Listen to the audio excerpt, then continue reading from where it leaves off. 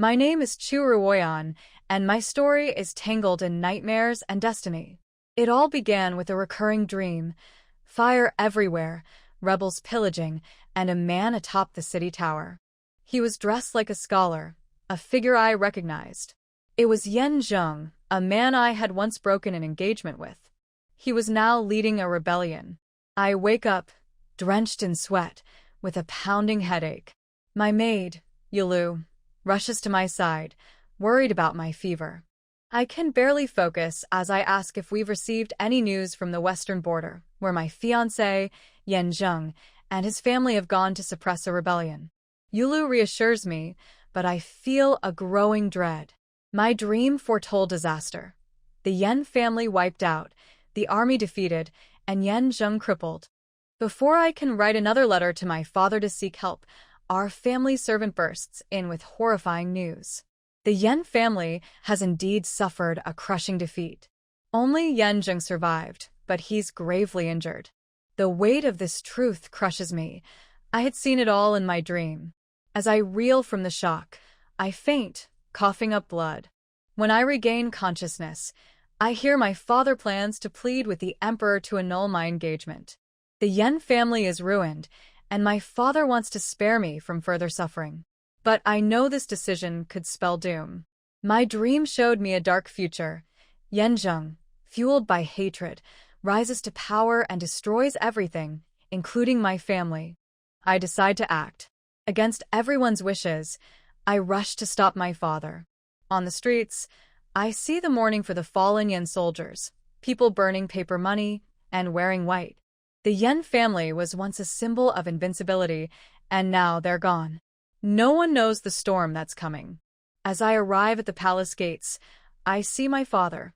Before he can scold me for leaving home in my weak state, I interrupt him.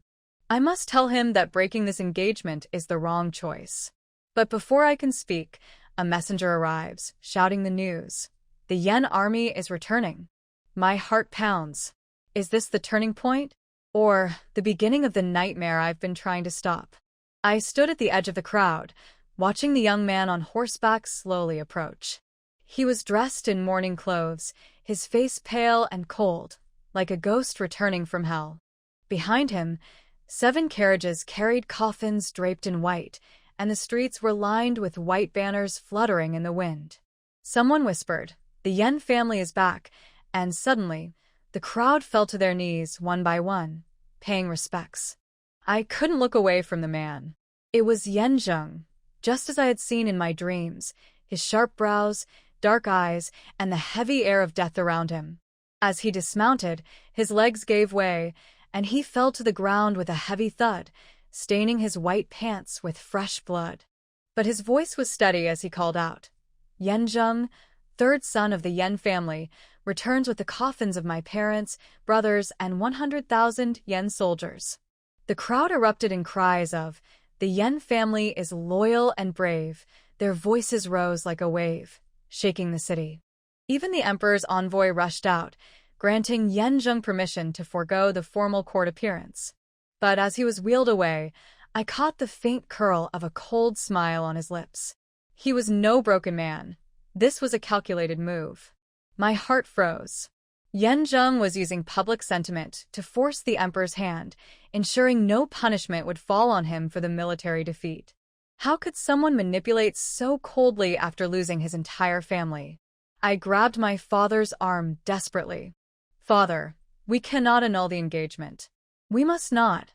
My words shocked him, but I knew what was at stake. Breaking off the engagement would make us his enemy. If I married him, I might find a way to stop the nightmare I had foreseen, where he would rise to power and destroy my family. Back at the mansion, my stepmother, Lady Jiang, was waiting with her usual fake kindness. She had a reputation for being virtuous and loving, but I knew the truth. She was a wolf in sheep's clothing. She loudly expressed concern for my health, making sure everyone around heard her. When I reminded her that my maid had begged her for help during my illness, but she had done nothing, her face froze. Before she could respond, my younger half-sister, Chu Ruoyan, barged in, accusing me of wanting to annul the engagement because I was afraid of hardship. The crowd of onlookers immediately began whispering, their judgment harsh and relentless. Lady Zhang pretended to scold Ruoyan but subtly shifted the blame to me, painting me as selfish and ungrateful. I clenched my fists. If I had truly wanted to end the engagement, wouldn't anyone else have done the same in my place? Yan Zheng was now a cripple, and his family was gone. But I wasn't about to let them tarnish my name. I raised my eyebrows and looked directly at Ruoyan. If you're so righteous, why don't you marry him yourself? The crowd fell silent. Let them talk. I had more important battles to fight. My sister Chu Ruoyan turned pale at my words. I looked back at the crowd, giving them a mocking smile. For those so passionate about this matter, I'm troubled about who will serve my future husband. Why don't you send your daughters or sisters to help? I'll treat them all as honored concubines. How about that? The street fell silent. Of course, no one wanted to send their family members to a ruined household like the Yan families. The irony wasn't lost on me, and I added, for the record, I never mentioned breaking off the engagement. If my sister's rumors damage my reputation or make the Emperor suspect my family's loyalty, how will we ever explain ourselves? The crowd understood the implication. It was treason to oppose an imperial decree. My stepmother, Lady Zhang, went pale. To save face, she slapped Ruoyan and scolded her for spreading baseless rumors. Then, she dismissed the crowd, apologizing for the spectacle. Back in my quarters, my maid Yulu helped me settle down, but my body, already weak, couldn't handle the stress. Blood welled up at the corner of my mouth. Yulu was furious. They know how sick you are, yet they blocked you at the gate for so long. I shook my head with a faint smile. Lady Zhang once wanted her own daughter to marry Yan Zheng, but father didn't allow it. Now, she saw an opportunity to turn things around. I wasn't surprised by her schemes. Turning my attention to more pressing matters, I asked Yulu about the Yan family. The news was grim. The Yan matriarch was gravely ill, and rumors said she might not survive. This matched the nightmare I'd seen. Without a rare ginseng root to save her, the Yan family would soon crumble. I immediately sent Yulu to purchase the last known piece of the medicine. The next day, Lady Zhang's maid summoned me to the main hall. Suspicious, I arrived to find Lady Zhang entertaining guests, the wife of the Marquis of Yongding and her daughter. After some pleasantries, they revealed their true intention. They wanted the ginseng root I had purchased, claiming it was desperately needed for the Marquis's son, who they said was gravely ill. I knew better. The Marquis's son wasn't ill. He wanted the ginseng for its supposed aphrodisiac properties. In my dream, this selfish refusal to help the Yan family had led to disaster, ending with the Marquis's entire household executed. Feigning innocence, I replied, if the Marquis's son is truly sick, of course, I won't refuse to help. But isn't it strange? I heard he was celebrating at Tianxiang Pavilion just last night, spending extravagantly. Their faces turned pale as they tried to deny it. Lady Zhang, realizing their blunder, urged me to hand over the medicine, but I wasn't going to let history repeat itself. This time, I would protect the Yan family, no matter what schemes were thrown my way. Today was another exhausting battle. It began when the wife and daughter of the Marquis of Yongding came to demand the rare ginseng I had purchased, claiming it was needed to save the Marquis's son. Their pleas were dramatic, tears, kneeling, even promises to meet any conditions I set. But I knew better. The Marquis's son wasn't ill. He wanted the ginseng for its supposed aphrodisiac properties. Before I could respond, my grandmother, Lady Chu, arrived. She was always obsessed with preserving the family's reputation. She declared the ginseng should be handed over, accusing me of selfishness when I refused. I calmly explained that the ginseng was for my health, but she dismissed my words, calling me ungrateful and disobedient. Her words stung, but I refused to back down. When my father, Chu Ruoyan, entered, everything changed. Hearing about my supposed lack of respect, he immediately defended me, silencing both my grandmother and stepmother. He made it clear that my life was more important than a stranger's and sent the Marquis's family away empty-handed. Just when I thought the matter was settled, I learned that another visitor had come, someone from the Yan family.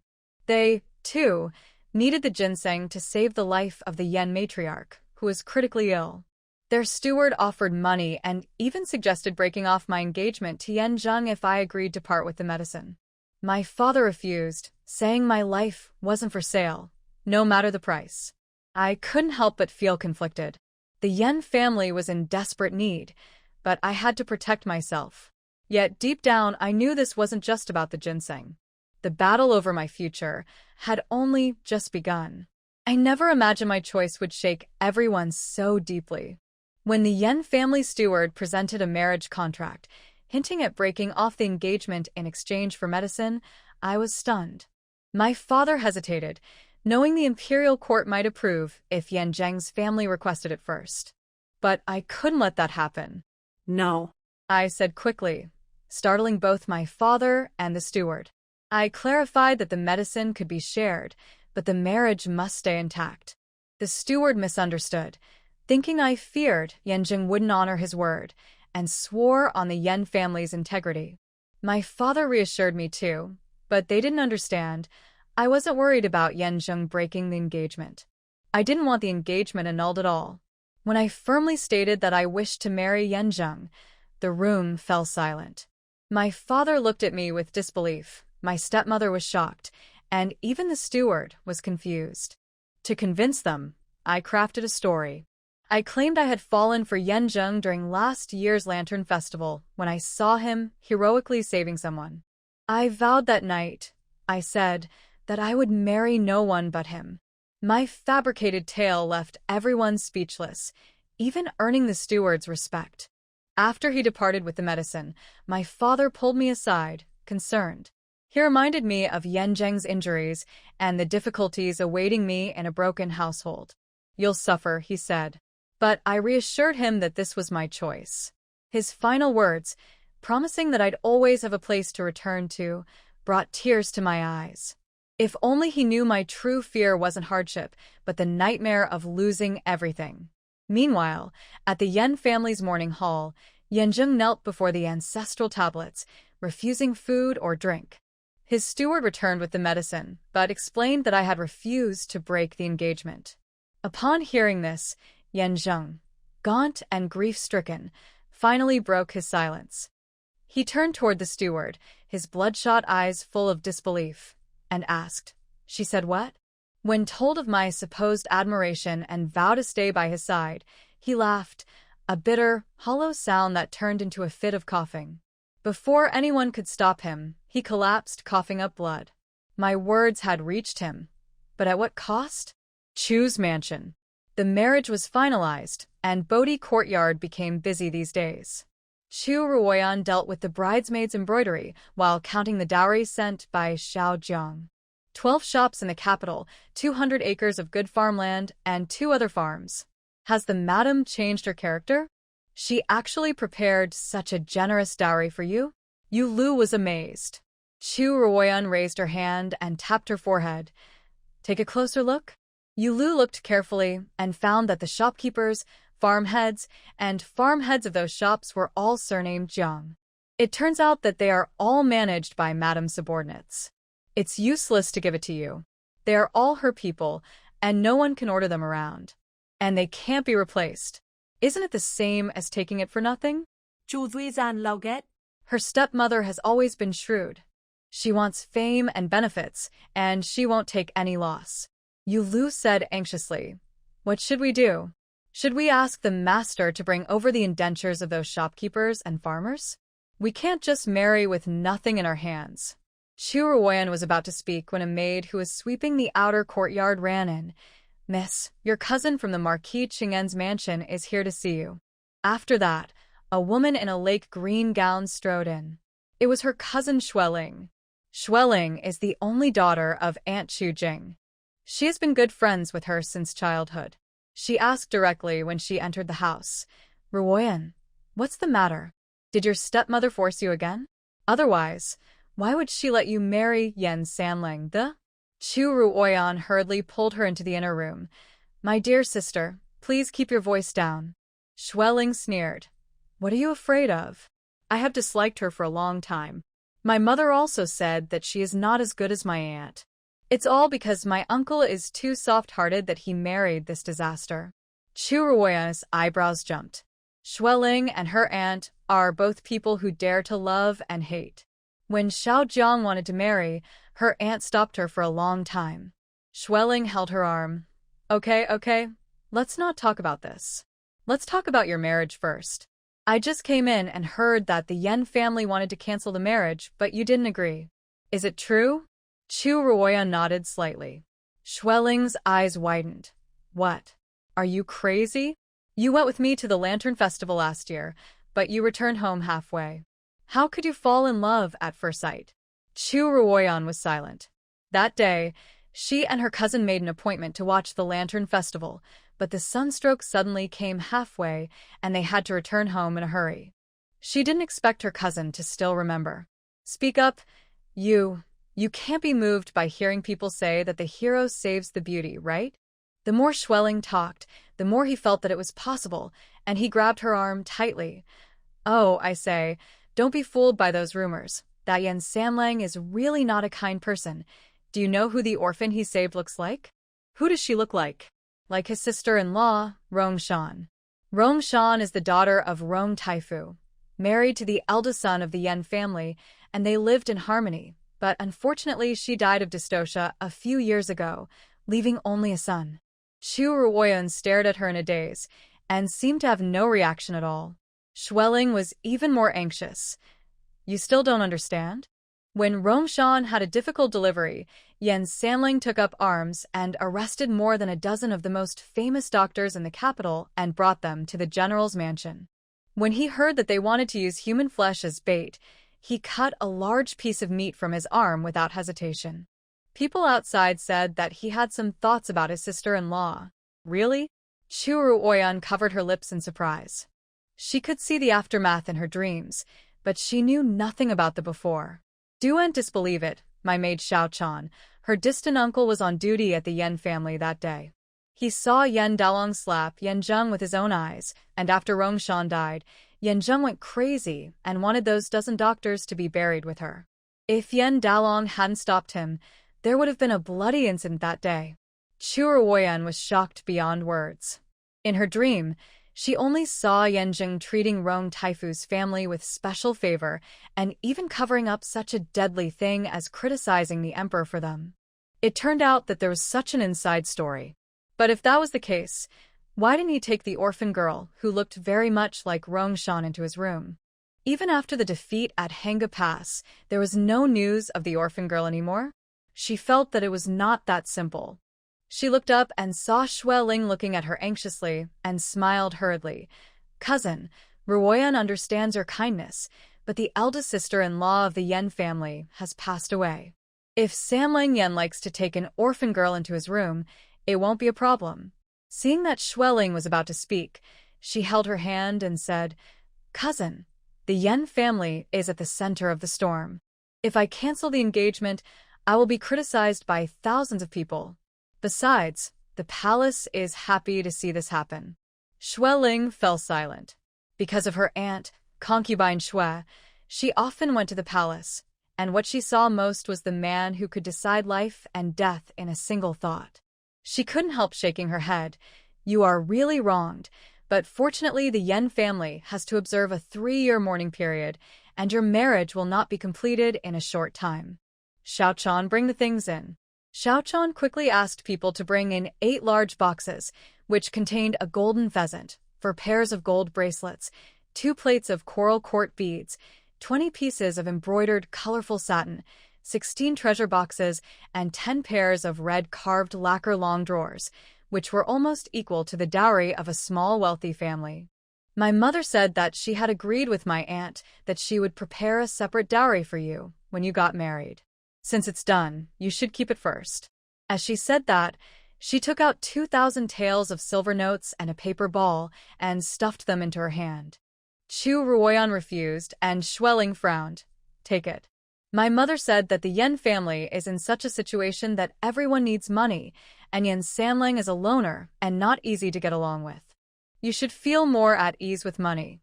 Chu Ruoyan no longer refused, and took out 3 silver notes and gave them to Lu. Go to the largest drugstore in the city and buy some medicine to calm your mind. Then send these 2 silver notes to the Yan family and hand them over to the manager Fong, who came to the house today. Lu took the order and went out, and Xueling did not stay any longer. After everyone left, Chu Ruoyan opened the paper ball, which was densely written with everything about the Yan family. General Yan Su has 5 sons and 1 daughter. Except for Yan Zheng and the youngest Yan Zhao, all of them are married. The general's wife, Mrs. Xie, has been with the army all year round. The manager of the house is the second young master's wife, Mrs. Li, who is from a merchant family. Looking at her aunt's familiar handwriting, Chu Ruoyan couldn't help but wet her eyes. Such a good aunt of hers went crazy in her dream and was locked in the backyard by her uncle, Chung In-hao, without seeing the sun. Her father went to see her several times, but was blocked by her cousin. Finally, on the day when her cousin married a 7th-rank official, she hanged herself. And her cousin also died of miscarriage a few months after her marriage. This time, she must find out and never let them repeat the same mistake. At night, Lu came back and said that the Yan family had collected the medicinal materials, but refused to accept the silver bills. Chu Ruoyan knew that this was their last bit of pride, so she nodded and let her rest. She was drowsy in the middle of the night, and someone suddenly came from the palace and urgently summoned her father to the palace. She had a hunch that it was not a good thing. Sure enough, the next morning, her father hurried back to the mansion, and the first thing he said when he entered the door was, "Old lady Yan is in trouble." Yesterday evening, the emperor personally visited the Yan mansion to visit the old lady. He saw the old man who was supposed to be lying on the couch pick up the scissors and stab Yan Zheng's left shoulder. Blood immediately flowed all over the floor. The old lady was still screaming frantically about revenge and killing the disaster star, which frightened the emperor so much that he rushed back to the palace and summoned important ministers to discuss the matter overnight. The emperor said that the court had failed the Yan family this time, so in addition to a grand funeral, he was also going to grant a marquisate and enjoy food and salary. After Chu Huaishan finished speaking, Xiao Zhang's eyes showed a trace of envy. King, Duke, Marquis, Earl. Although the marquisate is the 3rd rank, how old is Yan Sanling? This young marquis is probably the first in Daxia. Chu Ruoyan's mind was not on this. The old lady, Yan, even had the strength to poke people. Does it mean that her life is saved? Chu Huaishan seemed to see through her thoughts. Don't worry, the 1,000-year-old wild ginseng is indeed effective, but the old lady has suffered too much and has damaged her mental state. So the emperor mentioned another thing bring up the marriage of the 2 families. One is for the old lady to get married, and the other is that the Yan family is also lacking a mistress. Madame Yan died in the war, and the old lady, Yan, went crazy. The only 2 young ladies left. One fainted in the morning hall, and the other was taken back by her parents. There is indeed a lack of a capable hostess. Chu Ruoyan was about to say something when she looked at her father, but Chu Huaishan suddenly grabbed her arm tightly. Yenner, your father knows that you have always been sensible, but this time you don't have to worry about anything else. Your father only asks you one thing. Are you still determined and still want to marry Yan-san? The father's eyes were burning. He hoped that a word of no would come out of her mouth. Chu Ruoyan said firmly, "Daddy, my daughter wants to get married." Chu Huaishan let go of her hand with disappointment on his face. The old eunuch Inshun beside the emperor came in and said with a smile, "Congratulations, Duke. You are happily married and your marriage is made in heaven." The emperor said that these things should be regarded as gifts for Miss Chu. After that, he carried in the gold-inlaid blue gold square-shaped pendant, the red gold-inlaid treasure buckle, and other items one by one, all of which were very valuable. Chu Huaishan had a gloomy face and said nothing. Chu Ruoyan hurriedly saluted. "Thank you, Your Majesty. I will keep your teachings in mind in the future, assist my husband, and take care of the harem, and I will not dare to slack off in the slightest."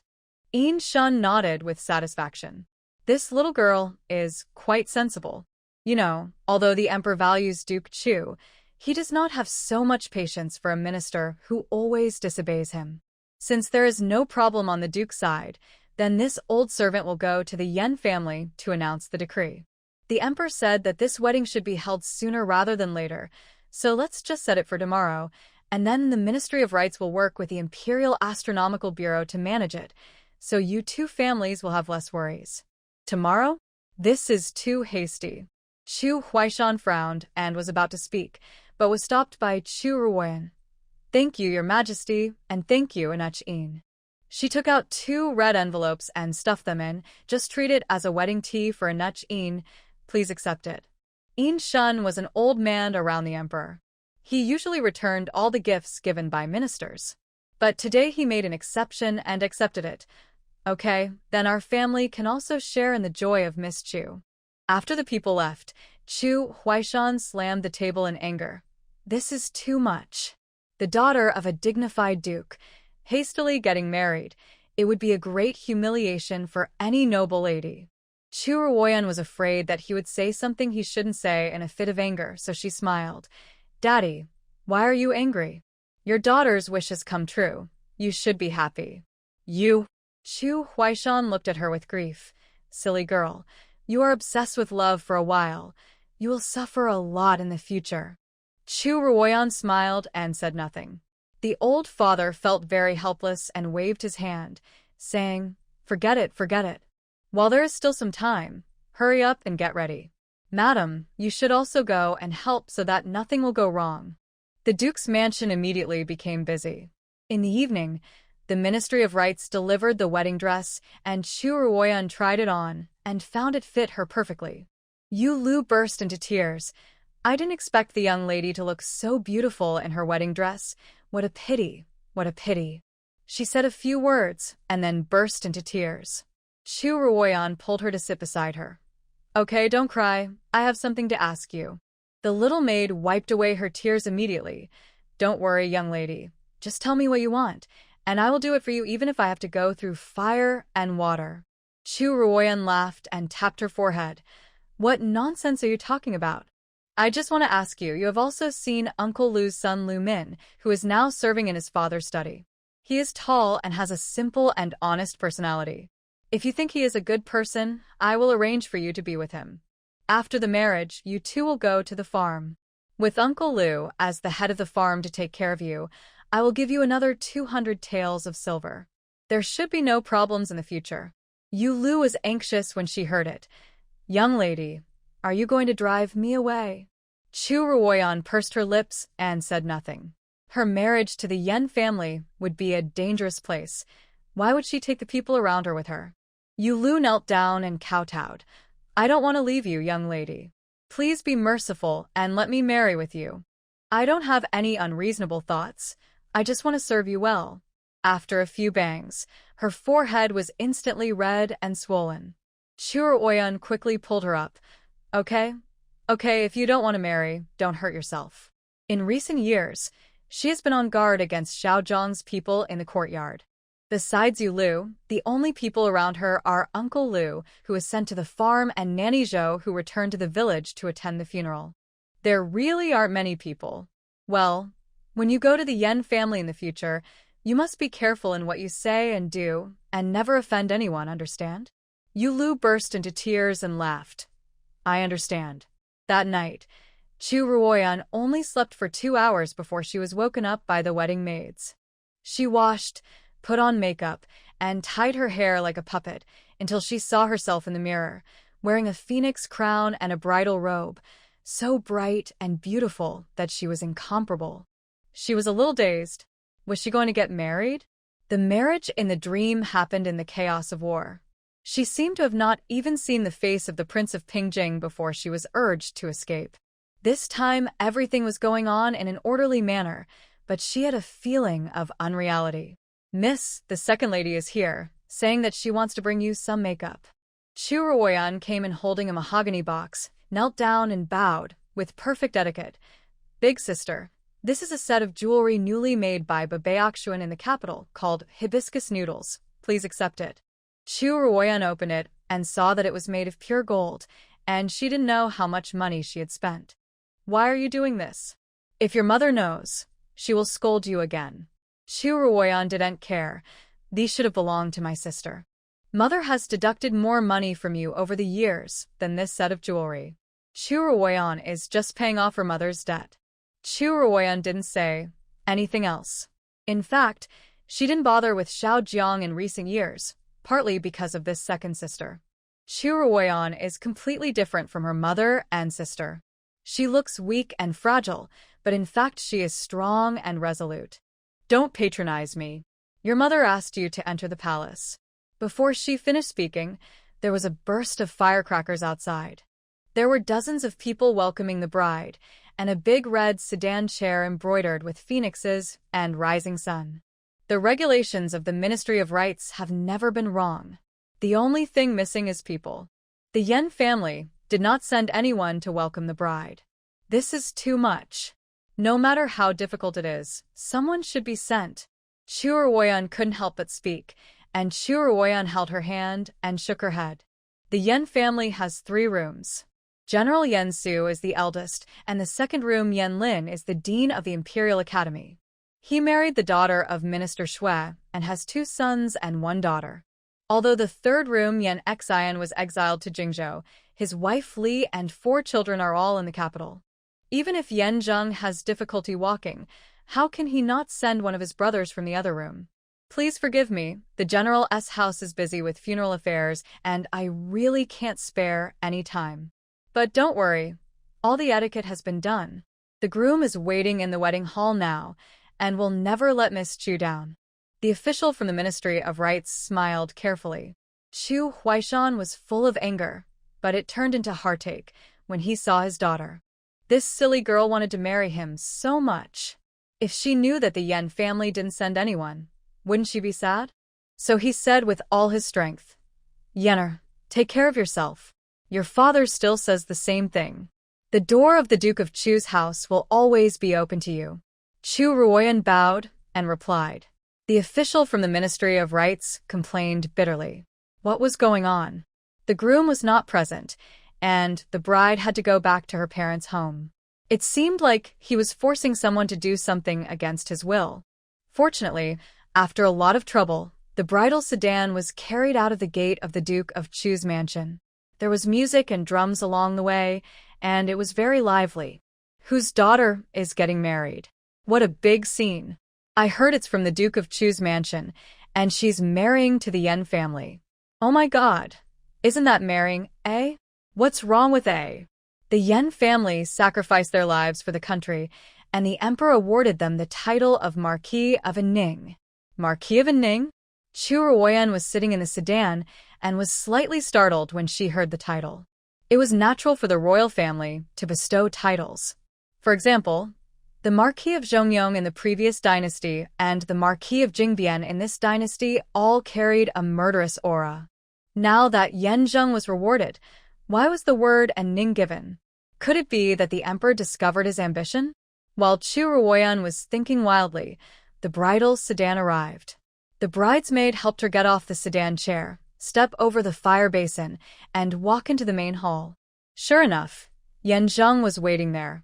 Due to the obstruction of vision, she could only see him sitting in a wheelchair, wearing a bright red wedding gown, with his shoulders straight. The bride is here. Pay homage to heaven and earth, the master of ceremonies shouted, and people on both sides immediately supported her. But Yan Zheng ignored her and knelt down with a bang. Yan Zheng, the guilty minister, thanks the emperor for his grace. The new room, the red candles and warm tents. Chu Ruoyan sat quietly beside the wedding bed. Yulu took out some cakes from the box and gave them to her, but she had no appetite at all. "Miss, eat a little." Yan. Son-in-law went out to thank him, and I don't know how long he will be back. You haven't eaten for a day, so at least fill your stomach. Chu Ruoyan shook her head. No need.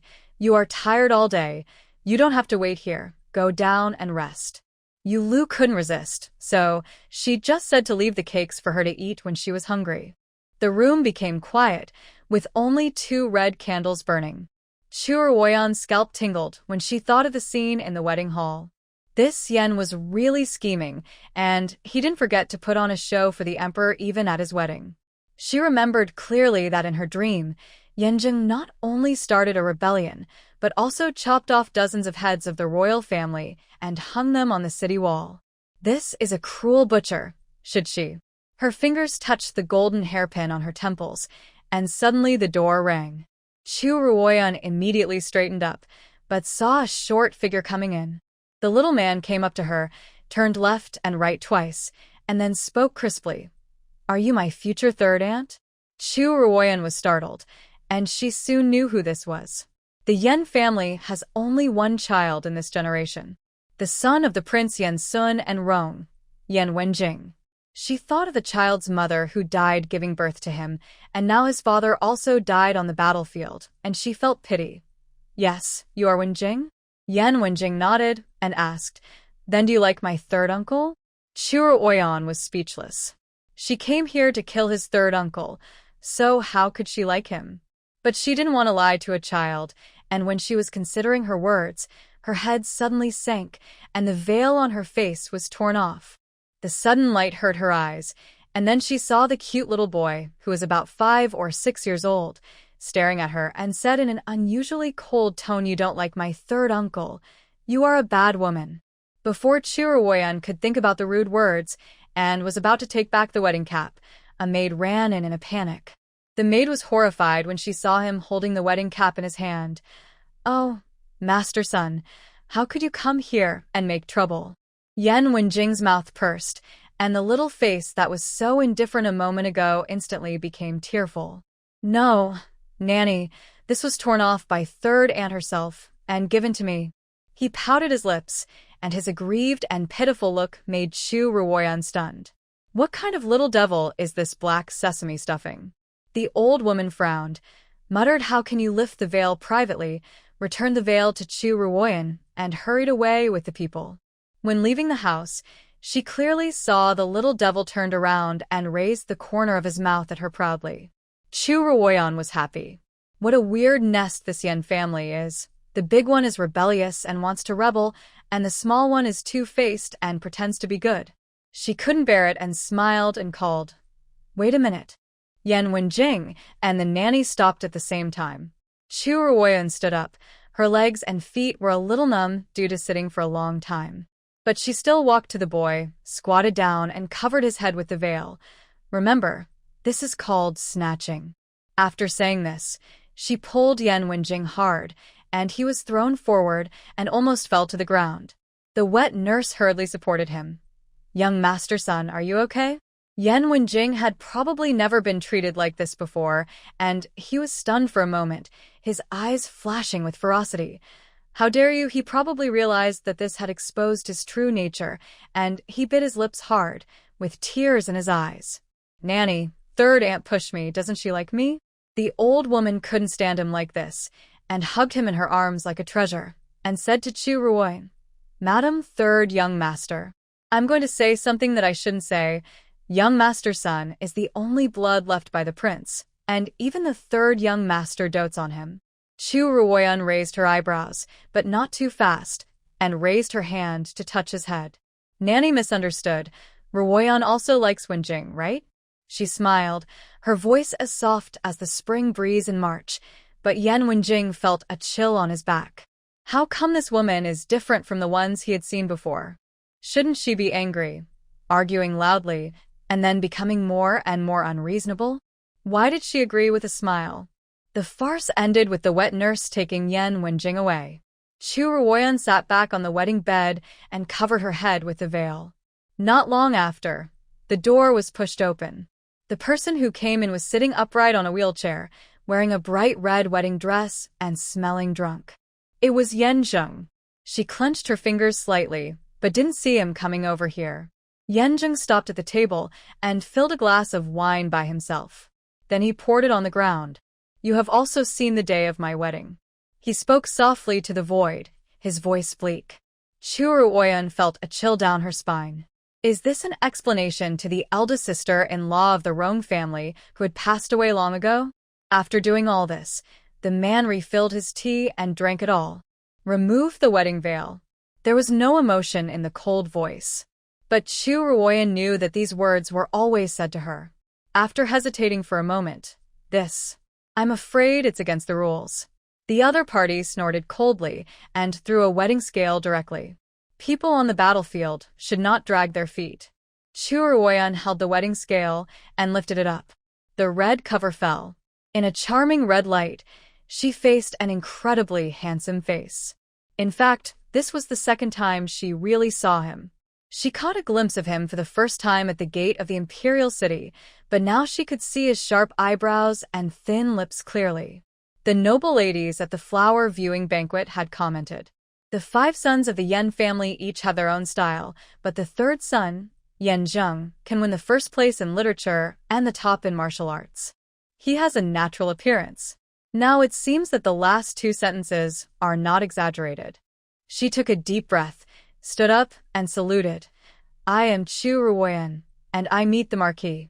The room was silent. Yan Zheng still had no reaction.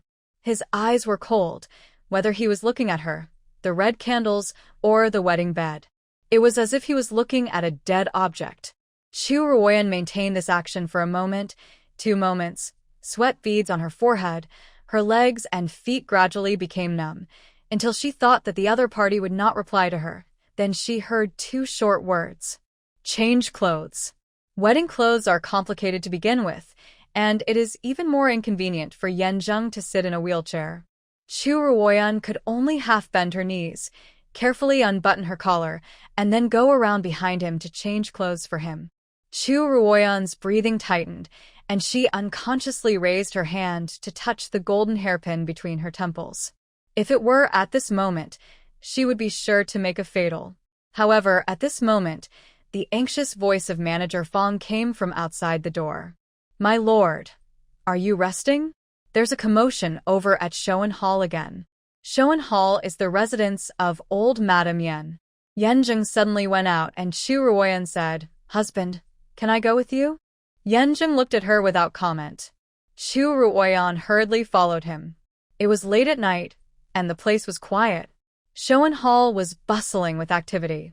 Old Madame Yan hid in a corner with disheveled hair, holding a broken medicine bowl in her hand, waving it constantly. Go away. Don't hurt my son. Everyone retreated to the door for fear that she would hurt herself. The second young master's wife, Li, coaxed Grandma. No one wants to hurt father-in-law. Can you put that thing down first? Old Madame Yan was immediately excited. Nonsense, nonsense. I saw with my own eyes that someone wanted to hurt him. So many people, so much blood.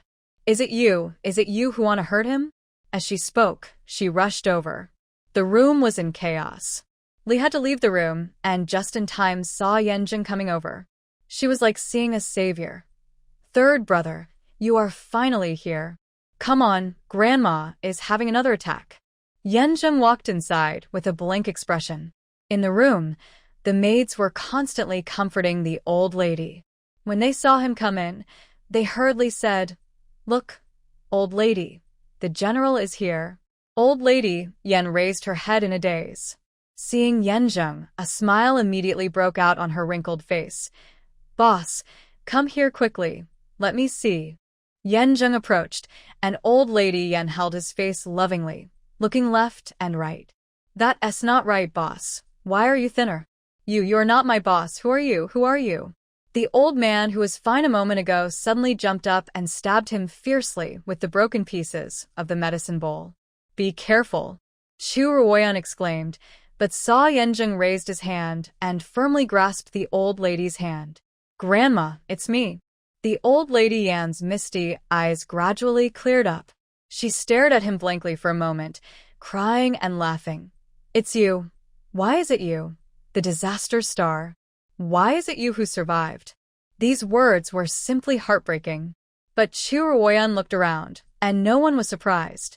Yan Zheng's face did not fluctuate at all, just let her cry until she was exhausted. Then he broke the fragments from her hands and handed them to Li. Keep it well in the future, Li hurriedly responded. Tomorrow I will let someone replace all the things in Grandma's room with wooden ones, so that no one can be hurt by the noise. Yan Zheng hummed, and Li saw Chu Ruoyan again, with an apologetic look on her face. This is the third brother's wife, right? I'm so sorry to bother you like this on your wedding night. Chu Ruoyan hurriedly said no. Seeing everyone in Showan Hall looking exhausted, she sighed in her heart.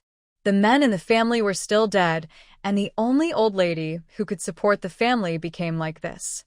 She was able to maintain the people's hearts until now, all thanks to the prestige of the Yan family in the past. But if it continues like this, how long can this broken ship of the Yan family last? The next morning, when Chu Ruoyan woke up, Yan Zheng had already left. Yulu didn't know what happened last night. She came in with hot water and saw that she was still in good condition.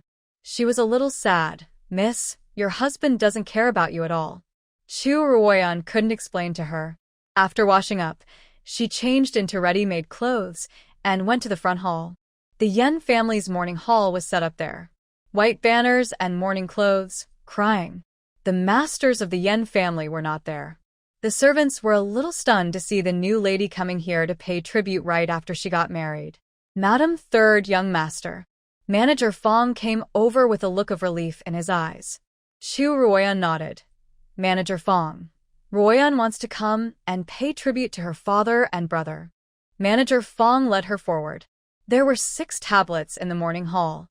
In the middle was General Yan Su and his wife Xia, followed by the Crown Prince Yan Sun, the second son Yan Cheng, the 5th son Yan Heng, and the youngest Yan Zhao. Chu Ruoyan knelt down in an orderly manner. In her heart, she silently said, General's wife, and all the brothers since Ruoyan married him, she is a member of the Yan family.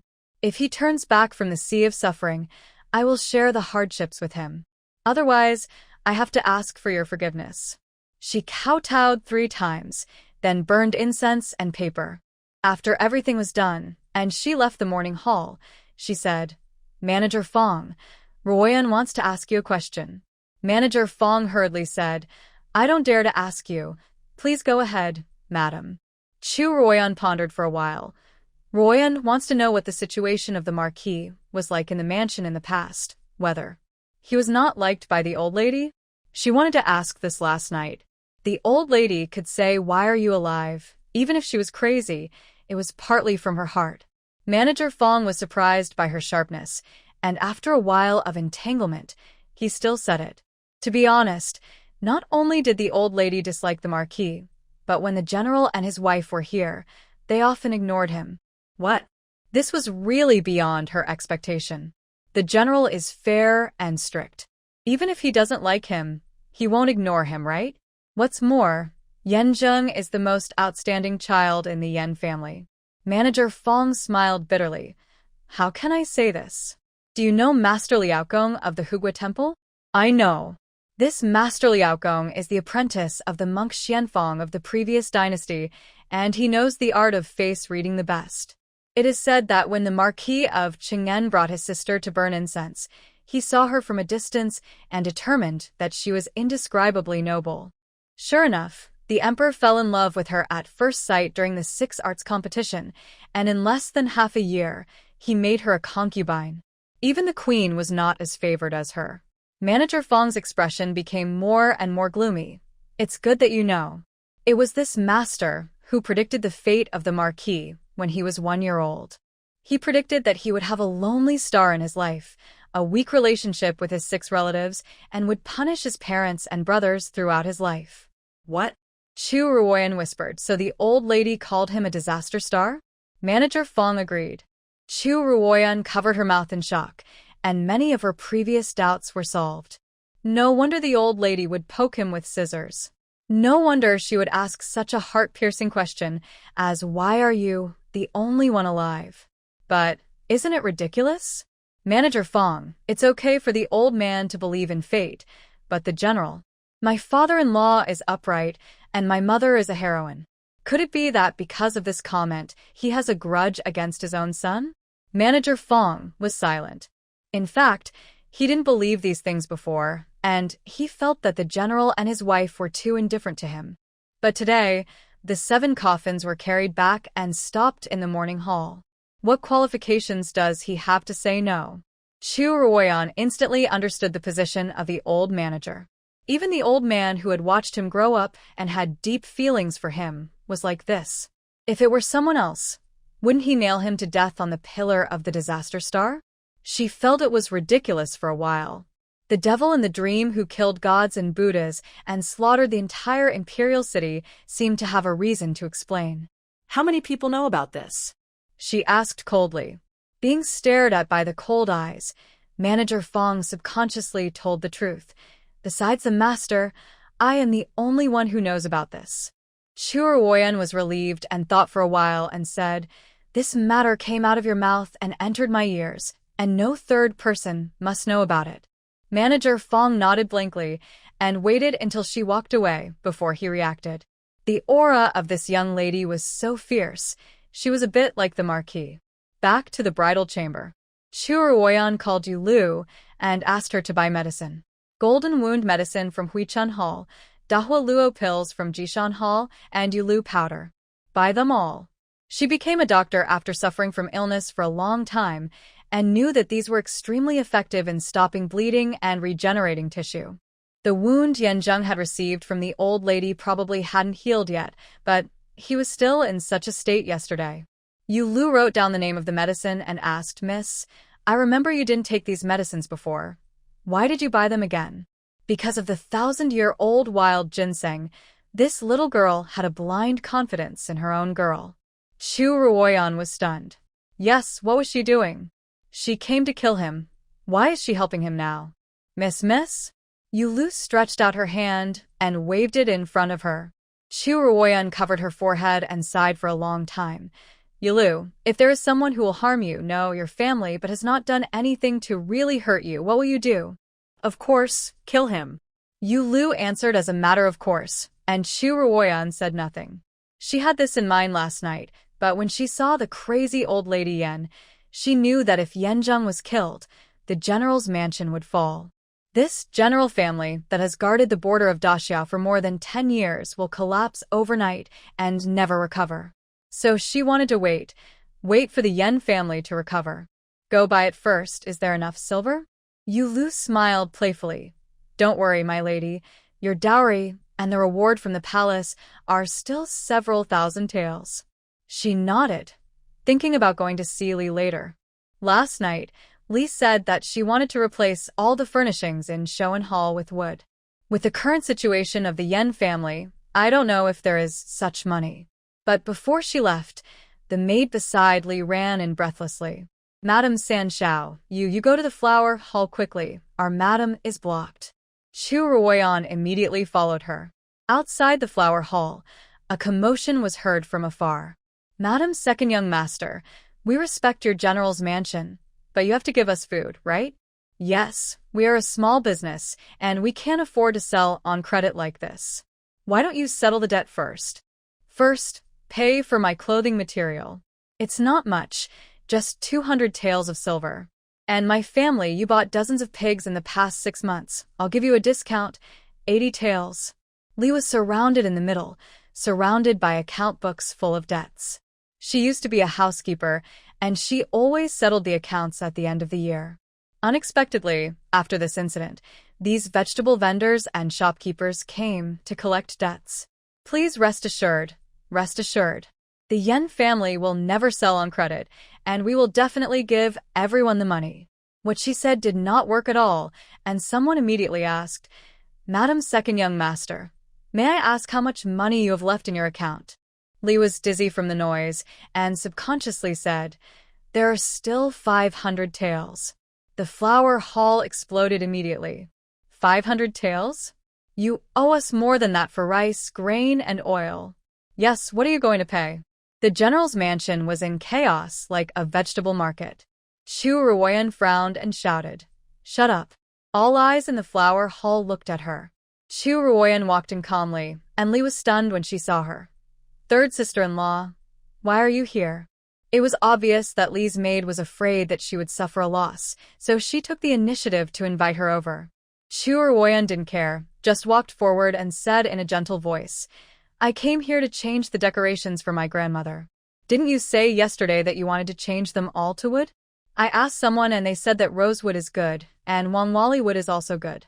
I couldn't make up my mind for a while, so I came to ask my second sister-in-law for advice. Li was stunned for a moment. It was a good thing, but she thought that she would just buy ordinary wooden furniture. What about Wangwali wood and golden Namu? Can they afford them? The owner of the woodshop came to collect the debt. When he heard this, his eyes lit up. Is this the newly married third young master's wife? You want to replace a set of red sandalwood furnishings for the old lady? Chu Ruoyan raised her eyebrows. Who wants to replace a set? I want to replace the whole house. What? The owner of the wood shop couldn't believe his ears. Whether it is red sandalwood or Wangwali wood, it is the most expensive wood nowadays. A set of red sandalwood furnishings costs at least 1,000 taels. If you replace a whole house, wouldn't it cost tens of thousands of taels? Li was startled and hurriedly pulled her. Chu Ruoyan patted her hands to comfort her and said, Why, your wood shop can't supply? Then find someone who can supply it. The largest wood shop in the capital belongs to the Wang family. Shopkeeper Wang came here to test the waters today. Hearing such a big business, he didn't care about anything else. Madam Sanshao, our Wang's wood shop can do it. How many sets do you want, and what kind of wood do you want? Chu Ruoyan raised her eyelids and looked at him. I have just said that I want both red sandalwood and Wangwali wood. Please bring one set of each as a sample. If it's good, I will replace the old lady and my new house. 2 sets. This is also one of the biggest orders in the capital. Shopkeeper Wang was so excited that he almost knelt down. His colleague, who came with him, doubted. Madam Sanshao, are you sure? This set will cost at least 10,000 taels. Can your general's mansion really afford it? The people who came with him nodded one after another. If he could come up with so much silver, how could he still owe tens or hundreds of taels of money for vegetables and meat? Chu Ruoyan pulled the corner of her mouth and slowly took out a stack of silver notes from her sleeve. The notes of Dafengbao Heo, a full 1,000 taels. Are these enough for the deposit? Shopkeeper Wang hurriedly held them up with both hands. Enough, enough. He turned his head and glared at his colleague who had just doubted him. Shopkeeper Qian, your family doesn't do business, so don't bother us. This third young master's wife is the eldest daughter of the Duke of Chu's mansion. How can she really owe a few thousand taels of silver? Now everyone was speechless. Tens of thousands of taels of wooden furniture can be ordered casually, so how could they be short of that little money? Besides, such a rich man cannot be offended, otherwise he will not be able to do business in the future. The owner of the clothing store who started the trouble was the first to say, It's a misunderstanding. It's all a misunderstanding. Madam's second young master. No matter what other families say, we should still pay for our fabrics by the end of the year. Is that okay with you? Li couldn't react and nodded blankly. The owner of the pork shop followed up and said, Hey, it's all rumors outside. I don't want it anymore. Please don't be offended, madams. Most of the people who came to collect the debts left at once. The remaining 1 or 2 cents couldn't be mentioned anymore. After these people left, Li woke up from her dream and held Chu Ruoyan's hand. My dear sister-in-law, this time thanks to you. Otherwise, I don't know how it will end. Although she was born in a merchant family, since she married into the general's housekeeper, everyone has been polite to her. How could she have seen such a scene? Chu Ruoyan smiled and tried to comfort her, but Li asked worriedly, By the way, you just said you wanted to buy 2 rooms to decorate them. Do you have that much money? The Yan family's annual expenditure is only 5 or 6,000 taels. Although this sister-in-law is from the Duke of Chu's mansion, I haven't heard that they are so wealthy. Chu Ruoyan only said, I have my own way, but I'd like to ask my second sister-in-law to settle the accounts of the mansion as soon as possible. We have coaxed them away today, but there is no guarantee that they won't come again in the future, and I'm afraid someone will take advantage of the situation. Li was startled. You rewrite. We've been so busy these days. I'll ask someone to settle the accounts right away. After she finished speaking, she called in the steward and the accountant, and after making the arrangements, she went to the gatekeeper to explain. Chu Ruoyan saw that she seemed to be deliberately busying herself like a spinning top, and her almond-shaped eyes were already dark blue. She couldn't help but ask, Second sister-in-law, are you really okay? Li saw her worried eyes and smiled. Don't worry, I'm fine. In fact, it's better to be busy. When you are busy, you won't have any random thoughts, and the days can pass faster. She said it lightly, but her heart was full of bitterness. Chu Ruoyan could only squeeze her hand tightly. Second sister-in-law, just tell me if you have anything. Ruoyan will do it if she can. After the sisters-in-law finished chatting, Yulu also bought the medicine back. She heard about the debt collection when she entered the mansion and ran to Chu Ruoyan without stopping. Miss, are you joking? I told you that there are still a few thousand taels of dowry left, not tens of thousands of taels. The little maid was still sweating on her forehead, and it was obvious that she was in a hurry. Chu Ruoyan asked her to sit down first. I know that the money for the wooden furniture of these 2 rooms will not come from the dowry. Ah? If not from the dowry, then where will it come from? It can't be the poor Yan family. She heard that there are only 500 taels left in the account. Chu Ruoyan said, Didn't mother give 12 shops and 200 acres of fertile land? Oh, it seems there are 2 villas. Speaking of this, Yulu's eyes widened. Miss, you don't want them to pay, do you? You forgot that these farmers and shopkeepers are all madam's people. If you ask them to pay, wouldn't that be a stingy person plucking feathers? Chu Ruoyan nodded seriously. Yes, it is a stingy person plucking feathers. That afternoon, these farmers and shopkeepers were called in. The leader was Jiang Tao, the owner of Ru's shop, who was promoted by Xiao Jiang. He smiled before he spoke. Miss, I heard from Miss Yulu that you are in a hurry to use the money, and I dare not be vague. How about this? Our Ru's shop will give 100 taels.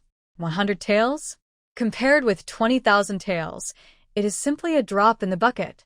Yulu was so anxious that she wanted to jump up and down. Chu Ruoyan stopped her and looked at the others. What about you? The remaining few people exchanged glances and said one after another.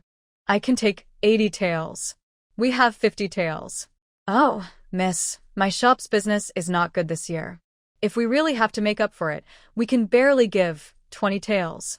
The number reported was lower and lower, and in the end there were people who cheated and said that they had no money because they had not collected the debt. Chu Ruoyan looked at this group of fat-bellied Jiang family members, knowing that they had already made a deal in private, and still said calmly, Manager Jiang, you are an old man. Please help Ruoyan calculate. How much is it in total? Jiang Tao casually estimated a number, about 500 or 600 taels. If the eldest lady thinks it is too little, I can still make up a few dozen taels. This is just to appease this noble lady who doesn't know business. In fact, the Jiang family has made a lot of business in recent years. Not to mention their Ru shop. Any family has an annual income of 5,000 taels, and the cash in the shop is like running water. However, the lady explained that in name they are following the eldest lady to the Yan family, but in reality it is still the same as before. How much profit and loss? Isn't it just a matter of his mouth? Jiang Tao was ready to say how much loss, but Chu Ruoyan didn't ask at all. Shopkeeper Jiang, although Ruoyan doesn't understand the ways of business, from what you said, it seems that each of your shops has suffered heavy losses, and it's good enough that they can barely maintain it, right? Jiang Tao felt that something was wrong, and those who came with him nodded repeatedly. Yes, young lady, please be considerate. Business is not good these days, and we are tightening our belts to make ends meet. It's not easy to come up with a few dozen taels. Chu Ruoyan said oh and leaned back in her chair with satisfaction. In that case, let us close all the loss-making shops. They won't make much money anyway, so there's no need to let everyone work hard in vain.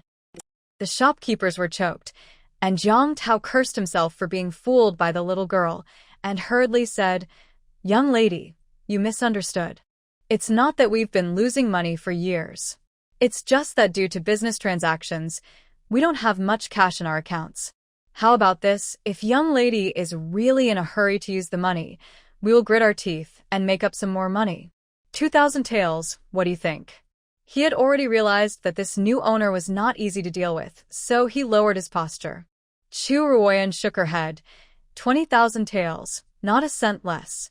Coming out of the general's mansion, Jiang Tao's face was full of clouds, and he almost cursed. The one who came with him also had a sad face. This girl has a big appetite. If we don't agree, she will close the store. What should we do? Otherwise, please ask Mr. Jiang to go to the lady. Jiang Tao also had this idea. Although their indentures were not in her hands, these shops were clearly included in the dowry. If they were to get serious, they would be difficult to deal with.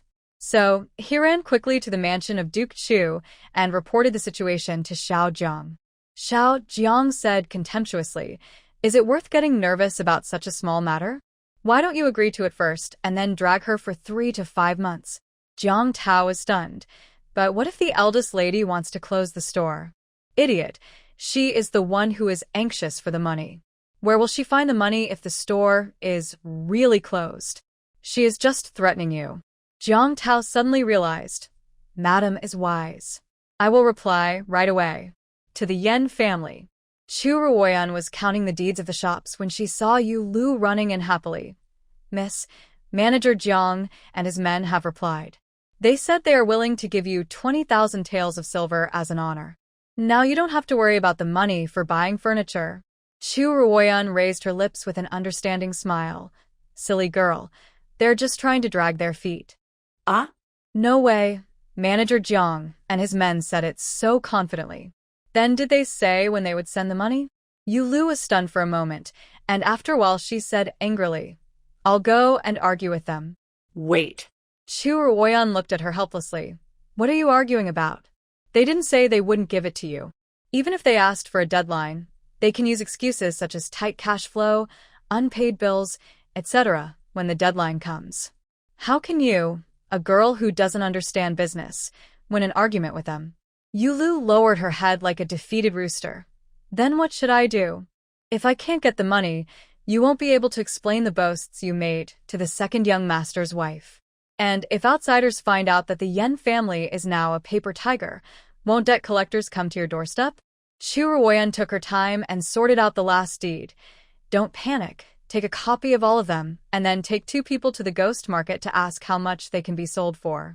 As the name suggests, the ghost market is an underground trading venue that cannot be seen in the light of day, and sometimes it specializes in helping dignitaries deal with secret accounts. Yu Lu understood and widened her eyes. Are you planning to sell them all? Chu Ruoyan smiled, but said nothing. None of these farms and villas belonged to her, and she couldn't use them even if she took them, so it was better to sell them all. Don't look for small workshops, look for big customers, and then tell them clearly that these farms and villas are in a hurry to sell, but they are not so easy to consume. We can take 10% or 20% less, but after the sale, no returns are allowed. This was to prevent Xiao Zheng from breaking the contract later, but the personnel in the ghost market were complicated, and there must be some who were not afraid of the Zheng family. After Yu Lu left, Yan Zheng came back. I heard from his subordinates that he was busy with the burial and the selection of the grave site these days, and he was often not at home. Chu Ruoyan was a little surprised to see him. Are you done with your work, my lord? Are you having dinner at home tonight? Yan Zheng was about to refuse, but when he heard the word home, his eyes darkened and he nodded.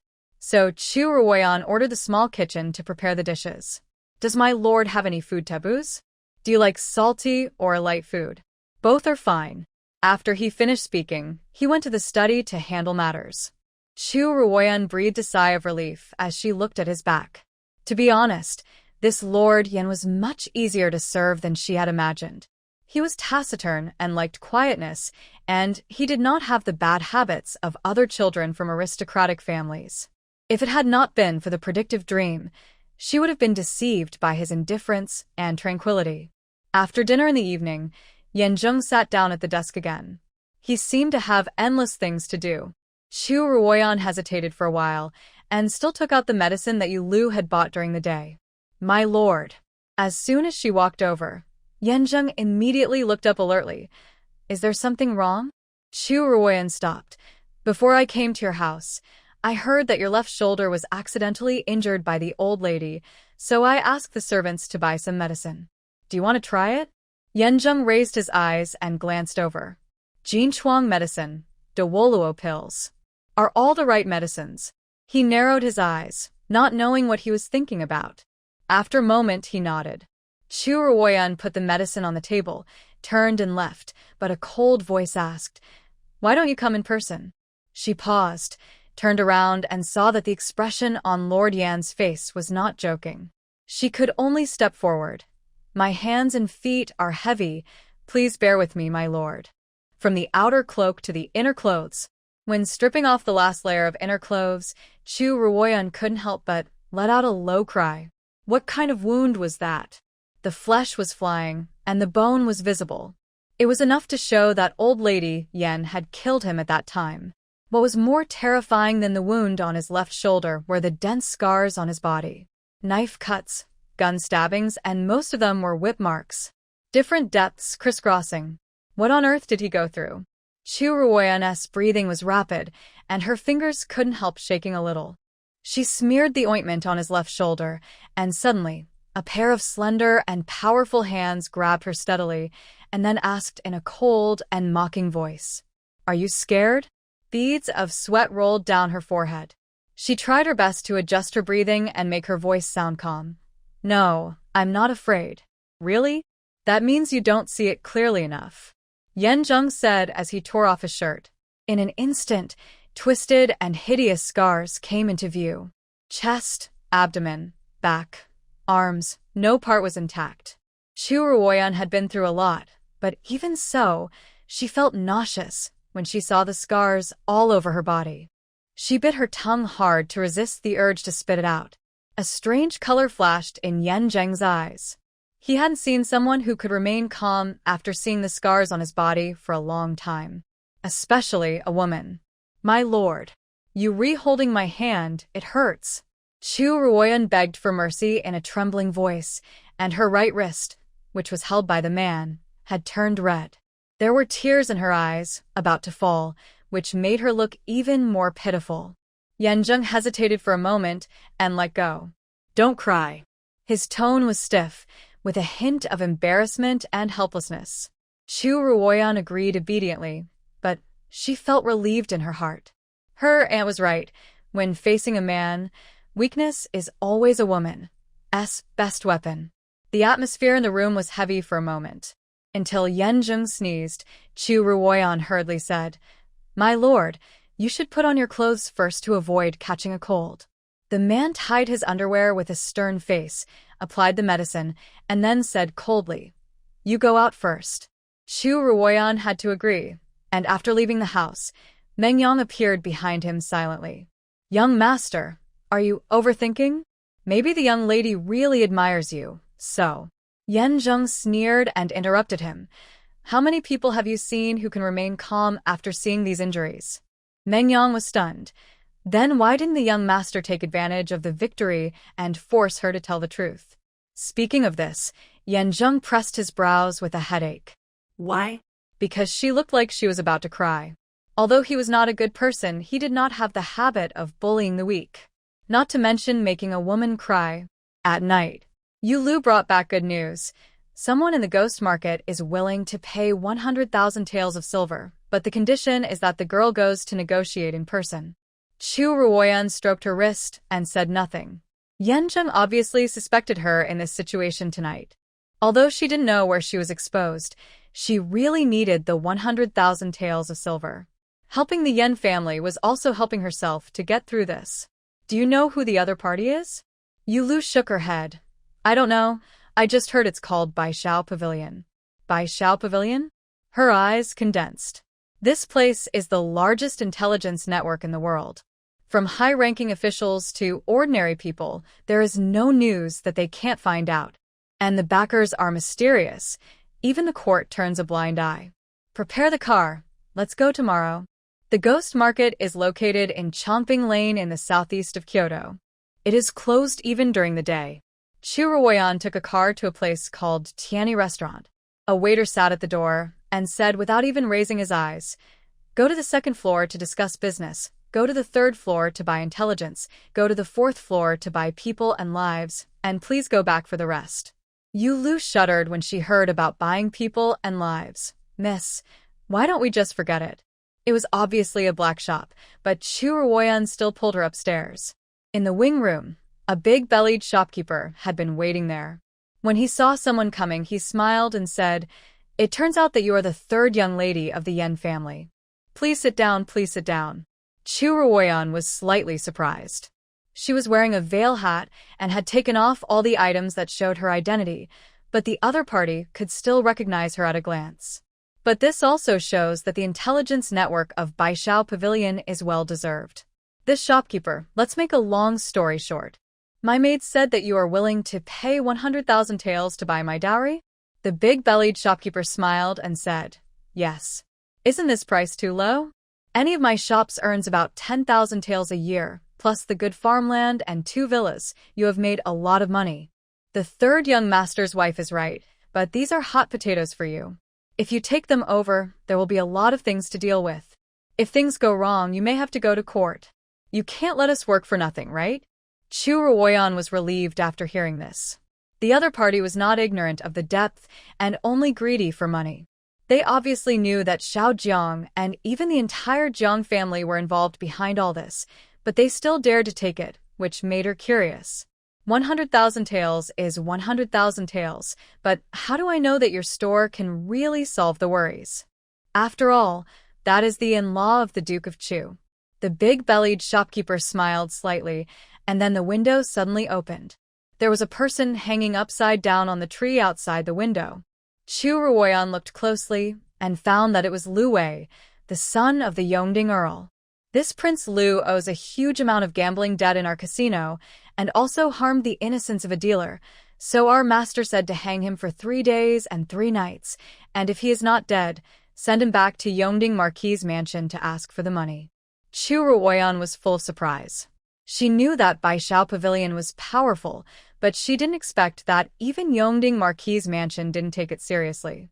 Could it be that the backer behind it is really from the palace? After the two sides reached an agreement and signed the contract, the big-bellied shopkeeper directly took the 100,000 taels of silver notes from Dafeng Baoheo. Chu Ruoyan asked Lu to keep it and got up to leave. The other party said again, by the way, Madame Sanshao, our master said that if this business goes well, he will send you another message. This time the Yan family was forced to collect the debt, and one of the people behind it was the one hanging on the tree.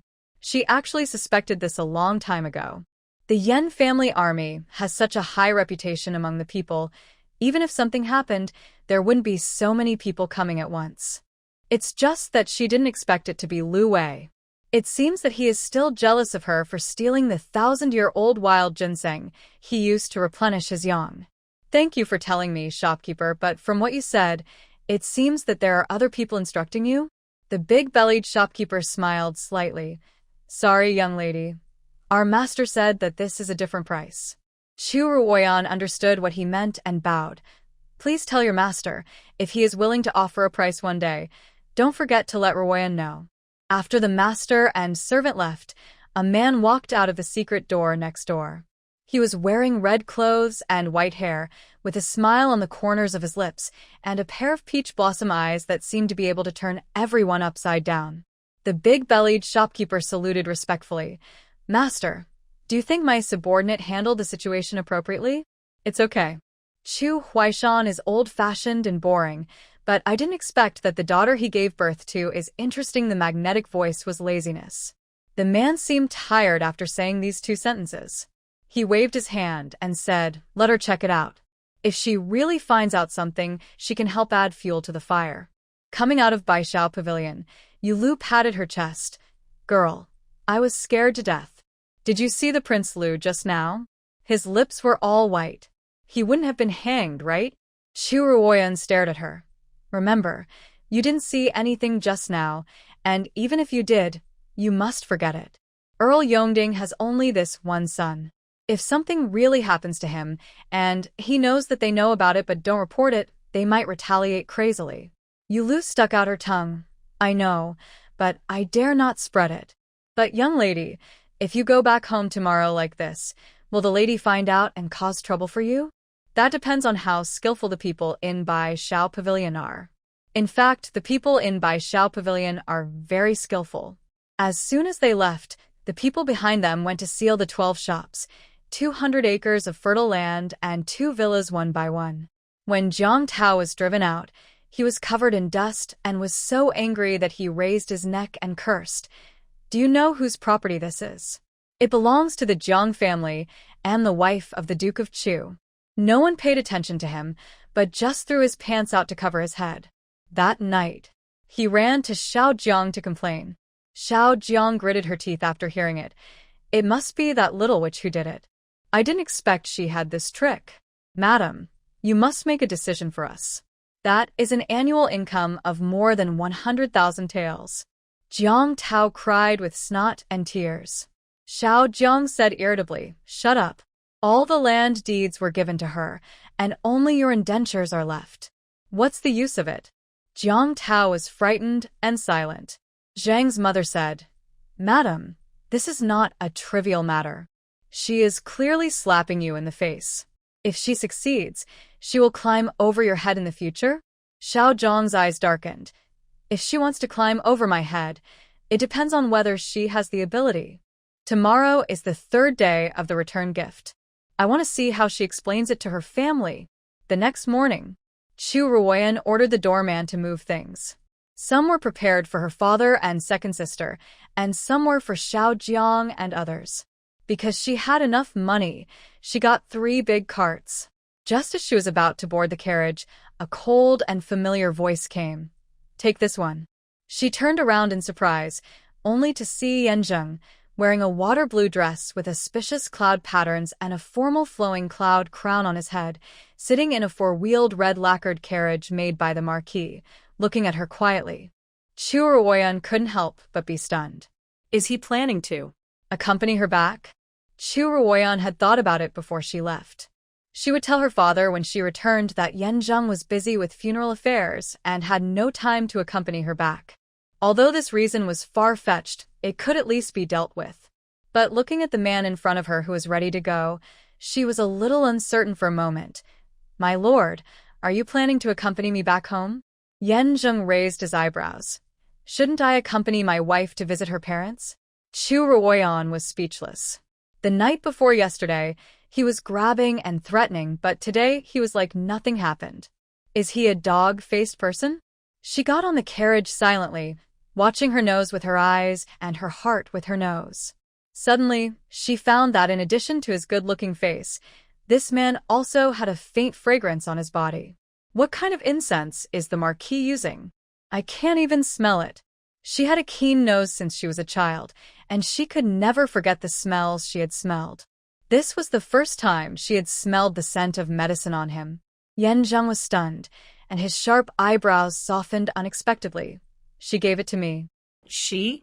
Chu Ruoyan hesitated, but still asked, "Are you talking about Rong's sister-in-law?" Yan Zheng nodded. Chu Ruoyan understood that the rumors outside were indeed not groundless, but he said, "If you can't get used to it, you can change it in the future." This casual tone seemed to indicate that he was not so affectionate to Rongshan. Just as she was thinking about it, the carriage gradually slowed down. In front of the gate of the Duke of Chu's mansion, Chu Huaishan couldn't sit still at all, and came to the door with Xiao Jiang and his people. He made up his mind that if Yan San dared to offend his daughter and didn't come, then don't blame him for rushing to Yan Su's tablet to ask for an explanation. Fortunately, he finally came. The son-in-law greets the father-in-law and mother-in-law. Yan Zheng bowed, and Chu Ruoyan also bowed. Ruoyan greets father, mother, and sisters. Chu Huaishan relaxed his eyebrows. "Everyone, get up. Marquis and Ning is not mobile, so let's go inside first." The main hall. Except for the old lady who was not feeling well, everyone else in the room had arrived. After the two sides greeted each other, Chu Ruoyan ordered Yu Lu to bring up the gifts. She prepared a painting of pine and crane spreading wings by Shi Jinyan of the previous dynasty for her father, a Jiaowei Qin for Chu Ruoyan, and Xiao Jiang, Chu Ruoyan, etc. The second wife Lu was surprised and said, "We have it too?" The wife of Marquis and Ning is too polite. Chu Ruoyan smiled and said, "This is all prepared by my husband. My husband said that he had never visited the Duke's mansion before. Today is the first time he came. I can't go empty-handed and neglect the elders." Yan Zheng heard her and looked at her deeply. Chu Huaishan's heart was finally at ease, and he nodded and said, "Son-in-law is thoughtful, so come sit in the study." Since he called him son-in-law, it meant that he recognized him. Soon, only the women were left in the hall to chat. Xiao Jiang had been waiting for this moment, and immediately started to attack. Ruoyan, I heard that you sold all the dowry given to you by the Duke's mansion as soon as you got married. Is that true? The faces of the people who were originally laughing and joking suddenly tensed. The only women who sell their dowries as soon as they get married are those who have broken up with their families. However, Chu Ruoyan admitted generously, "That's right." The hall fell silent. Someone couldn't help but say, "Ruoyan, I'm not saying anything to you, but you are disappointing your mother by doing this." "Yes, I heard that those were all prepared for you by my sister-in-law, and you." Xiao Jiang was very pleased with the attacks of the crowd. She pretended to wipe her eyes, and just as she was about to speak, she saw Chu Ruoyan sighing. "Uncles and aunts, you may not know that the situation in the general's mansion is really too difficult. Since my father-in-law, mother-in-law, and several brothers left, it has been getting worse and worse. The debt collectors blocked the door and almost forced my second sister-in-law to death. Although Ruoyan is a new bride, there is no reason for her to stand by and watch, so she can only sell her dowry to make up for it." As soon as she finished speaking, everyone looked at her with sympathy. Who doesn't know the situation of the Yan family? The male lineage has been extinct. How much money can a woman make? Liu accepted her gift and chimed in, "You are too difficult. Why don't you go back to your parents' home earlier? Big brother will definitely not stand by and watch." Chu Ruoyan took over the conversation. Ruoyan said it, but the shopkeepers of those dowry shops said that the family is also very difficult. In order to avoid embarrassing my father and mother, Ruoyan can only do this. This immediately made the atmosphere in the hall subtle. Everyone is not stupid. How can they not know the situation in the mansion? The Duke of Gua, who is the head of the family, is a favorite of the emperor, and the mistress Xiao Jiang is from the Jiang family, which is rich enough to rival a country. How can the word difficult be related to them? Some smart people think that this is the dowry prepared by Xiao Jiang for her.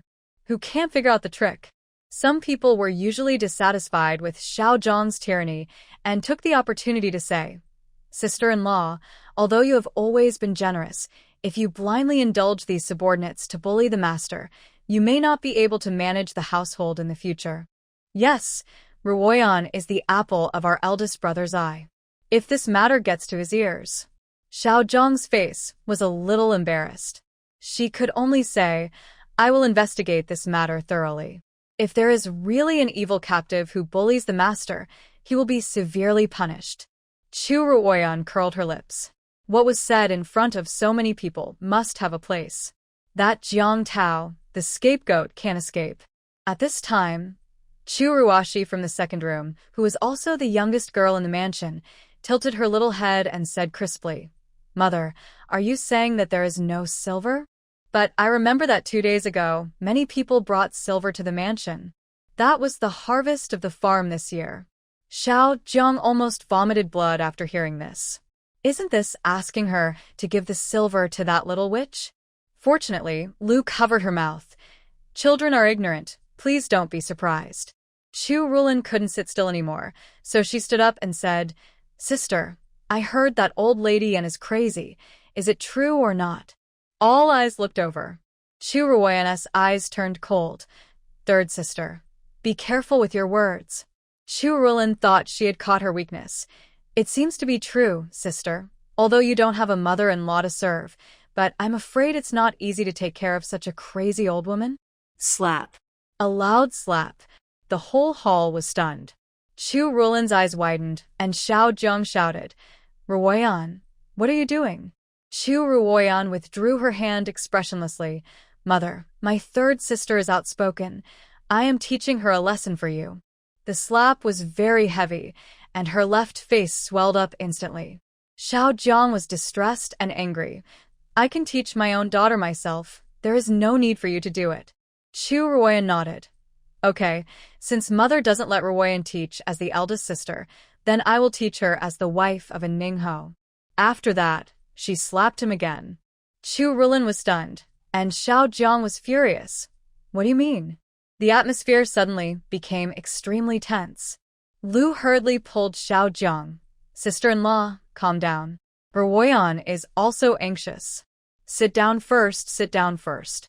An aunt from the third room also said to Chu Ruoyan, on a happy day, don't break the taboo. Marquis Ning is still here. The implication was to remind her not to let Yan Zheng know. After all, it's not very glorious to quarrel with her mother just after returning home. But so what? She and old lady Yan didn't have much in common, but the reason why the old lady was crazy was all because her children and grandchildren were loyal and shed blood on the battlefield. Such a respectable and pathetic old woman. Why did she become the topic of criticism from others? But before she could speak, the second sister, Chu Ruoyan, who was always quiet, spoke up. The eldest sister is right, mother. You are too indulgent to the third sister. Xiao Jiang turned her head with a fierce look in her eyes. Chu Ruoyan said, Mother, the Yan family is full of loyal and brave people, and the emperor has praised them. What is the status of the old lady Yan? How can she let my third sister make such a comment? If it gets out, everyone in the capital will spit at her and drown her. Xiao Jiang sneered.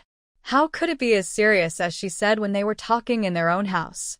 It was just that this girl was blinded by greed and spoke in favor of that little witch.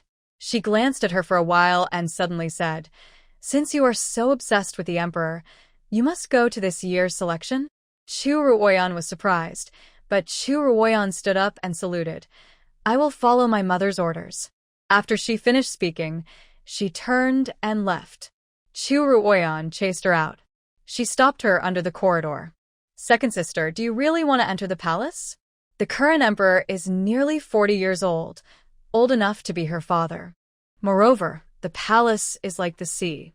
She vaguely remembered that Chu Ruoyan was entangled with the emperor's brother, the king of Qin, and was accused of being a promiscuous concubine in the harem. Even her father was powerless to do anything. Chu Ruoyan looked sad. After a while, she took out a blood-stained jade pendant. Big sister, didn't you notice that my maid Bai Yan is missing? Chu Ruoyan guessed something and frowned. Is it your mother? Yes, because Bai Yan advised me not to enter the palace. My mother heard it and beat her to death. Chu Ruoyan stroked the jade pendant and drew a sad smile on her face. Big sister, I won't hide it from you. I can't stay in this mansion for a moment.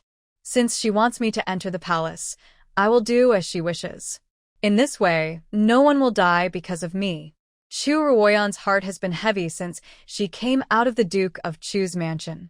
Originally, she was very happy that her father could sit down with Yan Zheng and have a good talk. This way, it won't be like the life and death struggle in the dream. But after knowing Chu Ruoyan's situation, she couldn't be happy. Are you worried? Yan Zheng's voice suddenly sounded. Chu Ruoyan was startled and cheered up. No, nothing. Yan Zheng sneered. If you really don't have anything, it's best not to show it on your face. If you show your emotions, you will suffer a great loss. There was obviously a sense of persuasion in these words, and they were well-intentioned. Chu Ruoyan smiled. Thank you, my lord, for your advice. Back at the general's mansion, Mengyang said that Lord Song from the Ministry of Rights had arrived. Yan Zheng nodded and hurried over. Chu Ruoyan also returned to the bridal chamber. Seeing her gloomy expression, Yu Lu advised, Miss, don't think about it. You can't help the second lady with this matter. Chu Ruoyan shook her head. Chu Ruoyan has been quiet since she was a child, and now she is also quiet. With this personality, how can she survive in the palace? But there is no way who let Madam be her biological mother. And the second lady has nodded. Even if you tell the Duke, I'm afraid the Duke can't stop it. Chu Ruoyan was silent. Yu Lu said all the points. Chu Ruoyan's marriage, even if the king came, it would be Xiao Jiang who decided. Fortunately, the selection period is still a few months away, so she can only take it slowly. She sat for a while, and someone came to report. Young madam, Wangji Wood's store has sent the proofs. Do you want to take a look? Chu Ruoyan had nothing to do, so she agreed. In the backyard, there was a set of rosewood tables, chairs and benches, and a set of Wang Wali wood dressing tables and bookcases neatly arranged. Shopkeeper Wang was explaining to Mrs. Li with a smile. Seeing Chu Ruoyan coming over, he hurried to greet her. Madam, third young master. Look, we have worked day and night and finally made 2 sets of samples. Are you satisfied? Chu Duy Gian hum mét ca su. Mrs. Li hesitated to speak, and finally quietly pulled her aside. Third sister-in-law, there is something I don't know how to tell you. How about we buy a set of these wooden furniture first? Chu Ruoyan raised her eyebrows. Is second sister-in-law in trouble? Mrs. Li said awkwardly. It's not me. It's my father-in-law and his family. Isn't the funeral coming soon? I thought we would have to spend money here and there. Can you save the money to buy wooden furniture first? Of course, I won't ask you for nothing. We can write an IOU. Chu Ruoyan saw her embarrassed face and couldn't help but sigh. It's hard to be the mistress of a wealthy family, and it's even harder to be the mistress of a troubled family. I don't know what the court was thinking, to make the loyalty and martyrs gate so strapped for money to hold a funeral. Don't worry, there's no need to write an IOU. I still have 30,000 taels here. You can use it to buy them first. Tell me if it's not enough. Li was very moved. Then these wooden furniture. We have to buy them too. Don't forget, sister-in-law, there were so many people present. If we go back on our word, it will always arouse suspicion. After Chu Ruoyan finished speaking, she asked one more question. The coffin has only been kept for a few days, but the funeral is about to be held so soon. Has the date been chosen? Li said. We asked Master Lekong of the Hugua Temple to take a look. It's scheduled for 5 days later. Now, we're just waiting to choose the cemetery. Isn't it for this that Lord Song came here today? It was Master Lekong again. Chu Ruoyan frowned subconsciously and said, 5 days is still a little short. Has the cemetery been decided? Li thought for a while. It seems to have been decided. It will be in Mongshan outside the capital. Mongshan? The moment these words flooded into her mind, Chu Ruoyan suddenly remembered the earth-shaking scene in her dream. She hurriedly asked, which Mongshan? The one next to the tomb of the late emperor? Li was at a loss, and after a while she said, yes, it's there. I remember my grandmother said that when my father-in-law was alive, he hoped to be buried next to the emperor's tomb after his death and guard Daxia for generations. Chu Ruoyan's mind was spinning. The tomb of the late emperor. Mongshan.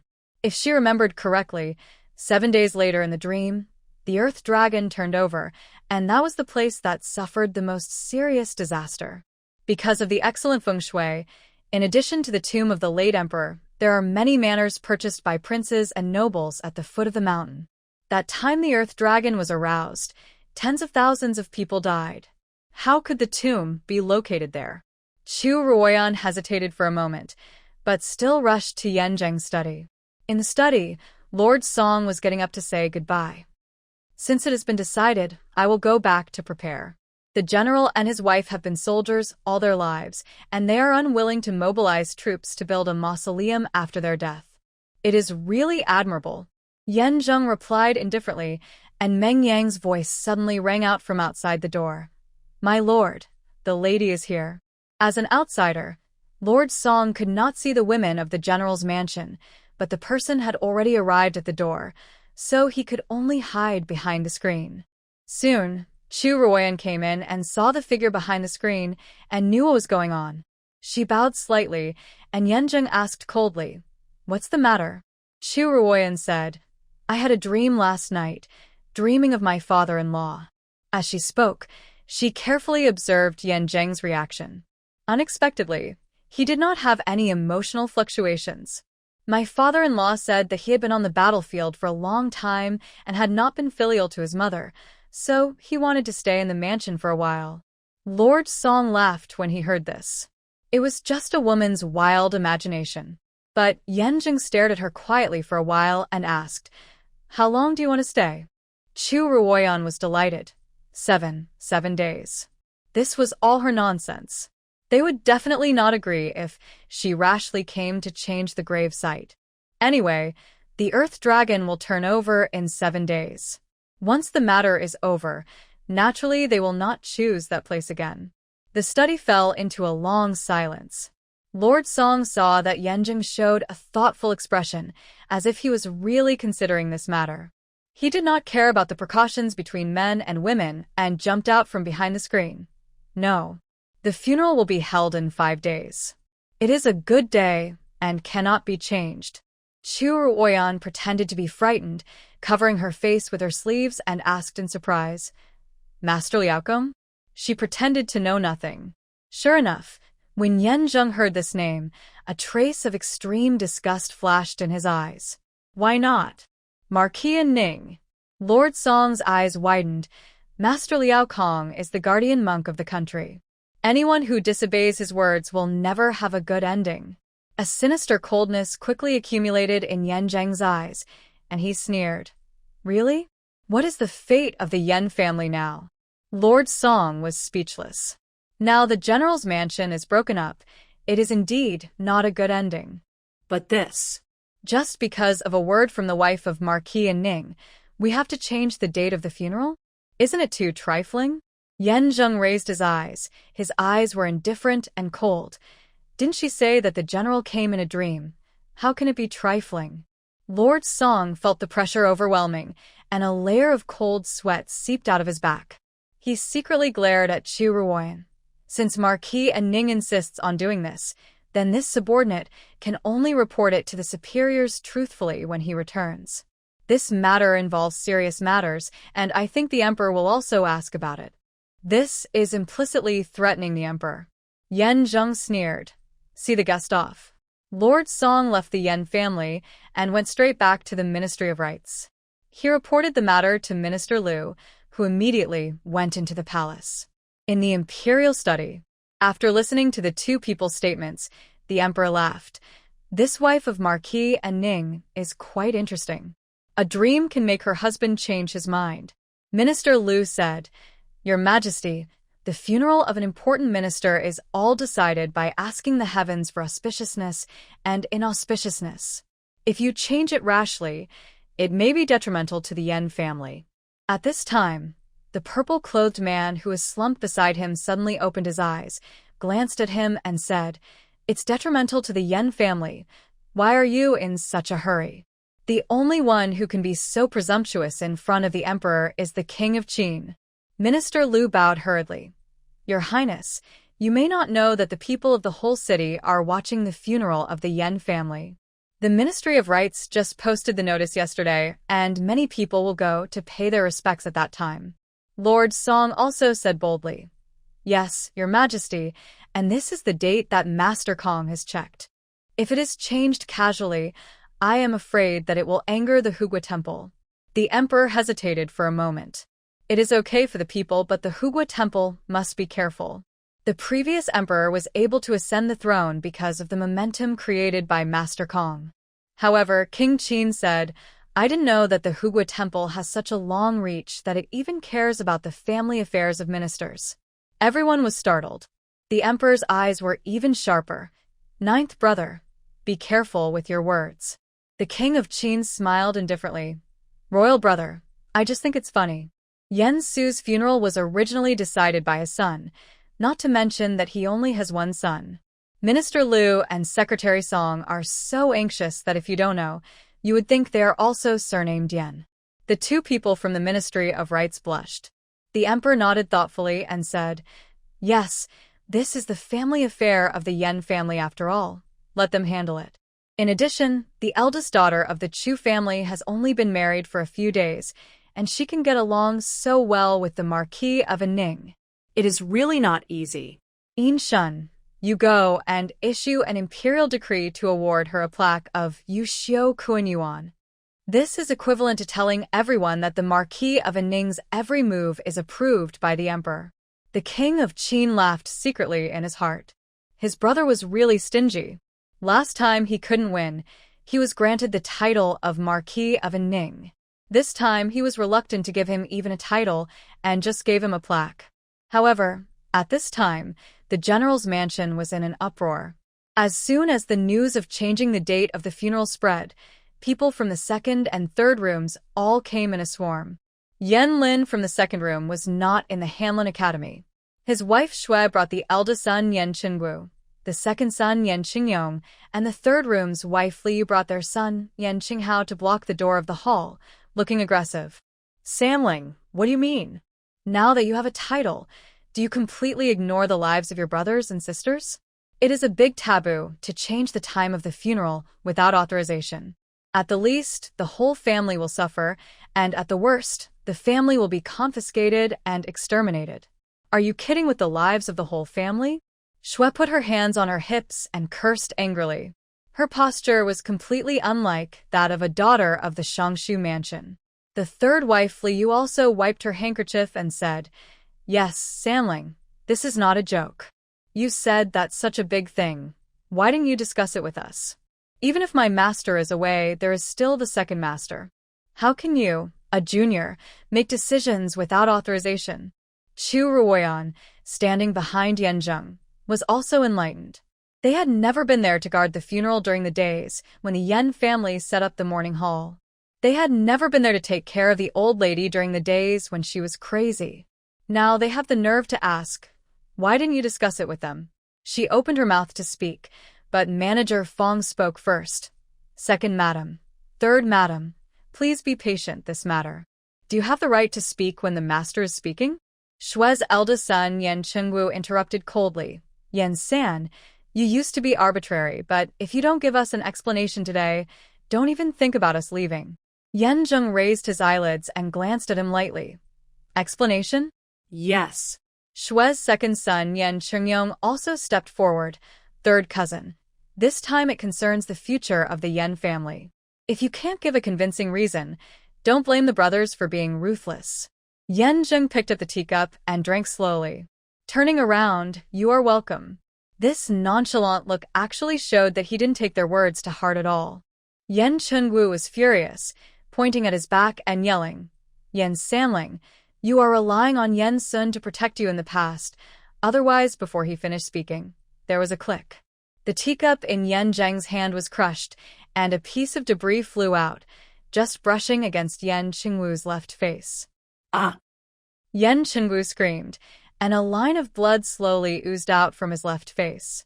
Shui and Liu were both stunned, and even the cousins who came with them, none of them dared to speak. In a dead silence, Chu Ruoyan only saw Yan Zheng looking back, his eyes as cold as ice and snow that had not melted for thousands of years. "Who do you think you are? You are worthy of mentioning his name?" He? Yan Sun, the eldest son of the Yan family. Chu Ruoyan only knew that among all the brothers of the Yan family, Yan Zheng seemed to be only on good terms with this eldest brother. But she didn't think it would go to this extent. Yan Qingyong looked at the wound on his brother's face and said without thinking, "Yan San, are you crazy? No wonder the second cousin and the others said you were a lunatic and you dared to hurt people." Shui also rushed over and hugged her son. "My son, how are you?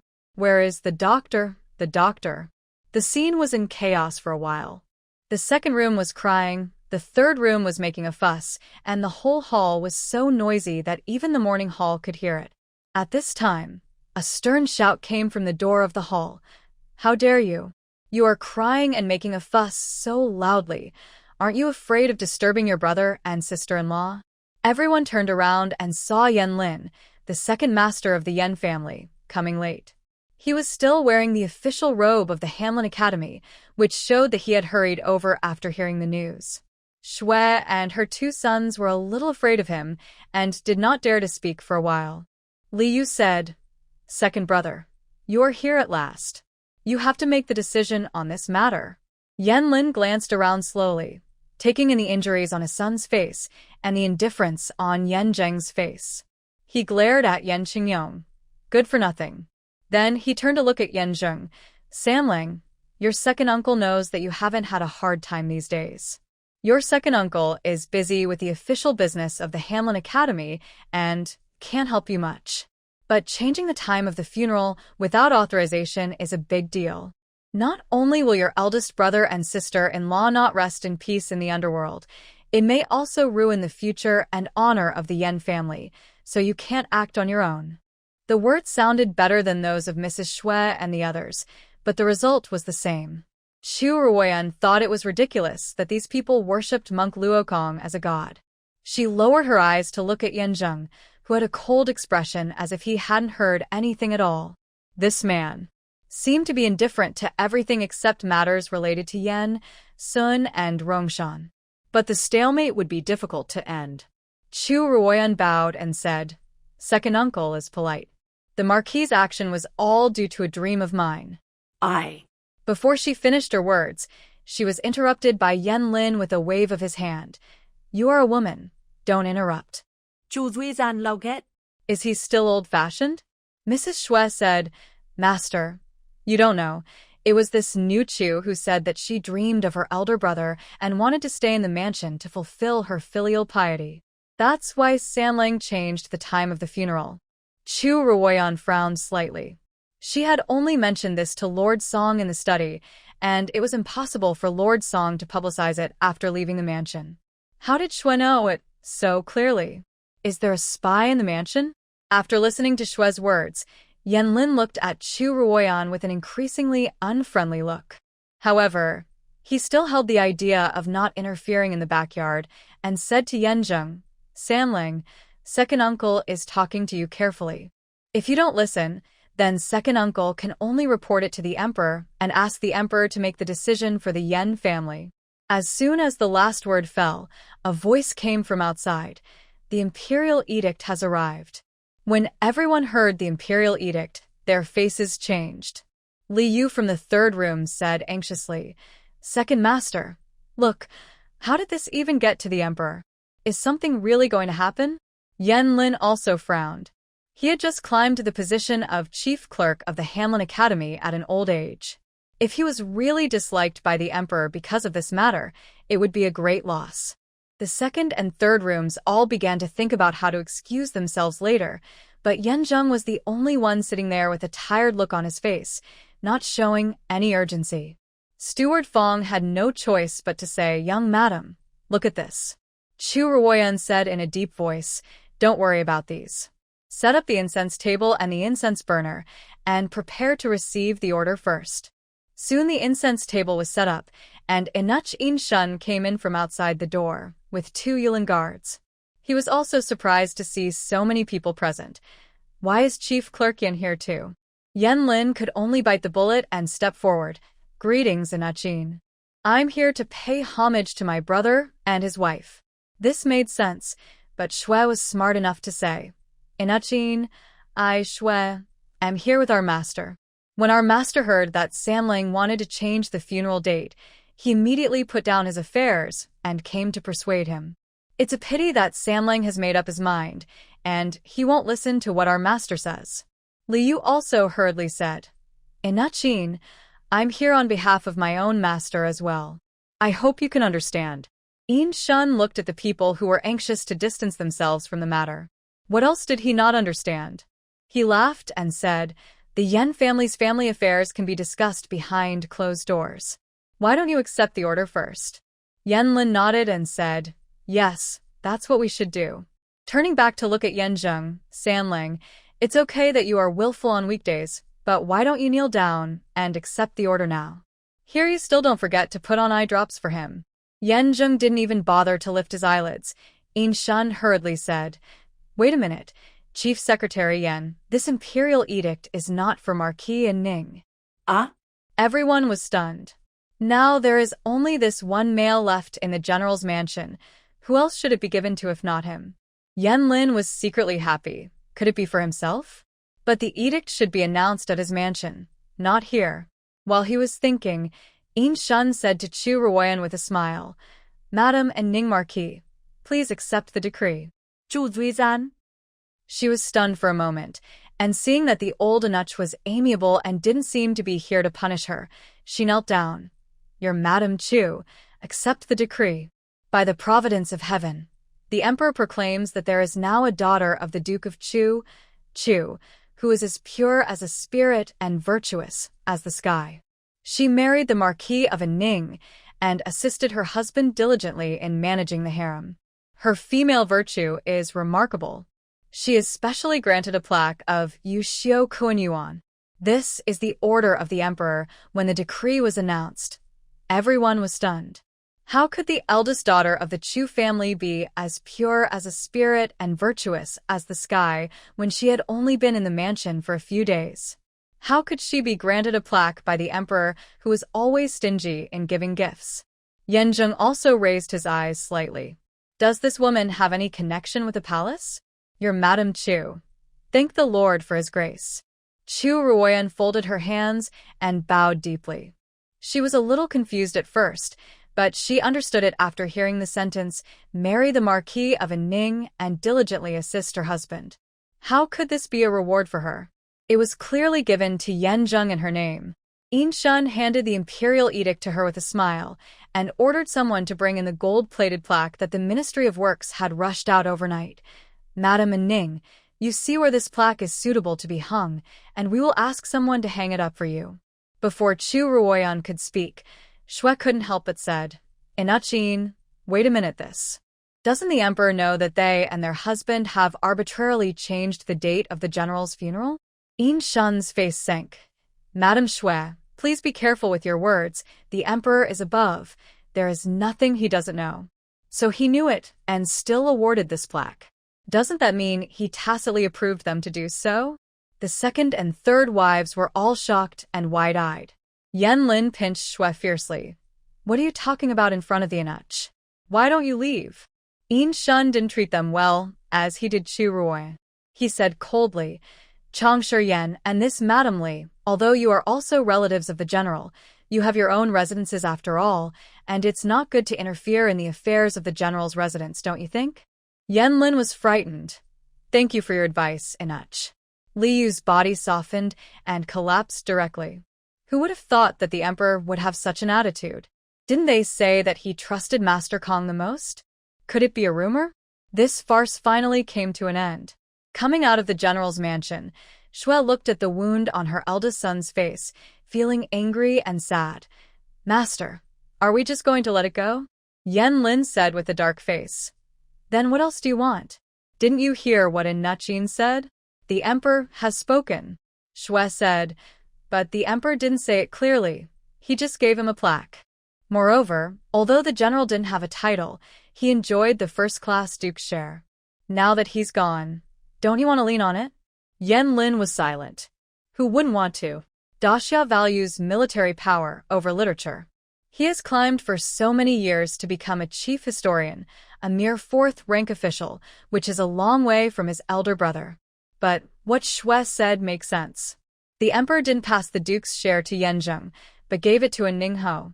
Does that mean that those of them from the next room still have hope? So he thought for a while and said, Don't worry, this matter is not so easy to resolve. Isn't my mother still here? At this time in the general's mansion, Chu Ruoyan directed the servants to hang the plaque on the new room and called Manager Fong aside. Who are the people serving in the Marquis study? Manager Fong was stunned. The Marquis likes quietness. In addition to Meng Yang, there is only Asai, a servant who cleans the room, and Wu Ren, a regular servant who serves in the outer courtyard. Chu Ruoyan nodded thoughtfully. How long has Meng Yang been with the Marquis? Manager Fong was silent this time. He found that this young lady seemed to want to investigate the Marquis. Chu Ruoyan saw his doubts and said, Don't you think today's events are too strange? The Marquis just agreed to change the date with Lord Song at noon, and the second and third rooms came to the door in the afternoon. Didn't the news spread too fast? Manager Fong was horrified and said solemnly, I understand, madam. Don't worry, I will take care of this matter. With his words, Chu Ruoyan was relieved. Manager Fong was an old man in the Marquis's mansion after all, and it was much easier for him to take action than for her, the new wife. The next day, Chu Ruoyan planned to go to Li to ask about the settlement of accounts in the mansion. When she arrived at the yard, she found out that Li had rushed to deal with something on the farm. Just as she was about to go back to the house, she saw Yan Wenjing's nanny at the door, anxiously turning around. I told you that the second young lady will not be back until the evening at the earliest. It's useless for you to be anxious? What can I do? The Marquis is not at home either. Do I have to watch young Master Sun get punished? Chu Ruoyan found it interesting, so she walked over and asked what happened. Why did Wenjing have to be punished? Seeing that it was her, the wet nurse was still a little wary, but the situation was urgent, so she gritted her teeth and could only say, Madam Third Young Master, today when we went to Guangwen Hall, young Master Sun had a conflict with the eldest grandson of Prime Minister Gu, Censor Hua, and the family of Minister Tao of the Ministry of Works for some reason. The teacher said that young master son started it first, and the eldest grandson of the Gu family is seriously injured, and he is now being punished to do horse stance outside the school. Chu Ruoyan's ne. It turned out to be a gang fight.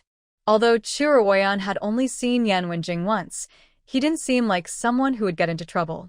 It's not that he is law-abiding, but these little dumplings with black sesame filling should be the kind of person who would let others take the brunt of any disaster. Being caught in the act like today, it must be that something has irritated him. Chu Ruoyan thought for a moment and said, "Now that the Marquis and the second sister-in-law are not here, how about this? You take me to see them first. If the situation is serious, it won't be too late to send someone to report to them." That's what the wet nurse meant. No matter what, the master had to come forward first to save young Master Sunday. So she led Chu Ruoyan straight to Guangwenguan. This Guangwenguan was a famous academy in the capital. Because it had produced several top scorers, the children of powerful families sent their children here. Those who could teach here were naturally not ordinary people. For example, the one who taught Yan Zheng and others was Master Tang, who retired from the Hanlin Academy. "Madam Third Young Master, it's not that I don't want to give face to your Yan family, it's just that Wenjing has gone too far this time. He is a disciple who is educated in Confucianism and learned the teachings of Confucius and Mencius, but he actually fought with others and broke the wrist of Gu Hongji, the eldest grandson of Prime Minister Gu.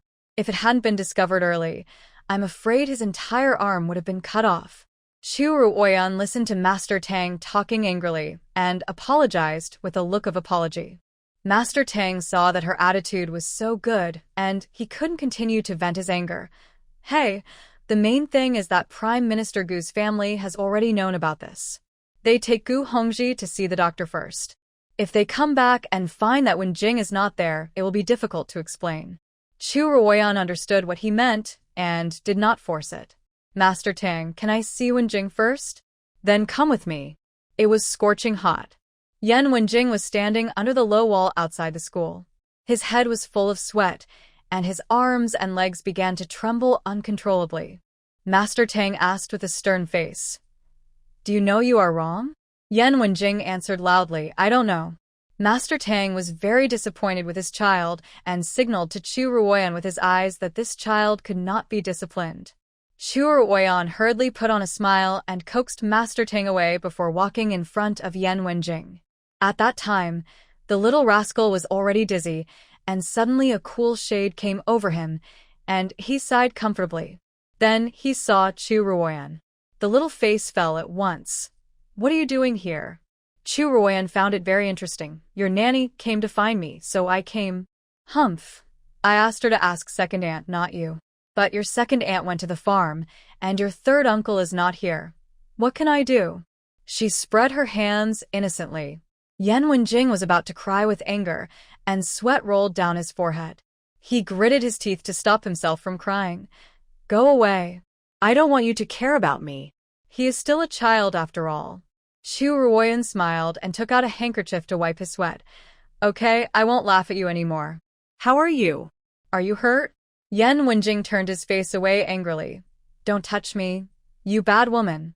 The nanny said with a distressed face, "Oh, my grandson, don't be stubborn anymore. Hurry up and be submissive to the teacher, apologize, and let this matter be over, okay?" Speaking of apology, Yan Wenjing's eyes flashed with ferocity. "No. Not only will he not apologize, I must beat him to death." He looked like a little wolf cub with fangs and claws. Chu Ruoyan laughed. "If you could really beat him to death, why would you be punished now? He tricked me. Who knew he called for help? If Huayan Tao Zilong was not here, you can see how I would deal with him. That's because you underestimated the enemy, so you fell into the enemy's trap. Next time you should anticipate the enemy and strike a fatal." Yan Wenjing nodded thoughtfully, then realized something was wrong. Why did this sound like teaching him how to deal with such a situation next time? He hesitated and asked, "You don't blame me for taking action?" Chu Ruoyan raised her eyebrows. "Strange, if you didn't cause this, why should I stay here with you to bask in the sun?" The trace of goodwill that had just risen disappeared immediately. Yan Wenjing gritted his teeth secretly. He was really sunburned to the point of having expectations for this bad woman. At this time, two women in brocade clothes came over with their maids. One of them asked with a bad look, "Are you Yan Wenjing's second aunt?"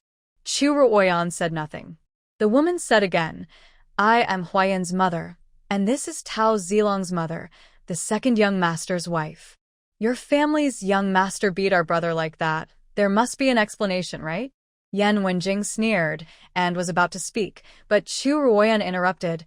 "I don't know what beating like that means." Mrs. Tao said angrily, "My son's nose was bleeding, Huayan's eyes were blackened, and the most pitiful one was Hongji, whose left wrist was broken. You can see how cruel the attack was." Mrs. Hua said, "Yes, Madam's second young master. We have always respected the Yan family, but our husband has also served in the same palace with General Yan. If you really can't come up with a convincing reason, then we can only beat the drum and ask the emperor for a holy judgment." Chu Ruoyan felt a headache when she heard it. What's wrong with these people she met recently? One by one, they all wanted to ask the emperor for a holy judgment. Does the emperor have so much free time? Yan Wenjing didn't know what was going on. He stuck his neck out to be a hero. "If you have the guts, go and sue them. At worst, you can chop off my head, but don't even think about my apology." Madams Hua and Tao were immediately furious and said with a wave of their sleeves, "Madam's second young master, is this the upbringing of your Yan family?" Chu Ruoyan rubbed her forehead. "Okay, Wenjing, let me ask you first. Why did you hit them?" Yan Wenjing closed his mouth and turned his face to the side. Madame Tao didn't know what she remembered and said anxiously, "No matter what the reason is, you can't hit people." Unexpectedly, Chu Ruoyan shook her head. "Madame Tao, what you said is wrong.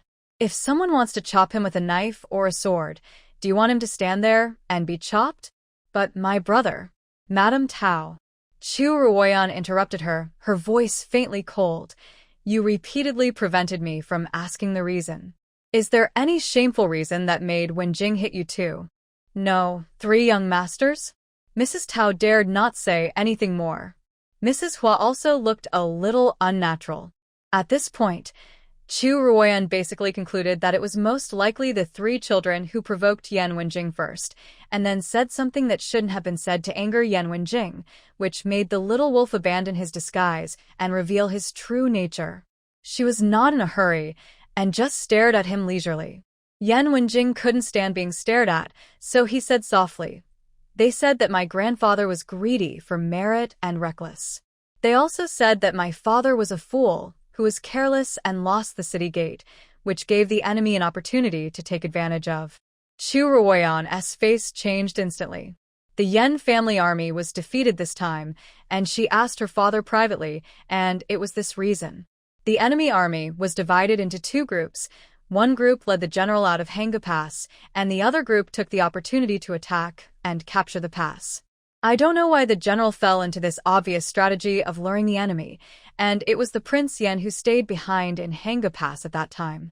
He had never been defeated since the war, but was defeated by the enemy. The cabinet and the Ministry of War stayed up for many nights for this, but they still couldn't come up with a result. And now, Greedy for merit and reckless, careless and lost. Such comments came out of the mouths of several children. Could it be that the higher-ups were going to make a judgment on this? This idea was rejected by Chu Ruoyan at once. If the Yan family was really convicted of this crime, then Yan Zheng would not be able to stay in the mansion steadily, let alone get the title of a Ningho. She looked at the ladies of the 2 families with a cold look. "Madame Tao, Madame Hua, is what Wenjing said true?" Madame Tao remained silent. Madame Hua was from the censor's family after all, so she tried to explain. What a child said in anger should not be counted. Angry words? Chu Ruoyan smiled leisurely.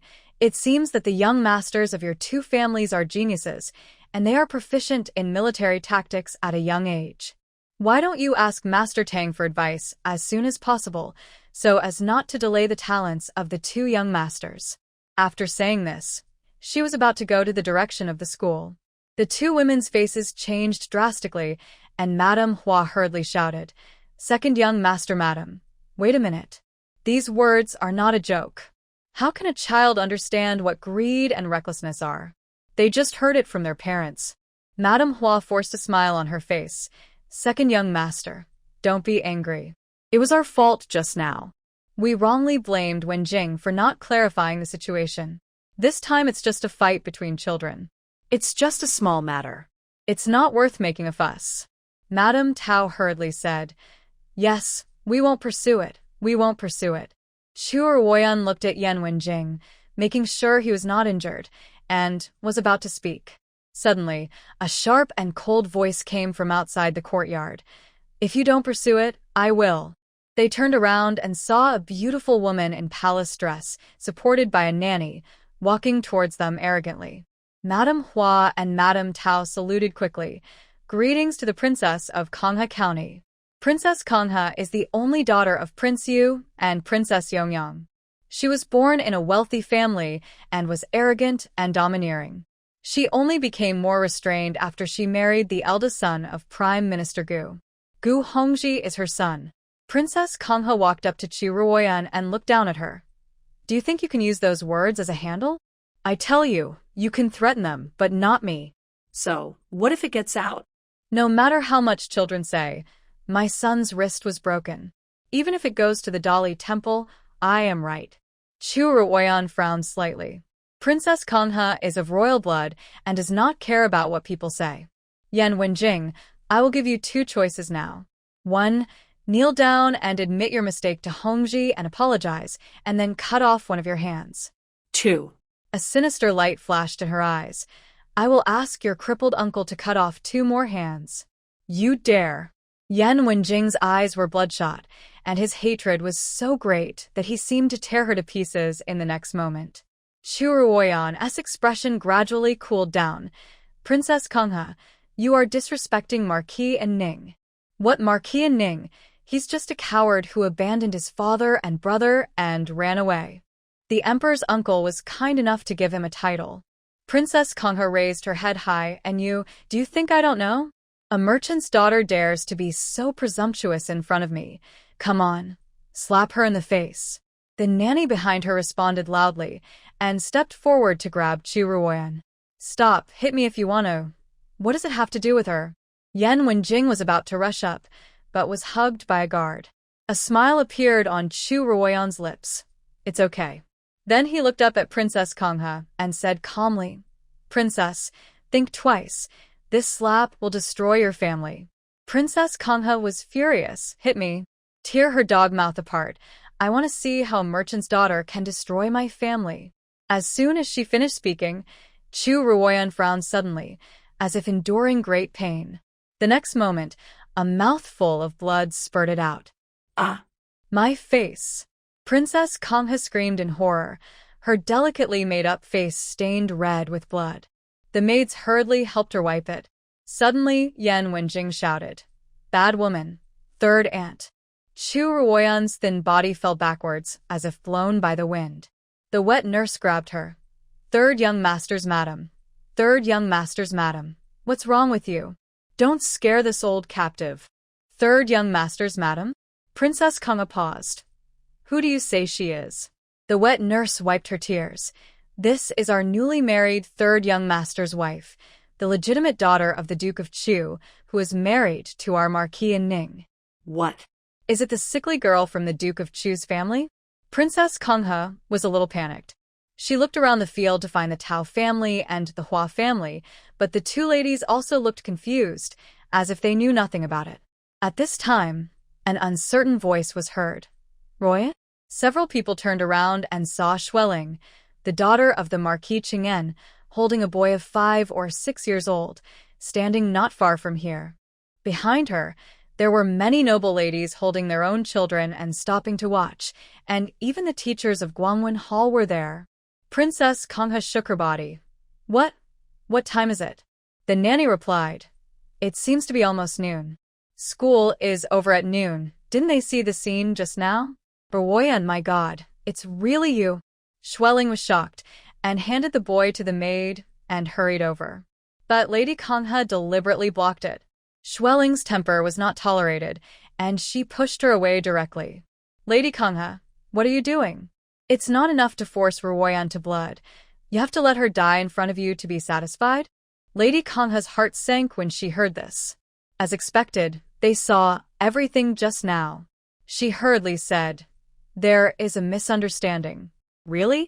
Then I would like to hear what kind of misunderstanding can make the county lady force my cousin to blood, and what kind of misunderstanding can make the county lady ignore the loyal and heroic women and order people to slap her." Every word was loud and clear. The faces of the people watching the show not far away became subtle. What else could it be? Isn't it just bullying the Yan family, because there is no one? Lady Kongha finally panicked and went around looking for the teachers of the Hua and Tao families, but they had already hidden in the corner, letting everyone's eyes focus on her. She shouted in panic, "I didn't hit her. If you don't believe it, ask him." She pointed at Yan Zheng, and the child knelt beside Chu Ruoyan and held her hand tightly. It was all his fault. He couldn't help but get into trouble and let this bad woman take the blame. Although he didn't like her, she became like this to help him, and he didn't want to owe her a favor. Just as he was full of guilt, suddenly, the palm of his hand seemed to be scratched. He looked down and saw that the woman's little finger moved twice in his palm again. It turned out to be fake. Yan Zheng's heart fell to the ground, and he quickly raised his little face, about to cry woo-woo. "It's all my fault. They insulted my father and grandfather. I should have endured not to fight with them. This way, Aunt Sen wouldn't be slapped for me," and she was beaten and vomited blood. The child's crisp and innocent voice reached the ears of everyone present. Everyone's eyes changed from subtle to anger. "What? Dare to insult General Yan and Prince Yan? Are you crazy? How could Prime Minister Gu have such a wicked daughter-in-law? It's simply a disgrace to his reputation." Every word he said, he stabbed at Lady Kongha like a sword. Lady Kongha had never been accused so harshly. Her eyes were empty, and finally she rolled her eyes and fainted. At the last moment before she fainted, she thought that her family was really going to be broken up. On the carriage back to the mansion, Schwelling looked at Chu Ruoyan with a worried look on his face. "Are you really okay? You even vomited blood." "My cousin, don't you know about my condition? It's an old illness. It's nothing serious." Schwelling shook his head. "You are taking too much risk. If I were not here today, how would you end it?" Chu Ruoyan pursed her lips and smiled. "If my cousin was not here, wouldn't there be so many ladies from aristocratic families? There would always be one or two who are on good terms with the Yan family and can't stand it. Even if no one really stepped forward, there are still so many mouths, and today's incident would be known to the whole city. As long as the news gets out, a high and mighty county lord, a weak woman with a whole family of widows. Even if the county lord of Kongha has 800 mouths, she can't explain it." Schwelling sighed. "When you were in the Duke's mansion, you were careful in everything. Now that you are in the Yan family, you have to be cautious at every step." Alas. Chu Ruoyan quickly changed the subject. "Let's not talk about this, cousin. I haven't asked yet. Who is this person next to you?" "Oh, this is the son of my second cousin's wife, named Shui Baiqing. Today my cousin's wife was not feeling well, so she asked me to pick him up from school. Baiqing, this is your Aunt Chu, this is your brother Wenjing, call them." Although Shui Baiqing was young, he still saluted in a proper manner. "Hello, Aunt Chu. Hello, Brother Wenjing." Brother Wenjing was really awesome today. That Gu Hongji bullied people in the school all day long, and Huayan and Tao Zilong followed him. Everyone has endured it for a long time. These babyish words made Yan Wenjing's originally deflated chest straighten up again. Chu Ruoyan's eyelids twitched, but she didn't dare to let this young master be praised anymore, so she hurriedly found an excuse to say goodbye to Schwelling. After Schwelling and Shui Baiqing got off the carriage, she pulled them over. "Wenjing, do you know what you did wrong today?" Yan Wenjing bit his lip and said nothing. Chu Ruoyan said, "If it was not me who came today, but your second aunt, what would the result be?" Yan Wenjing was stunned. If it was really the second aunt who came, facing the princess of Kongha County. His little face was solemn. "I know I was wrong." Chu Ruoyan nodded, with a teachable look. "If you want to be a hero and stand out, you must consider the consequences clearly. If you can't bear it, you can't let others bear it for you. Yan Wenjing said solemnly. I understand. I will never be so reckless again. Chu Ruoyan rarely saw the black sesame-filled glutinous rice so obedient, and on a whim, she pinched his little face. Don't be so serious. In fact, if you use the tricks you used to deal with me before, pretending to be innocent and pitiful, they would have been unable to do anything to you. Yan Wenjing's little face flushed instantly. He turned his face away awkwardly, and after a while he said sullenly, I thought you didn't like my third uncle. Chu Ruoyan was stunned. Do you like your third uncle very much? Yes. Yan Wenjing nodded vigorously. My father said that my third uncle is the best person in the world. Even if everyone hates him, I will like him and believe in him, because he will never hurt me.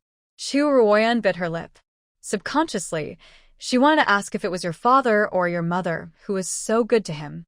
Fortunately, reason made her endure it, and she reached out and patted his little head. Don't worry, not everyone hates your third uncle. At least I don't.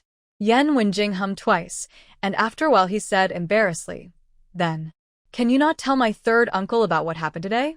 主罪赞. These black sesame dumplings are really good at serving different people. But even if I don't tell you, your third uncle will know. Yan Wenjing's little face was twisted like a bitter gourd. Chu Ruoyan looked at it with interest. Are you afraid that your third uncle will punish you? No, my third uncle never wants to punish me. Yan Wenjing held his little face and said worriedly, I'm just afraid that after he knows it, he will think that I have learned bad things. In his heart, I have always been very good. Chu Ruoyan was completely speechless.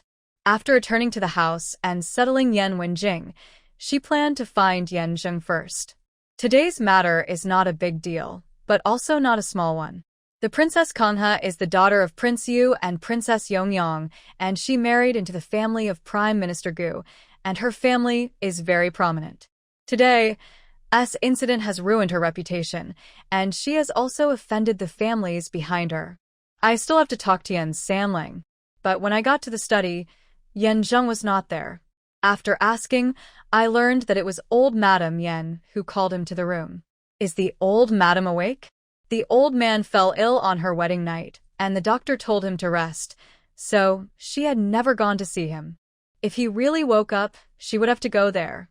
Unexpectedly, Wu En, who was serving in the outer courtyard, said, replying to the young lady, the old lady woke up this morning and was in good spirits.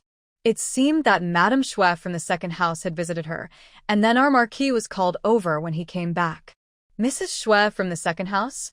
Chu Ruoyan instantly remembered the previous change of the funeral date, and her brows sank.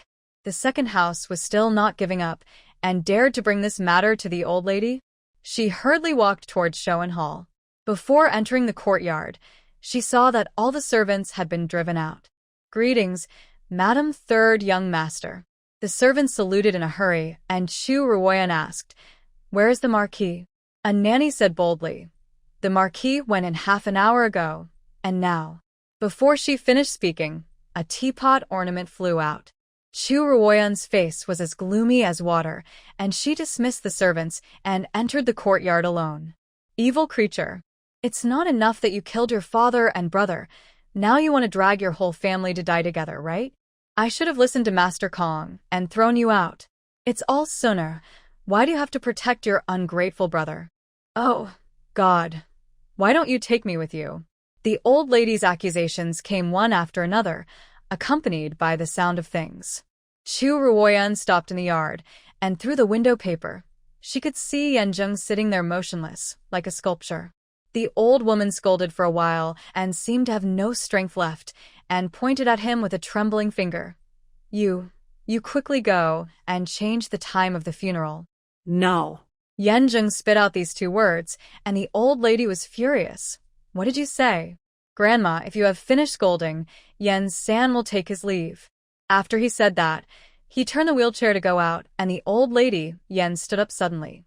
Yan Zheng, if you don't change the funeral date, I will hit my old bones and die here, and let you bear the infamy of forcing my grandmother to death. Chu Ruoyan, who heard all this outside the door, couldn't help but shudder.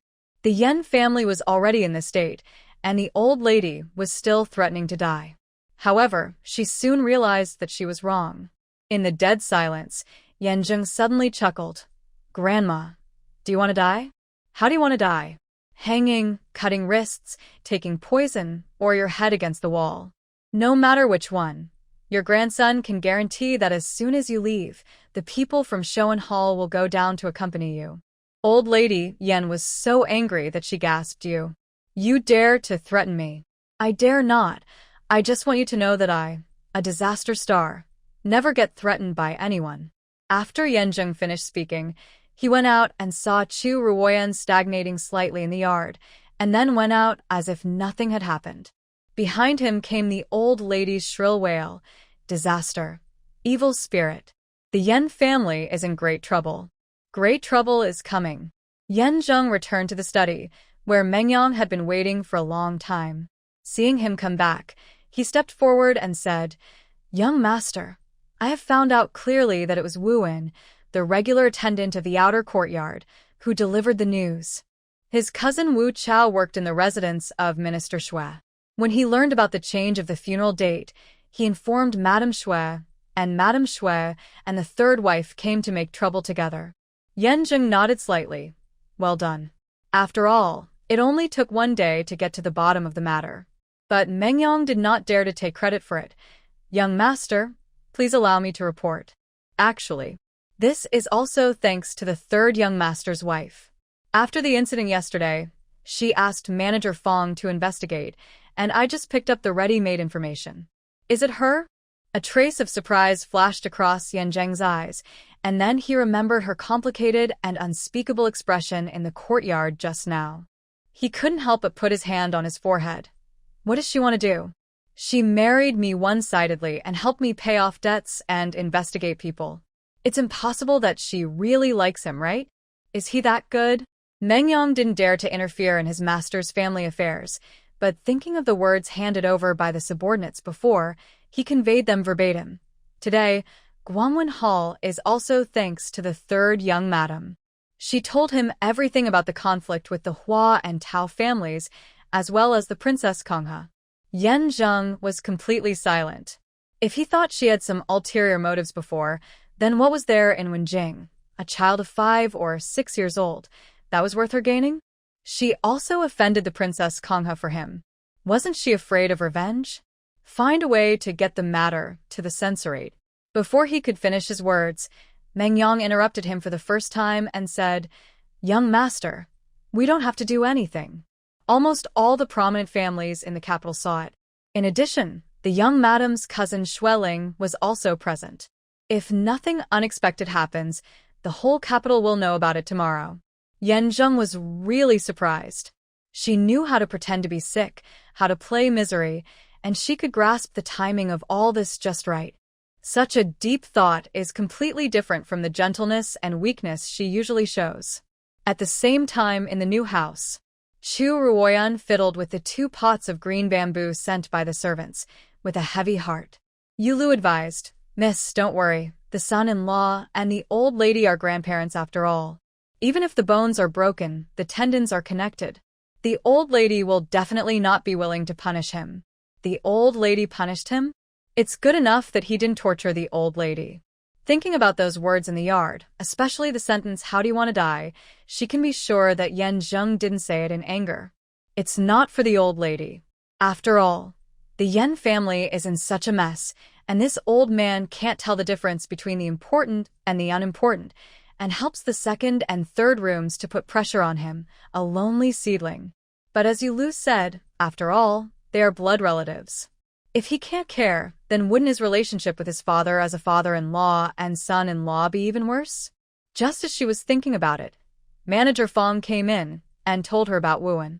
Chu Ruoyan said, "It's better to hand him over to the Marquis. His people should be handled by him." Manager Fong nodded, and then he thought of something and hesitated to speak. "Just say it directly. Don't be too rigid." Manager Fong hesitated for a long time and finally said, "Madam, you know everything about Showen Hall. I won't hide it from you. Our third young master has been in a very difficult situation since he was a child. Chu Ruoyan perked up when she heard it. She was just worried that there was no way to learn about the past of Lord Yan, and now there was something delivered to her door. So she immediately made an expression of listening attentively. Manager Fong recalled leisurely, when the third young master was born, he encountered a mountain flood. The lady's handkerchief friend, Princess Anqing, lost her unborn baby to save him. The lady was very upset about this and gradually ignored him. Later, you also know about the fortune-telling at the age of 1.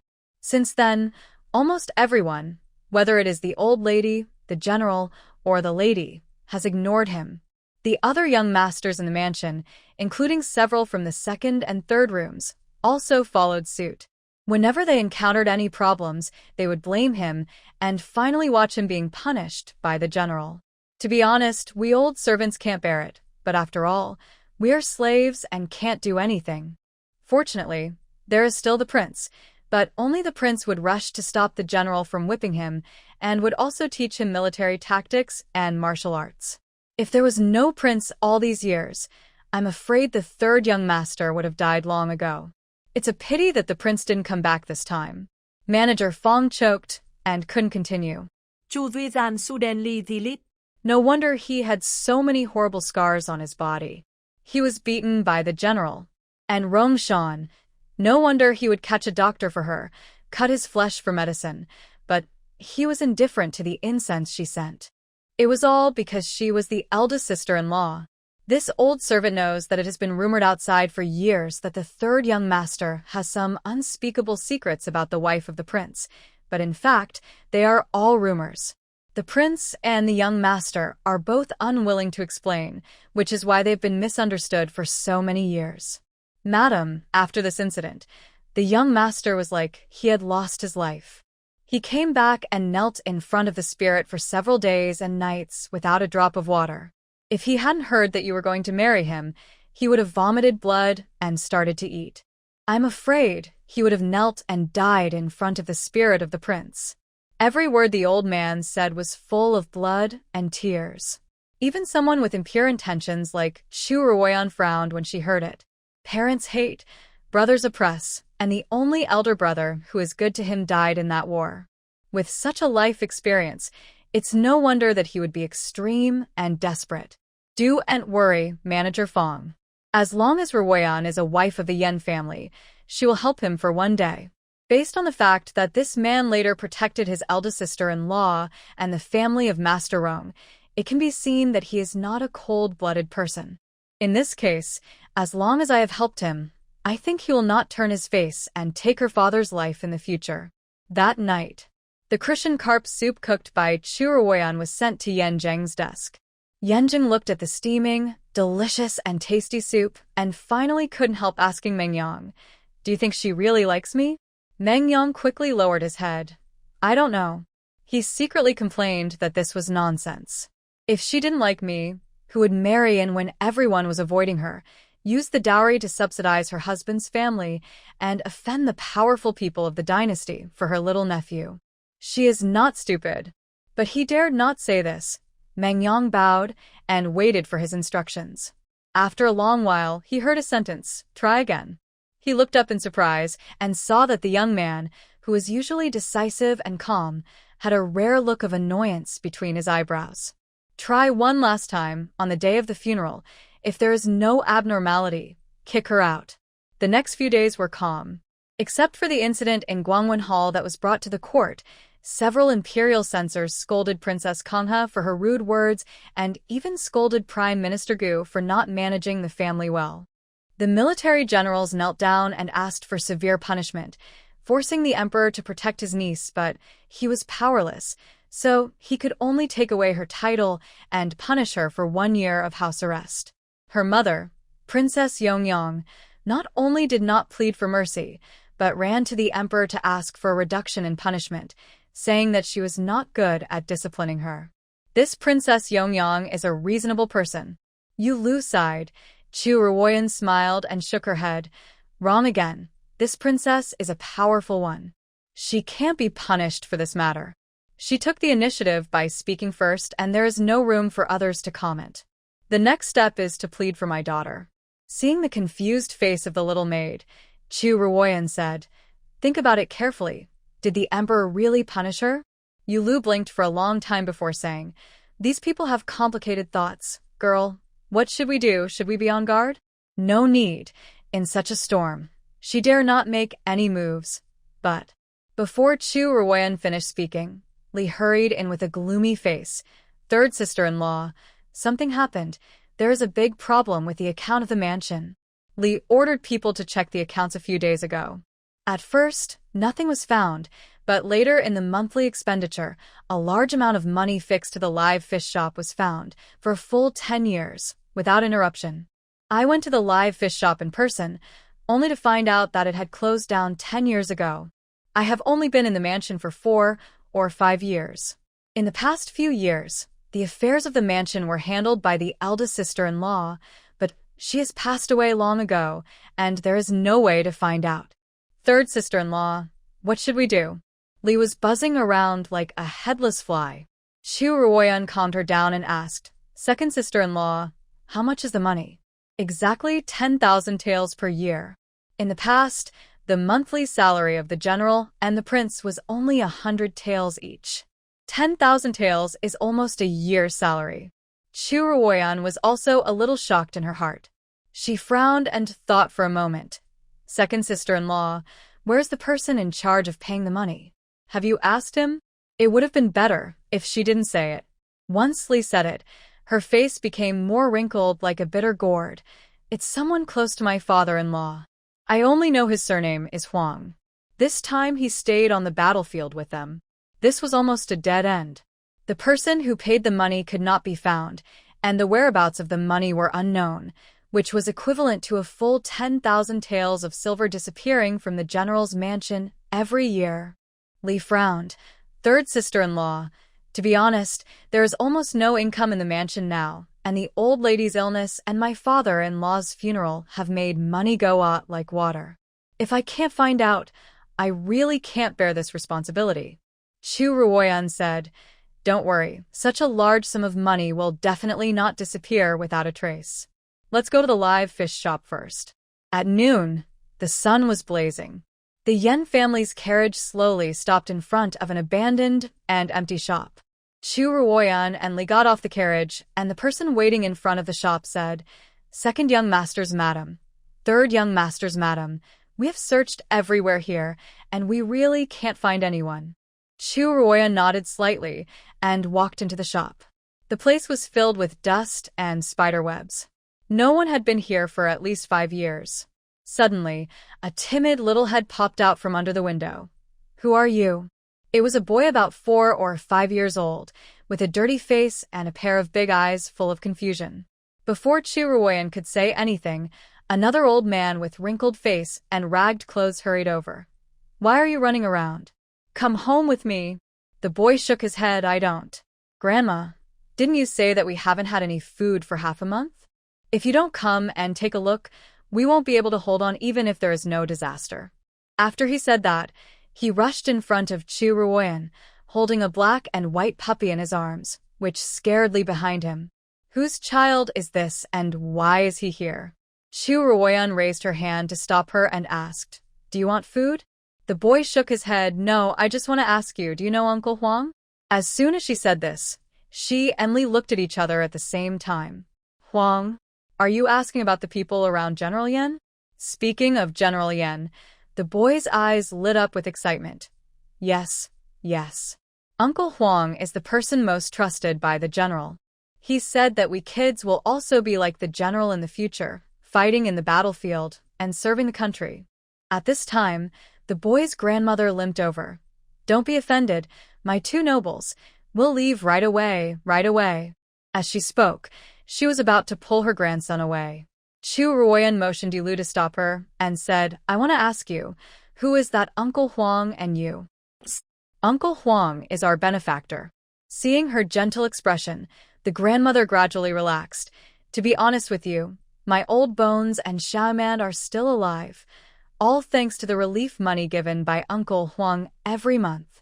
This time we have been out of food for almost a month and we really can't hold on any longer, so we want to come here to take a look." Li subconsciously asked, Relief money? 10,000 taels? Grandma was horrified. Your Excellency, you are joking. How can we receive so much money? 3 taels of silver per person per month is just enough for food. Li was a little disappointed. Chu Ruoyan asked with an idea. How many of you are here to receive this relief money? It's nothing, just the 2 of us, grandparents and grandchildren. There are probably about 100 households and more than 300 people. 300 people, 3 taels of silver per month, that's 900 taels. In a year, it's just around 10,000 taels. Li became alert and was about to ask more, but Chu Ruoyan suddenly said, Auntie, where are your family members? When asked about this, Grandma's face instantly dimmed. Xiaoman said, I know. My father died in the war when I was born, and my mother ran away with someone. There are only me and my grandma left. Chu Ruoyan's face was stern, and Li exclaimed, Are you military dependents? This is impossible. In our dynasty, soldiers are recruited, and those whose parents are old or sick and who have no other men are exempted from conscription. If there is only this one male in your family, how could you join the army? Xiaoman looked bewildered, and Grandma smiled bitterly and said, Originally, Xiaoman's grandfather was still alive. After hearing about Xiaoman's father's situation, he passed away a few days later. Li was stunned, and after a while she said, Then, didn't the sickbed give you money? The sickbed was established by the court to take care of old and wounded soldiers. But Grandma said, They used to give you money, but it stopped after Xiaoman's father passed away. What about the Lujifang? Didn't you ask? As the name suggests, the Lujifang takes care of the widowed, the lonely, and the disabled, and is also funded by the Ministry of Households. However, Grandma kept shaking her head. They didn't give it either. They said that if we took the money from the sickbed, we couldn't get this side. Anyway, we ran back and forth, but in the end there was no place to go. It's not just our family. Most of the more than 100 households are like this. The sickbed and the Lujifang are far apart, and everyone's legs and feet are not very agile, so they stop running after a few times. As the old man's slow voice fell, Li felt as if a huge stone was hanging on her heart.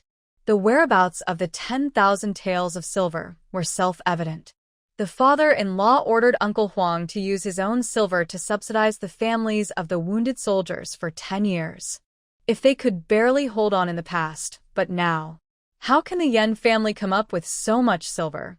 Grandma also felt that she had said too much and pulled Xiaoman to leave. Xiaoman looked up and asked, Then what are we going to eat tonight? Grandma gritted her teeth and looked at the puppy in her arms. Xiaoman hugged it instantly.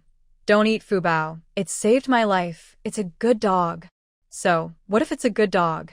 There is no stutter. Even the children have to exchange to eat. Grandma stopped talking and forcibly dragged the boy away. Li couldn't bear it and said, Wait, or you can go back with us. Although the Yan family is in a difficult situation, it is still no problem to feed 2 mouths.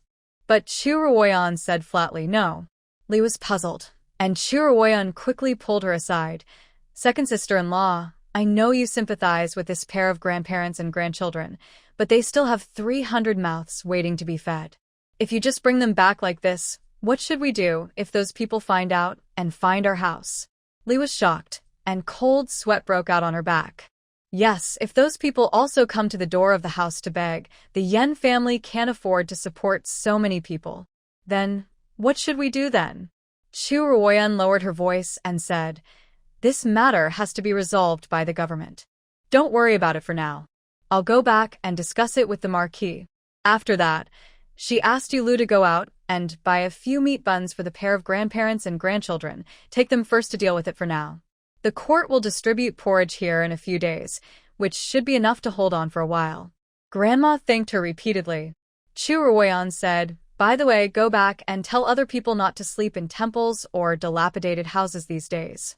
Try to sleep in spacious places with open air, away from the walls, and prepare more clean water. Grandma didn't understand what she said and asked, You are? Chu Ruoyan said, Don't care why, just do it. I am the 3rd daughter-in-law of the general, and this is my 2nd sister-in-law. We are all members of the Yan family. The 2 words Yan family are more effective than the emperor's edict. Grandma bowed down immediately. Benefactor. She pulled her grandson to kowtow as well. Chu Ruoyan hurriedly helped him up. Grandma, please don't tell anyone about what happened today. Although the general is dead, the men in your family all died for the country. The Yan family will never ignore it. Go back and be patient for a while. We will give everyone an explanation in 1 month at the latest. Grandma's eyes sparkled with excitement. She knew that the Yan family would not ignore them. Looking at the backs of the 2 grandparents and grandchildren staggering away, Li asked, "Third sister-in-law, what's the reason why you just said not to sleep in the house and to prepare more clean water?" Chu Ruoyan said nothing. It was less than 2 days before the Earth Dragon turned over, but she was not completely sure that it would happen. There had not been such an unusual thing in the past 100 years, and no one would believe it if she said it rashly. Just be prepared. The 2 turned around and prepared to go back to the mansion, and suddenly Xiaoman, who had left earlier, ran back with a grunt. "Sister benefactor." He rushed to Chu Ruoyan and handed her the black and white puppy in his arms. "Sister benefactor, please can you take in Fubao? Many people want to eat it. I'm afraid it will follow me and be eaten." Chu Ruoyan was stunned, and Xiaoman knelt down. "Sister benefactor, please. I can go begging and I will give it to you as soon as I get the copper coins, okay?" Looking at the expectation in the boy's eyes, Chu Ruoyan sighed lightly and took the dog from his arms. "Then I'll help you raise it first, and when you have money, you can come to pick it up, okay?" Xiaoman nodded vigorously. "It's a deal." After that, he touched the puppy's head. "Fubao, Fubao, you follow your benefactor sister first, and I will come to pick you up when I have saved enough money, okay?"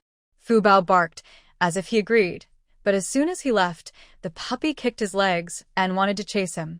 Chu Ruoyan grabbed its hair on the back of its neck. "Don't move. Your little master will come back to pick you up." Fubao seemed to understand what she said and really didn't struggle anymore. "Girl, this dog is quite human." Yulu smiled and wanted to take it from her arms, but Fubao barked and glared at her fiercely. Yulu was so scared that she stopped in a hurry and changed 3 or 4 people, without exception, including Li. They were not allowed to touch it. "You dog thing, do you still recognize people?" Li scolded with a smile. Chu Ruoyan said, "Forget it, I'll hold the baby first. Let's go back to the mansion." After returning, she placed Fubao in her own yard. This little dog is like a follower, following her wherever she goes. Finally, after waiting for it to fall asleep, Chu Ruoyan went to the study to find Yan Zheng and told him about the live fish shop. After hearing this, Yan Zheng sneered. "Idiot."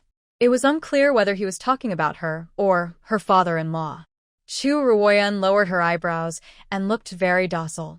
Yan Zheng's heart skipped a beat and he explained with difficulty, "I'm not talking about you. The Yensic House and the 6 Disease House belong to the Ministry of Households. Their functions are not clear. There are some things that the Yensic House feels that the 6 Disease House should be in charge of, and the 6 Disease House wants to kick it back to the Yensic House. This repetition has led to the current situation." Chu Ruoyan noted that. She had seen this kind of thing many times around her father. Then, according to the Marquis, should this matter be reported to the court or to the Ministry of Households? Yan Zheng raised his eyebrows in surprise. Should he report to the court or to the Ministry of Revenue? There is a lot of knowledge involved. If he reports to the court, the officials of the 2 districts will be dismissed, and the Minister of Revenue will also suffer. If he reports to the Ministry of Revenue to handle it himself, the officials of the 2 districts can be punished or not, but the Minister of Revenue will have to do him a favor. This is also something he has to weigh, but this sickly woman who has been raised in the boudoir in front of him can actually agree with him? Then, in your opinion, should it be the court or the Ministry of Revenue? Yan Zheng threw the question back lightly. Chu Ruoyan did not hide it and said directly, "In my opinion, we should report to the Ministry of Revenue. First, the Minister of Revenue will do a favor, and second, the Ministry of Revenue will handle this matter much faster than the court. I have promised the grandparents that there will be a reply within a month, so I secretly hope it will be faster." Yan Zheng narrowed his eyes slightly. "Everything has not been dealt with yet, and you dare to promise a month?" Chu Ruoyan said calmly, "If you don't allow it, I'm afraid someone will come to the door right now." Yan Zheng finally smiled. His eyebrows slowly relaxed, no longer gloomy and deep as before. You're smart. Chu Ruoyan also breathed a sigh of relief in her heart. Every time she faced this man, her nerves were very tense. Fortunately, this reaction should be that he agreed with her words. So she bowed. Then this matter is entirely up to the Marquis, and I'll take my leave. After saying that, she left as if escaping. As soon as the man left, Meng Yang immediately appeared in the corner. Sir, the Ministry of Revenue has recently refused to allocate military rations to us because of the previous defeat. I didn't expect that the young lady had such a big handle on them. Yan Zheng glanced at him lightly. Your young lady is easy to call. Meng Yang lowered his head. I am just telling the truth. Yan Zheng's slender fingers tapped the table from time to time, and it was unknown what he was thinking. After a cup of tea, he said, do as she says and also spread the news of the relief. Yan Su has always been low-key when doing good deeds, but he is different. If you spend 10 years of money, you should get 10 years of return, like now. On the other side, Chu Ruoyan returned to the room and found that Fu Bao had woken up at some point. The little dog jumped to the east window and then ran to the west room, whining and barking, and seemed to be extremely annoyed. Girl, this dog is crazy. It just woke up and ran around. Yu Lu muttered and complained, but Chu Ruoyan remembered that records of strange disasters recorded. The signs of the earth dragon turning over are that cattle and horses look up, chickens and dogs make a mess, rats gather in the streets and bark non-stop, insects and birds fill the sky, and fish jump out of the water. Isn't this happening now? She was immediately shocked. Yulu, go to Cheng'an Home Mansion right away and tell your cousin that I want to invite her and several sisters to go to Mongshan Temple to burn incense tomorrow. Tomorrow? Yulu's eyes widened, but young lady, isn't the day after tomorrow the day of the general's funeral? If you go out these 2 days, you will probably cause gossip. Chu Ruoyan said, it is precisely because of my father-in-law's funeral the day after tomorrow that I want to go to the temple first to pray for their safety. She usually looks gentle, but once she makes a decision, no one can change it. Yu Lu could only do as she was told and conveyed the message to the Cheng'an Marquis mansion. Xueling was stunned. Ruoyan seldom moves around in Beijing, so how could she have any good sisters? Yu Lu said, to reply to my cousin, these are the original words of our young lady. Xueling thought for a while. I understand. Mongshan is close to the tomb of the late emperor. She must want to find someone to give her courage. Xiaotan, take my invitation and go to the Jiang family and the Xia family. Just say that I want to burn incense tomorrow and invite them to accompany me. Yes. At the foot of Mongshan Mountain. Chu Ruoyan didn't wait long in the pavilion before she saw Xueling and her friend's carriage arrive. There were 2 other girls coming with Xueling, one with red lips and almond eyes, looking generous and graceful, while the other was a little shy. Xueling introduced them. This is Xia Yaoji, the only daughter of the Nanping Earl's family, and that is Jiang Yi, the sister of the chief of the Imperial Observatory Jiang. They are both slightly younger than you. Chu Ruoyan was a little surprised. She had originally just wanted to ask her cousin to find a few noble ladies to be witnesses, but she didn't expect her cousin to be so powerful that she even invited people from the Jiang family of the Imperial Observatory. The Imperial Observatory has always been used to observe astronomy and predict good and bad luck. If this strange phenomenon can attract their attention, perhaps it will be more effective. Thinking of this, she nodded and said, Thank you, Sister Jiang. Xia Yaoji and Jiang Yi returned the greetings at the same time, meetings to the Madam of the Marquis of Ning. Chu Ruoyan said, You 2 sisters don't have to be so polite. If you don't mind, just call me by my name. The 2 girls looked at each other, and Xia Yaoji said cheerfully, Okay, then Yaoji will dare to call you Sister Chu. Xueling spat beside her. What courage do you have? I never see you pretending like this on weekdays. Xia Yaoji laughed so hard that she fell down. Don't expose me. It's your fault, Sister Xue. You always say that the cousin of the Chu family is delicate and weak. Aren't I afraid of scaring her? You are the only one who is good at talking. Xueling and Xia Yaoji quarreled for a few words, and Jiang Yi was also laughing beside them. From the harmonious atmosphere, it can be seen that the relationship between the few people is very good. Chu Ruoyan exchanged a few words, and the four of them prepared to go up the mountain. Most of this Mongshan mountain is the tombs of the previous emperors, and it is heavily guarded. Only a temple was built at the foot of the mountain, called Mongshan Temple. Although this Mongshan Temple is not as famous as the Nanshan Temple of the previous dynasty and the Hugua Temple of this dynasty, many people come to burn incense because of its excellent feng shui. At the entrance of the temple, several big monks can be seen waiting there from a distance. Amipa, are you the family of the Yan family? The three women looked at Chu Ruoyan at the same time, and the latter stepped forward and said, "That's right. May I know who the masters are?" The leading monk put his hands together and said, "Amipa, I and all the monks in the temple have received great kindness from the general who's stationed at the border to repel the enemy. We have come here to express our gratitude. Please follow me into the temple." As soon as he finished speaking, the girls were surprised and happy. You know, the monks in Mongshan Temple are very aloof.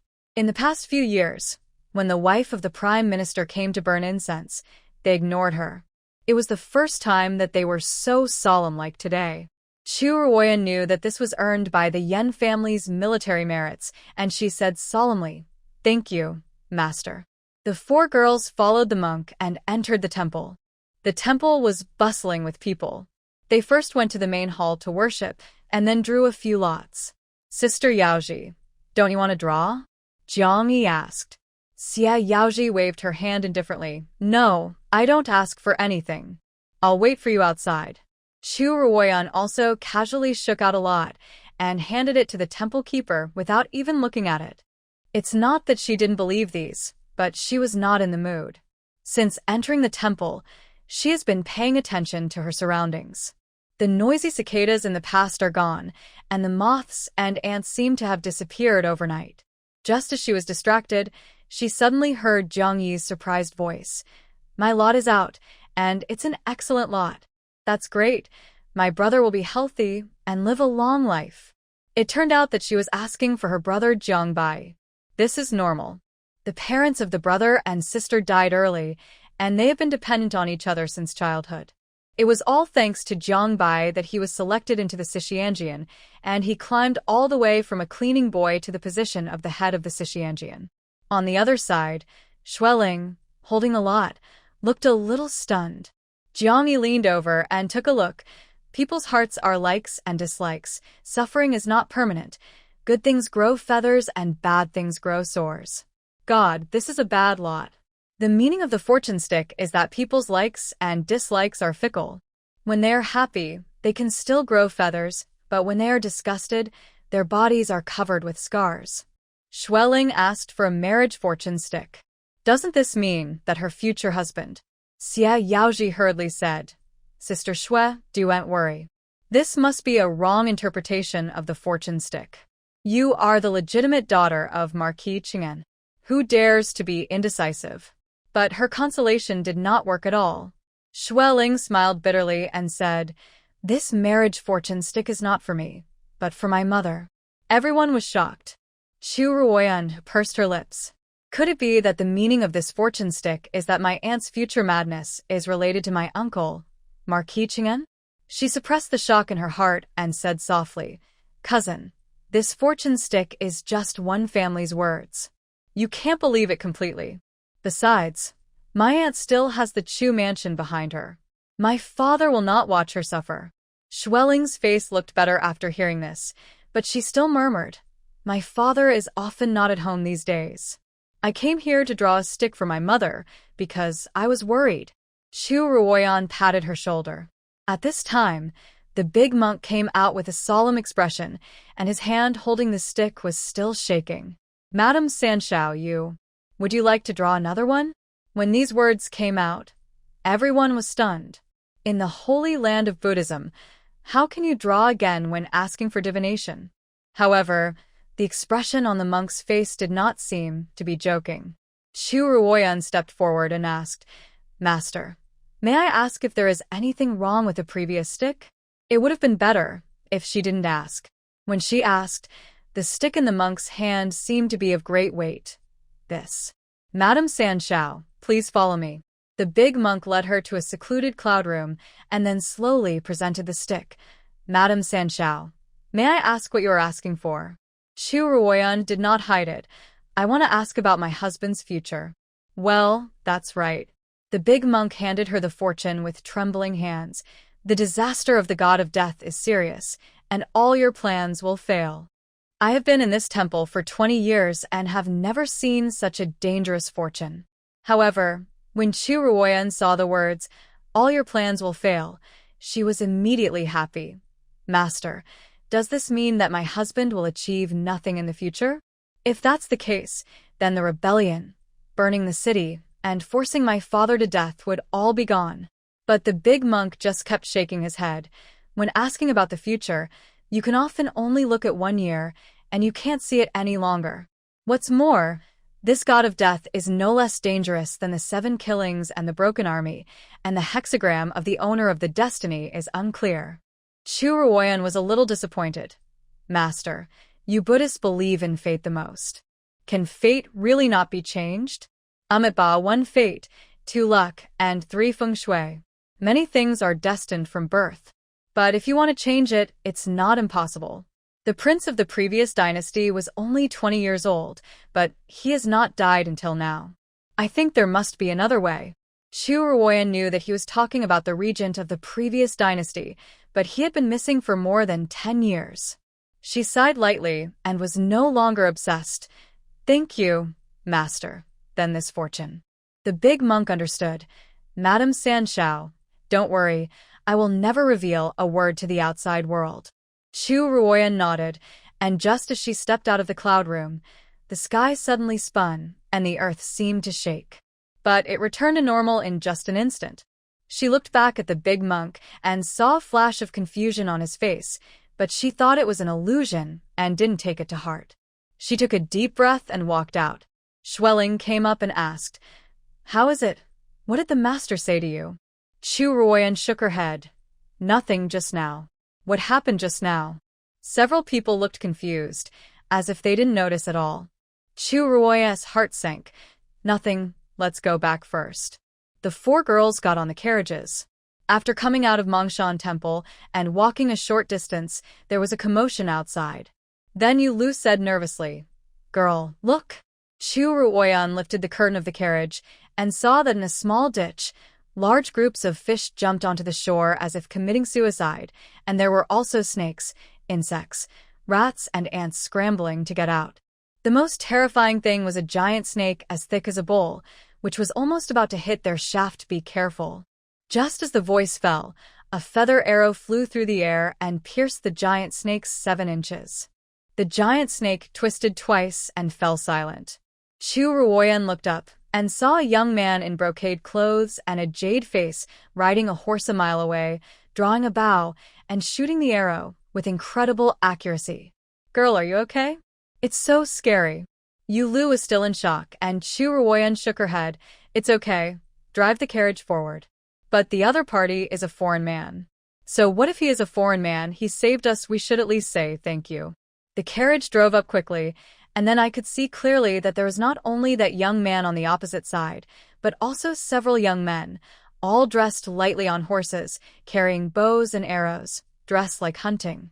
Seeing them coming, someone teased, It has to be our Prince Su, a hero saving a beauty. We are so envied for having such luck in the wilderness. Chu Ruoyan was stunned. His surname is Su? Then she heard the man scolding, Don't talk nonsense. After that, he rode forward again. Please don't be offended, young lady. Tingyun and his brothers are just showing off, but they don't mean any harm. Tingyun? Shotinyun? Isn't that the prince of Pingjing Marquis who was in her dream and was going to marry her? She completely forgot to respond for a moment, and Yu Lu said unhappily, What kind of prince is this? My master is the wife of a Ning Marquis. Please be careful with your words. Madam and Ning Ho? Isn't that Yan Zheng's new wife? The young masters, who were still smiling playfully, just now instantly restrained their expressions, dismounted from their horses, and bowed their hands and made a great salute. Sorry, we were rude. We would like to apologize to the madam. Although they are children of aristocratic families, as long as they are men, They all respect the Yan family army. Not to mention that the one in the car is the third young master's wife of the Yan family. Lu didn't expect them to be so serious. She turned back to look at the girl, only to find that she was in a trance. Girl? Girl? Chu Ruoyan came back to her senses and whispered, "Don't worry about it. It's an unintentional act, and you won't take it to heart." Princessu.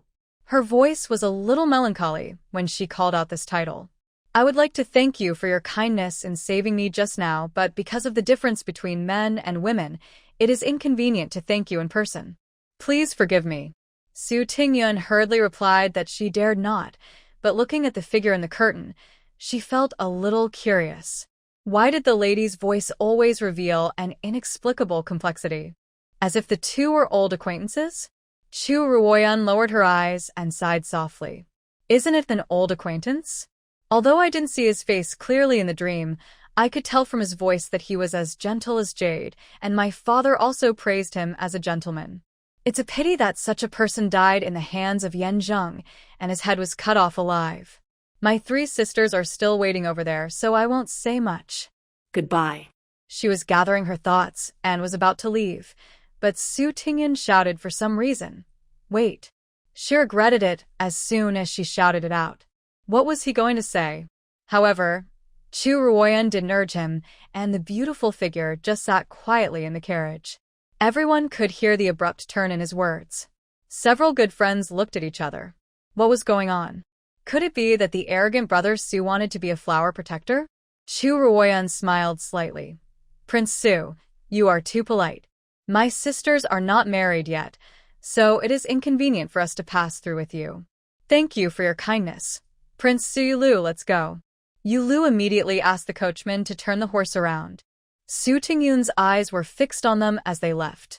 His friend beside him couldn't help but say, "Brother Su, what's going on with you? Why are you so concerned about the wife of Marquis Ning? This is not a good thing. If it gets out, you will be scolded." But Su Tingyun didn't care. "Don't you think this lady is mysterious?" "Mysterious? Really? There are so many noble ladies in the capital, but how many of them can remain calm when they see the big snake and come to thank them calmly? Moreover, I heard that the wife of Marquis and Ning lived in the boudoir for a long time before she got married. She was a well-known sickly girl in the mansion of Duke Chu." The friend nodded. "That's right. I heard that Duke Chu loved this girl very much. He wanted to cancel the marriage with the Yan family for her. She insisted on marrying him, so he married her. Is there such a thing?" Su Tingyun was even more curious. What kind of woman could marry her husband's family without hesitation when she encountered a catastrophe? This integrity is even better than many men. On the other side, after Chu Ruoyan came back, she saw that the 3 of them were sitting in a carriage. Xueling was still a little dazed. What happened just now? Why are these beasts like crazy, trying to escape desperately? Jiang Yi also murmured, "Yes, it's terrible."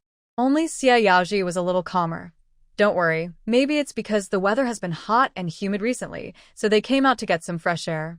But if they want to get some fresh air, how could those fish jump onto the shore without caring about their lives? These phenomena are so abnormal that they cannot be ignored even if one wants to." Seeing that they had almost figured it out, Chu Ruoyan spoke. "Speaking of which, Sister Xue, have you noticed that the sky seems to have been dull for 5 or 6 days? "Yes. Sometimes the sunlight dims, and there are dark blue and purple colors. I thought I saw it wrong. Sister Xue, when you said that, it also reminded me that the moon was not bright at night, and there was one time when the moon shadows were like dozens of plates, rubbing against each other and gradually dissipating towards the northwest." Several people talked one after another, and the more they talked, the more frightened they became. Finally, Jiang Yi said with a pale face, "Something big must have happened."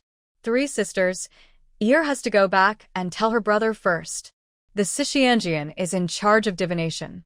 If something really happens and they don't check it first, they will definitely be held accountable.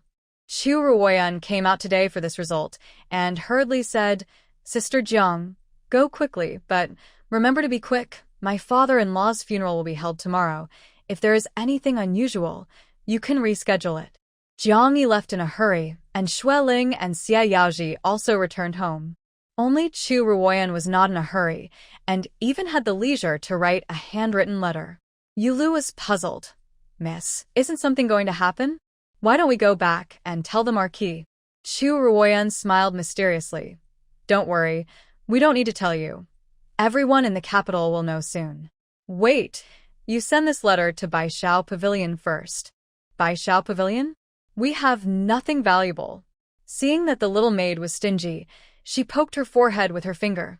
"No, if you want to buy something this time, take this letter and tell Baishao Pavilion to buy a piece of news." "What news?" "The person behind the scenes who instructed the merchants to come to the Yan family to collect debts. Who else could it be except Lu Wei, the son of Yongding Earl? She never liked to keep danger around her, especially unknown danger. Since someone wants to target the Yan family, it is best to get rid of him as soon as possible."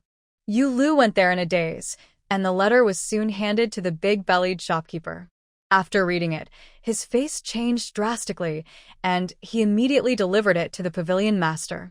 The handsome man in red clothes and white hair stood by the window and chuckled after reading it. "Interesting."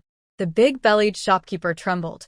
"Pavilion master, if what is said in the letter is true, there will be a big mess. Should we report it to the higher-ups?" The man raised his eyebrows evilly. "What to report? What does it have to do with me whether people in this world live or die?" The big-bellied shopkeeper dared not speak again, and the man yawned lazily. "Forget it. Just consider that I have been tricked by her, and you go and withdraw all our properties in Mongshan." Yes.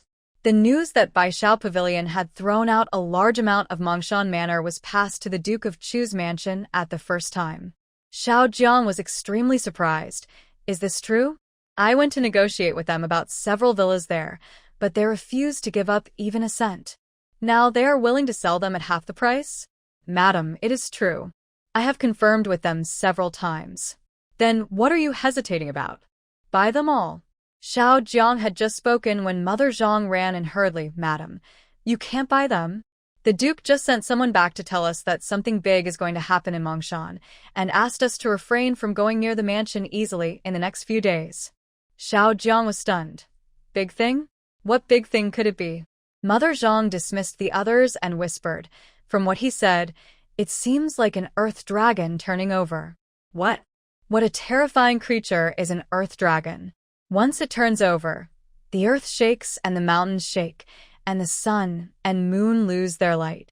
No wonder Baishao Pavilion suddenly threw out its assets." "Is this true? Where did the news come from?" "I heard that it was the sister of the director of the Xixianjian. She went out with the daughter of the Marquis of Qingyan and the eldest daughter today, and accidentally discovered it." Xiao Jiang immediately narrowed her eyes. "Chu Ruoyan? That little witch is here too?" Mother Zhang nodded, and her wife pondered for a moment and actually laughed. "Okay, I was wondering why there was a rumor that the earth dragon turned over. It turned out that she was behind it. You don't have to think about it. What is that Mongshan, the mausoleum of the late emperor? How could a place chosen by so many geomancers be easily turbulent?" Mother Zhang thought about it and said, "Then what about Baishao Pavilion?" Buy. "Buy all of them. That piece of land was only 1 or 200 taels of silver 2 years ago, but now it is close to 1,000 taels. When we buy it, we will sell it to the dignitaries in the capital, which will be another windfall." Madam is wise. Mother Zhang went to do it happily, but the palace was not so optimistic. In the Imperial study, the emperor frowned, almost crushing the letter from Jiang Bai. Prime Minister Gu, who had just been summoned, said bluntly, "Master Jiang, this is no joke. That place is the tomb of the previous emperor. If the dragon really turns over, what will the people of the world think? The previous emperor's throne was originally taken from the hands of the previous emperor Yunning. If there is a change, won't the world think that their Morong family has obtained the throne illegitimately? This is a major event that shakes the foundation of their ancestors." Chu Huaishan also said, "Yes, Lord Jiang, I heard that it was your sister who discovered it this time." Could it be? No. Jiang Bai said decisively, The son of Pingjing Ho and others were also present at the time, and your legitimate daughter of Duke Chu was also among them. If you don't believe it, you can summon them to the palace to see you. But, Your Majesty, I think the most urgent task is not to distinguish the truth from the false. This earth dragon turns over and disappears without a trace, and is as fast as lightning. If the phenomenon has appeared now, according to ancient records, it will happen in 1 or 2 days at the latest. So, I dare to ask Your Majesty to order the Xixianjian to post a notice immediately, evacuate the people in the Mongshan area at the same time. The Ministry of War will strengthen patrols, and the Ministry of Households will prepare money and food for emergencies. These arrangements were orderly, but the emperor just shook his head and looked at Murongjin. Ninth brother, what do you think? Murongjin sat crookedly on the chair, but said, Lord Jiang, you just said that the legitimate daughter of Duke Chu is also there? Jiang Bai said, yes. Murongjin smiled. Royal brother, this is very interesting. Do you remember that the wife of Marquis and Ning changed the date of the Yan family's funeral a few days ago on the grounds that the general had appeared in her dream? Everyone was stunned. He only heard him say slowly, if I remember correctly, the Yan family's cemetery is located in Mongshan and the changed funeral date is tomorrow? How could it be such a coincidence? A layer of cold sweat broke out on Chu Huaishan's forehead. Your Majesty, King Qin, I must have bumped into it by accident. Jiang Bai also said, throughout the ages, there has never been a precedent for predicting the Earth Dragon, and I don't think that the wife of Marquis and Ning has this ability. Looking at the nervous looks of the two, Murongjin smiled and said, you two adults have misunderstood. What I mean is that since Yan Su can change the funeral date through dreams, whether. He stopped here meaningfully, and the emperor understood what he meant. King Qin is right. This sign of the Earth Dragon turning over is a dream sent by the general to warn the world. Mr. Jiang, immediately inform the capital of this decree. That night, the Imperial Astronomical Observatory posted notices of the Earth Dragon turning over all over the capital. When Manager Fong rushed back to the mansion with the notice, he found that Yan Zheng already had one in his hand. He lowered his eyebrows, half of his face was hidden in the darkness, and his expression could not be seen clearly. After a long time, he laughed softly. What a good plan. If the Earth Dragon turning over is ignored, countless casualties will occur once it happens, and it may even shake the foundation of the country. But if it is a rumor, people will panic. The best way, of course, is to blame a dead person. If it succeeds, there will be nothing more than a few more compliments. If it fails, it has nothing to do with the royal family. Meng Yang cursed out loud. A bunch of beasts. You dare not take responsibility, but you want to make a fuss about the dead. Manager Fong also said, My lord, why don't you go to the palace to meet the emperor? If it doesn't happen, the good reputation behind the general will be ruined. Yan Zheng stroked the jade ring on his thumb. It's all over the capital. What difference does it make whether it is said or not? The atmosphere in the room was extremely heavy. At this time, there was a knock on the door outside. Who? It's me. I made some chicken soup and sent it to you, my lord. The study was silent again. What time is it, and you still have the leisure to drink chicken soup? However, Yan Zheng stroked the jade ring on his thumb. Come in. Chu Ruoyan came in with a food box, not only chicken soup, but also 2 or 3 delicious side dishes. I heard from the kitchen that the Marquis didn't have dinner tonight, so I made something light. Please try it, Your Majesty. Yan Zheng looked at her face, calm and composed without a trace of flaw. Madam Third Young Master, you are. Manager Fong sighed heavily. Meng Yang also wanted to say something, but finally held back. Yan Zheng said, You all go out first. Soon, only the 2 of them were left in the study. The candlelight flickered, hitting Chu Ruoyan's face, making her already pale face look as if it was stained with rouge. Yan Zheng looked at her quietly for a moment. Don't you have anything to say? Chu Ruoyan lowered her head. The chicken soup won't taste good when it's cold. Please have a taste first, Your Majesty. Yan Zheng picked up the soup bowl and took a sip. The woman raised her eyes, her dark eyes sparkling.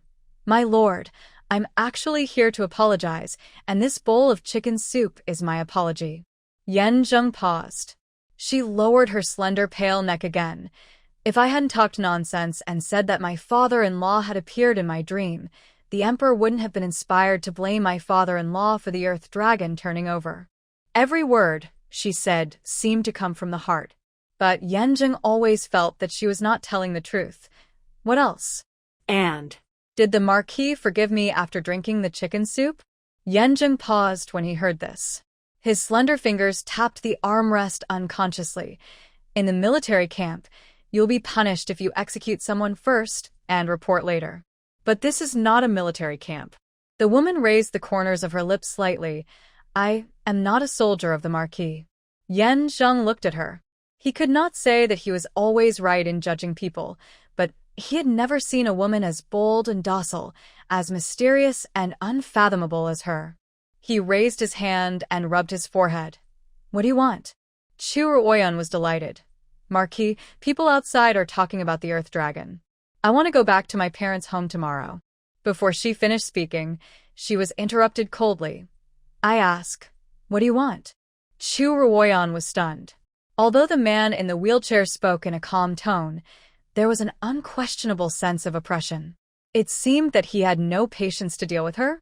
Since you came to the mansion, whether it was paying off debts, checking people, or helping Wenjing, you have been helping the Yan family in every matter. Chu Ruoyan, what on earth are you doing here? This was the first time he called her name, but every word was filled with scrutiny. Chu Ruoyan knew that for a person who had been withdrawn and unpopular since childhood, vigilance was a habit. And the best way to deal with such people is to be straightforward. My lord, I have already said that I came for you. Yan Zheng smiled. When he smiled, his long eyebrows slightly raised, and he was indescribably cold and sarcastic. Do you think I will believe it? If you really are those simple and brainless daughters of wealthy families, maybe I would believe it a little, but Ruoyan, you are really too smart. When the man called her name, his voice was as low as a lover's whisper. Chu Ruoyan felt a chill running straight to the top of her head. Sure enough, the Yamaluo in the dream who dared to rebel and massacred the entire royal family was not so easy to fool. now there's only that way. Why don't you speak? You're not. Before he finished speaking, Yan Zheng suddenly stopped talking. The woman in front of him lowered her eyebrows, her shoulders trembling, as if she was enduring great shame, and reached out to untie the belt around her waist. What are you doing? He gasped and turned his head away instantly. Chu Ruoyan's tense body also relaxed. The bet was right. She bit her lip and whispered, "Since the Marquis does not believe me, I have no other way to prove myself." Yan Zheng clenched his fists. "Tie your belt first." Chu Ruoyan did as he was told. The man still didn't look at her. His breath was a little unstable, obviously disrupted by what happened just now. After taking a few deep breaths, he said in a deep voice, "I don't mean that. You are the legitimate daughter of the Chu family, and there is no need to wrong yourself like this." This Lord Yan was an unexpectedly upright gentleman. She responded meekly, with her head lowered, and the half of her neck exposed was as smooth as jade. Yan Zheng only took a glance and felt like he was burned, and said stiffly, "You go out first." Chu Ruoyan hurried out of the house. The night was cold. Her hands were still shaking as she walked back to her room. To be honest, she had exhausted all the means to deal with Yan Zheng. Being obedient, pretending to be weak, shedding tears to gain sympathy. She was caught off guard tonight, and was forced to use that method, but what about next time? She couldn't let the fake become real, right? She returned to the yard with a heavy heart. As soon as she entered, a black object was thrown at her. Chu Ruoyan subconsciously raised her hand to strangle her neck, but when she saw that it was Fu Bao, she immediately let go. Woof, the little guy got into her arms and arched his back. Yulu ran up and said, "Miss, you are finally back. This dog ran around like crazy and made us suffer a lot." Chu Ruoyan knew it was because of the earth dragon turning over and touched the puppy's head. "Don't be afraid." Fu Bao rubbed his head against her palm obediently. "Yulu, go and ask the second sister-in-law to come over and tell her that I have something important to discuss." Soon Li came over and said as soon as they met, "Is it because of the earth dragon's reversal? It's been spreading like wildfire outside." Chu Ruoyan nodded. Second sister-in-law, I'll have to trouble you these 2 days. Do we have enough food in our house? Don't worry, we don't have fresh meat and vegetables, but we have rice, flour, and oil prepared for half a month. That's good. Second sister-in-law, please ask someone to clear out a few large vats, fill them with clean water, and arrange a few more gatekeepers to guard the house, so as not to let the scoundrels take advantage of the opportunity. Li nodded after listening. You are still thoughtful. By the way, do we need to move the bed to the yard? And the coffins of my father-in-law and others. I heard that Prime Minister Gu's family has already started to set up military tents. Chu Ruoyan pondered. If we move, it will be too troublesome. Anyway, Mongshan is so far away from us. Let's not make a fuss for now. Let's ask everyone to take turns to keep watch. Li thought about it and made arrangements immediately. She did not sleep well that night. There were always noises outside, as if someone was making a big noise at the door of the general's mansion. Finally, it was dawn, and Yulu came in early. Miss, it's a good thing that you have foresight to ask the second young master's wife to send more people. I just heard them say that 3 or 4 waves of people came to make trouble last night, and they were all driven away. 3 or 4 waves. If the father and son of the Yan family were still there, let alone 3 or 4 waves, there wouldn't be 3 or 4 people. She sighed lightly. Has there been any letter from my father? Originally, she wanted to go back in person, but unfortunately she was interrupted by Yan Zheng. Yulu said, after you went to bed yesterday, Brother Chu Zhong came and said that the Duke had sent you a message, asking you to rest assured and take care of yourself. Chu Ruoyan not dead. Her father was the Emperor's confidant, and he must have got the news at the first time. What about outside? What's going on in other families? I'm not very clear about the details. I only heard that Prime Minister Gu's family set up a military tent, and the Cheng'an Marquis Mansion retreated to the suburbs. Oh, and there's also the Pingjing Marquis Mansion. It seems that the prince, under pressure, not only moved his family to the cowshed, but also sold all his manors in Mongshan. Chu Ruoyan was not surprised. Su Tingyun was a very perceptive person in her dreams, especially after witnessing that scene in the suburbs of Mongshan. She would be surprised if he didn't do this. While eating breakfast, she suddenly caught a glimpse of Yan Zheng's figure outside the courtyard. He was wearing a crimson official robe and a court crown, and was pushed out of the mansion by Meng Yang. Where are you going, my lord? Chu Ruoyan asked. Yulu was at a loss. Li happened to come to her, and after hearing it, she said, someone from the palace came this morning, asking the third brother to go to the Imperial Observatory, saying that the Emperor wants to observe the Earth Dragon with the ministers. Observe the Earth Dragon? And call Yan Zheng? Chu Ruoyan was almost angry and laughed. Did they forget that they dumped this hot potato on his father yesterday? They really took advantage of the Yan family because they had no one, and found a like him to be humiliated. Li knew something about her expression and advised, the third brother actually knows that the Emperor is determined to let the Yan family take the blame this time. Let me say something that shouldn't be said. If it really happened, it would be fine. If not, the hat of pretending to be a ghost and exaggerating will be put on the Yan family. Chu Ruoyan gritted her teeth. Didn't he think of any way to deal with it? Li was stunned. I thought my third brother told you that he kept you in the study last night. Chu Ruoyan's face darkened. It sounds so intimate, but in fact it was just a lot of questioning, coercion, and inducement. Yes, this guy can use all kinds of means on her, so naturally he will not accept it in the court. Why should she worry about him? Second sister-in-law came to see me. Is there something? Li patted her head. I almost forgot about the important matter. Let's not talk about Dilong first.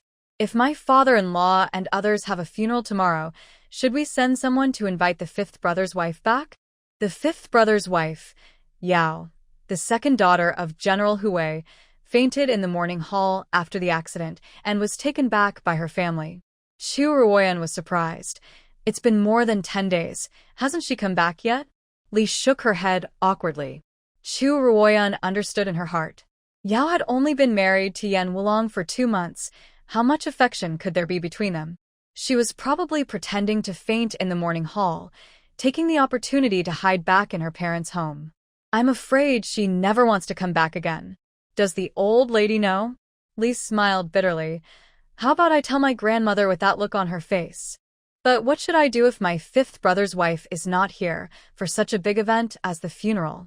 Chu Ruoyan understood her concerns. Well, later, if everything is fine, I will go to the Liao family. Before the word go came out, there was a loud bang. The earth seemed to tremble. In the Xixianjian, the emperor, the king of Qin, the king of Yu, including Prime Minister Gu, the Duke of Chu, and other ministers, all stood guard in the open space in front of the hall. Since the notice was issued last night, they were summoned here to guard all night. The earth dragon turned over. That was a bad omen from heaven, so no one wanted it to happen. Fortunately, there was no movement until now. Master Jiang, I said you were wrong, right? Prime Minister Gu stroked his beard. Our dynasty is peaceful and the emperor is working hard to govern. How could such a disaster happen? Jiang Bai remained silent. Someone snorted coldly. Master Jiang is not to blame for this. It is clearly written in the notice that it was a dream sent by General Yan. If Prime Minister Gu wants to ask, he should ask Marquis and Ning. After speaking, Yan Zheng appeared outside the vermilion lacquered gate. He was dressed in crimson court robes, his face was calm, but there was an inexplicable oppression. Even the officials who were just sarcastic shut up. Your Majesty. The emperor coughed unnaturally and said, Marquis and Ning is here, so please give him a seat. Prince Yu said, Your Majesty, there is no need for that. Isn't Marquis and Ning sitting down right now? This was almost a direct mockery. There was silence in the room. Everyone knew that the only beloved daughter of Prince Yu, the princess of Konghe County, was confined to her mansion because the wife of Marquis and Ning lost her title. Yan Zheng said calmly, If Prince Yu is envious, I can help you. What did you say? You dead Prince Yu. The emperor raised his voice. Pay attention. Prince Yu stood up. My royal brother, I didn't mean to make things difficult for you. It's just that his father's nonsense dream made us stay up all night in vain. It's okay for us, but you are worth a lot of money. How can you? Before he finished speaking, the ground shook violently. Boom. Prince Yu's eyes widened, and he only saw the 8 dragon heads holding golden beads on the seismometer shaking one after another. The ground was like thunder, and then with a bang, the golden bead in the southwest corner fell from the dragon's mouth and landed in the mouth of the toad below. The earth dragon is coming. The earth dragon is turning over. Someone was screaming, and the originally flat ground suddenly shook violently. Jiang Bai held the fallen golden bead tightly and shouted hoarsely, Southwest, southwest, it's the direction of Mongshan. This sound seemed to wake everyone up. Someone remembered that the earth dragon turning over was a dream of Yan Su, and hurriedly knelt in the direction of Yan Zheng. General Yan, help me. Please bless me, General. The emperor's face was extremely ugly. Originally, this prayer should have been made to him, the emperor. But who could have thought that the earth dragon really woke up in Mongshan, and Yan Chu had guessed it right by accident, causing him to give his great achievements to a dead man in vain. Your Majesty, be careful. Yin Shun quickly pulled him and avoided being thrown to the ground. The emperor was about to say something when he suddenly heard a scream of awe. Prince Yu rolled down the steps again, his head covered with blood. This earthquake lasted for half a day. Fortunately, everyone was prepared, and most of the people in the Mongshan area were evacuated in advance, so the disaster was not serious. But Prince Yu's family was unlucky. Not only did he break his head in the Imperial Astronomical Bureau, his brother-in-law did not believe the rumors about the Earth Dragon, so he went to the Mongshan villa for a rest that day and ended up having his spine broken by a falling beam. Also not believing and going to watch the fun were the Shi Yushi and Wang Zhongqing families, who had always looked down on Yan Su as a military commander and thought the dream was just a trick, so they took their whole family to the Mongshan temple to burn incense. As a result, the temple was empty, and they were almost buried alive in it, and several of them are still missing. But the people who believed in the Yan family were very much, and they were hardly injured, and they also saved the little money in the family. Miss, look, there are people kneeling outside the mansion gate, all here to thank the general. Yu Lu happily rushed into the yard, but saw Uncle Lu from the farm talking to Chu Ruoyan. Girls, what are you talking about so happily? Chu Ruoyan said with a smile. Uncle Liu brought me good news. Just yesterday, Xiaojiang spent 5 million taels of silver to buy more than 80 houses in Mongshan in one go. What? Yu Lu's eyes widened. Then the Earth Dragon turned over today. Doesn't it mean well? I heard that he vomited blood twice. My father asked me to take a letter to ask Court Zhang to judge. 5 million taels. Even with the financial resources of the Jiang family, it would take 2 years to earn it. It disappeared overnight. Wouldn't they be furious? Yu Lu covered her mouth and laughed secretly. This is really good news. By the way, girl, someone from Bai Shao Pavilion has sent a message, asking you to go over when you have time and tell them about the news we bought last time. Chu Ruoyan stopped her. I know, you tell them. I will go over with Uncle Liu later. Later? Isn't it too urgent? It's still very chaotic outside now. Yu Lu was interrupted before she finished speaking. It's at this time that it won't attract attention. Do as I say. Tiani Restaurant. This time, the big-bellied shopkeeper was waiting at the door of the building in person. When he saw Chu Ruoyan, he hurried forward. Madam and Ning, our pavilion master is waiting for you upstairs. Chu Ruoyan was slightly stunned. The pavilion master of Baishao, his whereabouts are ghostly. Many big figures in the capital city find it difficult to see him, but they didn't expect him to take the initiative to see her. Following all the way to the top floor, the shopkeeper said respectfully, Our pavilion master is inside. Please, madam. Chu Ruoyan nodded and signaled Uncle Liu to stay outside. Pushing open the door, a charming and beautiful red dress leaned against the window, with white hair flaunting wantonly. Are you the blind man who fell in love with Yan Zheng? Chu Ruoyan raised her eyebrows.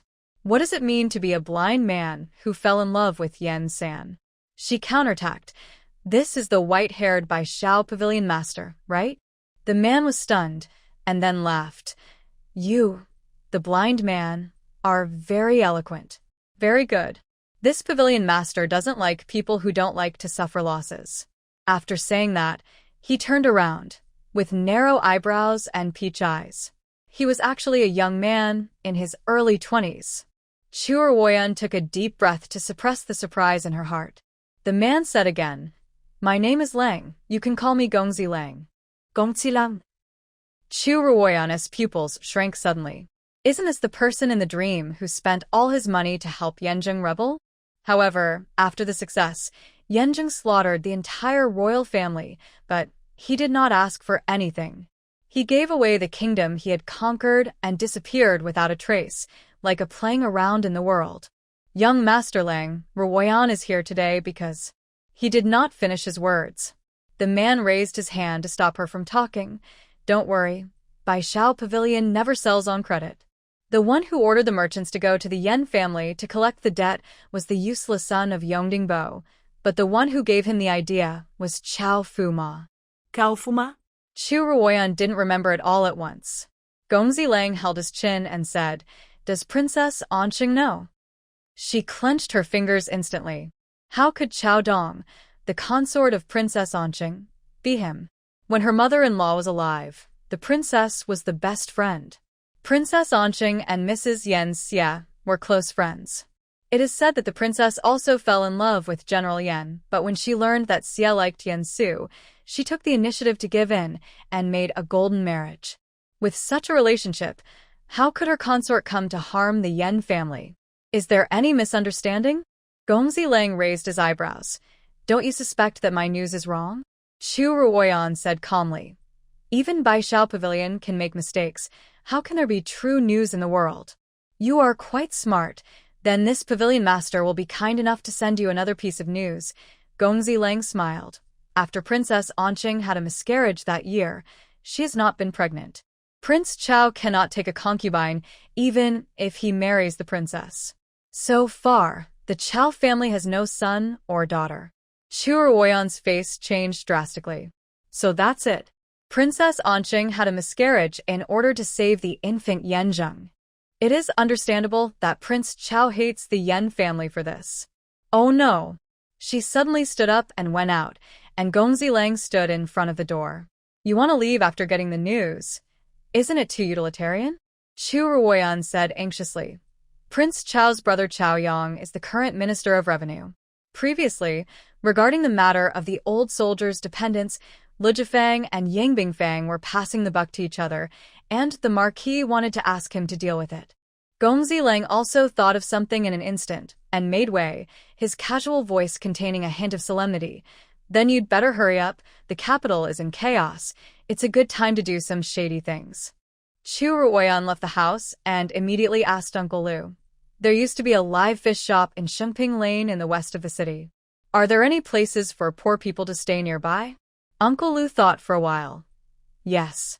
There is a dilapidated temple nearby, and it became a place for those people to stay after the fire. The two rushed over. But when they arrived, it was too late.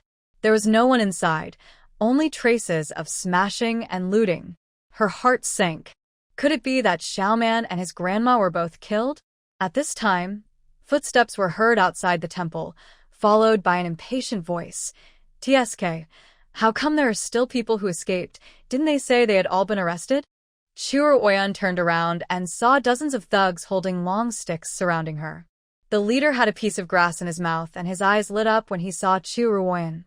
Oh, she's a beauty, someone next to him reminded. Brother Long. She doesn't look like one of those poor guys.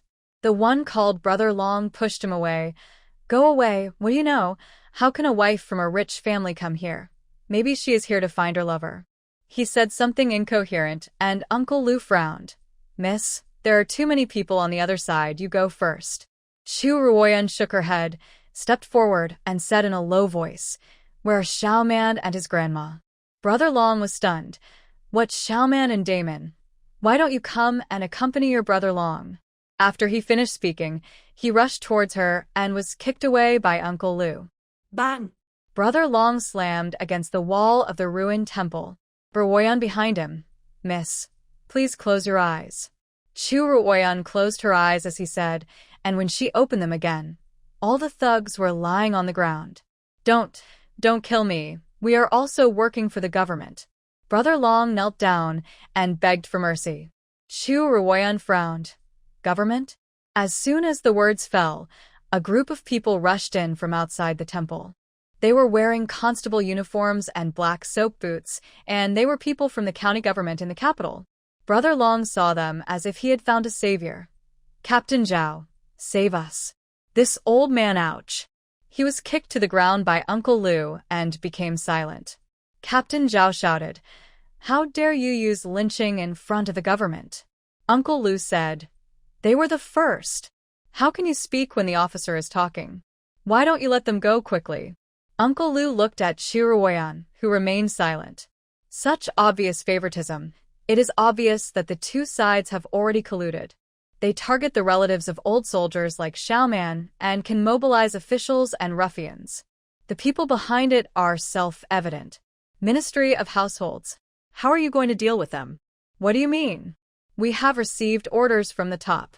There are bad guys here who want to take advantage of Dilong to cause chaos, so we have come to quell them. Captain Zhao said righteously, and the darkness in Chu Ruoyan's eyes became darker. This Chao Yang is really a good method. He was reluctant to deal with the subordinates of Lu Jifang and Yang Bingfang, so he just solved the problem directly. Not to mention that under the name of Dilong's quelling of the rebellion, the emperor would not ask any more questions. Chu Ruoyan lowered her eyebrows, and her long and dense eyelashes cast a shadow under her eyes. Did you do it? Captain Zhao probably realized something was wrong. Who are you? If you are irrelevant, leave quickly. Chu Ruoyan said word by word. I'm asking, did you do it? Captain Zhao said in a deep voice. In this case, no matter who you are, you can only stay here today. Go. The police are different from the ruffians. The attack is very methodical, and even Uncle Lu, who is very skilled in martial arts, finds it difficult to resist. Miss, please leave quickly, don't worry about me. Chu Ruoyan stood still. Captain Zhao, don't you want to know what will happen to you? This sentence successfully aroused his interest. Stop. Captain Zhao walked towards her with interest. Young lady, tell me, what will be my fate? Chu Ruoyan said, You are affiliated with the county government in Beijing, but you are doing work for the Ministry of Revenue, so the county magistrate will not protect you if something happens. Captain Zhao shrugged indifferently.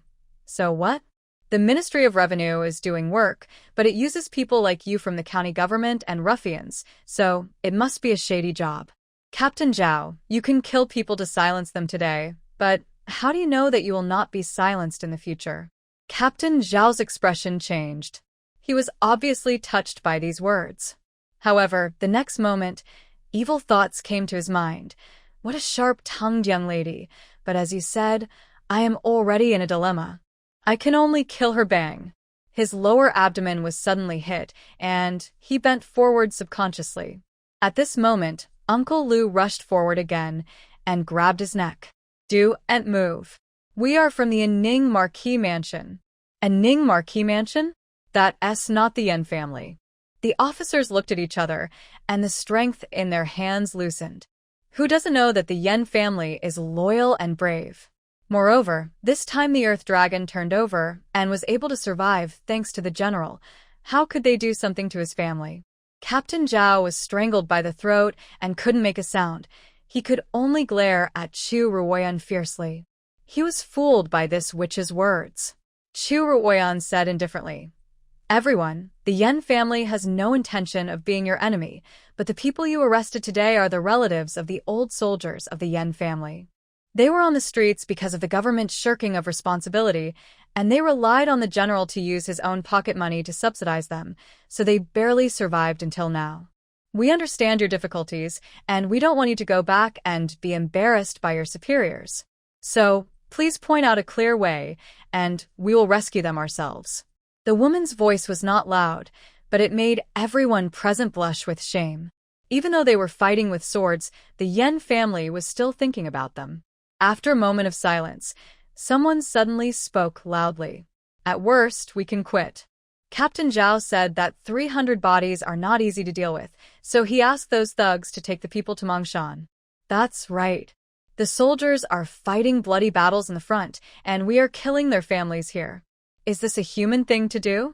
I'm willing to give it my all. Madam, I'll lead the way. No need to lead the way. My nephew is in charge over there. I will ask him to send the people back. In the blink of an eye, all these officers turned against them. Captain Zhao was angry, but he also felt a sense of fear. This seemingly docile and delicate woman, with just a few words, first made him lose his mind and be captured, and then instigated everyone present to rebel. Such an attack on the heart is really more terrifying than a sword. Chu Ruoyan waited in the ruined temple for a quarter of an hour. Xiaoman and Grandma were indeed sent back. Everyone was more or less injured, but fortunately not seriously. Sister Benefactor, did you save us? Xiaoman asked with his bright eyes. Chu Ruoyan touched his head. Don't worry, everyone. The ruffians who harmed you have been brought to justice. It was these officials from the county government in the capital who saved you. After these words were spoken, the officials felt even more ashamed. But Grandma and the others said, Thank you, sir. Thanks to the sir for arriving in time. Others knelt down in front of Chu Ruoyan. I will never forget the great kindness of the Yan family. Chu Ruoyan smiled and said nothing. Once a person's conscience is awakened, he will have the courage to fight against everything. I believe that after today, Xiaoman and the others will never be hurt again. Chu Ruoyan looked at Captain Zhao, who looked at her as if he were a demon. What do you want to do? She curled her lips lightly. Uncle Liu, let him go. Uncle Liu, let go. Captain Zhao still couldn't believe it. You really want to let me go? Why not? You have messed up your job at the Ministry of Revenue, and you can't go back to the county government. You have nowhere to go. Why should I keep you here? Captain Zhao's face changed drastically, and he finally couldn't resist kneeling down. Madam, please save me. The county government in the capital is secondary. How could they let him go after he messed up his job at the Ministry of Revenue? However, Chu Ruoyan turned a deaf ear and only asked Xiaoman and his grandchildren. Fu Bao is in the general's mansion now. Do you want to go and see him? Xiaoman nodded vigorously, and her grandmother was embarrassed. My dear, this is not good. Chu Ruoyan said softly. It is fate that we met. Let's go. After that, she took Uncle Liu and Xiaoman and left. After going out, Uncle Liu asked, Miss, since you let the group of officials go, why didn't you save Captain Zhao? Chu Ruoyan said, there is an order from the top, and those officials can only obey orders, that is, a group of pawns. But Captain Zhao is different. In order to climb up, he will trample on 300 lives. Why should I save him? As soon as the words fell, there was a muffled sound behind him. Uncle Lu looked back. Miss, Captain Zhao is dead. It was no surprise. Chao Yang would never give him the opportunity to testify against himself alive. The four of them got on the carriage. It was the first time that Xiaoman saw such a large carriage. She looked around and was very curious. Sister Benefactor, do you usually travel in this? It's much bigger than the dog hole I sleep in. Don't talk nonsense in front of my dear. Grandma scolded and then said uneasily, Don't be surprised. This child just talks too much. Chu Ruoyan shook her head to comfort him, feeling a little uncomfortable. They are obviously the descendants of loyal martyrs, but they can only beg for food and sleep in dog holes. Even at this point, the higher-ups are unwilling to let them go. Uncle Lu, what do you say if I, before she finished her words, Uncle Lu's face changed. Girl, don't. The Chao family has deep roots. Chao Yang has been immersed in officialdom for many years before he sat in the position of Minister of the Ministry of Revenue. His brother Chao Dong is also the son-in-law of Princess Anqing. If there is a slight mistake, I am afraid that not only the Yan family but also the Duke will be very passive in the court. Chu Ruoyan disagreed. Which powerful family in the capital is not related to each other, so do we have to swallow our anger for this? Uncle Lu, don't worry, I will take it slowly. It seems that the old lady of the Chao family is about to celebrate her birthday. Now you come to the old lady of the Chao family. How can you say that you take it slow? Uncle Lu's mouth twitched, but he knew that what his young lady decided would never be changed. He could only say, that's the case, but considering the funeral of the Yan family, it is estimated that it will be held after the funeral of the general and others. Chu Ruoyan not dead. Returning to the general's mansion, the main gate had been blocked by the people who came to express their gratitude, and they could only enter from the side door. In the yard, Fu Bao heard her footsteps and rushed over quickly. When he saw Xiaoman, he was stunned in disbelief. It's me, Fu Bao, are you okay? Xiaoman rubbed its head, and Fu Bao jumped into his arms with a howl, and the man and the dog started to play. Chu Ruoyan smiled and watched for a while, and after ordering people to settle them, she went to Li's room. Who knew that she would come back empty-handed? After the Earth Dragon turned over, the second young master's wife was called away by the old lady, and she hasn't come back yet. Chu Ruoyan had a headache when she thought of the old lady. Because she hated Yan Zheng, the old lady hated her too. Every time she heard that she wanted to pay a visit, she would make an excuse that she needed to rest. As a result, after so many days at the mansion, she had not met this grandmother alone. Outside Showen Hall, she was hesitating whether to go in, but she didn't know that Shue's sharp questioning came from inside. Your first house has always looked down on our second and third houses. This time, you didn't even tell us about such a big thing as the Earth Dragon's reversal. Well, in front of my mother, I have to ask for my master, do you really regard us as relatives? As soon as she finished speaking, the third house also complained, yeah, other things are fine, but why didn't you tell us about such a big thing as the Earth Dragon in the dream of my uncle? Our farm in Mongshan suffered heavy losses this time. Li was helpless, second aunt, third aunt, actually this matter. Before she finished speaking, a clear and bright voice came from outside the house. It's really not our fault. Li turned her head and saw Chu Ruoyan. She was overjoyed. Third sister-in-law, you are here? Chu Ruoyan nodded and looked around.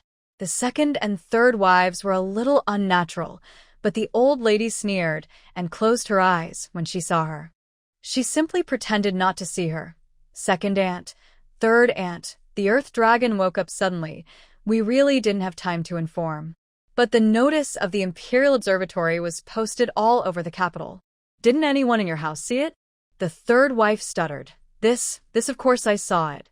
If they saw it, why didn't they prepare in advance?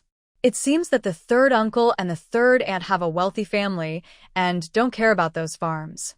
The third wife was speechless, and Shui scolded. How can you, a new bride, interrupt the elders? Chu Ruoyan raised her eyebrows.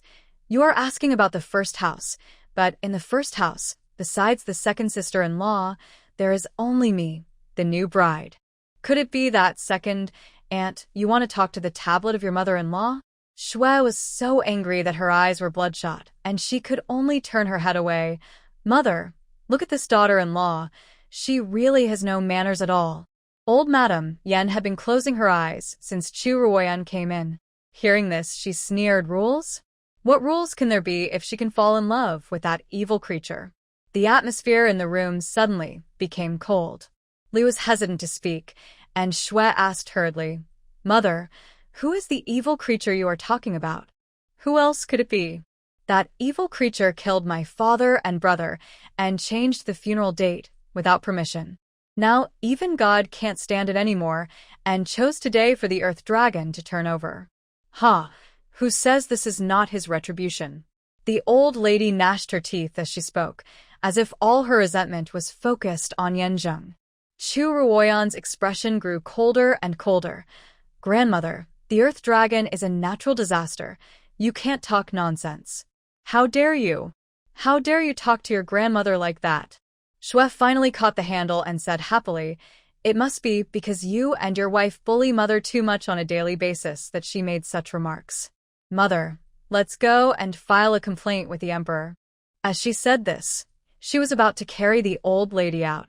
Li hurriedly tried to stop her, but Chu Ruoyan said, Let them go. Li looked at her in disbelief. Third brother's wife? Chu Ruoyan's expression was cold, but let me be frank in advance. Whoever takes the old lady out will have to take care of her in her old age and see her to the end of her life.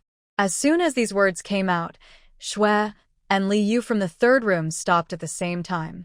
What a joke! This old man is already old and will go crazy from time to time. Who can stand serving him every day? Seeing the reactions of the two daughters-in-law, old lady Yan knew that there was no hope and shouted, I don't need anyone to take care of me in my old age. Even if I die, I don't want to die in this evil place. Chu Ruoyan finally understood what it meant that there must be something hateful about pitiful people. Not to mention Yan Zheng's attitude towards this grandmother. He rushed to her the first time when she was in trouble and provided her with everything she needed for food, clothing, and daily necessities, without treating her badly at all. But what about her?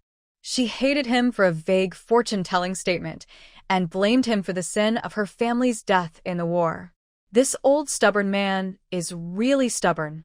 Chu Ruoyan looked at the rosewood ornaments that had been replaced in the room and raised her eyebrows.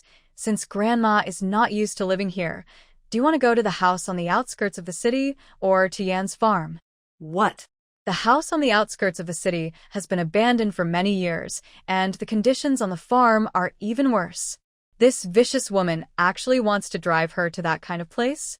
Old Madam Yan almost vomited blood with anger. Li quietly pulled her. Third sister-in-law, this is not appropriate.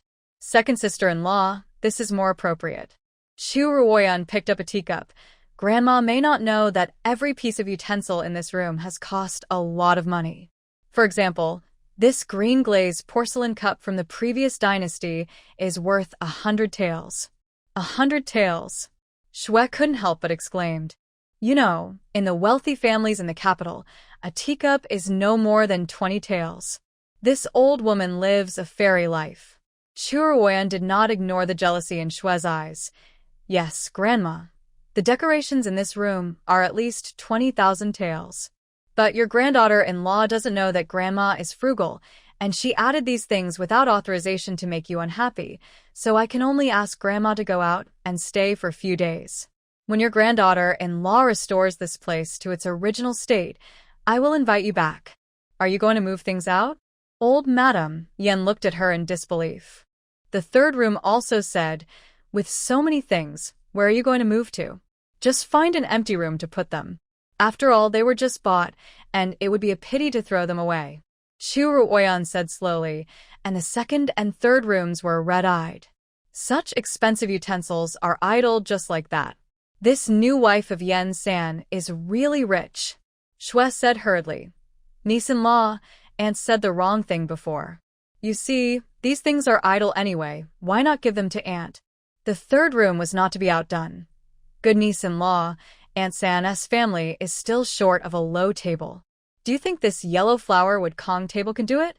The attitudes of the two people changed 180 degrees. Old Madam Yan was so angry that she patted her chest. You are simply shameless. Shwe, and the others didn't have to serve this mother-in-law, so they didn't care about her. They just stared at Chu Ruoyan eagerly. Chu Ruoyan ignored her, looked at the old man and said slowly, Grandma, have you thought clearly about where to live? Old Madam Yan rolled her eyes and fainted. Li hurriedly called for a doctor, and a smile appeared on Chu Ruoyan's lips. She had even tried to pretend to faint, but she still couldn't bear to leave this place. In the evening, Yan Wenjing got out of school and rarely ran to her place. What's the matter with the young master today? Did you get into trouble in Guangwen Hall again? Chu Ruoyan teased him with a smile. Yan Wenjing puffed up his cheeks and said, No, I'm a good boy and I won't cause trouble. Then why are you here now? Yan Wenjing took out something from his arms. Here, it's for you. She took it and opened it. It was the osmanthus cake from the Lion Tower, and it was still steaming. I heard about it when I was in Guangwen Hall. Today, the earth dragon in Mongshan turned over and collapsed many houses.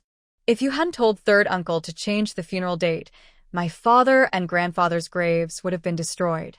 The little glutinous rice dumpling looked at her seriously. My father always taught me to be grateful, so I bought osmanthus cake to thank you. She found that this little devil was actually quite well behaved when he wasn't pretending. Just as she was about to say a few words to praise him, Yan Wenjing said seriously, But one thing is for another. You saved me in Guangwen Hall, and now you have helped my father and others. I am very grateful to you, but if you don't like my third uncle, you are still a bad woman. Chu Ruoyan raised her eyebrows and almost laughed out loud. What kind of statement is this? Why are you so obsessed with me liking your third uncle? There are so many people in this world. Are those who don't like him all bad people? Yan Wenjing nodded heavily. Yes, they are all blind. Do you know who hates your third uncle the most in this world? It's your great-grandmother. But she didn't say this, she just sighed. If your third uncle is really as good as you say, he wouldn't. Before she finished speaking, a cold but familiar voice came from behind her. Won't what? She turned her head in surprise. Under the night sky, Yan Zheng, dressed in green, came over in a wheelchair. He seemed to be in a good mood, with a faint smile on his lips. When Yan Wenjing saw him, he shouted happily, Third uncle! Then he threw himself into his arms like a young swallow. Yan Zheng caught him and touched his head. Have you been studying hard recently? Yes. I can recite the Analects of Confucius. Third uncle, I will recite it to you? Okay. Confucius said, To learn and to practice what one has learned, is it not a pleasure? The child's clear voice echoed in the yard, and even the night wind became brisk. Chu Ruoyan stood quietly by and watched, and felt that when the uncle and nephew were together, both of them changed a lot. Yan Wenjing was not as obedient as he pretended to be on the usual day, but a sincere and affectionate child.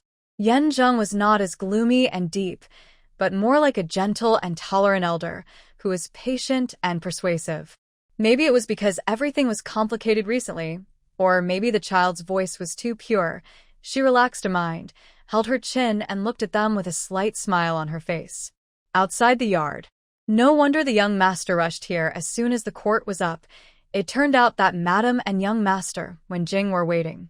After Meng Yang finished speaking, he turned around and saw Manager Fong wiping his tears. Why are you crying? Isn't this a good thing? When have you seen the young master so relaxed since returning to Beijing? Manager Fong choked up and said, No, I was just thinking, this harmonious picture looks like a family of three. If the young master was still alive, he would be so happy to see it. Meng Yang fell silent. When the prince was alive, he often said, Yan Shaozheng, you should get married.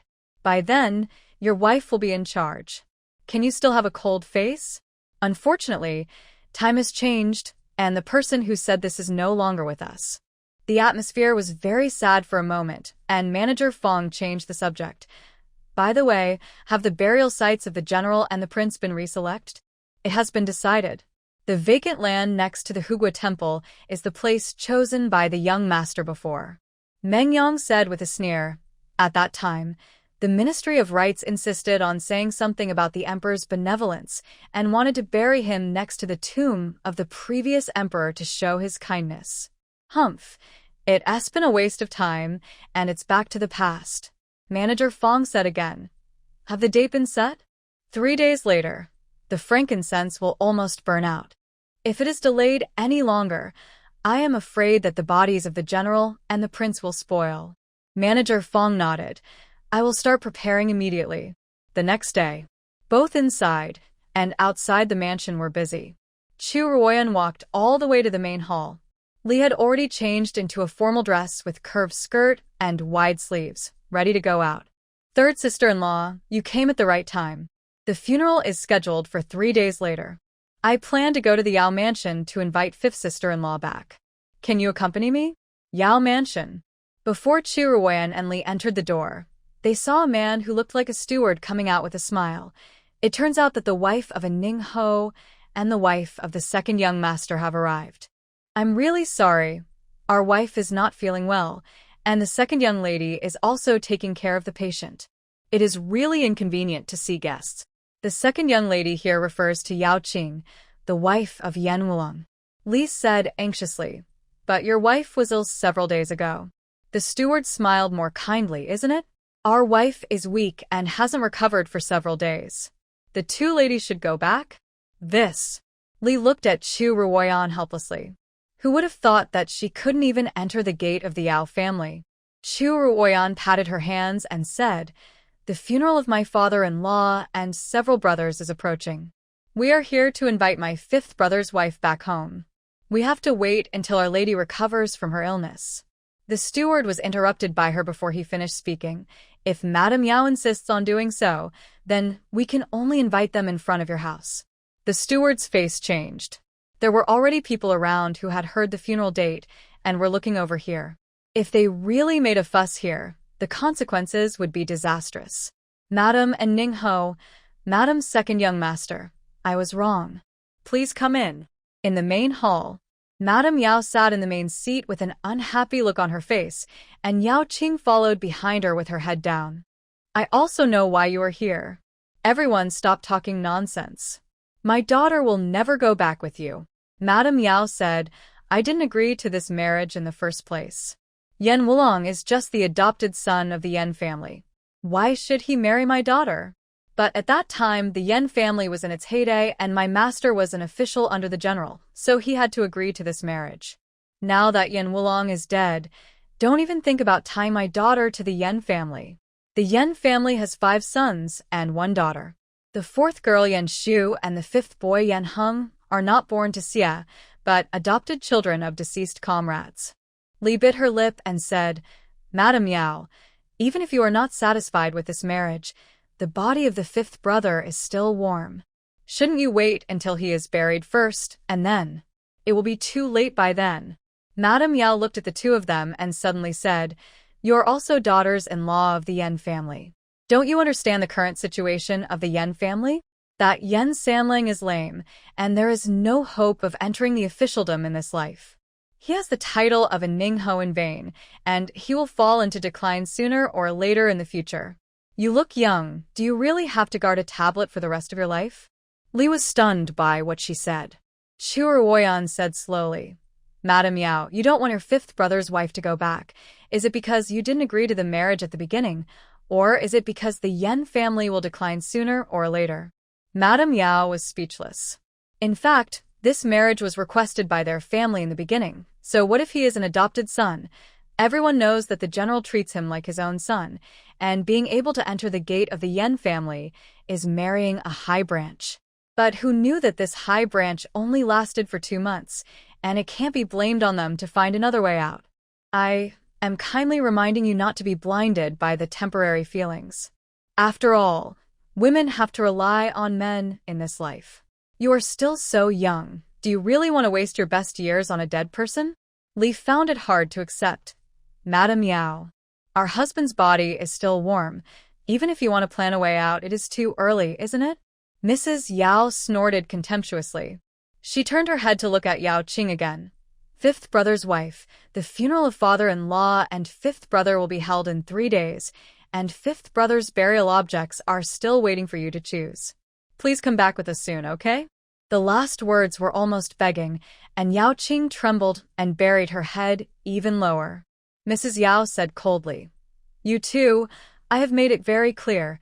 Qing'er will not go back with you, you go." There was a silence in the hall. Li couldn't help but yelled, "Yao Qing, have you forgotten? You fell seriously ill in the first few days after you got married, and it was fifth brother who climbed to the top of the back mountain of Hugua Temple to pick Ganoderma lucidum for you. And when you said you were hungry in the middle of the night, he secretly climbed over the wall to Wangshuang Tower to buy your favorite braised pork elbow. People can't be without conscience." After these last words came out, Yao Qing couldn't help but kneel down and cried, "Wulong."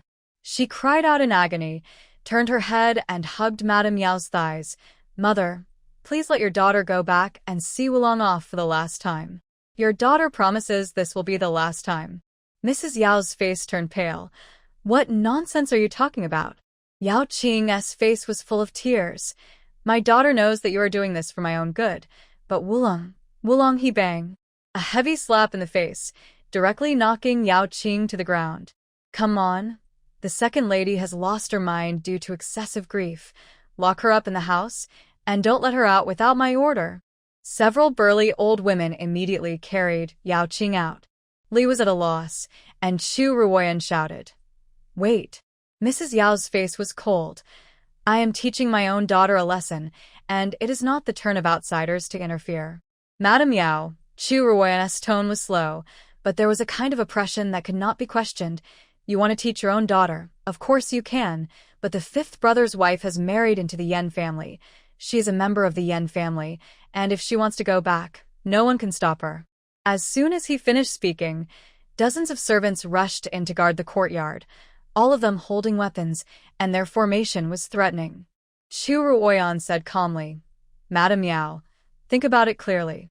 The whole family of the Yan family sacrificed their lives for the country. How many eyes are watching us? If something happens to us here today, can you get away?"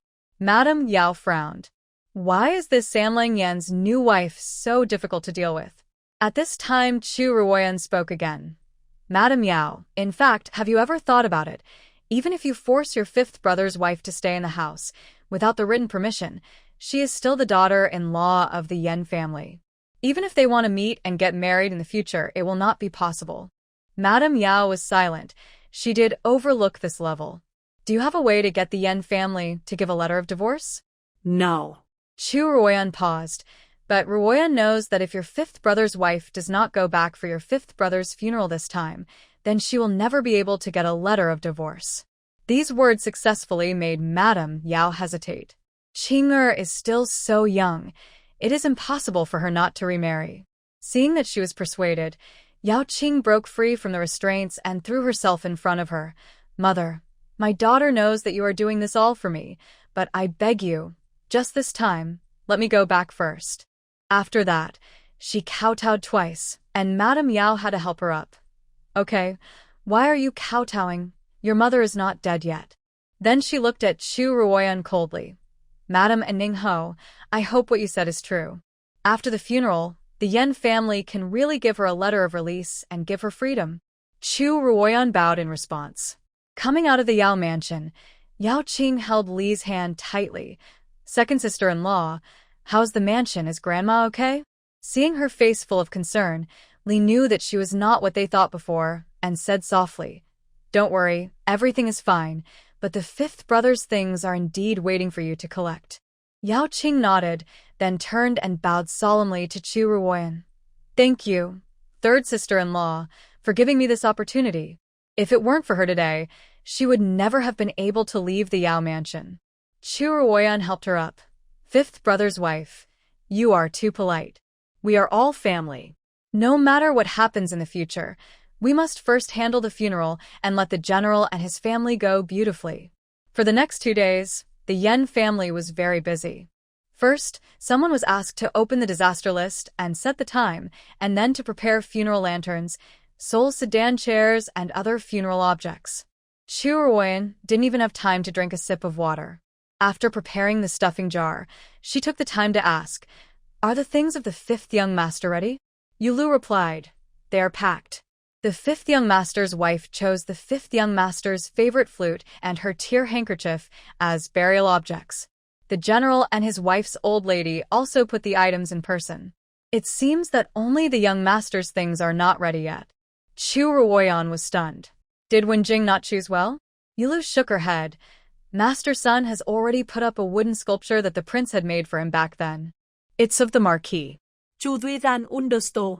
In the entire Yan family, perhaps only this eldest brother would let him do this. You go and urge the marquis. Never mind, I'll go myself. The prince's courtyard is the second room on the east side, next to Yan Zheng. Chu Ruoyan walked in and saw a pine and cypress tree in the yard, with lush branches and leaves, and a thickness that 3 people could hug together.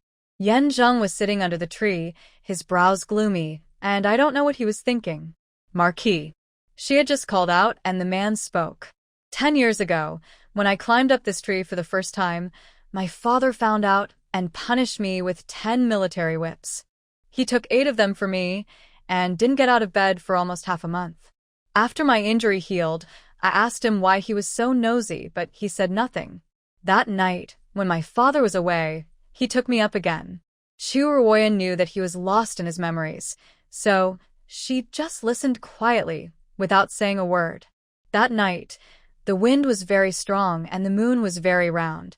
I told him that he wanted to die so as not to drag me down, but he smiled and said that brothers are only in this life and not in the next, so of course we have to be together when we get into trouble. After that, he patted his chest and guaranteed that as a big brother, he has to take responsibility, and as long as he is here, he will always protect me. At this point, Yan Zheng suddenly turned around. His inky eyes were deep and unfathomable. Do you know how he died in the end? Chu Ruoyan's heart skipped a beat, and she only heard him say word by word. When the enemy attacked the city, he fought his way out of the city, saying that he was sending me out of the city for help, but after I left, he cut the rope and severed the only way to survive. He was stabbed 21 times and had countless arrow and gunshot wounds. In order to find me, the enemy chopped off his head and hung it on the tip of a gun and traveled around the 12 nearby cities. Do you know how my legs were broken? Chu Ruoyan pinched her fingers tightly, and she barely managed to remain calm because of the pain of her fingertips digging into her palms. But she couldn't help but exclaim when he finished his next sentence. I broke it myself. A cold wind blew, and the air seemed to be filled with the blood of the battlefield. Yan Zheng pulled the corners of his mouth, and his smile was cold and sarcastic. The enemy is very smart. They set up checkpoints at every gate in the 12 cities, but no matter how smart they are, they could not have imagined that a beggar with lame legs would crawl to Hulao Pass step by step. She covered her mouth. Every word of Yan Zheng was tempered with blood. It was not just hatred, but also grief, humiliation, despair, and numbness. She could hardly imagine how the third Master Yan, who was so brilliant in the eyes of the noble ladies in the capital, endured humiliation and survived under the heavy siege of the enemy. Chu, maybe I should call you madam. I tell you all this today, just to tell you that the person you loved before is already dead. He is alive now, but the person who deserves to die is not dead yet, so you don't need to waste your time on him. This was the first time that Yan Zheng told her calmly and directly, without any threat or doubt. But Chu Ruoyan didn't dare to look him in the eye. Yan Zheng, I. Before she finished speaking, Yan Wenjing trotted in with a box, and was stunned when he saw her. Aunt San is here too? Chu Ruoyan hummed, as if to cover up. Yan Wenjing ran to Yan Zheng again. Uncle San, look, this was found in my father's room. It should be a wedding gift he wanted to give you. Chu Ruoyan looked over when she heard the word gift. In the box was an extremely sharp dagger, as thin as a cicada's wing, with the word Zheng engraved on the sword, twisted and crooked, as if someone had done it on purpose. Yan Zheng sneered. The handwriting is still so ugly. but he still accepted the sword. But just as he picked it up, the first layer of the box lid popped open and a small note popped out. "Are you surprised? Haha, this is a gift I prepared for my third brother's wife."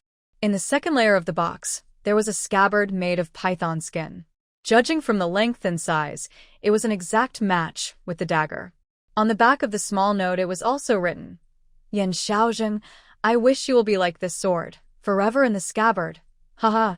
The flamboyant handwriting can almost reveal the mood of the person who wrote it at that time. Yan Zheng lowered his eyes, and the hand holding the note trembled slightly. Chu Ruoyan couldn't help but turn around and run away. The moisture in the corners of her eyes dissipated in the wind. The Yan family, whether it is the Prince Yan Zheng or Yan Zheng, are all good men on the battlefield. She came with the intention of saving her father, but it was difficult to take action against the loyal and heroic family. "I hope that the heavens will have mercy on the Ning Marquis of the Yan family and let him rest in peace forever." The next day, the funeral was held. The sky was gloomy. In the morning, Li made a stuffed food jar and put the food for the last memorial service in a porcelain jar, which meant to bid farewell to the spirit. After the coffins were moved out of the door, the ritual attendant finished reading the sacrificial text, and with a shout of "lift the coffin," the 7 coffins were lifted one by one. The funeral procession of the Yan family was very simple. Yan Zheng held the banner, and Yan Wenjing held the spirit tablet, but he was too small and there were too many tablets, so Chu Ruoyan had to help him hold most of it. As soon as they went out to the street, everyone was shocked by the scene in front of them. Along both sides of the street, there were tea tables and road sacrifices spontaneously set up by the people. There were also whole families wearing ready-made clothes, kneeling on the street crying and throwing paper money. Looking around, the whole city was covered in white. "General Yan, rest in peace. The whole family is full of loyal heroes, and their souls have returned to their hometown. Your kindness will live forever." One voice after another, mixed with the crying, shook the earth, but Chu Ruoyan's heart gradually settled down. Yes, the men of the Yan family shed their blood on the battlefield to protect the people of this area, and the people naturally entrusted their lives to them, and neither of them let each other down. Her eyes gradually became a little sour, but she saw Yan Zheng at the front of the team, with his shoulders straight. It seemed that he had always been like this since she could remember. Did he know that the whole family would rely on him to support the door lintel this time? So he dared not bend down no matter how difficult it was? While her thoughts were wandering, the team had arrived at the city gate. According to the rules of Daxia, every family that held a funeral had to smash tiles before leaving the city, that is, smash the clay pots used for burning paper in front of the spirit, and the more broken they were, the easier it would be for the deceased to carry. This should have been done by Yan Zheng, but he only took the tablet of Yan Zheng from Yan Wenjing and nodded at him. "Go ahead." Yan Wenjing gritted his teeth, and with his tender little hands he struggled to lift the clay basin above his head. At this moment stop, a cold male voice came, and Yan Wenjing's body swayed, and he almost couldn't hold it up. Manager Fong beside him supported him in time. Looking back, he saw dozens of officers and soldiers carrying an official's sedan chair. After the sedan chair landed, a man in his 40s in official uniform walked down. "I am the Minister of the Ministry of Revenue, Chao Yang, and I am ordered by the Emperor to invite Marquis and Ning to move to the Dowry Temple." Chao Yang, the brother of the son-in-law Chao Dong, is also the culprit who instigated Captain Zhao to hunt down Xiaoman and others. Chu Ruoyan tightened her fingers slightly, and Meng Yang couldn't help but say, "What nonsense are you talking about? Why would the Emperor let my son go to the Dowry Temple?" The Dowry Temple is the Department of Criminal Justice, where prisoners are tried. Chao Yang smiled and said, "Don't misunderstand, Marquis and Ning. There is just an important case that requires your cooperation." "What case must you ask about today? Don't you know that today is the funeral day of our general?" Meng Yang wanted to tear this dog official, who was blocking the road, to pieces, and the people standing aside also spoke up. "Yes, sir. Let's send the general and the others away first." The smile on Chao Yang's face froze, and he said in a cold voice, "Marquis and Ning, your servants and people are ignorant. Are you also ignorant?" Dare you disobey the emperor's order? Yan Zheng raised his eyes. But before he could speak, Chu Ruoyan had already stepped in front of him. Lord Chao, may I ask if the emperor's order says to go immediately? Chao Yang narrowed his eyes. Who are you? I am Chu Ruoyan. After saying this, Chao Yang's expression was obviously much more relaxed. So she is the legitimate daughter of Duke Chu. As you said, the emperor did not say it clearly, but since there's no such thing, could you please be flexible and allow my father-in-law, mother-in-law, and several brothers to be buried first? The woman's voice was light, but there was a kind of calm determination. Chao Yang was silent for a moment and made way. Chu Ruoyan breathed a sigh of relief and was about to step back when her right wrist was suddenly grabbed by Yan Zheng. The man's palms were cold, and the look he looked at her was obscure. You will break tiles together with Wenjing. She was startled. The breaking tiles has always been the qualification of only the eldest son or eldest grandson. If the deceased has no descendants, the person who broke the tile is equivalent to his children. According to the laws of Daxia, he can inherit all his family property. How could Yan Zheng let her go? While hesitating, the man's voice sounded again. Don't dare, or don't want to. Chu Ruoyan pursed her lips and finally stepped forward to hold the child's hand. Don't be afraid. Grandfather and father will bless us. Yan Wenjing whispered. Chu Ruoyan nodded and raised the tile basin with him. Bang. The tile basin was broken into pieces, and the funeral music sounded, and 7 coffins were carried out of the city gate one by one. Just as the last coffin left, Chao Yang shouted coldly, "Close the city gate. Please move the Ning marquee." Chu Ruoyan turned back in shock, but saw a man in mourning sitting on a wheelchair inside the city gate. He did not leave with them, and Chao Yang's personal guards were already guarding him. As the city gate slowly closed, she only saw him silently open his lips and say 4 words. Protect the Yan family. Bang! The city gates were shut tightly, and Yan Wenjing rushed forward like crazy. Third uncle. Third uncle. She grabbed him and pressed his head into her arms. Wenjing, listen to me. No, where are they taking third uncle? I want to find third uncle. I want to find third uncle. Yan Wenjing. Chu Ruoyan shouted and pulled him to the coffin. Your father's body is still warm, and your grandfather is still lying here. Don't you feel uneasy when you let them go? Yan Wenjing was stunned, and tears gradually blurred his eyes. Chu Ruoyan's heart also hurt. It was obvious that Chao Yang came for Yan Zheng, and she didn't know what the attitude of the person in the palace was. However, at the moment, the old lady was ill and could not go out. Li was at a loss, and Yao knew everything and only watched Wu Lang. No one in the entire Yan family could take charge. No matter what, we must send my father-in-law and the others away today. After that, she raised her voice again. Everyone, my Yan family is holding a funeral today. Friends and relatives can come to my house to have a drink of water and wine another day.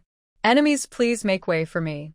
Otherwise, no matter what the Yan family does, I, Chu Ruoyan, will not give up. As soon as these words came out, those who had some evil thoughts were also extinguished. She, Chu Ruoyan, is nothing, but behind her is the entire Chu Mansion. Even if the Yan family has fallen with this in law, it is not something that can be bullied at will.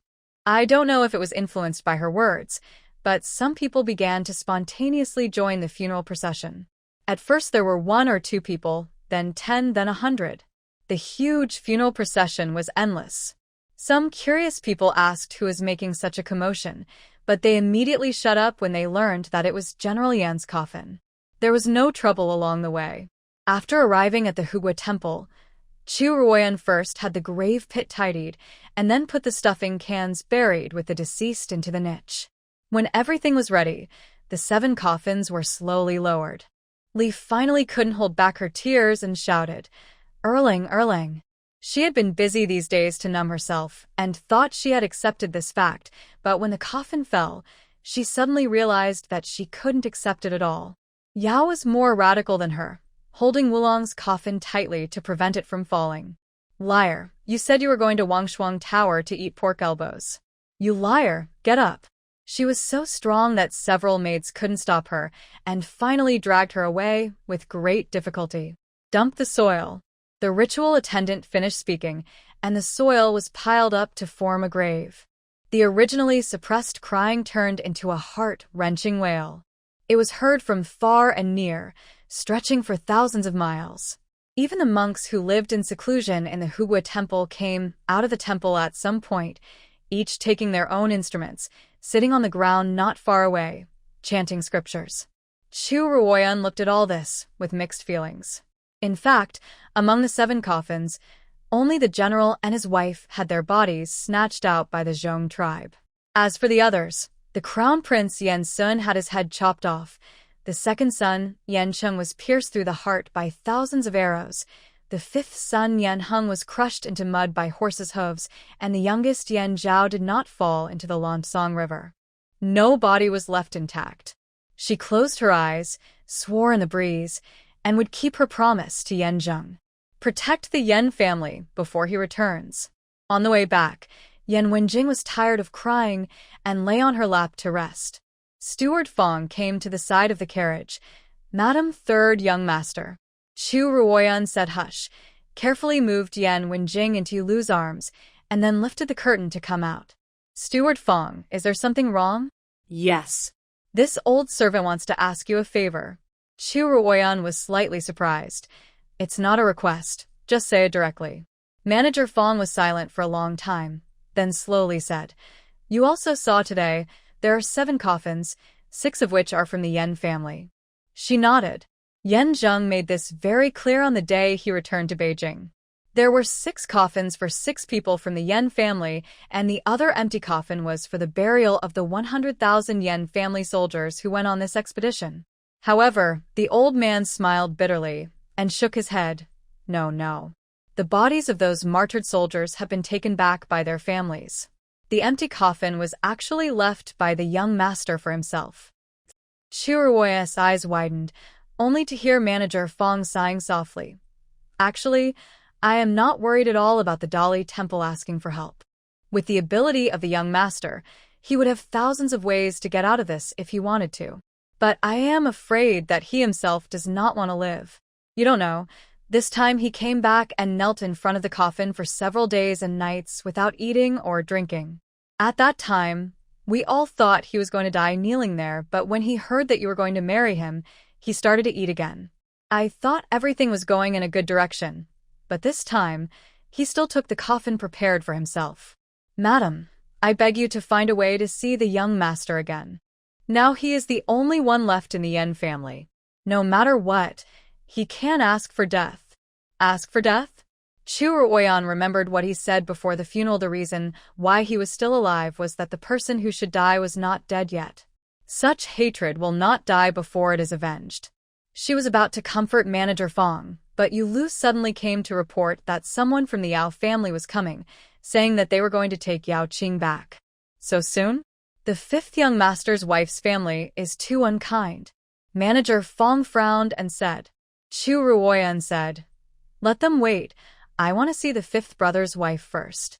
Outside the city of Beijing, there is a pavilion in Shirley. When Chu Ruoyan saw Yao Qing again, except for her red and swollen eyes, she was no longer out of control as before. Yao Qing dismissed the servants. "Ask whatever you want to ask.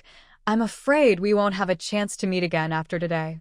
Chu Ruoyan understood what she meant. Your mother insisted on drawing a clear line with the Yan family before. It seems that she heard the news in advance. 5th brother's wife, for the sake of our relationship as sisters-in-law, can you tell me what it is for? Yao Qing lowered her head. After a long time, she said, "Specifically, I don't know much, but I heard from my father that it is related to the 3rd brother. Marquis and Ning. Is it related to Yan Zheng?" The only battle that involved Yan Zheng was the one at Hanga Pass. Did the higher-ups finally decide to put the blame for the defeat on him? This idea was rejected as soon as it occurred to her. When Yan Zheng returned to Beijing with the bodies of his father and brother, the huge momentum he created had already forced the emperor to stop holding the Yan family responsible for the defeat. What else could there be? 5th sister-in-law, or should I call you second Miss Yao? Can you do me another favor? What favor?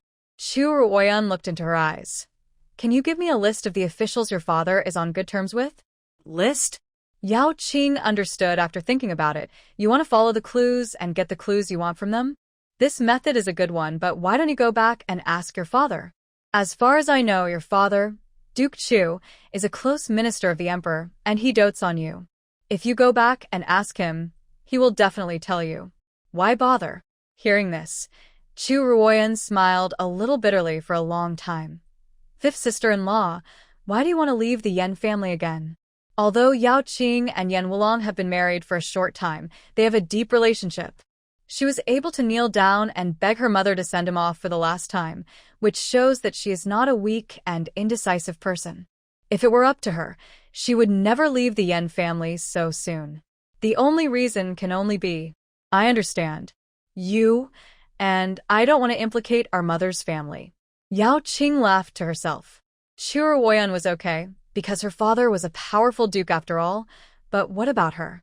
Her family was just a family of a third-rank military general.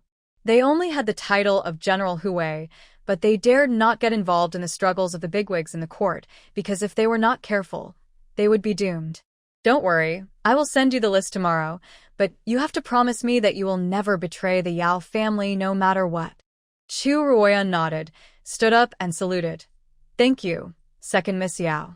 Yao Qing nodded, walked out of the pavilion, and suddenly looked back sadly. Actually, I prefer you to call me fifth brother's wife. Goodbye. It is estimated that it will be difficult to see each other again after this departure. Chu Ruoyan looked at her back, and her heart was a little heavy. If there had not been this disaster, she and Wulong would surely be happy, right? Wan Jing would not have lost his father, and Yan Zheng would not have lost his brother. Unfortunately, there are no ifs. The next day, Yao Qing sent the list. Chu Ruoyan took a look. Most of them were military generals who were on good terms with the Yan family, and there were only 2 or 3 civil officials. Yulu, how much silver do we have left? Yulu counted on her fingers. After the funeral, there will be only 30,000 or 40,000 taels. She roughly calculated in her mind. Enough, you can take it to the study and buy some calligraphy works by famous scholars. The rarer the better. Buy more? But girl, if we continue to buy, we won't have enough silver. You also sold all the shops you brought as a dowry before, and now we can't get a penny. Chu Ruoyan said, I know what you are worried about, but I can't care about so much right now. Go and do it. Yulu went reluctantly. The calligraphy of famous scholars is indeed the most deceptive thing in the world. 30,000 taels of silver were spent, and only 2 paintings were exchanged. They said that this is a unique work of Shi Jinyan in the previous dynasty. I don't understand. No problem. You go and prepare the car, and we will go out now. Chu Ruoyan visited the civil servants according to the names on the list. As expected, they avoided the Yan family as soon as they heard it was the Yan family. Only one family was really envious of Shi Jinyan's paintings and secretly called her into the backyard. Madam and Ning Ho, we also heard it from hearsay. It seems that someone reported that a Ning Ho leaked the city defense of Hanga Pass. Chu Ruoyan subconsciously increased her breathing, but if she asked again, the other party would not say anything. Finally, she left the painting and walked out of the door. Seeing that her face was really bad, Yulu couldn't help but say, Miss, why don't we go back and ask the Duke? He must know. Chu Ruoyan shook her head. Not to mention that she went to so much trouble just because she didn't want to involve her father. Even if she really found out, her father might not be able to help. Leaking the city defense, what a serious crime. It is equivalent to treason. But who would report it? In that great defeat, 100,000 soldiers were wiped out. Could there be survivors? When she returned to the Yan family, Manager Fong and Meng Yang were waiting there. Seeing her come back, they immediately asked about the situation. Chu Ruoyan only said, We still have to find a way to meet the Marquis. Meng Yang was disappointed. How to meet? The Dali Temple is surrounded like an iron barrel. Unless there are 5 people with skills like me, they are all going to die. Chu Ruoyan looked at Manager Fong, who had the same attitude. At this time, The doorman came to report that someone had come to the Cheng'en Marquis mansion. Chu Ruoyan hurriedly asked them to come in. Cousin. The person who came was Xiaochan from her cousin Xueling. When she saw Chu Ruoyan, she said anxiously, "Yesterday, the Duke sent someone to deliver a handwritten letter to Madame. Madame wanted to let my girl deliver it to you, but the Marquis found out and tore up most of it. And from today on, the Marquis will not allow them to go out, so I asked the servant to deliver it to you." As she spoke, she took out a small half-page torn page. The words on it were no longer a complete sentence, and one could only see the word Chao mentioned repeatedly. Zhou Yang? She almost immediately thought of something, turned around and asked, "Who is the current Chief Justice of the Dowry Temple?" Meng Yang said, "The Dowry Temple does not have a chief minister. After the former chief minister of the Dowry Temple passed away, 3 or 4 people died in the court fighting for this position. The emperor was furious and put it on hold for the time being. It seems that the Minister of Revenue still holds the position concurrently." No wonder. It was Chao Yang who came to arrest someone yesterday. Chu Ruoyan closed her eyes and thought for a moment. "Go and find out when Madame Chao's birthday banquet is scheduled." Meng Yang moved quickly and brought back the news in half an hour. "Hold a banquet at Chao's mansion the day after tomorrow. Welcome guests at 9 p.m. and start the meal at 5 p.m. But," Chu Ruoyan said, "just say whatever you want to say." Meng Yang frowned. This time, the Chao family sent invitations to all the famous families in the capital, except the Yan family. If you can't get the invitation, you can't climb over the wall to get in, right? Chu Ruoyan pursed her lips. The attitude of the Chao family is very tricky. Chao Yang is a close minister of the emperor. With such an attitude, it is hard not to wonder whether there is the emperor's will behind this. Once they run into the palace, no matter how good they were in the past, they dare not get involved with the Yan family now. The move of the Chao family is tantamount to cutting off the Yan family's way for help. "I'll think of a way to deal with this matter. You go and prepare the gifts first." Back in the yard, Chu Ruoyan's feet swayed, and she almost lost her balance. Yu Lu hurried up to support her. "Miss, are you not feeling well again?" She has been weak since she was a child, and she relies on medicine to nourish her. After she got married this time, she has been working non-stop for these days. Yu Lu is afraid that her old illness has recurred. Chu Ruoyan stood by her for a while and gradually felt calmer, so she said, "It's okay, your girl is not that fragile." Then she asked, "How many pills are left of Dr. Wen?" When she had a cold attack that year, the Imperial Hospital concluded that she would not survive that winter. As a result, her mother invited this miracle doctor from somewhere. Although he was very old, his medical skills were superb. He only gave her 2 bottles of pills and told her to take 1 pill a month to keep her healthy. She has followed the doctor's advice over the years, but the 2 bottles of pills are almost empty.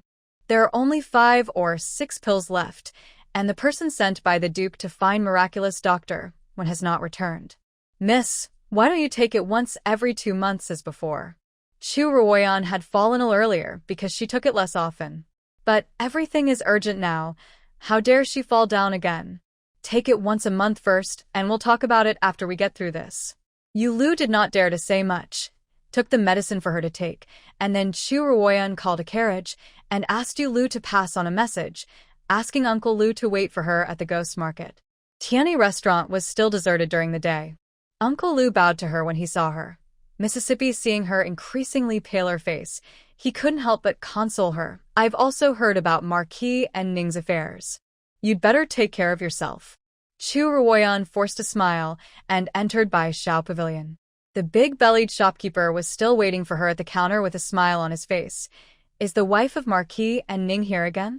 Are you here to buy news or—" "I want to see your pavilion master." She got straight to the point. The big-bellied shopkeeper hesitated for a moment and smiled shyly. "Wait a moment." He went upstairs and came down soon. "Madame Marquis and Ning, please go upstairs." On the top floor, young Master Lang was yawning by the window. Hearing the footsteps, he didn't even turn his head. "Little blind man, you are not shy. You come to my place every now and then. Do you really treat Bai Shao Pavilion as your mother's home?" Chu Ruoyan didn't reply and bowed solemnly. "Please help me, young master." He turned his head, and a hint of interest flashed between his narrow eyebrows. What do you want me to help you with? Chow family. Chu Ruoyan knew very well that when talking to smart people, it is best not to hide the head and show the tail. You must have known about my husband's affairs. Until now, I only know that someone reported him for leaking the city defense and collaborating with the enemy for treason, but I don't know the details. So if Ruoyan wants to enter the Dowry temple and meet him, the only way is through the Chow family. Gongzi Lang was a little surprised by her frankness and tapped his chin with his fingertips. You want to get close to Chow Yang through Madame Chow and see what means you can use to enter the Dowry temple. Well, the method is good, but the question is, why should I help you? He turned over from the window and went in, his charming red dress blooming like a blood flower.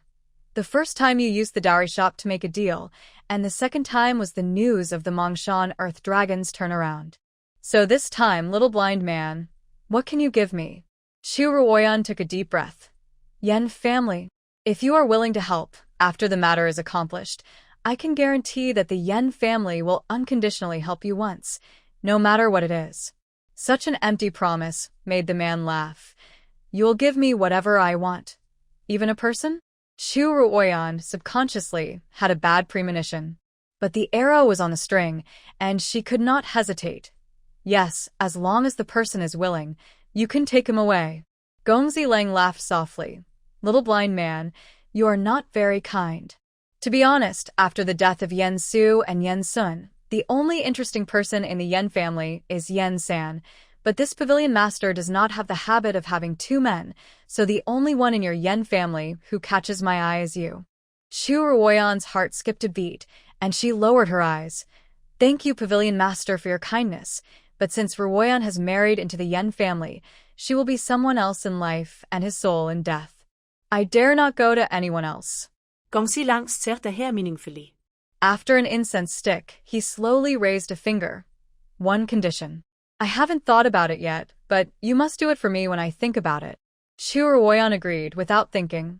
Okay. After returning to the general's mansion, the Chow family sent someone to deliver a business card. They were very humble, saying that they had forgotten to send a letter to your house before, and also attached 2 jade Buddhas as an apology.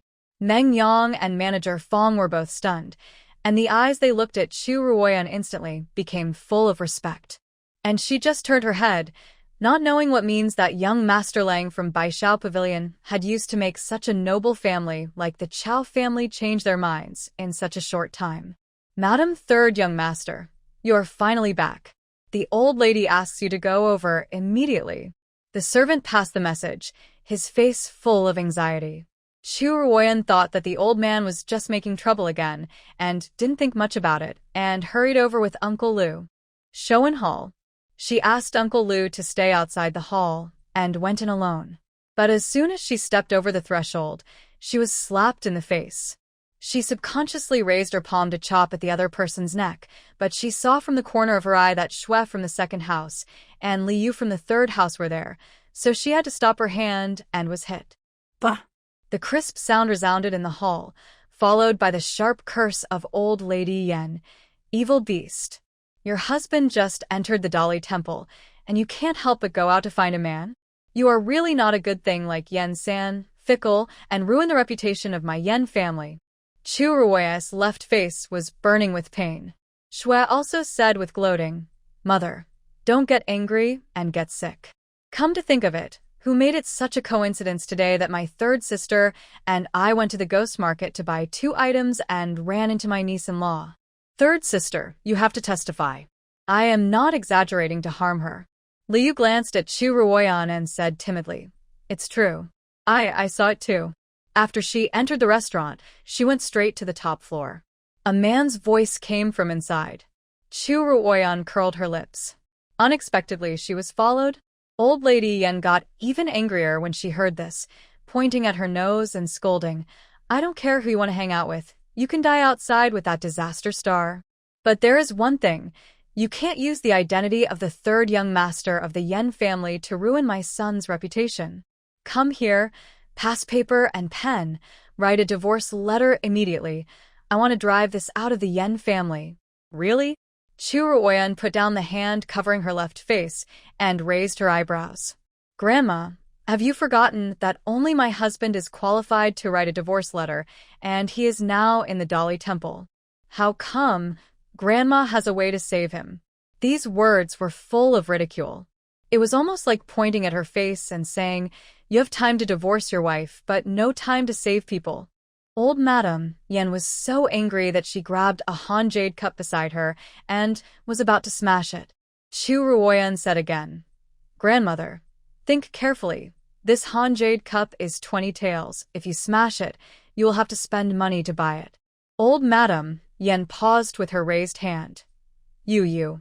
She was so angry that she couldn't speak clearly. Shui hurriedly said, Third niece, that's not the way to say it. You were fooling around with others before, and you are sorry to the Yan family. If Samling knew about it, he would definitely divorce you. Chu Ruoyan said. Second aunt said it so confidently, so you must have seen it with your own eyes. It just so happens that Ruoyan also wants to know who I was fooling around with.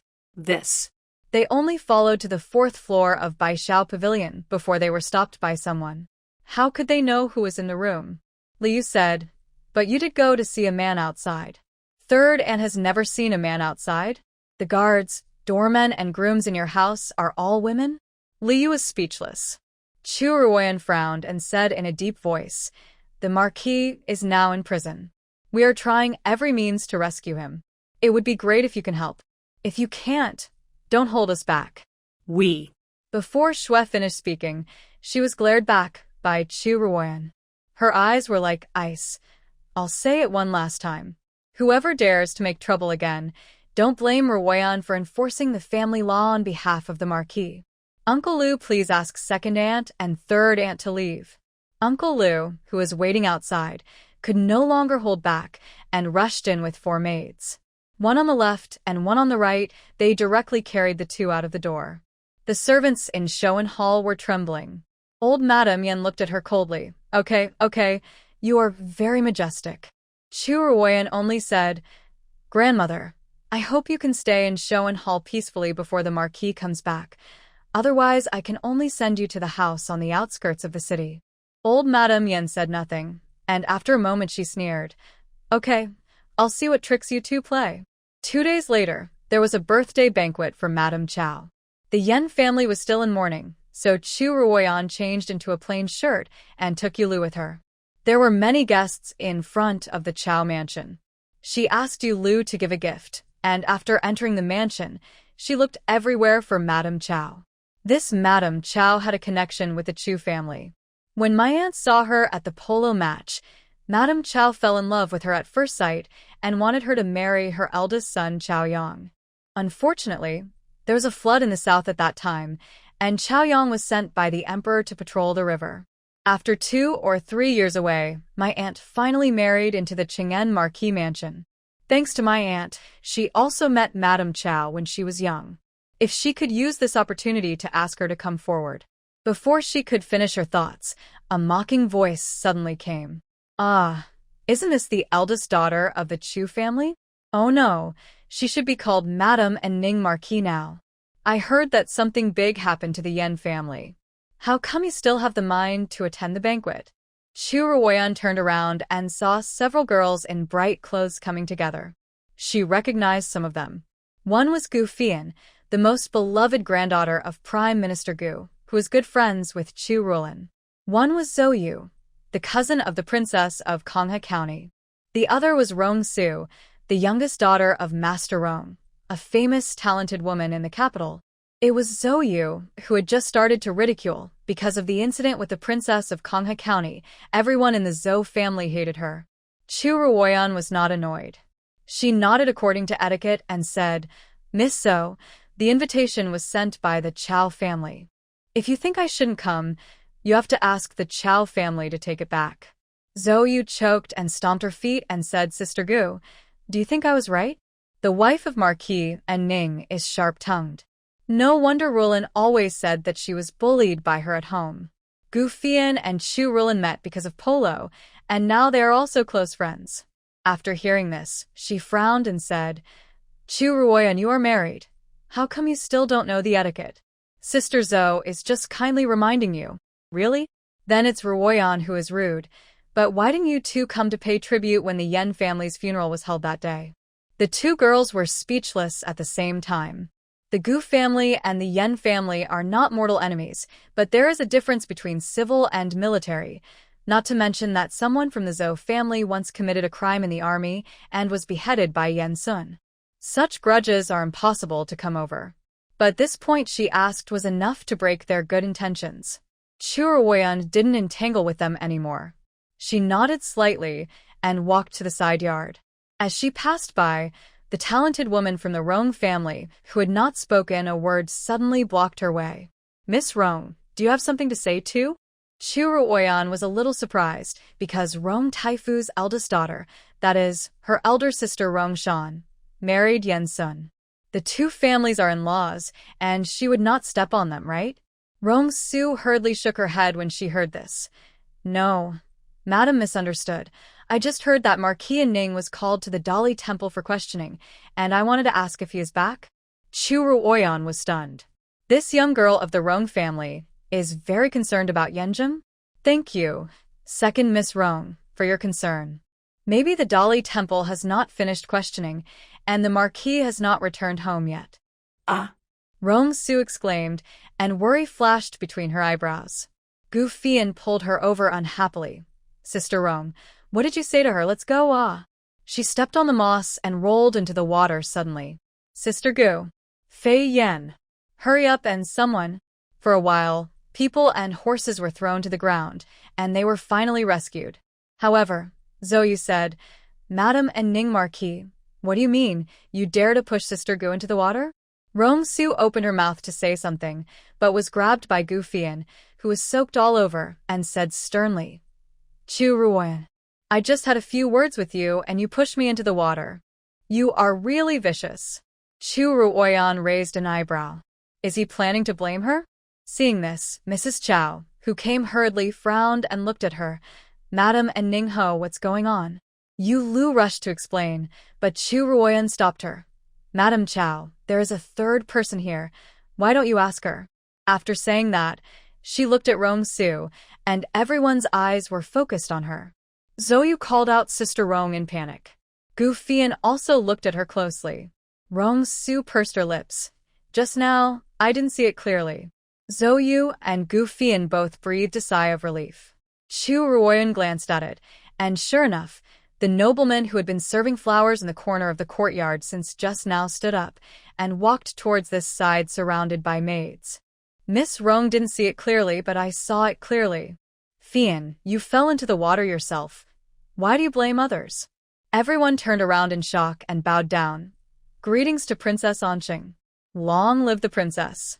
Princess Anqing, the elder sister of the current emperor, is also a close friend of Madame Yan and Xia. She was dressed in palace clothes, graceful and luxurious, with a peony between her eyebrows, and her demeanor was extraordinary. Gu Fian had never thought that she was here and witnessed everything just now, and hurriedly said, Princess, it was Fian's fault. Please forgive me. Zhou was so frightened that her legs went limp. Princess, please forgive me, Princess. Please forgive me. Princess Anqing said lightly, It's not me you wronged. Why are you asking me for forgiveness? The two girls trembled and hurriedly pleaded with Chu Ruoyan. I was wrong. I shouldn't have wronged you. Madam and Ning Ho, you are a magnanimous person and don't bear grudges. Please forgive us this time. One of these two girls is from Prime Minister Gu's family, and the other is from Princess Yongyang's family. How could they really pursue it? Chu Ruoyan saw that they were in a panic for a while, so she spoke at the right time. Princess, Miss Gu and Miss Zhou were also panicked for a while. They must not have meant it. Princess Anqing nodded with satisfaction. In that case, that's it. Madam and Ning Ho, please come with me. I have a few words to say to you. In the back garden. Princess Anqing dismissed the maid, looked at her for a long time, and then said, Not bad, not bad. I was worried that you, a girl from a noble family, could not withstand any storms, but now it seems that a Yuan's marriage is a good one. A Yuan is the maiden name of her mother-in-law, Xia. The two were close friends and married together. The princess even lost her own child to save Yan Zheng, which shows how deep their feelings were. Thank you, princess, for your kindness. Chu Ruoyan bao et. Princess Anshim could not find any fault with her manners and etiquette, and her face became more and more satisfied. It is Samling's blessing to have you as his wife. You must have something important to come here today, and I may be able to help. The princess' words were equivalent to directly throwing out an olive branch. But Chu Ruoyan thought for a moment, shook her head and said, Thank you, princess, but Ruoyan came here today just to receive the invitation from the Chao family, and there is nothing very important. This is a wise statement. It's not a very important matter, but there is still something, but there is no need for the princess to show up. Princess Anshing was startled, and her satisfied eyes gradually became sharp. I underestimated you. Well, for Yuan's sake, you and Samling can come to see me once if you have something in the future. Chu Ruoyan bowed deeply. Thank you, princess. After Princess Anshing left, Yulu next to her couldn't help asking, Miss, why don't you ask the princess for help? Aren't you worried about not being able to see Madame Chao? Chu Ruoyan said lightly. Do you owe the princess a favor? But isn't she good friends with Madame Xia? Good friends? Chu Ruoyan chuckled. Not to mention that Prince Consort Chao and Chao Yang have many targets against the Yan family. Just at the funeral that day, did the princess attend? Yulu was stunned. That day in the city, there were some officials seeing them off, but when they arrived at the city gate, the marquis was taken away by Chao Yang, and he never saw anyone from the court again. Could it be that? That's right. The emperor is not clear about his conscience now, and all the civil and military officials are waiting and watching. Even father only dared to write a trust and ask aunt to send it. So, Yulu, it is normal to stay away at this time. If the princess really wants to help the Yan family because of her mother-in-law, we can't drag her down, but if not, we must be more careful about there being a fraud. Chu Ruoyan's voice was gentle and unhurried, but Yulu felt sad. Miss, that means no one can help us? Then how are you going to see Madame Chao? Chu Ruoyan said decisively. Go directly. In the backyard of Chao's house. Chu Ruoyan asked her to pass on the message, and not long after, a maid came out of the room. Miss Chu, my old lady invites you in. Chao Yang is so elegant, and the whole Chao family also uses the most popular plum blossom fragrance among celebrities nowadays. Chu Ruoyan smelled this rich fragrance as soon as she entered the house. Ruoyan greet Madame Cao. She bowed, and immediately an old and happy voice came from the front. Are you Jinger's niece? Come closer, and let me see. Chu Ruoyan walked up as she was told. Old Madame Chao was resting on the couch. When she saw her, her sunken eyes lit up and she kept saying, Good, good. Your eyes and eyebrows are indeed somewhat similar to Jinger. The old lady called Jinger all the time, which showed her love for her aunt Chu Jing. Chu Ruoyan smiled and said, Greetings to the old lady. My aunt always misses you and always says that everything is good, except that she lacks the blessing of being your mother-in-law and daughter-in-law. Old Madame Chao was even happier to hear this and asked the nanny to help her up. Good girl, come and sit next to me. Chu Ruoyan sat over without hesitation. To be honest, it was the first time she had met such an amiable elder. Thinking about her own biased grandmother and then looking at the stubborn old lady of the Yan family, in comparison, this old Madame Chao couldn't be kinder. The two of them got along better and better as they talked. Alas, it's a pity that Yonger didn't get married and Donger and the princess don't have a son. Otherwise, I really want to marry into your Chu family. After Madame Chao finished speaking, the nanny beside her hurriedly said, Madam, this Miss Chu has already married and is now the wife of Marquis and Ning. Oh? Is that so? Madame Chao looked at her, and Chu Ruoyan took the opportunity to talk. Yes, my husband has been detained in the Dowry temple by Lord Chao because of some things. Madame Chao frowned. Dowry temple? What a messy place. After that, she turned her head and ordered, Go and call the eldest brother to me and tell him that I have something to talk to him about. The nanny didn't say anything about the harem not being allowed to interfere in politics and hurried out to look for someone. Chu Ruoyan breathed a sigh of relief when she saw this. Sure enough, my aunt once said that the Chao family is different from other nobles. Lord Chao passed away early, and it was all thanks to Madame Chao that the family was supported, so the brothers of the Chao family are extremely filial. In less than half a minute, Chao Yang rushed over. Mother? What do you want to call your son for? As soon as he finished speaking, he saw Chu Ruoyan sitting next to Madame Chao, and her eyes widened immediately. You. Chu Ruoyan stood up with a smile. Hello, Lord Chao. Chao Yang looked at Madame Chao with difficulty, as if he had swallowed a fly. The latter's eyebrows sank. What do you mean by you? You are so old. Don't you even have manners? Chao Yang had to bow. Madam and Ning Marquis. That's more like it, Yang. This Chu girl is the niece of Jinger I told you about before. Jinger and you didn't have the chance to meet at the beginning, and now her niece has come to me for help. Tell me, how can you help? What a help. He has captured the person. How can he help? Chao Yang gritted his teeth and whispered, Mother, this matter is not up to my son to decide. It's the Emperor. Don't use the Emperor to pressure me. Old Madame Chao frowned. I'm not asking you to release the person. Just now, little girl Chu said that she has no other request but to see her husband. You are the minister of the Ministry of Revenue and also the head of the Dowry Temple. Can't you do such a small thing? Chao Yang almost fainted from anger. Wasn't it he who signed the order not to allow Marquis and Ning to see outsiders? Isn't this a slap in his own face? Mother, don't shout, just tell me directly, can you do it? Old Madame Chao said straightforwardly. Chao Yang took several deep breaths before he suppressed the urge to curse. Son, I will find a way. Only then was old Madame Chao satisfied. She turned around and held Chu Ruoyan's hand. Little girl Chu, don't worry. He is a high-ranking official. It's not a big deal for him to arrange for you to meet someone. You stay and have dinner with me first, and I will let the eldest brother take you there in person later. Chu Ruoyan replied with a smile. Chao Yang hurriedly said, Mother, your birthday banquet will be held soon, and the guests are waiting in front. Mrs. Chao remembered this matter, and reluctantly said goodbye to Chu Ruoyan, and told her to come often in the future. Walking out of the house, Chao Yang sneered. The wife of Marquis and Ning is really good at tricks. Chu Ruoyan smiled slightly. There is no other way. The Dowry Temple is guarded by you like an iron barrel, and you have said that outsiders are not allowed to visit the Marquis. I really have no choice but to give it a try. Chao Yang snorted. I'm afraid it was premeditated, but I am curious. What kind of magic potion did you feed my mother to make her speak for you like this? Old Madame Chao has a fiery temper and is very clear about what she likes and hates. She loves the one she likes to the core and will never say a word to the one she hates.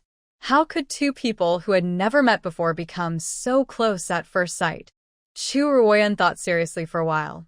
Maybe it's because he loves the whole person? Zhao Yang? Yan family. As soon as Chu Ruoyan returned, several people gathered around her and looked at her eagerly. Yu Lu puffed out her chest and said, Lord Chao has agreed. He will take our girl to see the Marquis at 11 p.m. tomorrow. Great. Everyone was ecstatic. Li said, I'll arrange anything right away. Chu Ruoyan pondered and said, clean water, light meals, and gold wound medicines for treating external injuries. Don't prepare too much. You'll be searched before entering. Li responded and went to do it. Meng Yang said, Madam, can I go with you? The young master has been in prison for 2 or 3 days already, and I'm really worried. Before he could finish his words, Yan Wenjing stumbled in from the door. Aunt Sen, can I see Uncle Sen now? I want to go. Ever since the kid came back from the funeral, he has locked himself in the yard and practiced martial arts day and night. Chu Ruoyan saw that his arms and calves were covered with bruises, and there were dark circles under his big eyes, and couldn't help but ask, What are you doing? Your Uncle Sen hasn't come back yet, and you're planning on working yourself to death? Yan Wenjing was not as bad-tempered as usual. He grabbed her skirt and begged, Aunt Sen, I know I was wrong. Please take me with you, and let me see Uncle Sen. I am so afraid that he will be gone suddenly, like my father. The child's voice silenced the whole hall. Manager Fawn couldn't help but turn his head to wipe his tears. Chu Ruoyan squatted down, looked at the tears in the corners of his eyes, and gently touched his cheek. Aunt San knows that Wen Jing is worried about your Uncle San, but this time Aunt San is going to save your Uncle San. Wen Jing is still young, and you can't help if you go, so just wait at the house obediently, okay? The woman's voice was soft and soothing, like the wind to calm the child's heart. Yen Wenjing hesitated and asked, "Can Uncle San be rescued?" "Well, when has your Aunt San ever lied to you?" Yen Wenjing bit his lip and suddenly said, "Okay, as long as you can rescue Uncle San, I will never call you a bad woman again. I will give you my life." Chu Ruoyan lau ghét. What did she want with this black sesame glutinous rice dumpling? But seeing the child's serious face, she also said, "Okay, then you just wait at home obediently." "Yes." After handing Yan Wenjing to Manager Fong to take back and instructing him to take good care of him, she sat down at the desk and thought about what she would ask after the meeting. Chao Yang would not be so kind as to give her so much time to talk. Although she was forced to give in this time, it was at most Emil's time, so she had to think about it in advance and ask as much useful information as possible. At the hour of high on the second day, it was already late at night. Chu Ruoyan followed the agreement and only took Meng Yang to the side door of the Dowry temple. There was already someone waiting at the door, and when he saw her, he bowed. "Madam, please come this way." The Dowry temple is very large, and the guards inside are very strict. Just like Meng Yang said before, without 5 people with the same skills as him, they would be courting death. Arriving in front of the sky prison, Chu Ruoyan looked at the eerie prison door, and her heart sank. The sky prison. Even someone of Yan Zheng's status was imprisoned, which meant that the higher-ups agreed. The man leading the way stepped forward to negotiate with the gatekeeper, and then handed over a sign. After repeated verification, the gatekeeper opened the prison door and let him in. As soon as Chu Ruoyan entered, a cold and damp wind blew in her face, and she shivered immediately. "Young madam." Meng Yang stepped forward to block the way for her, and the man leading the way said, "Madam, you are dressed too thinly. Do you want to go back and change your clothes?" Chu Ruoyan heard the expectation in his words, and knew that as long as she went back, this trip would be over. "No need, please lead the way." Guan Yanjing's cell was on the bottom floor.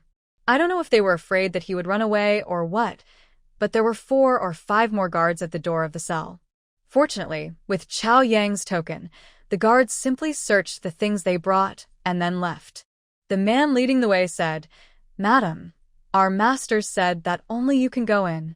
It will take only a meal, so please hurry up."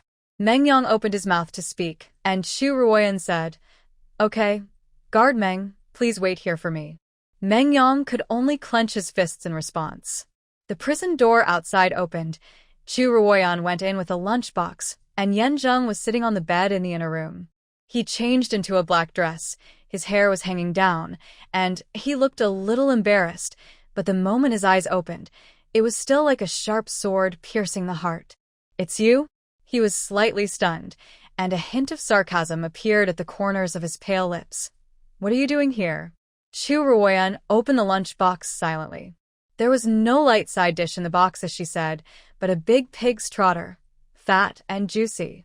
The warm heat seemed to dispel the coldness of the prison. Yan Zheng's eyes softened when he saw it. "I'm fine. Tell Wenjing not to be afraid. It will be at most 1 or 2 months, 1 or 2 months. Chu Ruoyan interrupted him for the first time. "My lord, do you really think you can survive for another month or 2?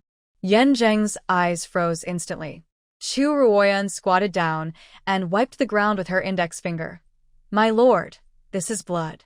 Her voice began to tremble uncontrollably. "They tortured me." Yan Zheng was silent. The prison was dead silent, with only the crackling sound of the candlelight burning. Chu Ruoyan pursed her lips. The situation she feared the most had indeed happened. They dared to torture Yan Zheng. They must have obtained approval from their superiors. That is to say, their superiors began to suspect him. "You won't die." Yan Zheng blurted out this. Chu Ruoyan almost laughed out of anger. "You won't die, Wenjing Meng Yang. They will all be skinned alive." Yan Zheng's eyes darkened, and she casually spread out her hands. "My lord, don't look at me. I'm just a woman and can't afford such a big business as the Yan family. So, as my lord said before, protect the Yan family. I can only return it to you. Yan Zheng was silent for a moment and laughed softly. Ask whatever you want to ask. Chu Ruoyan thought that this Lord Yan was really hard to serve. If she wanted to help him, she had to beg him to agree. However, there was no time to waste, so she asked directly, Hanga Pass, what exactly happened? When mentioning Hanga Pass, Yan Zheng's expression turned cold. Someone leaked the city defense map, which caused my brother, the city, to be broken and killed. Chu Ruoyan. She said that the prince had the reputation of little Zhuge, so how could he be careless and lose the city? It turned out that someone really leaked military intelligence. Do you know who it was? Before Yan Zheng could speak, there were suddenly hurried footsteps outside, and the person who led the way in front ran in. Madam and Ning Ho, please leave with me. Chu Ruoyan raised her eyebrows, and the man said anxiously, Prince Yu is here, and he said that he will interrogate Ning Ho immediately. You have to leave immediately. He said that he was going to pull Chu Ruoyan. Meng Yang rushed in to block him, but when he saw Yan Zheng in the cell, his whole body was shocked. Young master. Yan Zheng raised his eyes and glanced at him. Take her away. Meng Yang pretended not to hear and just stared at him. The footsteps outside were getting closer and closer, and the leader made up his mind. It's too late. Come with me. There was a secret compartment under this solitary cell. It was dug out by the last few prisoners here. When the officers and soldiers found it, a big pit had been dug, and they had no time to report that new people had moved in, so they put it aside. The man had just stuffed them in and covered them with straw mats when a question came from outside. Chao Yi? Why are you running here instead of staying with Chao Yang? Chao Yi wiped the sweat off his forehead hurriedly. Your Highness Prince Yu, yes. My master is worried about the safety of Marquis and Ning, so he sent me to check on him. Safe? Prince Yu sneered. He's what's the safety of it? Can he imitate a mouse and crawl out of the ground? The words were full of insults. Chao Yi didn't dare to respond and smiled awkwardly. Prince Yu waved his hand. Okay, I'm here to interrogate the prisoner tonight. Come on, drag him out. The guards on both sides stepped forward and stretched out their hands to hold up Yan Zheng. Chao Yi felt the murderous aura coming from underground, fearing that the two men would not be able to rush out, so he hurriedly said, Prince Yu, this Marquis and Ning has difficulty walking. Why don't you try him here? Prince Yu paused, quite puzzled. What are you doing today? Why are you still speaking for this? Chao Yi wiped the sweat off his face and couldn't make up a word. Prince Yu remembered something and smiled. Oh, I know. Chao Yang is afraid that he will have a hard time explaining if someone dies in the Dowry temple, right? Well, you go out first and I will try him here. Chao Yi walked away, looking back every few steps, praying to God and the earth not to be discovered. In the cell, Prince Yu stared at Yan Zheng, who was sitting upright on the couch, still looking calm. He could not help but sneer. San Lang Yan, stop pretending. You know very well in your heart that my royal brother has sent me to be your chief judge, and he has already made a decision. You might as well confess obediently to avoid further punishment. These words made the two people in the secret room pale. The grievances between Prince Yu and the Yan family were known to the whole court. The incident of the Princess of Kongha came before, and he himself had a broken head due to a ground dragon. With such a grudge, the emperor actually sent him to judge. Doesn't that mean Yan Zheng will die? However, the people sitting there still had no reaction. Prince Yu waved his hand. Wake up the prisoner and let him know that he has to answer questions from his master. After the voice fell, two bodyguards walked towards Yan Zheng. One of them held him, and the other put the pliers on his fingers. Marquis and Ning, I'm sorry. The pliers tightened suddenly, and the finger bones broke due to the strong squeezing. Kaka. The sound of the pliers tightening, and the blood fell down with a plop. Yan Zheng frowned. His forehead was full of sweat, but he still didn't cry out. Waste, get out of here. Prince Yu seemed to be enraged, and kicked his men away. He grabbed Yan Zheng's collar and threw him to the ground. Yan, I'll ask you one last time. How did you instruct a Jiao to steal the city defense map? A Jiao? Chu Ruoyan covered her mouth. Isn't that Isn't that the orphan girl that Yan Zheng rescued in Wangshuang Tower? Because she looks very much like the deceased prince's wife. There are rumors outside that he covets the eldest sister-in-law. How could she have stolen the city defense map? Jiao. Is she dead? The cold and sarcastic voice finally came out of Yan Zheng's mouth. Prince Yu breathed a sigh of relief and sneered. You can't wait for her to die? It's a pity that my brother sent Zhang Yuanpan to treat her day and night, and finally rescued her. But Yan Zheng, you can do it. Such a beautiful girl. You destroyed her face and chopped off her hands. It's a pity that you forgot to cut off her tongue, so that she could escape and testify against you in person. Chu Ruoyan turned her head and looked at Meng Yang beside her. She saw that he had a look of regret. What Prince Yu said was true. This orphan girl, Jiao, had really suffered great torture from Yan Zheng. That is to say, he had been investigating the truth about the tragic death of his father and brother, but one day she accidentally escaped, and he bit back. Why are you silent? You have nothing to say, right? Humph, Yan Zheng, you are so cruel. Just because you are resentful of your family for treating you poorly, you can send all your parents and brothers to death on the battlefield. To be honest, if you were not in prison now, I would be a little afraid of such a beast who doesn't recognize his relatives. Prince Yu's words have allowed Chu Ruoyan to outline what happened. The orphan girl Jiao, who Yan Zheng rescued in Wangshuang Tower last year, stayed with the Prince Yan Sun because she looked very similar to Rongshan. Later, she went to war with the army. She stole the city defense map when no one was paying attention at Hanga Pass, which led to the defeat of our army. Yan Zheng should have caught her before he came back, but unfortunately, he didn't force the mastermind out and she escaped. You'd better persuade her to live longer. Yan Zheng said, his tone so calm that it made people shudder. Live until I personally grind her bones and scatter her ashes. Prince Yu was shocked by the coldness in these words for a moment, and then sneered. You'd better think about how to explain yourself first. Now, it's not just your brother, your father's old subordinates, as well as the Longwu army, the Black Armor army, and all the generals in the court are watching. Yan Zheng, as long as you say it, I can ask my brother to spare your body. According to the law of Daxia, those who kill their parents shall be executed by slow slicing. However, Yan Zheng closed his eyes and looked like he would not speak again. Prince Yu had expected this and waved his hand, and the old soldier who was waiting outside walked in. My royal brother is waiting for the result.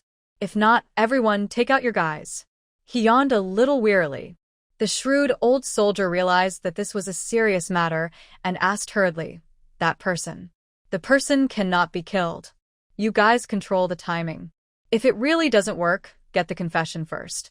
The so-called confession is nothing more than a signature with a finger. The old soldier understood. We understand. The cell fell into deathly silence. Chu Ruoyan had just had a bad premonition when she heard a loud bang from above. Marquis and Ning, don't blame us. We were just following orders. It seemed like something heavy was being moved in. Chu Ruoyan couldn't see clearly from her angle, but Meng Yang on the side moved. Whip. He uttered the word with trembling lips, and the hilt of the sword was ready to come out. Chu Ruoyan knew that as long as they showed up in the sky prison, everything would be over. She could only raise her hand as a knife and chop Meng Yang's neck on the back. The guard's body fell limply. Chu Ruoyan helped him to the ground, and at this time, the sound of a lock falling was heard above her head. Yan Zheng seemed to be tied to a wooden stake or something, and the old soldier said, "Wait until he faints and get a confession." Then, bang, bang. It was no longer the long torture of twisting the wrists and branding irons. It was like they were using severe punishments. Chu Ruoyan secretly lifted in the straw mat and saw a whip weighing 7 or 8 pounds coming down directly. Not to mention rolling and moving, he couldn't even utter a word of begging. She bit her hand tightly and could only watch the man's blood flow down like a broken thread, falling on the bluestone floor, filling the cracks in the floor. He finally fainted. He fainted after almost 50 whips, and this is the first time I've ever seen him. All right, stop talking nonsense and sign it quickly. The old soldier carefully took the confession given by Prince Yu and was about to press down Yan Zheng's finger suddenly. The The man who should have fainted suddenly opened his eyes, and that cold look like a knife forced the old soldier to instinctively step back, and then he heard the exclamation of his colleagues behind him. "Be careful with the confession." The next moment, the old soldier saw Yan Zheng spit out a mouthful of blood. The petition that Prince Yu had just sent had not dried ink yet, and it was stained with blood, and immediately became a mess. He was stunned for a moment. "It's bad, quickly copy another one." "It's too late." The handwriting melted when it came into contact with blood, and it was no longer distinguishable. The old soldier knew that he was in big trouble, and he crawled out to apologize. After a while, there were sounds of scolding and beating outside, and Prince Yu rushed in quickly, burning with anger. Okay, you can destroy this petition. Next time I will bring 100. Let's see how long you can destroy it." Prince Yu walked away, and the guards did not dare to stay any longer. Only Yan Zheng was left in the cell, tied to a wooden stake. Chu Ruoyan lifted the straw mat and crawled out. The blood in the room filled her nose, and she almost staggered and threw herself on him.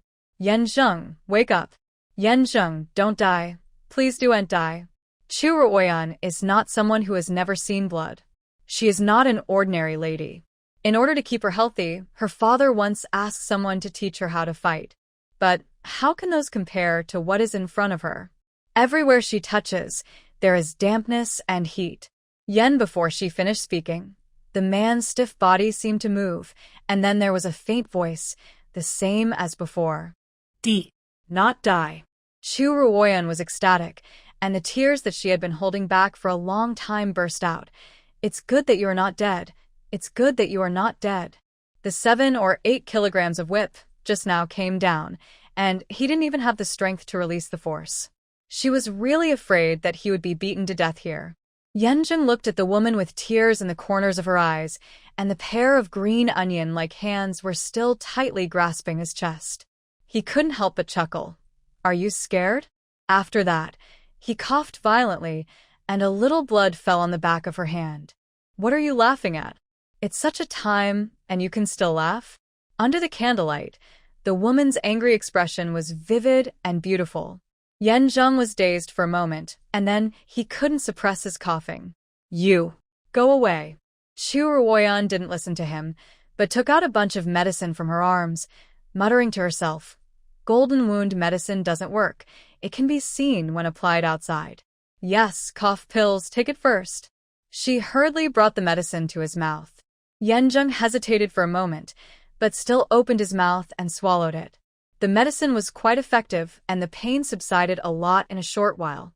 Chu Ruoyan said, "I will hide the medicine under the secret room later. You can use it when you have the chance. There are also these steamed buns and dry food. I have prepared them for several days. You can eat them slowly later. It is safer than the things in the prison. When Jing and the family are all fine, I will take care of them. Don't worry, Yan Zheng, take care of yourself." Her instructions were trivial but warm. He hasn't felt this way for a long time since his eldest brother died. Yan Zheng stared at her face and nodded slowly. "Where is Mengyang?" When asked about this, Chu Ruoyan suddenly stammered. "Just now, he almost rushed out, so I knocked him out." Yan Zheng raised his eyebrows, as if he was a little surprised that this weak woman could actually hurt a master like Mengyang. Seeing her lowering her head embarrassedly, he comforted her. "It's okay. Well done." At this time, footsteps were heard outside. Chu Ruoyan hurriedly asked, "Is there anything else you need us to do?" His eyes were sharp for a moment. "Go and check who Asha was looking for after he came out." She understood and immediately wanted to go back to the secret room. At this time, the person who came said, "It's me." Looking back, it turned out to be Chao Yi. Chao Yi waited for Prince Yu's people to leave with great difficulty and then rushed back without stopping. As a result, when he saw the miserable situation in the prison, he couldn't help but exclaimed, "Oh my God, they dared to use torture?" Chu Ruoyan didn't say anything. Judging from the situation tonight, the Chao family and Prince Yu didn't seem to be on the same side. Chao Yi said again, "Madam and Ningho, come on. While Prince Yu is gone, I'll take you out." Chu Ruoyan nodded. "Okay, But we have a problem here. The guard who came with me fainted. Fainted? Chao Yi ran to the secret room and saw Meng Yang lying flat on the ground. He was stunned. What was going on? The delicate and weak lady didn't faint, but the guard fainted first. Are the men of the Yan family even more useless than women? But he didn't say anything, jumped down, carried the man on his back and said, "It's okay, you follow me, and if you ask, just say he fainted because of blood." Chu Ruoyan agreed, walked to the prison door, and couldn't help but look back at Yan Zheng for the last time. The man was tied to a wooden stake, covered in blood, and nodded slightly when he met her gaze. Chu Ruoyan bit her lip and turned away. It was late at night when they left the prison. Chu Ruoyan asked Chao Yi to put the man on the carriage, and then got on and left. The carriage was bumpy. Meng Yang suddenly woke up. "Young master," Chu Ruoyan said, "we have already left." Meng Yang's lips trembled, and he lifted the car curtain and jumped out without saying a word. "What are you doing?" Meng Yang paused. "I want to go back to save the young master. Those rascals will torture him to death." "Okay, then go ahead. I'll prepare a coffin for you. You can bury it wherever you want," Chu Ruoyan said lightly. The guard clenched his fists and returned to the car to sit down after a long while. "Madam, you do know that the prison uniforms of the Dowry temple have always been white, but they actually changed the young master into black clothes." Meng Yang choked up as he spoke, and Chu Ruoyan slowly fell silent. How could he not know? The prison uniforms of Daxia are all white. The reason why they changed Yan Zheng into black was just because that color could cover the blood. When I saw the young master today, I knew that he had been punished, but I didn't expect it to be so serious. "Madam, do you know that even on the battlefield, surrounded by the enemy, the young master was not injured as seriously as today?" Meng Yang accused her word by word, and Chu Ruoyan was speechless for a moment. Yes, how ridiculous. The general of Daxia was the most seriously injured at the hands of his own people. She was silent for a moment. "Guard Meng, I know you are full of resentment, but the most important thing right now is to save people first." Meng Yang took a few deep breaths. "Then what should we do?" Chu Ruoyan pondered. "After Jiao escaped from your hands, it is impossible for her to meet the emperor so soon. There must be someone in the middle. Your young master also said just now that we must find this person. Although he may not be the mastermind behind the scenes, he must be an insider." Meng Yang stood up. "Leave it to me." He lifted the curtain and went out and returned after a while. "Young madam, there is one more thing." Chu Ruoyan looked at him inquiringly. Meng Yang hesitated for a long time and still took out 3 envelopes from his arms. This is what the young master asked his subordinates to prepare before the accident. You can look inside for yourself. After he finished speaking, he threw it into Chu Ruoyan's hand and left as if escaping. Chu Ruoyan picked it up and took a look. The 3 words divorce letter jumped out of her eyes. Her hands trembled slightly, and she opened the letter and read it 10 lines at a glance. The first letter was written on behalf of Yan Erling to Li, and the second letter was written to Yao. The wording did not change at all, except for the name. But this third letter, it is said that the relationship between husband and wife is deep, and the grace and loyalty are heavy. However, they were enemies in the previous life and turned against each other. Since they have different hearts, they want to say goodbye. I hope that after we part, my wife will comb her hair again, choose a husband who is a high-ranking official, and we will part ways and be happy.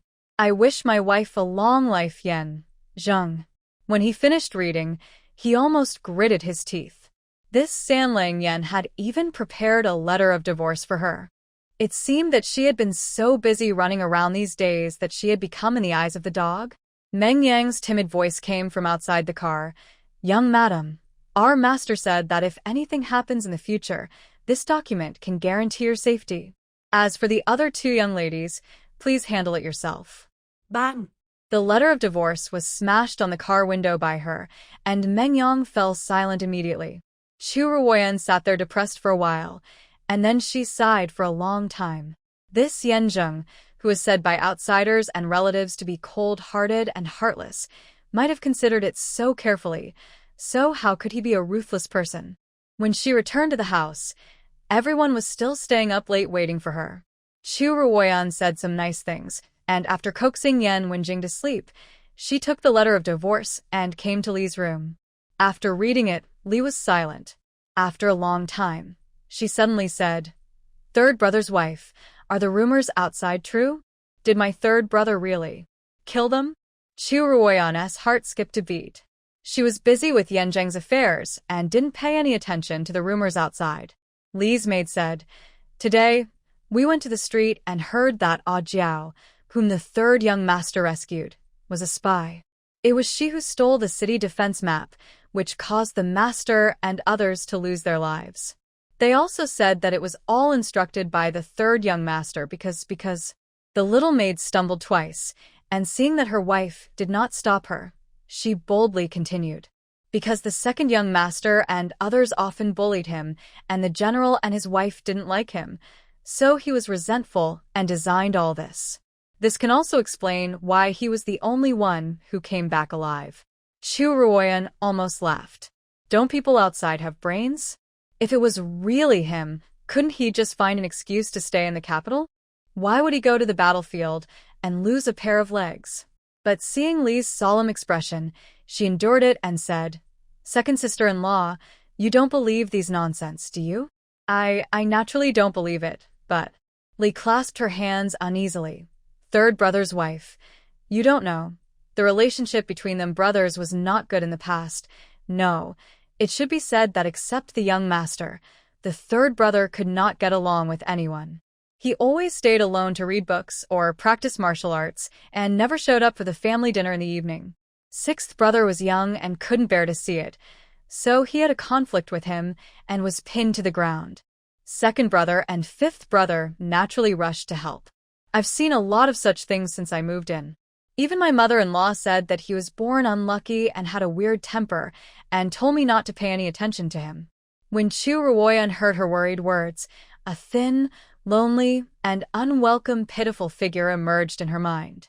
He obviously has so many brothers and sisters, but only one eldest brother treats him as a younger brother.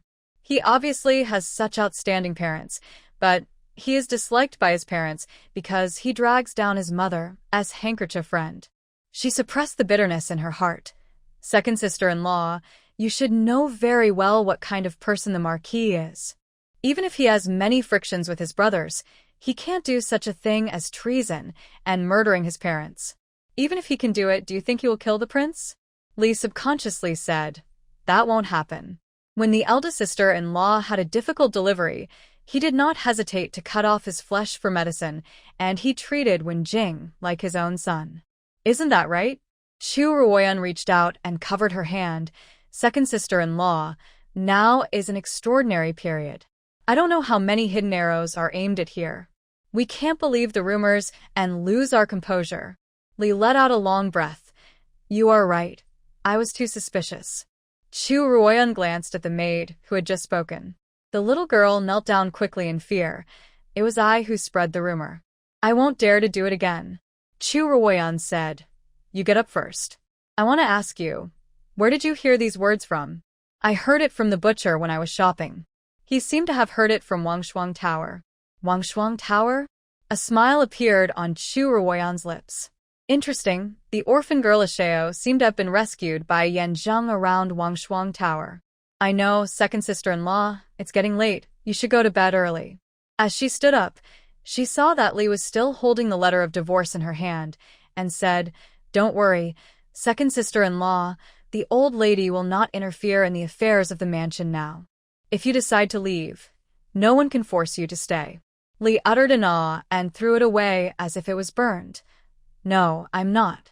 "Second sister-in-law," Chu Ruoyan interrupted her, "I will send someone to deliver the letter to fifth brother's wife tomorrow. I believe she will not come back. Now the Marquis is still in prison and the Yan family is in a precarious situation, so if you think about yourself, no one will say anything." Li remained silent. In the past 2 days, her family did send someone to look for her. Not sure if it was because of Yan Zheng being taken away, her family only urged her to go back as soon as possible, otherwise she would never come back.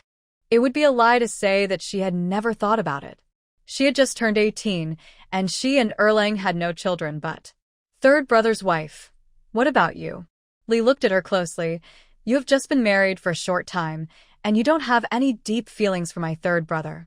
Why are you running around at such a big risk? Chu Ruoyan was stunned. Then she laughed. If Li hadn't said it, she would have almost forgotten that she originally came to kill him. But now she is trying her best to save his life. Second sister-in-law, I am different from you. After all, Yan Zheng is still alive, and he is innocent. I can't watch him being framed. And you? Second brother is gone, and you don't have any children, so whether to go or stay is entirely up to you. When Li heard her words, tears rolled down her face in an instant. She had been struggling and hesitating for 2 days, and had been worried for 2 days, fearing that if she revealed any clues, she would attract the disappointed eyes of the Yan family. But the woman in front of her just gently comforted her and handed the decision to her. Third sister-in-law, I don't want to leave, but my family said that I won't go back in the future. I don't have any children, and there are still 30 or 40 years to come, such a long time. I'm afraid I can't keep it. She cried so hard that she couldn't speak. Chu Ruoyan stroked her back and said, Then just keep it for as long as possible. The world is difficult for women. If Yan Zheng hadn't given her a letter of divorce, someone likely would probably have to be a widow for the rest of her life. Chu Ruoyan comforted her and returned to the room at 3 o'clock in the morning. She fell asleep and got up again at dawn the next day. Yulu saw her sitting in front of the dressing table and asked, Miss, why don't you sleep a little longer? Chu Ruoyan covered the bruises under her eyes with rouge and powder. There are still things to do. Ask the doorman to prepare the car, and come with me later. Yulu responded and left. After an hour, the master and servant went out. Chu Ruoyan told the coachman to go directly to Wangshuang Tower, but as soon as they got on the main street, a rotten egg flew towards them and hit the carriage. Who dares to disrespect the wife of Marquis and Ning? The coachman scolded, but the other party sneered. You are hitting the wife of Marquis and Ning. She is so cruel and crazy, a nest of snakes and rats. Chu Ruoyan was stunned, and then the coachman hurriedly shouted to be careful. Countless rotten eggs and rotten vegetable leaves were thrown at her, accompanied by cheers from all sides. Well done. Yan Zheng is a beast worse than pigs and dogs. It's not a good thing for her to marry him. How could the general give birth to such a son? He is so inhumane. One sentence after another, even the coachman was forced to retreat into the carriage. Chu Ruoyan roughly understood that the rumors that Li's maid heard from Wangshuang Tower last night should have spread. Yulu said anxiously, Miss, there are more and more people surrounding. What should we do? She said lightly, Wait for them to smash, and they will disperse after they have smashed the things in their hands. Yulu was about to say something when a clear voice shouted, Stop! This is the carriage of the wife of a Ningho, who gave you the courage to smash and destroy in the street. Chu Ruoyan was slightly stunned. This voice seems to be Su Tingyan? There was silence outside for a moment. Someone said, Sir Su, the person sitting inside is the wife of the culprit who killed the general's family. Yes, she was hypocritically sending the general to the funeral a few days ago. I wonder if the general can close his eyes in the underworld? We are seeking justice for them. The crowd was indignant. Su Tingyan glanced at the motionless figure in the carriage and said loudly, Everyone, what you said is just a rumor. Now that Marquis and Ning has not been convicted, this theory has no basis. To put it another way, even if he is guilty, his wife and children will not be harmed. How can you feel at ease when you embarrass his female family members like this? The troublemakers shut up one after another. The leader said, Sir Su, we believe in you. This matter must be investigated thoroughly. We cannot let the general and others die in vain.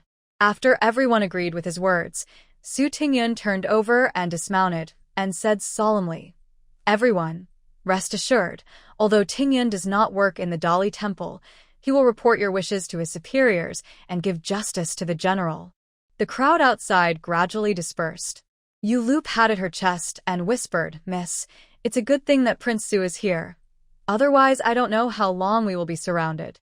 Chu Ruoyan pursed her lips. What Yulu said was not wrong.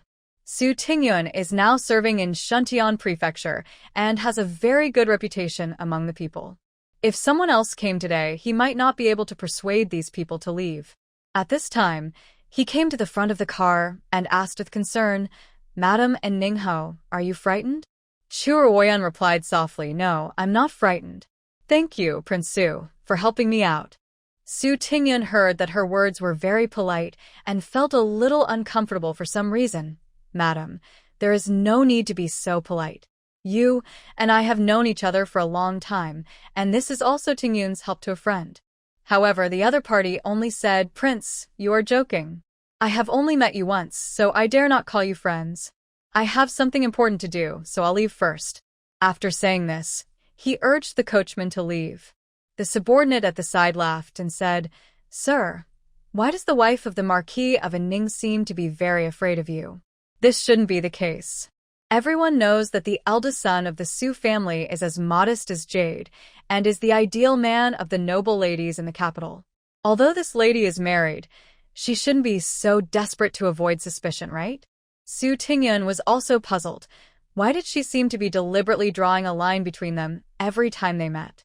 At this time, the book boy Mou said, "Young master, look, this seems to be something dropped by the wife of the Marquis of Ning."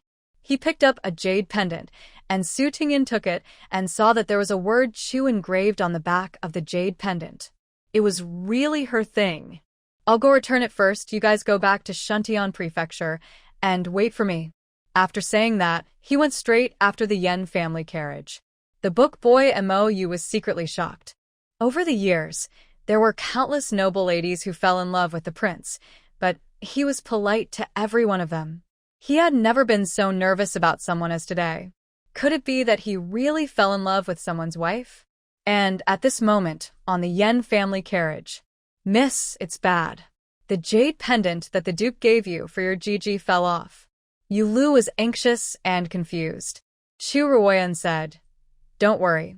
It must have fallen during the siege just now. Please ask the coachman to go back and find it."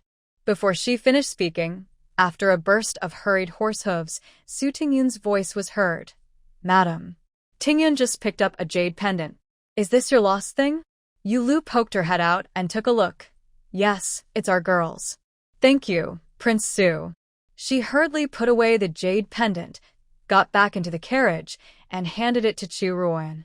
Chu Ruoyan was a little absent-minded. If she remembered correctly, this jade pendant should be the engagement token between her and Su Tingyun in the future.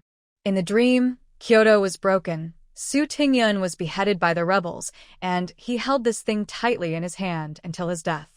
Now this jade pendant was picked up by him again. Could it be that there is a will of heaven in the dark? "Thank you, Master Su." Her tone was much softer, and Su Tingyun outside also breathed a sigh of relief. "Madam, there is no need to thank you. I don't know where you are planning to go." Chu Ruoyan was silent, and Yu Lu rushed to say, "We're going to Wangshuang Tower." "Wangshuang Tower?" Su Tingyun was stunned. Chu Ruoyan asked, "Is there anything wrong?" Su Tingyun smiled and shook his head. "Nothing wrong, but this Wangshuang Tower is Tingyun's family property. I didn't expect it to be such a coincidence." "Is it your family's property?" Chu Ruoyan asked in surprise. Su Tingyun nodded. "That's right. My father bought this building on a whim a few years ago, but because of his status, he didn't announce it to the public, so few people in the capital knew about it." She couldn't hear the rest of the words at all. Daxia did not ban officials from doing business. For example, the Tianxiang Tower before was the property of the Yongding Earl Lu family. But this Wangshuang Tower was where Yan Zheng rescued a Jiao, and it was also the place where rumors were spread. If there was someone behind the scenes, wouldn't it be related to Ping Jingho? Madam? Su Tingyun called twice outside before she came back to her senses. I want to go to Wangshuang Tower." "That's just right. Tingyun hasn't been there for a long time." Wangshuang Tower. The shopkeeper saw his master coming and rushed forward. "Prince, why did you come here in person without saying a word? Come on. Make room for the best box for the prince." "Wait a minute." Su Tingyun interrupted and looked at Chu Ruoyan. "Madam, do you want to taste tea, or just have some wine and food?" Chu Ruoyan said, I want to listen to storytelling.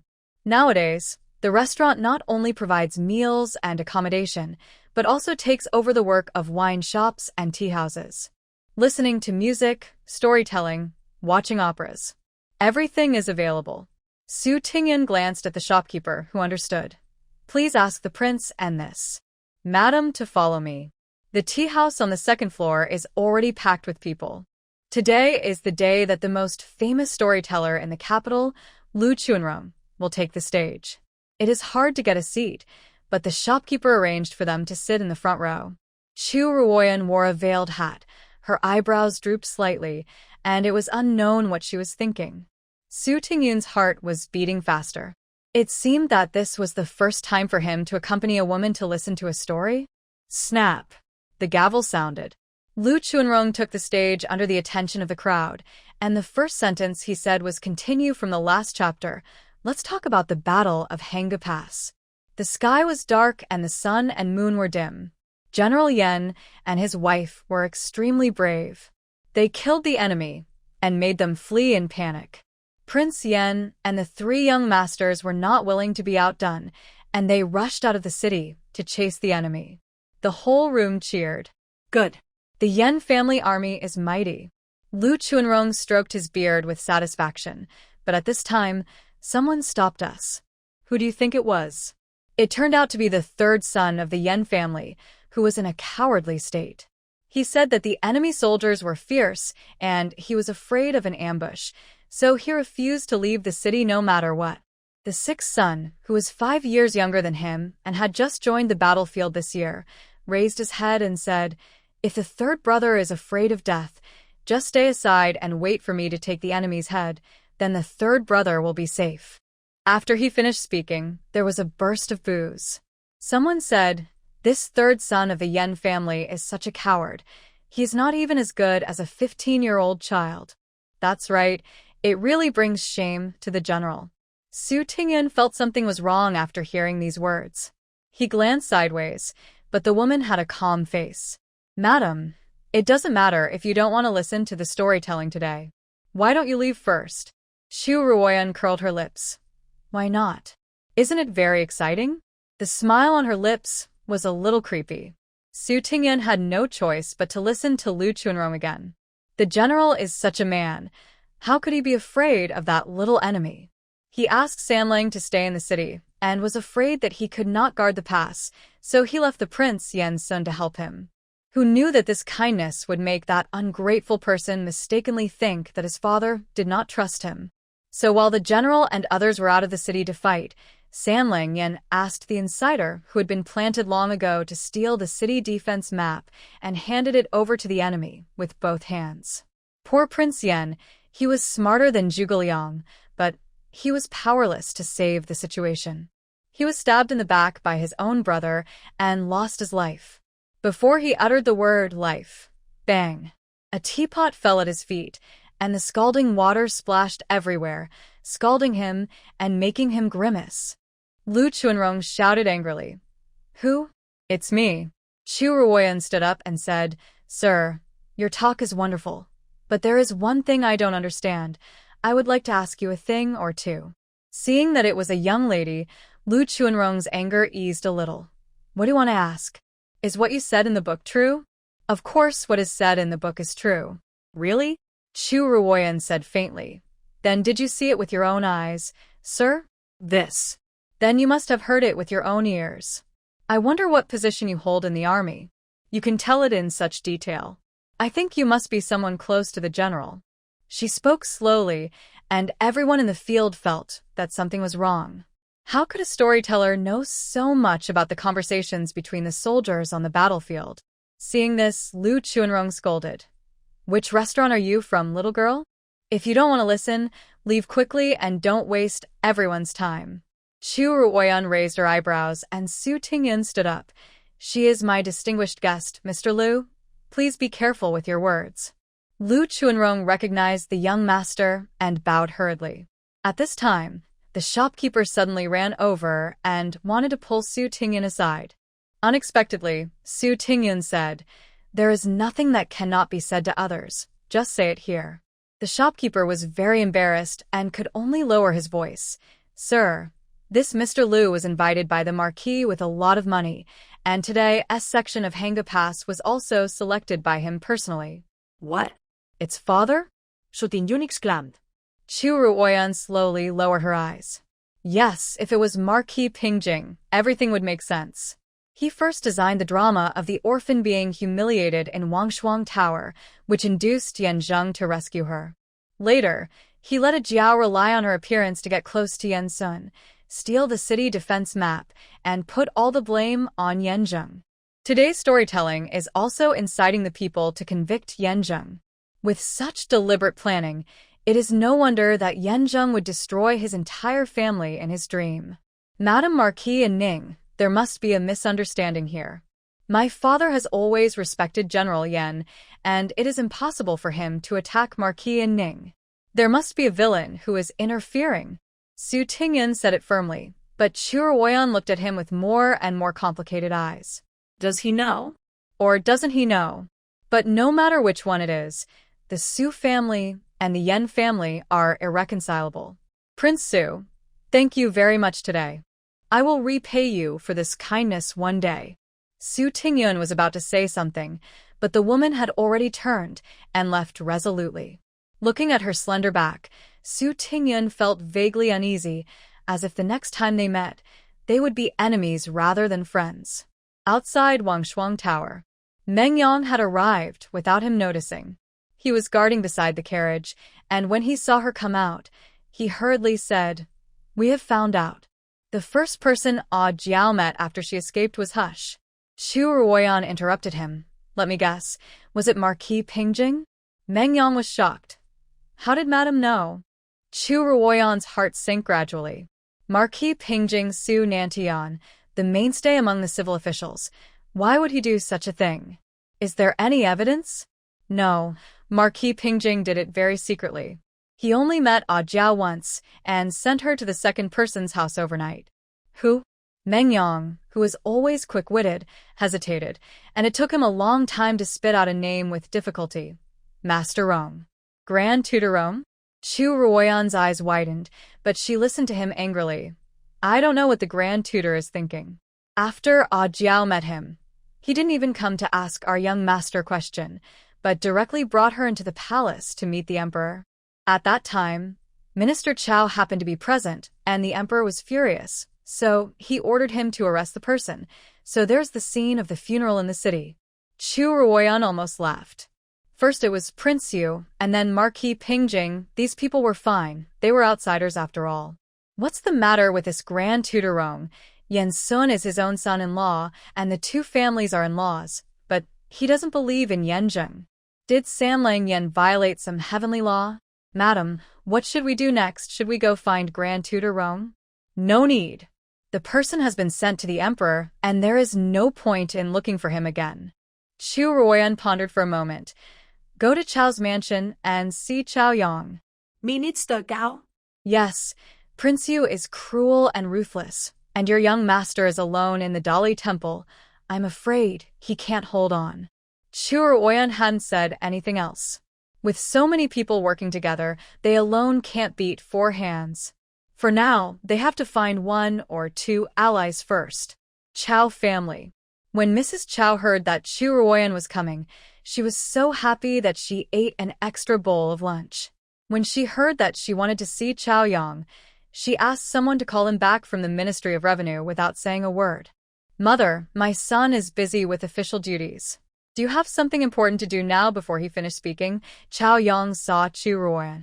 She sat next to her mother with a faint smile, which made him feel dizzy and turned away. Stop. Mrs. Chao shouted, Are your mother and parents some kind of ferocious beast? Let you run away when you see them?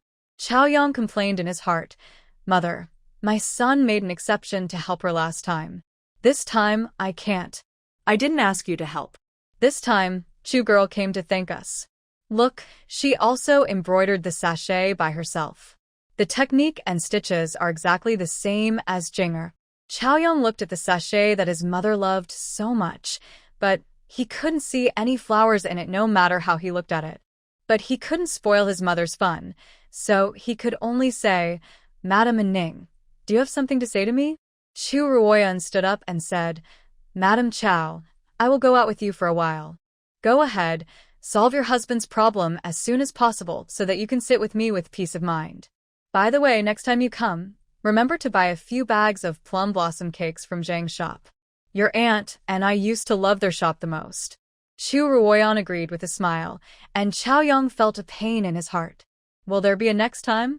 Chao Yong asked study. Chu Ruoyan sat down, and he said bluntly, "Madam and Ning, you come to my house again and again. What exactly do you want to do?" Chu Ruoyan smiled. "Sir Chao, why should you be so nervous? You helped me last time, and I haven't thanked you yet."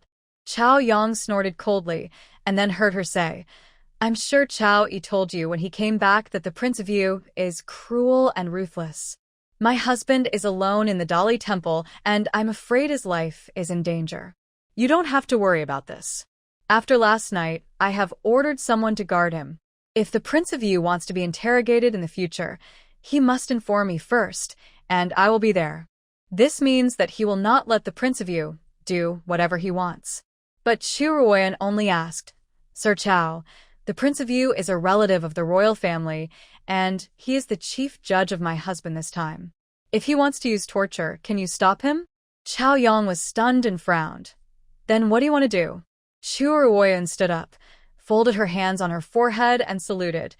"I would like to ask for your help to save my husband from prison." There was a silence in the study. Chao Yong seemed to be shocked by her audacious idea and couldn't help saying, "Do you know what you're talking about?" Now, not only the emperor, but all the civil and military officials in the court and the people of the world are watching him. How are you going to save him? Chu Ruoyan said, "I have my own way. You just need to tell me whether you are willing or not." Chao Yong smiled. "Madam and Ning, you must be mistaken. I have no friendship or favor with your Yan family. Why should I take such a risk for you?" Chu Ruoyan knew he would say this, so she looked up and said word by word, "Just because of Xiaoman, his grandma, and your excellency's previous actions, they wanted to take the lives of those 300 innocent old and young." Chao Yang's face sank. "What nonsense are you talking about?" Chu Ruoyan said coldly, "Don't you remember what your excellency did?" Lu Jifang and Yang Bingfang blamed each other, resulting in the 300 soldiers' families being stranded on the streets. After your excellency learned about this, not only did he not want to provide relief, but he ordered Zhao, the head of the Kyoto County Yamen, to kill them to silence them. If such a thing gets out, do you think you can still sit in your position as the Minister of Revenue safely? How outrageous. Chao Yong slammed the table. Marquis and Ning did inform me of this matter, but I had already sent people to take them in. How can I kill them to silence them? Chu Ruoyan was stunned. Could it really not be him? The people around Chao Yong seemed to remember something, and whispered, "Sir, Minister Yuan seemed to have borrowed your official seal a few days ago, saying that he was handling the internal affairs of the Ministry of Revenue." Chao Yong was startled. "Go check." In less than half a minute, the man came back and whispered something to him. Chao Yang's face became uglier and uglier. He paced back and forth in the room for a few circles before saying, "I was negligent in this matter. I thought that Minister Yuan was the second son's man." He knew he had let the cat out of the bag as soon as he blurted it out. Chu Ruoyan breathed a sigh of relief. It turned out to be Prince Consort Chao. She was just worried that if this matter really had nothing to do with Chao Yong, then there would be no way to control him. Unexpectedly, another handle was given to her so soon. Chao Yong frowned and struggled for a while before saying, "Madam and Ningho, tell me, how do you want me to help you?" Chu Ruoyan felt relieved. "Lord Chao, my husband can't stay in the Dowry temple anymore. Prince Yu has used all means to get his confession. If he continues like this, I'm afraid he will die there." Chao Yong understood what she meant. Although Prince Yu could not kill people, there were many ways to make a person's life worse than death. Yan Sanlang's legs are now lame. If even his hands are disabled, there is no point for that person to live. Then what do you want? Let me make it clear first. I can help you, but I will not kill people or escape from prison. Chu Ruoyan saw his alert face and hurriedly said, No, I just want to ask you to find a few doctors to go in and take a look and diagnose him as seriously ill. You mean pretending to be sick? According to the laws of Daxia, any seriously ill prisoner in prison, unless he is an unforgivable criminal, can be taken back by his family first. Chaoyang nodded slowly. It's a good idea, but this case is of great importance. I'm afraid the emperor will not let him go back to the Yan family easily. Chu Ruoyan raised the corners of her lips slightly. Who said to ask him to go back to the Yan family? Chaoyang was puzzled, but saw the woman blinking her eyes. Lord Chao is the minister of the Ministry of Revenue and is in charge of the Dowry temple. If you take the initiative to ask the emperor to take custody of a small prisoner, the emperor should agree, right? Chaoyang was stunned and cursed. Are you going to drag me into the water? If he took the initiative to take the person over, wouldn't that be equivalent to telling Prince Yu that he wanted to go against him? However, the woman just spread her hands. Lord Chao, offending Prince Yu is much more cost-effective than being demoted, isn't it? After all, if the matter of the 300 soldiers was exposed, the lightest thing would be the charge of negligence, and demotion would be inevitable. Chaoyang finally realized that he was led into a ditch by her, and gritted his teeth and said, Okay, but you have to give me a definite answer first. Did Yan Zheng steal the city defense map? If it was really him, then this official would rather be demoted than help the tyrant. Chu Ruoyan raised an eyebrow.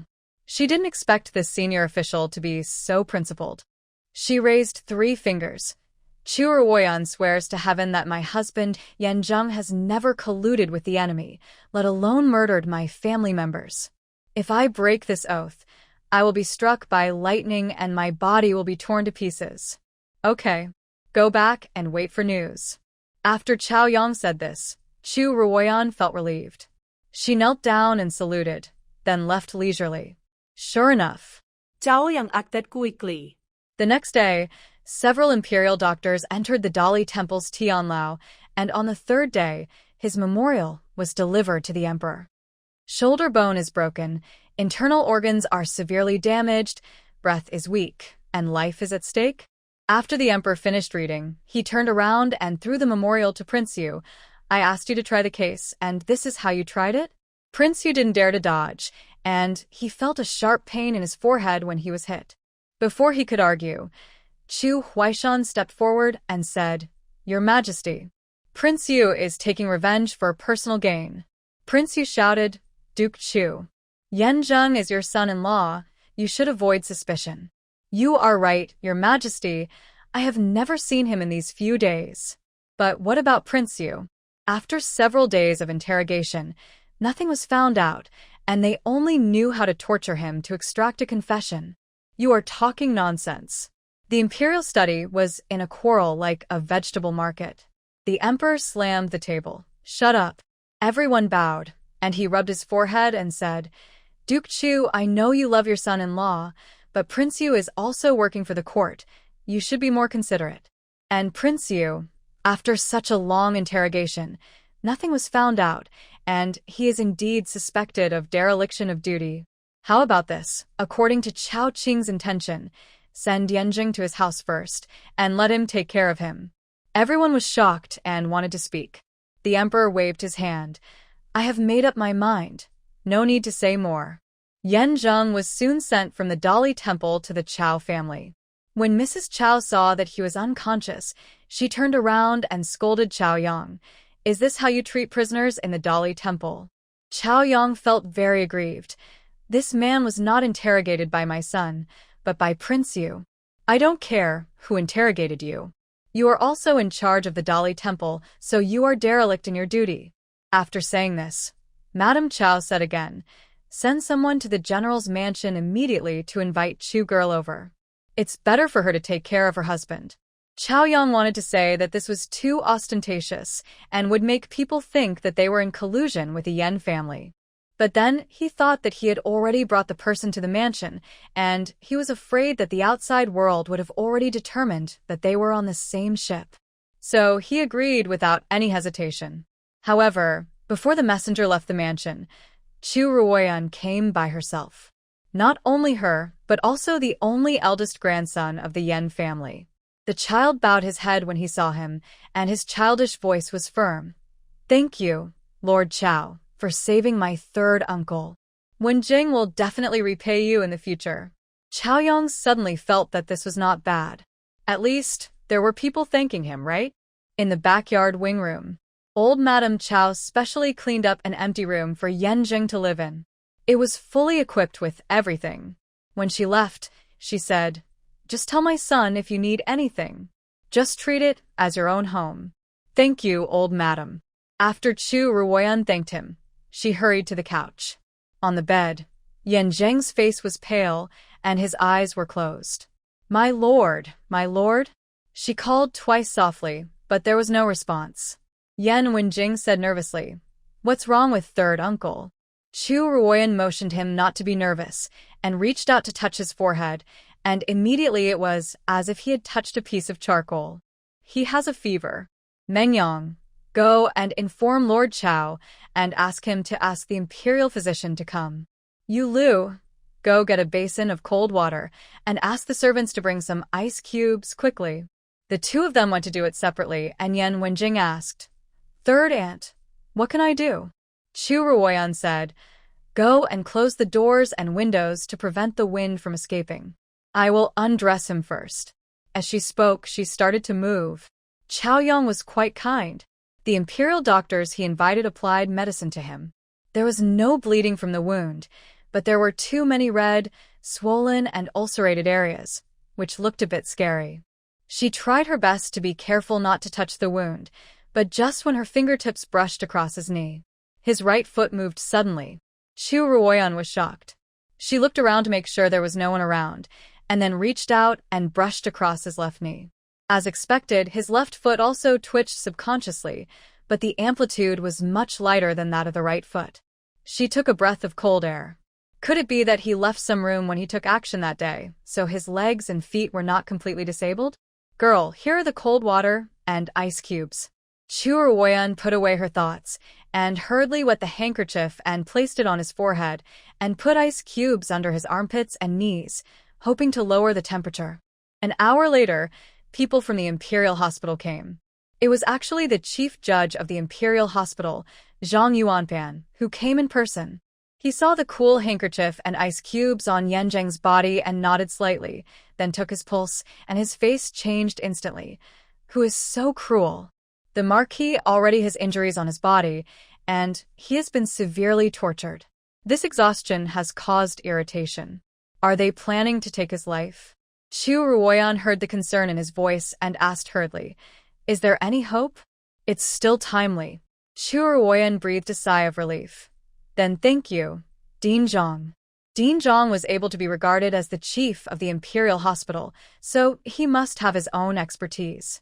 After a set of acupuncture, Yan Zheng's temperature dropped significantly. "Madam, the Marquis's life is saved, but in the next few days, you must not get injured, and your emotions must not fluctuate drastically, so as not to induce further injuries." After Zhang Yuanpan finished speaking, he took out a medicine bottle from the medicine box. "This is the 9-turn jade dew pill I refined. It can activate the meridians and repair the vitality. It's a pity that I can only refine so much. Give 2 pills to Marquis and Ning every day, and he should be able to get better faster." Chu Ruoyan didn't expect him to be so generous, and hesitated for a moment. "Isn't this medicine too precious?" Zhang Yuanpan shook his head and said, "Madam, don't be suspicious. 3 years ago, when I was doing free medical treatment at Huichun Hall, I was falsely accused and almost lost my life. It was Prince Yan who passed by and saved me. I owe the Yan family a life, and now I am just repaying the favor. So there is this origin." Chu Ruoyan was relieved, and her eyes fell on Yan Zheng's legs. "Then, according to Zhang Yuanpan, my husband, is there still a possibility of standing up?" Zhang Yuanpan was stunned and really touched the bones. After a check, he was overjoyed. "Strange, when I treated in Ningho last time, there was no reaction at this broken bone, but now there are signs of regeneration." Chu Ruoyan frowned. "Zhang Yuanpan means that my husband's legs have hope of recovery?" Zhang Yuanpan affirmed, "This is natural, But now it seems that the left foot reacts slower than the right foot, and it should recover more slowly, but at this rate, he will be able to stand up in half a year at the latest, and within 2 years, he should be able to walk normally. Chu Ruoyan nodded slowly, and the next moment, she pulled out the golden hairpin and pressed it against his throat. Zhang Yuanpan, it's not that I don't want to believe you, but this matter is of great importance. You need to swear not to tell anyone. Zhang Yuanpan scolded with a smile. You are too suspicious, young lady. If I want to harm him, why should I go there in person? Well, for the sake of Master Yan, I will swear to you. If I tell anyone, I will be seriously ill and incurable. Is that okay? The greatest pain for a doctor is to be able to treat others, but not to treat himself. Chu Ruoyan then let go of her hand, knelt down and saluted. Sorry, I offended you. Zhang Yuanfan shook his head, carried the medicine box and left. Yan Wenjing on the side endured for a long time, and then asked, Aunt San, what does he mean? Can my uncle's leg be healed? Chu Ruoyan said then pulled him to her side and reminded him, Wenjing, this matter must not be told to anyone. Once it gets out, your uncle's life may be in danger. Judging from the methods used by Pingnan Ho and Prince Yu, he is still alive today, probably thanks to his disabled legs. After all, a disabled person can never cause any trouble, but if he stands up, everything will be a different story. Yan Wenjing agreed seriously. Chu Ruoyan did not take off her clothes that night, but fortunately, Yan Zheng woke up in the second half of the night.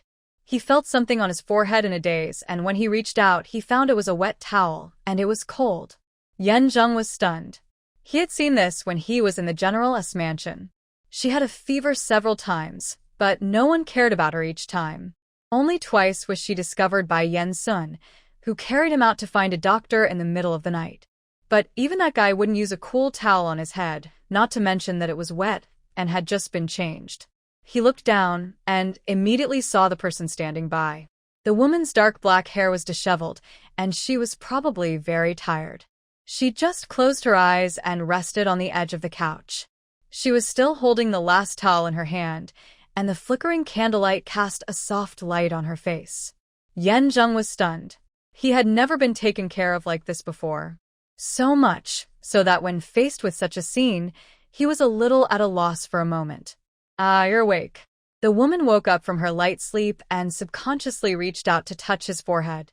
Yan Zheng did not avoid it for the first time. Okay, the high fever is gone. I'll get you some medicine. She said she was going to get up, but her legs and feet were numb from sitting for too long, and she accidentally fell forward. Be careful. Yan Zheng stretched out his hand and pulled her, and she fell backwards uncontrollably. Bang! Chu Ruoyan's had hit his chest, and the wound caused a tearing pain. The two asked in unison, Are you okay? The air was silent for a moment, and both sides seemed to feel awkward and quickly looked away. Chu Ruoyan quickly climbed up from him. I'm fine. Did I hurt you? Yan Zheng shook his head. Chu Ruoyan said again. Then I'll go get you some medicine first. After she finished speaking, she left as if escaping. Yan Zheng looked at her back for a long time before retracting his gaze. Have you seen enough? After he finished speaking, Meng Yang came out from the corner with an embarrassed look on his face. Hey, sir, that. I didn't see anything. Yan Zheng glanced at him lightly. Let's talk about business. Meng Yang's face was solemn. Sir, we have found out that it is indeed Pingjing Ho Su Nantian. His younger brother Su Nan had joined the army that year, robbed women from the people, killed innocent people and took credit for it, and was sentenced to death by the general. This fellow disguised himself well at the time. On the surface, he was killing his own relatives for the sake of justice, but in fact, he was always looking for an opportunity to take revenge. I don't know where he found a Jiao from. He heard that you and the prince would go to Wangshuang Tower during the Lantern Festival last year, so he specially arranged for Wan Ku to perform this drama for you and the prince. At this point, Meng Yang couldn't help but persuade, Young master, don't blame yourself too much. In that situation, even if you didn't take action, the prince would not be able to help it. Yan Zheng's eyes were cold. It was me who saved Kuren, and it was also me who brought her into the Yan family. Meng Yang wanted to persuade him again. He raised his hand and said, "Go on." Meng Yang was helpless. This time, we would not bring any female relatives with us. It was a Jiao who went to ask Madame, saying that she was willing to follow the prince as a captive. You also know that since the death of the prince's wife, the prince has never touched another woman. Madame saw that she looked similar and was sincere, so she took her to hang a pass without telling anyone, which gave her the opportunity to take advantage of. Yan Zheng said nothing. Meng Yang had to continue. After Ah Jiao escaped from us, the first person she went to see was Marquis Pingjing, and then... He paused here. Yan Zheng looked up at him, and he gritted his teeth and said, "Then Marquis Pingjing took her to the residence of Taifu Rong." Yan Zheng is very close to the Rong family.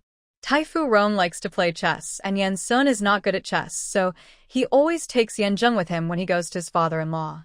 There are very few people in the capital who can play a draw with Taifu Rong, and Yan Zheng is one of them.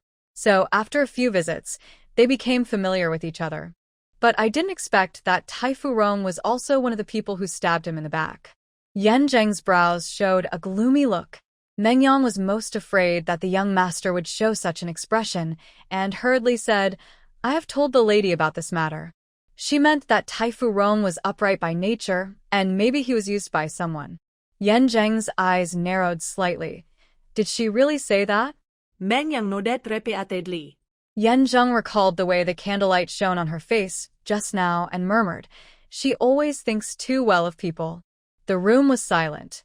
Yan Zheng said, "Forget it. If the Rong family is really involved, just let them live for Big Brother's sake." There was no more boredom in his words. Meng Yang breathed a sigh of relief. Then what about the Marquis of Pingjing? One of the 3 playboys ran away last year, and the remaining 2 are in our hands. What do you think? Send him back. Meng Yang was puzzled. A flash of sarcasm flashed across Yan Zheng's lips. Isn't his son the Chancellor of Shuntian Prefecture? Send him to him and see what he does. Meng Yang understood instantly. Young master, do you want his son to investigate him? But what if he finds out he is shielding him? Shielding him? Yan Zheng repeated these 2 words playfully. Meng Yang felt a chill in his heart, and then he heard his cruel words. If he wants to shield his son, then his son will be finished. If he doesn't, he will go to the execution ground himself. Doesn't Su Nantian like to act? I want to see how he will act in this drama about his own son. The next day, the 2 dandies who bullied Ah Jiao were sent to Shuntian Prefecture to turn themselves in. When Shuntian Prefecture heard that it was related to the Yan family, they hurried to send the people to the Dali Temple. Only Su Tingyun insisted on investigating, saying that the case of Shuntian Prefecture should be closed by Shuntian Prefecture. "Miss, you don't know that Prince Su is really upright." He made an impassioned speech in front of the gate of Shuntian Prefecture, saying, "If officials push each other, how can the truth come out?" The onlookers cheered. Yulu had a very good impression of Su Tingyun and praised him a lot. Chu Ruoyan, however, had complicated emotions. Su Tingyun was a gentleman, and it was not excessive for him to do so. But what he didn't know was that the real murderer behind the scenes was his father. Once he found out, what would he choose? Whether it was to kill his father for the sake of justice or to bend the law for personal gain, he would never be able to escape the shadow of killing his father for the rest of his life. The person behind this was trying to kill his heart. "Miss, what are you thinking about?" Chu Ruoyan sighed. "It's meaningless to think about these favors and grudges." Ah? Yulu didn't understand. She added, "Speaking of your Prince Su, I'm afraid he will suffer a lot." Chu Ruoyan's words came true on the 3rd day. Su Tingyun investigated quickly and immediately traced from to the Wangshuang Tower and finally to his father. The Su family ancestral hall. Pingjing host Su Nantian pointed at a room full of tablets and roared, "Are you crazy? You actually want to persuade your father to surrender?" Su Tingyun knelt in front of him. "Dad, the big mistake has been made. Your son begs you to stop." Su Nantian sneered. "What horse to stop? When Yan Su killed your second uncle, he didn't stop the horse. I avenged my brother, it's just right. What qualifications do you have to stop me?" Su Tingyun's face was filled with grief, and he seemed to have lost the strength to speak. If his father had only wanted to avenge Yan Su, it would have been fine, but that was 100,000 Yan family soldiers. 100,000 lives, all lost because of his father's personal vendetta. Whenever Su Tingyan thought of this, he wished that there would be one more corpse in the pile of dead bodies, so as to avoid suffering here. Seeing that he was silent, Su Nantian thought that he had persuaded him and said, Tingyun, you know, once this matter is exposed, your father will be dead. But now the people are in your hands. As long as you kill them and it's all over, we will all pretend that nothing happened. How could it not happen? 100,000 people died. And General Yan's family. Su Nantian said angrily. Then are you going to force your father to death? Su Tingyun was speechless for a long time and said disheartenedly, Father, don't worry. Your son knows what to do. Just when Su Nantian thought that the child was finally standing on his side, Su Tingyun submitted a memorial to the emperor. The memorial detailed the whole incident, except that he was the real murderer. After reading the memorial, the emperor did not speak for a long time. Inuch In Shun said carefully, Your Majesty, do you think that Prince Su would not do such a thing? The emperor waved his hand. Don't you know what kind of person Tingyun is? The only person who can make him risk his life to protect him is his father. In Shun immediately understood that the emperor knew everything in his mind, but he did not make a decision because he had some concerns. Is the emperor concerned about the Empress Dowager? The emperor glanced at him. You're smart. Marquis Pingjing did such a thing because of a little personal grudge. He deserves to die. But he is the only male in his mother's family. If he is really convicted of treason, the entire Su family will have to be executed. The Empress Dowager was from the Su family. After Su Nanha was executed, Su Nantian was her only nephew. If he was really executed, the Su family would have no descendants. Then what should we do? It may be difficult to explain to the Yan family. The emperor frowned irritably. Okay, let's suppress this matter first. You go and give Pingjing Ho a warning on my behalf, and tell him not to cause trouble first. When the news came back to Yan Zheng, he crushed the teacup in his hand. The broken pieces of the cup pierced his hand and bled. Chu Ruoyan hurriedly wiped it for him with a handkerchief. Marquis, don't worry, the emperor just said to suppress it first. He didn't say not to deal with it. How is he going to deal with it?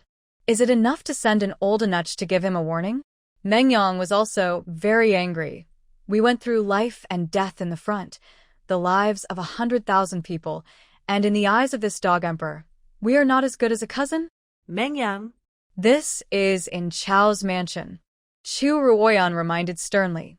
Mengyang snorted and turned his head away. She had no choice but to hold Yan Zheng's hand and said, My lord, we can settle the account with Marquis Pingjing later. The most urgent thing is that you have to take care of your body first. Zhang Yuanfan said that he can't get hurt again these days, and he can't be too happy or sad to induce injuries.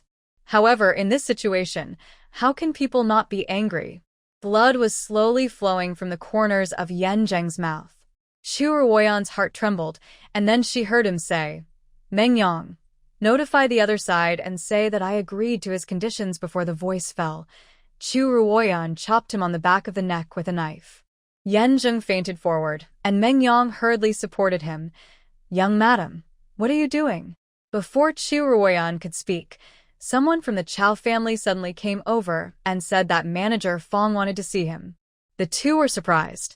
Soon the old servant rushed in, and seeing that Yan Zheng fainted, he didn't care about him and only said anxiously, Young madam, hurry back to the general's mansion. The old lady wants to open a clan temple and drive the third young master out of the Yan family. Drive out of the Yan family? These 4 words are both absurd and ridiculous, but with the identity of Yan Zheng's grandmother, Chu Ruoyan was forced to rush back. At the gate of the general's mansion, Li had been waiting there, and when she saw her, she immediately stepped forward. I can't persuade Grandma. She seems to be determined, and she even invited Grandpa Yan to come out. The Yan family originated in Longxi and is divided into 2 branches. One branch is in the official career, which is Yan Su.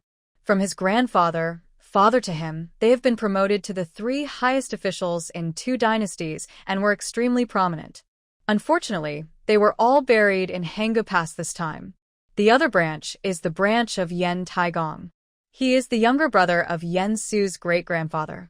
The descendants of this branch all take the business route, but unfortunately they have no ability and can only make a living in the capital. The 2 branches don't have much contact, and only for major events such as sacrifices to the ancestral temple will they ask Yan Taigong to come forward to preside over it. This time the old lady actually alarmed him, and she must have had a 100% idea. Chu Ruoyan nodded and hurried in. In the direction of the ancestral hall, someone was constantly moving things in. Have you heard? This time the old lady seems to be serious. Isn't it? It seems that a letter was sent to the Ministry of Rights, but I don't know why no one was sent from there. Is this old lady crazy? Normally, families who want to evict someone would consider it a great shame and fear that others would know about it, but she even sent a letter to the Ministry of Rights. Is she afraid that it will not cause a big uproar in the city? She took a few deep breaths to suppress her anger and rushed to the outside of the ancestral hall, where she suddenly heard a commotion inside. Master Sun, you can't do this. Those are offerings, they can't be smashed. Inside the ancestral hall, Yan Wenjing waved a wooden stick in his left hand and overturned the tables and chairs with his right hand. Those objects that had just been arranged were thrown to the ground by him like fallen leaves in the autumn wind, and even a set of celadon and white glazed tea bowls fell in front of Mr. Yan, who had just come in, scaring the octogenarian to death.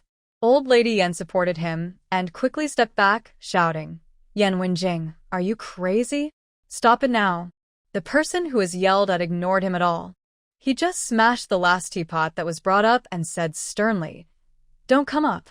Whoever dares to arrange it again, I will beat him to death." This young Master Sun has always been a well-behaved and gentle person in the mansion.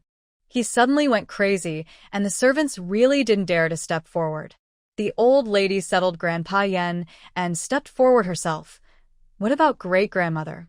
If great-grandmother wants to go in, will you beat me to death too?" Yan Wenjing bit his lips, and the fierce little face became extremely pitiful in an instant. "Great-grandmother, please, don't expel third uncle. He is seriously injured and won't be back for a while, and he won't bother you in front of you. Please let him go this time." The child's begging for mercy was as soft as silk, which softened old Lady Yan's heart for a moment. However, the next moment she hardened her heart. "Wenjing, you don't understand. Your third uncle is the best at deceiving people. It was he who deceived your father and killed your father, your grandparents, and uncles on the battlefield. Great-grandmother will definitely not be soft-hearted this time." Her words made Yan Wenjing's eyes flash with a deep look. It was the coldness of a young beast biting people, but he hid it well under the pitiful eyes. Yan Wenjing lowered his head and shrugged his shoulders with a sob. Old Lady Yan thought he had figured it out and was going to help Grandpa Yan go in. Just as he passed by, Yan Wenjing suddenly swung the wooden stick and hit her on the back. Wenjing. Chu Ruoyan shouted sternly, barely stopping his actions. Yan Wenjing was shocked, and as if he came to his senses, the wooden stick in his hand fell heavily to the ground. But all this was still seen by Old Lady Yan, who turned around. Her eyes were red with anger, and she slapped the man to the ground. Okay. Yan San, he actually taught my grandson to be so cruel that he wanted to kill me, his great-grandmother. It's none of my third uncle's business. It's me." Yan Wenjing covered his left face and shouted to himself, "You want to hurt my third uncle. You are not a good person. None of you." He was like a young animal that had torn off its disguise, revealing its ferocious fangs, and everyone present was shocked for a moment. Chu Ruoyan knew that if she continued like this, she would only force the child more and more. Rushing forward, she hugged the man in her arms. "How is it? Does it hurt?" Yan Wenjing shuddered all over and finally cried out through his clenched teeth, "Aunt San, they're going to drive my third uncle out of the Yan family." Chu Ruoyan hugged him tightly. "Don't be afraid. As long as Aunt San is here, your third uncle will be fine." You go back to the room with Lu first, I won't go back. Chu Ruoyan pressed his shoulders. Be obedient. You can't help much if you stay here. Believe in Aunt San. Your third uncle will not be able to be included in the family tree today. Her words were calm but firm. Yan Zheng was silent for a moment. Okay, if my third uncle is driven away by her, I don't want to be named Yan anymore. After he said that, he followed Lu away. Old Lady Yan said coldly, Grandpa, you saw today, this Yan Sen really knows evil magic and turned my great-grandson into a cold-blooded monster like him. Do you still say that I went too far? Grandpa Yan did not say anything. To be honest, the scene just now really frightened him. Filial piety, brotherhood, loyalty, and faithfulness, a child actually dared to lay hands on his elders. He was indeed taught too badly. Unexpectedly, Chu Ruoyan said lightly, Grandma, that's not the way to say it. You knew that when Zheng and his third uncle had a good relationship, but you opened a clan temple and drove him out of the house. First you drove a child crazy, and then asked him why he resisted. Isn't it too much of a blame game? Grandpa Yan was stunned, and Old Lady Yan shouted angrily. Nonsense. When did I drive him crazy? I was saving him. Really? Then what you say is it? She had a tolerant attitude, which made the old lady seem unreasonable. Old Lady Yan was immediately furious. Rascal, rascal. Who asked you to come here? I didn't invite you today. Chu Ruoyan was even happier to hear this. She slowly looked around the place. Aren't you going to open the ancestral temple today and expel my husband from the house? At this time, Shue's voice came from outside the ancestral hall. Third niece-in-law is still so eloquent. Mother, didn't your daughter-in-law tell you not to engage in meaningless verbal disputes? Chu Ruoyan's eyes sank and she turned around. She saw Yanlin and Shui from the second room, as well as their two sons Yan Qinggu and Yan Qingyong. Not only that, Liao from the third room came with his eldest son, Yan Qinghao. It was a huge crowd. It really looked like they were here for a trial in 3 courts. Okay, everyone is here, so let's take a seat quickly. Old Madam Yan gave the order, and the tables and chairs that had just been destroyed by Yan Wenjing were quickly replaced with new ones. Everyone found a place to sit down, and only Chu Ruoyan stood in the middle.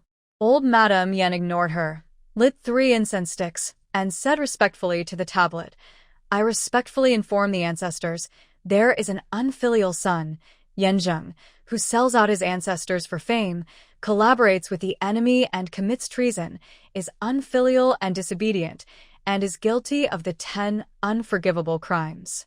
It's a pity that my sons and grandsons were all killed by him. Now, I am unworthy of being the mistress.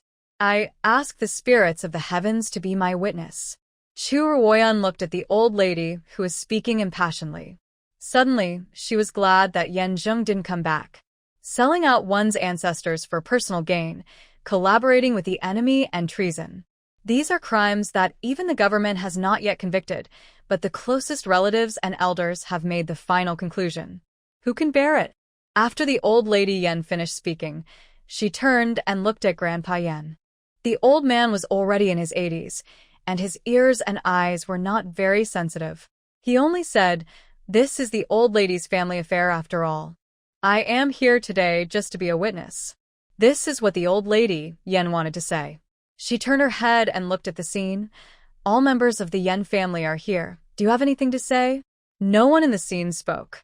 Just like Grandpa Yan said, this is the family affair of the first house. Yan Su died, and it was the old lady's business to make the decision on his behalf. Why should others wade into this muddy water? Only Yan Qinggu from the second house, who was hit in the face by Yan Zheng last time, held a grudge and shouted, Grandma is right. When the eldest uncle was alive, these 3 cousins were extremely unfilial, causing their uncle and aunt to dislike them, and their brothers also had no good faces towards them. Such people, if they stay in the Yan family, will only ruin the reputation of the Yan family. Well said. A crisp female voice suddenly sounded, interrupting everyone who was about to agree. Yan Qingwu thought it was a soulmate and turned his head to see that the person who spoke was Chu Ruoyan. He couldn't help but be stunned. You also agree with my opinion? Chu Ruoyan nodded vigorously. That's right, and this Samlang Yan is not only like what my cousin said, he is also indifferent by nature, taciturn, often cold to others, and very difficult to get along with. Everyone looked strange when they heard it. Is this Yan San so unpopular? Even the new wife, who just married into the family, criticized him like this? Yan Qinghao from the third room whispered, "The third cousin is actually not that bad. He saved me when he was a child." As soon as these words came out, everyone looked over in unison. Liao quickly covered his mouth. The adults are discussing matters. How can you have a say? Shui snorted. Third brother's wife. You still have to take care of your own children, otherwise, like when Jing, you will be deceived by Yan San, and you will have nowhere to cry. Liao quickly responded. At this time, Yan Lin coughed twice. Mother, since even Samlang's new wife said so. Second uncle, don't worry. Chu Ruoyan interrupted. I haven't finished what I want to say. Although Samlang Yan is cold and unsociable, has he ever done anything unfilial? Not to mention the distant past, a few days ago your grandmother was so sick that she was unconscious and broke the medicine bowl. She almost hurt herself with the fragments. He rushed to stop her on the wedding night. Do you remember? Old Lady Yan's face darkened. She said aloud. Before that, your grandmother was critically ill, and it was he who asked Manager Fong to look for medicine everywhere, and even came to my house. He was willing to cancel the engagement at the cost of getting you the 1,000-year-old wild ginseng. Do you remember this? There was silence in the room. Most people's eyes were moved. If it was really as she said, Samlang Yan's every move could be called that of a filial son and grandson. But old lady Yan just waved her hand. He was pretending. If this boy hadn't been so good at disguise, how could my sooner have been deceived by him and let that steal the city defense? The captive girl was naturally referring to Jiao. Chu Ruoyan's brows turned cold. It seemed that the rumors spread by Marquis Pingjing had finally reached the ears of the Yan family. She raised her eyebrows. Grandma, the government has not yet investigated the matter. How can you be so arbitrary? Old Lady Yan sneered. Why do we need the government? It's all over the place now. Second brother, you tell us. Yan Lin coughed twice and said, this matter is indeed a big deal. The woman that Samlang rescued at the beginning also insisted that he instructed her to steal the city defense map. Really? It seems that the government has convicted her? May I ask what crime it is, treason or lingqi or beheading? Chu Ruoyan asked coldly.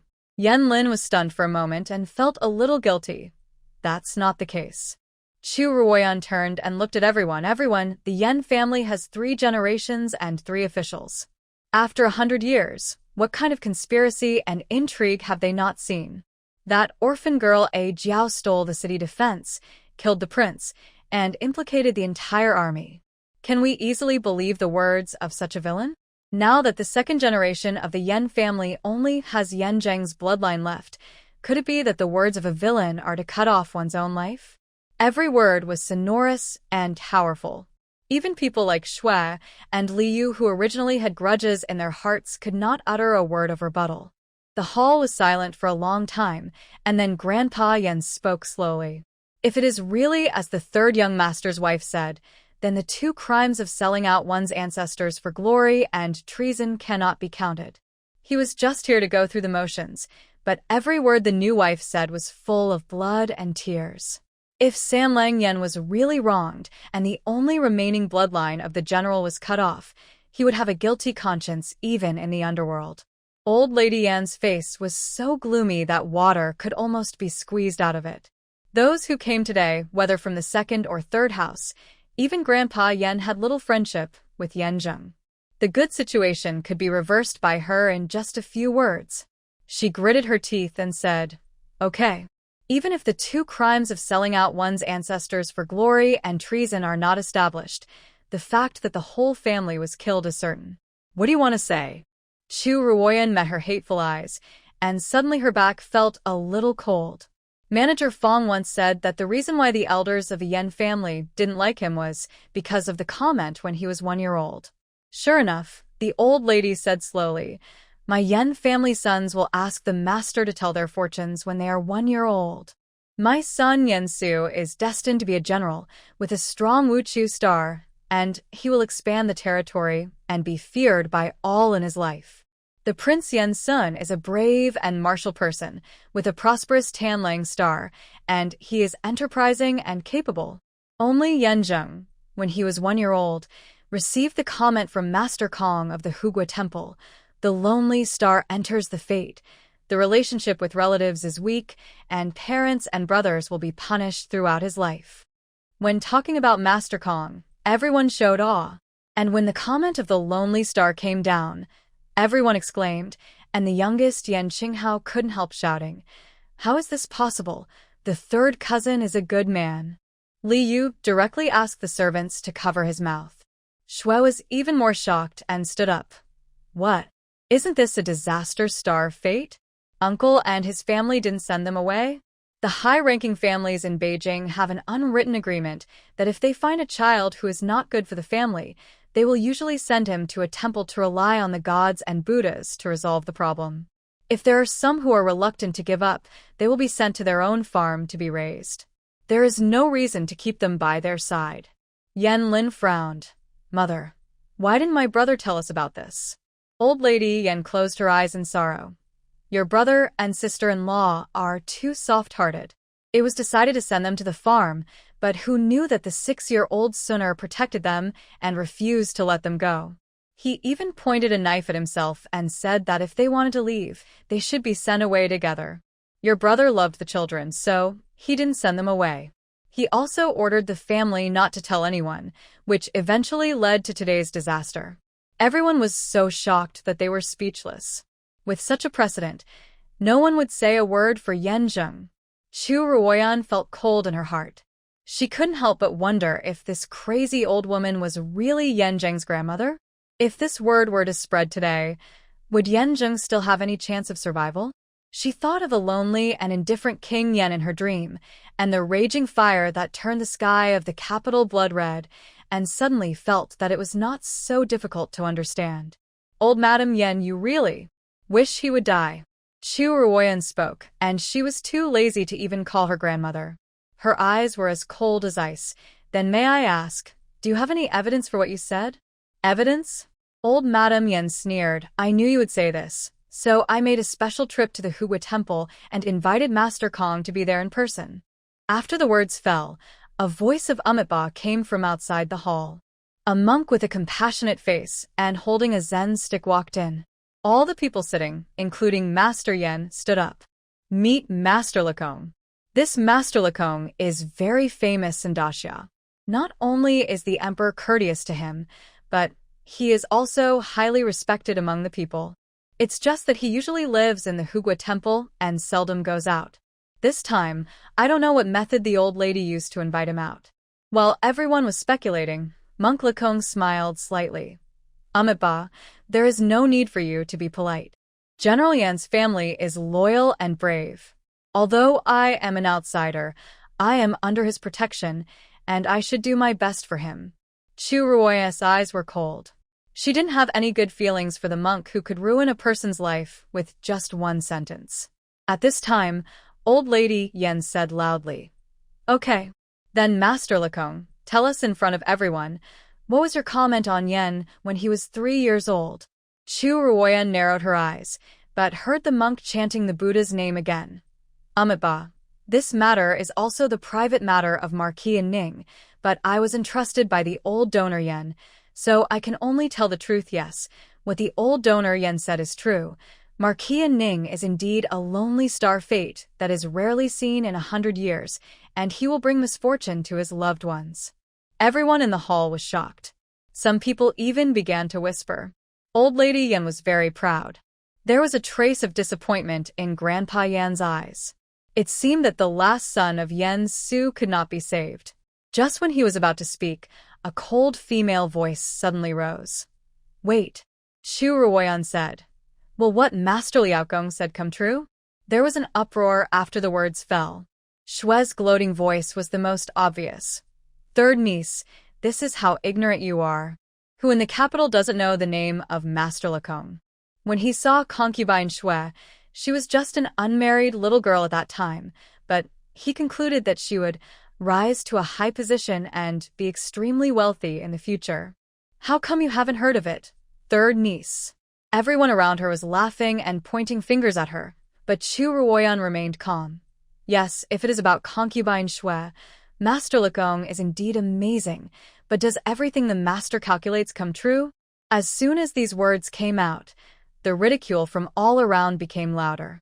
Master Lekong obviously thought of something, and his two snow-white eyebrows raised slightly. Ba, this female donor, before he finished speaking, he suddenly saw Chu Ruoyan's face, and his expression changed drastically. Then, the 5 fingers of his right hand moved rapidly, and finally, he strode up to her. May I ask the female donor, when were you born? Chu Ruoyan was stunned. Old Lady Yan beside her said loudly, Master Liao, this girl was born in August of the Xinyo year. You read her fortune, so that she will be convinced. The ancestral hall was as quiet as death for a while. Everyone was waiting to see this monk show his magical skills. Chu Ruoyan sneered, and also wanted to see what verdict he would give her. But to everyone's surprise, after the monk calculated with both hands, he frowned. No, that's not right. This is not her birthday. Chu Ruoyan was stunned, and Old Lady Yan asked, Master, what do you mean? This birthday was handed over by the Duke of Chu's mansion when the name was asked that day. It can't be wrong. But Liao said firmly, it's impossible. This person's horoscope shows that although he is also rich and noble, he is definitely not as noble as her. Especially he swallowed it all down here, as if he was avoiding something, and dared not say another word. Everyone looked at each other, and Chu Ruoyan also raised her eyebrows. What does this big monk mean? Could it be that her fate is more noble than that of concubine Shui? However, she has never believed in the theory of fortune-telling, so she only asked, Master Liao, since you can't see through my fate, can it be said that you are not sure about the matter of fortune-telling? Liao's face turned pale, as if he wanted to argue, but he didn't know what was taboo and finally didn't speak. Old Lady Yan was surprised and said, Master, how can you let this woman be so disrespectful to you? Liao still didn't speak. Chu Ruoyan smiled lazily. Master, if you don't speak, then I will take it as your tacit consent. After a long silence, Liao closed his eyes. Ba, I really can't see through your fortune. This remark immediately caused a commotion. You have to know who Liao is. This is the first time in his 50 years that he has admitted that he is not good enough. Old Madame Yan widened her eyes, unable to believe that this would be the result. She pushed the nanny away and tremblingly stepped forward. Master Liao, you are not kidding me, are you? You even saw through concubine Shui's life clearly. How could you not see through this young lady? Liao closed his eyes and said nothing. He bowed slightly and walked straight out the door. When passing by Chu Ruoyan, he whispered, If you are free in the future, please come to my humble room. I will treat you as a distinguished guest. Chu Ruoyan was puzzled, but still bowed according to the etiquette. After Liao left, the entire ancestral hall fell into a strange silence. Old Madame Yan was stunned for a moment. This is impossible. How could Master Liao be wrong? Chu Ruoyan said in a calm voice. Why not?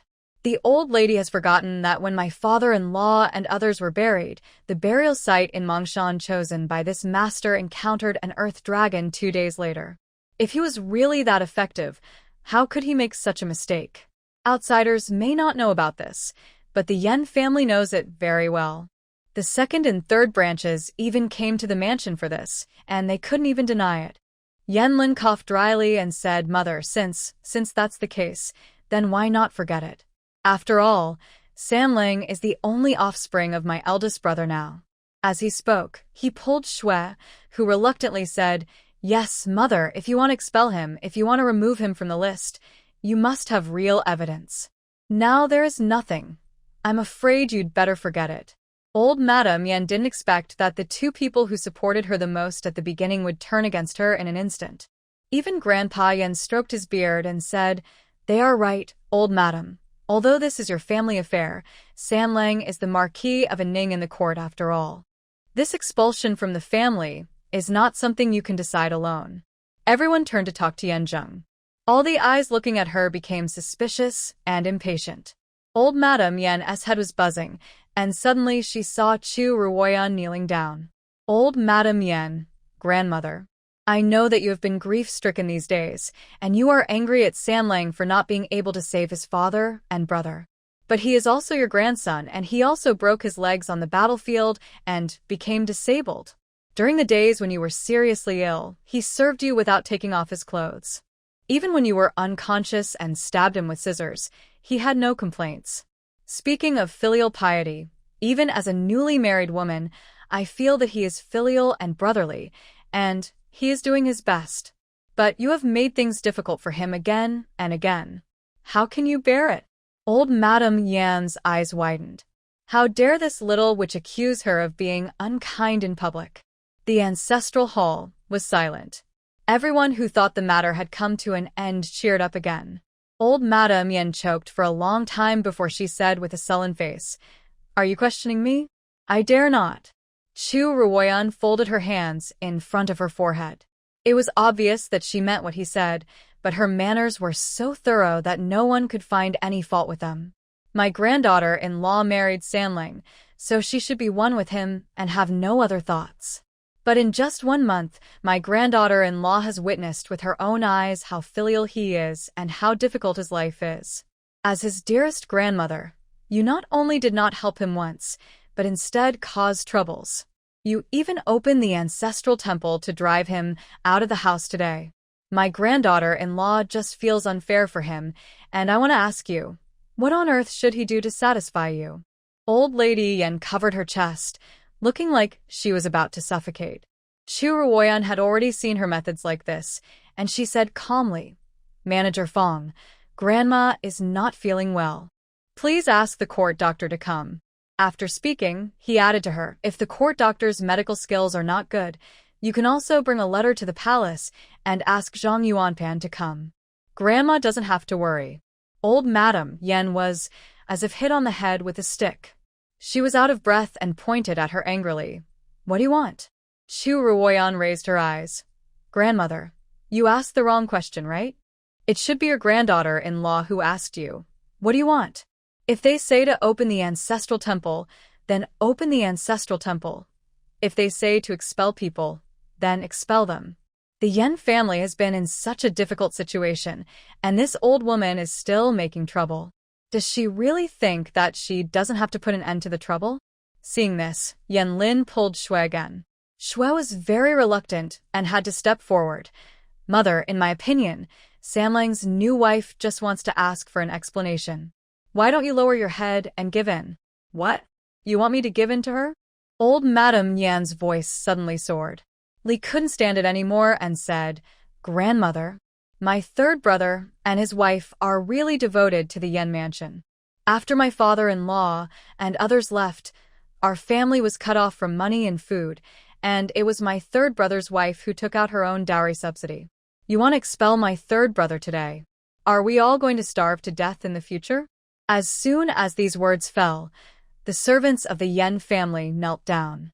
After all, nothing is more important than food, and everyone shouted in unison, "Please bow your head, old lady." Old Lady Yan was in disbelief and pointed at them with a trembling hand. You are all going to rebel?" Wherever she pointed, the people bowed their bodies and did not look at her. This old lady has been pampered in the mansion for so many years, and she has never been forced to this point. She immediately raised her hand and overturned the teacup. "Evil creature Chu, listen to me clearly. Even if I hit my head in front of the ancestral tablets today, I will never bow my head to you and your wife." Her voice was stern, and it was obvious that she was not joking. Yan Lin did not dare to pretend to be dead and quickly supported her. "Mother, please don't be impulsive. Why do you have to do this?" Liu from the third room also said, "Yes. If it is not the wife of the Marquis of Unrest, just forget it." Chu Ruoyan raised her eyes and looked around. They had no way to deal with the old lady, and they wanted to turn around and persuade her to stop. She lowered her eyes and raised a curve at the corner of her mouth. "Grandmother, you said how good it is to be an elder. Even if you do something wrong, as long as you say something harsh, everything can be cleared up." Everyone was ashamed of these words. Old Lady Yan simply insisted, "I am your grandmother. You should do so as long as you have the title of elder." "Really?" A cold light flashed in Chu Ruoyan's eyes, and she didn't plan to keep her in the mansion anymore. After all, this elder grandmother can hurt people much more than the prince of you. Second uncle, third aunt. I remember that when we divided the mansion, we didn't say that my father-in-law would take care of the old lady in her old age and see her to the end, right? Yan Lin and Liu were both stunned. Indeed, they had never said this. According to the rules of Daxia, the family should not be divided while the parents are alive. It was just that Yan Su had made too many contributions at that time, and the two brothers were oppressed by him under the same roof, so they proposed to divide the house. But when she mentioned this at this time, Yan Lin felt that she had bad intentions. That's true, but the eldest brother is the legitimate son and the most promising one in the family. Mother can also enjoy the happiness with him. He wanted to push the responsibility of support away, but Chu Ruoyan said, "Second uncle is right, but now that my father-in-law has passed away, the big house is scattered and is not as good as before. Why don't you ask second uncle or third aunt to take grandmother over so that she can live out her life in peace?" What do you think? After the words fell, Shui was the first to jump out. "That won't work." Liu also hurriedly said, "My master is still in Jingzhou. I'm afraid he can't take good care of my mother." The second and third houses didn't take over. Chu Ruoyan was not in a hurry and said slowly, "Don't worry, elders, I haven't finished speaking yet.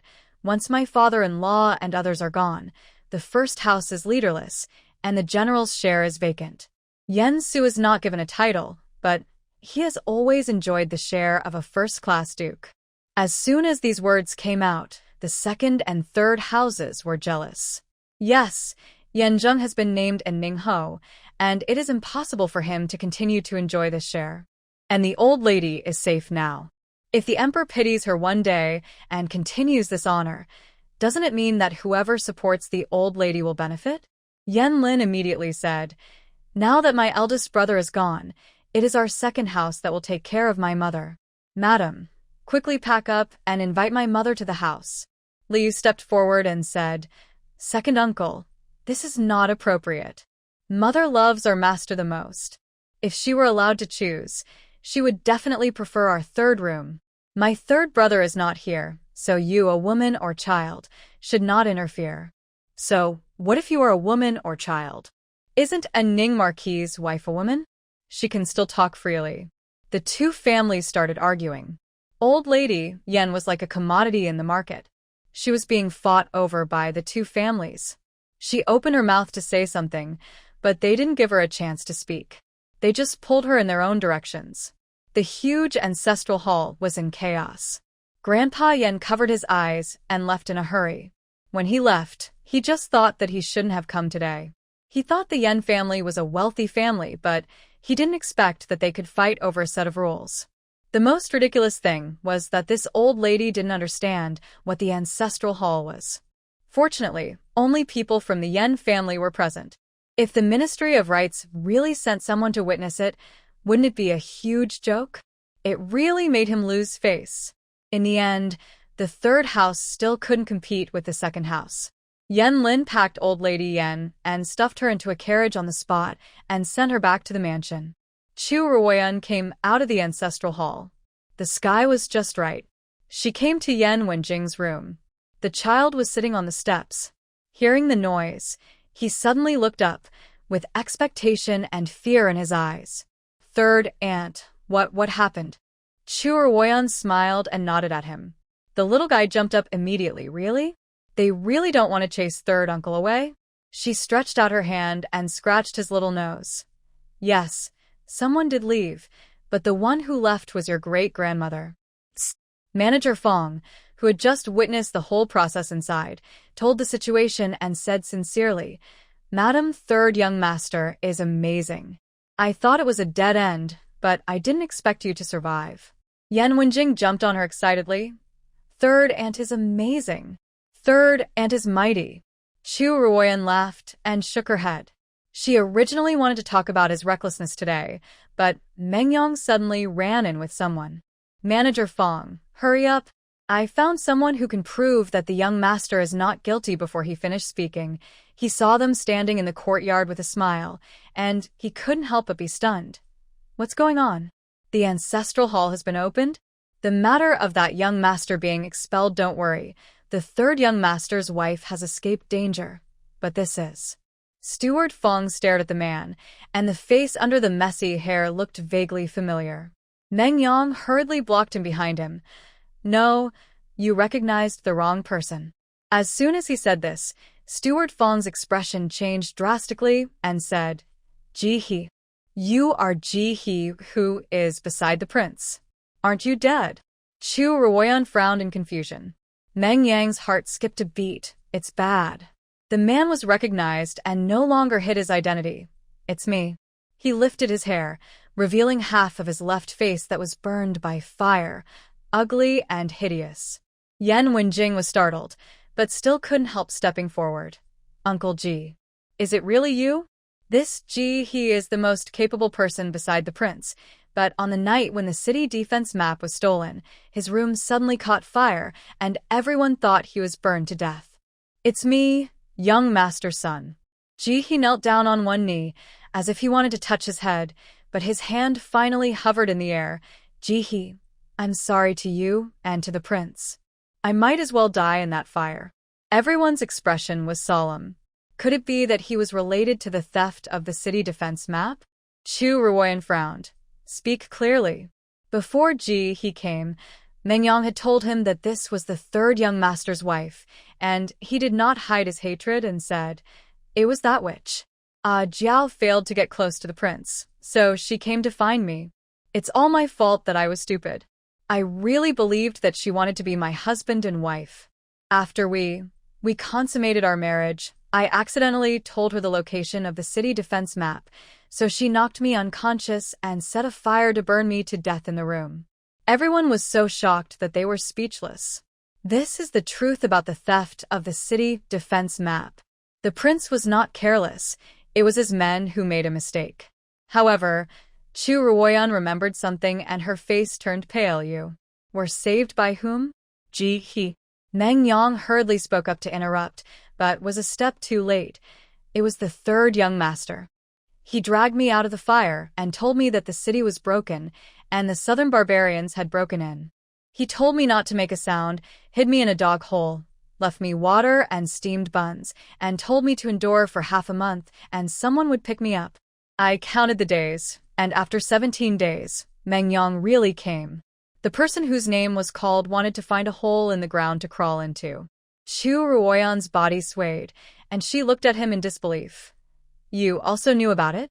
If Yan Zheng had rescued Ji He long ago, then a Jiao's false accusation would be of no concern at all. He held out this trump card, and the Dowry temple and the Prince of Yu could not hurt him at all. The only explanation can only be that he did it on purpose. Chu Ruoyan thought of the Dowry temple's prison again, and he calmly asked her to find out who a Jiao came out to meet. In a flash, everything was clear. He had planned all this a long time ago, right? He deliberately released Jiao to see who she would ask for help, and then follow the clues to find out the real culprit behind the scenes. So he risked his life and sent himself to the Dowry temple prison, right? Even though Mengyang was flustered, he couldn't help being shocked. He didn't expect that with just a few words from Ji He, she could guess the truth almost exactly. He quickly said, yes, but the young master didn't mean to hide it from you. It's too dangerous. He was afraid that one day he would accidentally implicate you. Improve? Chu Ruoyan sneered. Is it to implicate, or is he afraid that I will act impulsively and ruin his whole plan? Mengyang was speechless. To be honest, this young lady is exactly the same as the young master, and they say exactly the same things. On the first night when Jiao was released, he made a special trip to ask the young master whether he should inform the young lady. But at that time, he picked up the candle wick and said coldly, if she has any plans, wouldn't it be courting death to tell her? If she had come here wholeheartedly to be the third young master's wife, How could she not act impulsively and ruin my entire plan when she knew I was in prison? But she dared not let the young master know these words, so she could only bow repeatedly. Suddenly, a cool breeze blew across her cheek. Chu Ruoyan thought of the running around and negotiations, and the fear she had suffered in recent days, and suddenly found it ridiculous. She underestimated Yan Zheng too much. Such scheming, such means, and he would not hesitate to put his life in danger to get what he wanted. With such ruthlessness towards herself, let alone Prince Yu and Marquis Pingjing, even the one in the palace might not be his opponent. Only she was foolishly afraid that he could not endure the torture. Thinking of this, Chu Ruoyan turned and left. Yan Wenjing called from behind. "Third aunt, where are you going?" Chu Ruoyan said. "The mansion of the Duke of Chu." She had been away from home for too long, and had stayed with Yan Zheng for too long. It had been so long that she almost forgot what she was doing here, and the true face of this Lord Yan. The mansion of the Duke of Chu. When Chu Ruoyan came back, Chu Huaishan was there too. He was surprised and happy to see her. "Yener, why are you back?" Seeing that she looked tired, Xiao Jiang thought that she had come back to ask for help, and warned, "Miss, the Emperor hasn't said yet that he wants to release Marquis and Ning. You can't be the first to speak out at this time." "Shut up," Chu Huaishan scolded. "Whether the Emperor says it or not, Marquis and Ning is my son-in-law. This marriage is known to the whole capital. Do you think you can avoid suspicion by speaking out?" After that, he held his daughter's shoulder and said in a deep voice, "Don't worry. Your father has united several old ministers on this matter, and will write a letter tomorrow to ask the Emperor to hold a public trial of the case. As long as Yan Sanling really hasn't done that heinous thing, he will be cleared of all charges." Chu Ruoyan's eyes were red. Finally, she couldn't help but threw herself into her father's arms. "Daddy." Her tears fell in big drops, and Chu Huaishan was frightened to change color. "What's wrong? Was it him, Yan Sanling, who bullied you?" After speaking, he shook his head. "No, he was in Tianlao first, and now he is in Chao's family."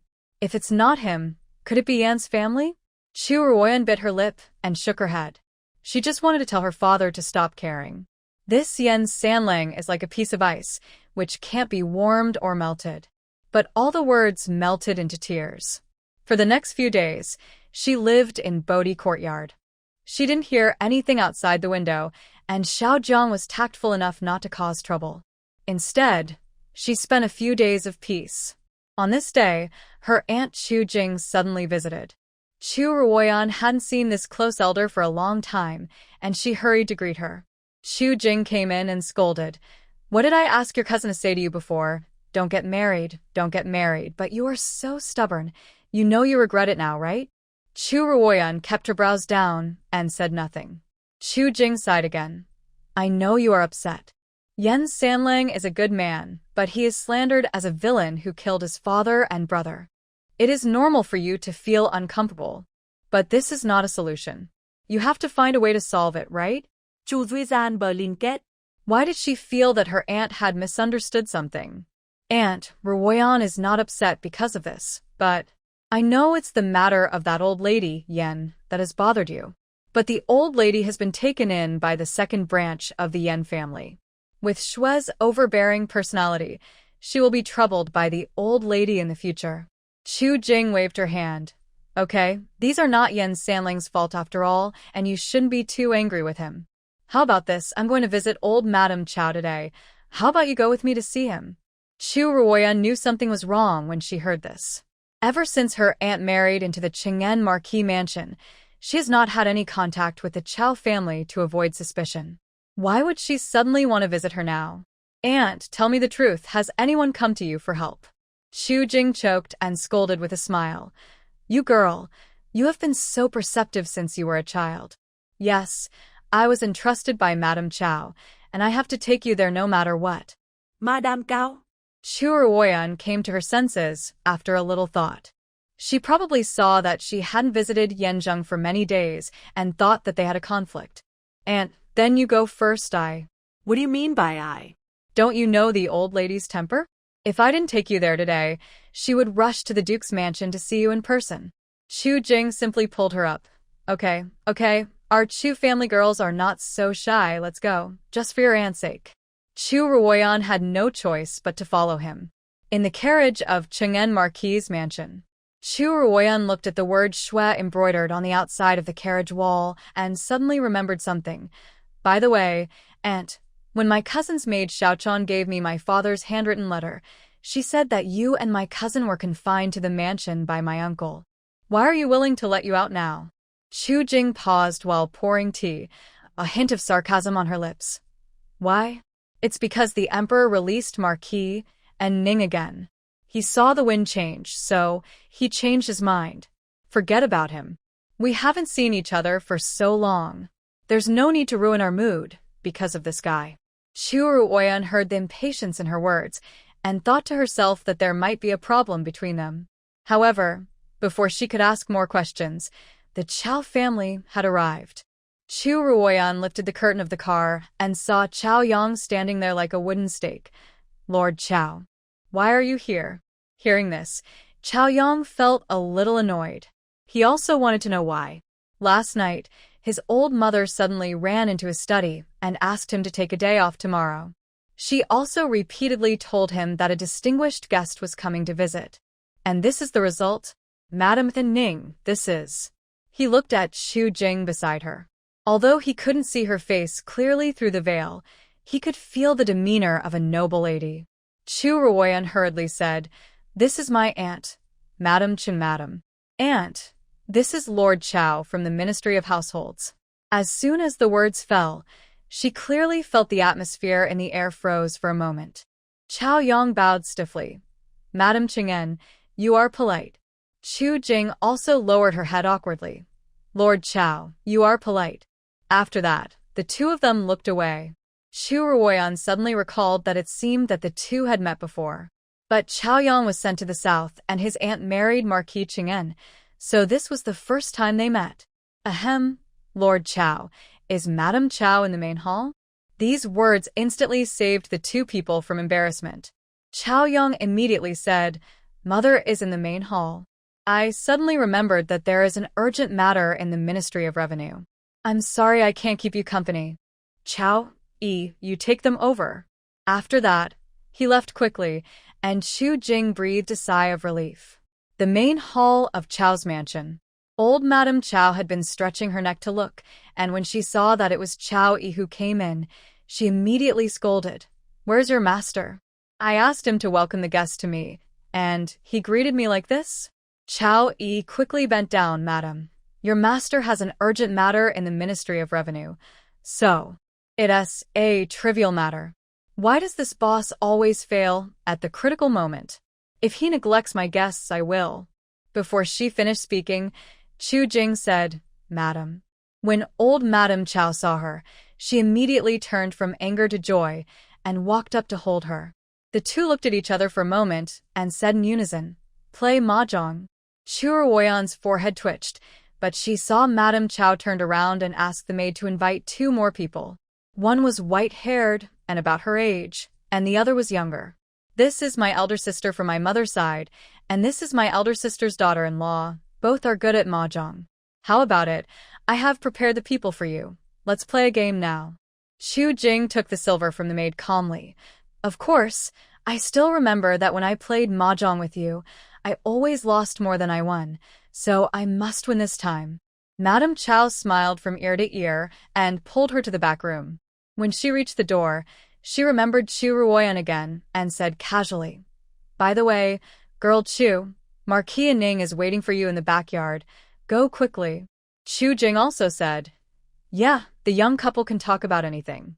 By the way, madam, do you think we should decide on the banker or the player first?" Zhu Zuizan. She seriously suspected that her aunt came here to play mahjong under her guise. No wonder Madame Chao liked her so much. It turned out that they were of the same kind. Backyard. Chu Ruoyan went anyway. On the one hand, it was not good to offend Madame Chao and her aunt, and on the other hand, she also wanted to hear what Yan Zheng had to say. But who knew that when she got to the yard, she saw the man sitting in a wheelchair, his thin figure set off by his loose blue shirt, and she was stunned for a moment. He seemed to have lost weight again after not seeing him for a few days. Yan Zheng heard the voice, put down the book, and turned back. When their eyes met, it seemed as if the air was stagnant. You. Yan Zheng uttered this word, and seemed to not know how to continue. Chu Ruoyan took a deep breath to calm her mood. If my lord has nothing to do, I will take my leave first. She turned around to leave, not wanting to be disturbed by all this, but the man blurted out, Wen Jing misses you very much. Chu Ruoyan pauset. What was this? Using a child to tie her up? Then where is Wen Jing now? I won't think about him after seeing him once. Yan Zheng didn't expect her to be so cold, and frowned slightly. Are you still angry? Does the Marquis think I shouldn't be angry? Chu Ruoyan turned her head, the fire in her heart bubbling out. Marquis, I know you have a plan, and everyone may not be a big deal in your eyes, but these days, I have been running around for the Yan family. Even if I have no credit, I have worked hard, right? In view of all this, can I even get a word of truth in return? Yan Zheng was silent for a long time before he said, I asked Meng Yang not to tell you. After hearing this, she seemed to be relieved. Yes, apart from his brother and sister-in-law, when has this Lord Yama ever cared about others? Why should she make herself unhappy and put her face against someone else's cold? Thank you, my lord, for telling me the truth. I hope to see you again in the future. My lord, you can remember our hard work these days and spare my family's lives. She bowed and left resolutely without any reluctance. Meng Yang in the dark couldn't help but jump out. Madam Third Young Master, please stay. Our young master has no mouth. Yan Wenjing also jumped out. Yes, Third Uncle, please tell me quickly. In order to see Third Aunt, you deliberately pretended to be sad in front of old Madame Chow and asked her to find a way to persuade the wife of Marquis Qing'an. Why don't you say all this? Chu Ruoyan's face showed realization. No wonder she felt that her aunt was always helping Yan Zheng. It turned out that he was the one who did it secretly. But feeling sad about the passing of time? Yan Zheng? These two words that have nothing to do with each other are really weird and funny when put together. Yan Zheng was exposed, and his face was a little unnatural. Why are you here? Go back. Meng Yang shrank his neck. Yan Wenjing was not afraid of him. Third uncle, you can't do this, have you forgotten? Daddy said that if you do something wrong, you have to admit it. This time you are wrong. You hid it from Third Aunt and made her scared. You have to apologize to her. The little glutinous rice dumpling looked serious, and Chu Ruoyan was quite relieved that my son had grown up. However, Yan Zheng raised his eyebrows. Why apologize? She is obsessed with me. If she knew that something happened to me, how could she not be impulsive and do bad things? Then did I do something impulsive? Chu Ruoyan asked back. Yan Zheng said nothing. In fact, not only did she not act impulsively, but she helped a lot. The backyard fell silent for a while. Seeing that the situation was not right, Meng Yang quietly pulled Yan Wenjing away. The cool breeze rustled through the treetops. When Chu Ruoyan thought he would not speak, the man said, I didn't think it through. She was stunned. It seemed that she did not expect that this King Yan, who would kill gods and destroy Buddhas in the future, would really bow his head. Then she heard him say in a low voice, After he died, I have become accustomed to being alone. Next time I will try to consider you. This sentence was too real. It was so real that Chu Ruoyan's heart tightened. He has been alone since he was a child. Except for his eldest brother, he has no one to rely on. He solves everything by himself. He will not rely on others, so he will not consider others. In fact, I am also a little out of control. Before she finished speaking, Yan Zheng suddenly said, You don't have to call yourself I. Chu Ruoyan blinked, and he said again, Just be like before, so I will feel you are more real. Chu Ruoyan was startled. This Yan San was so perceptive, she just couldn't control her emotions for a moment, so he realized that she was pretending before. Marquis. There's no need to call me Marquis, just call me by my name.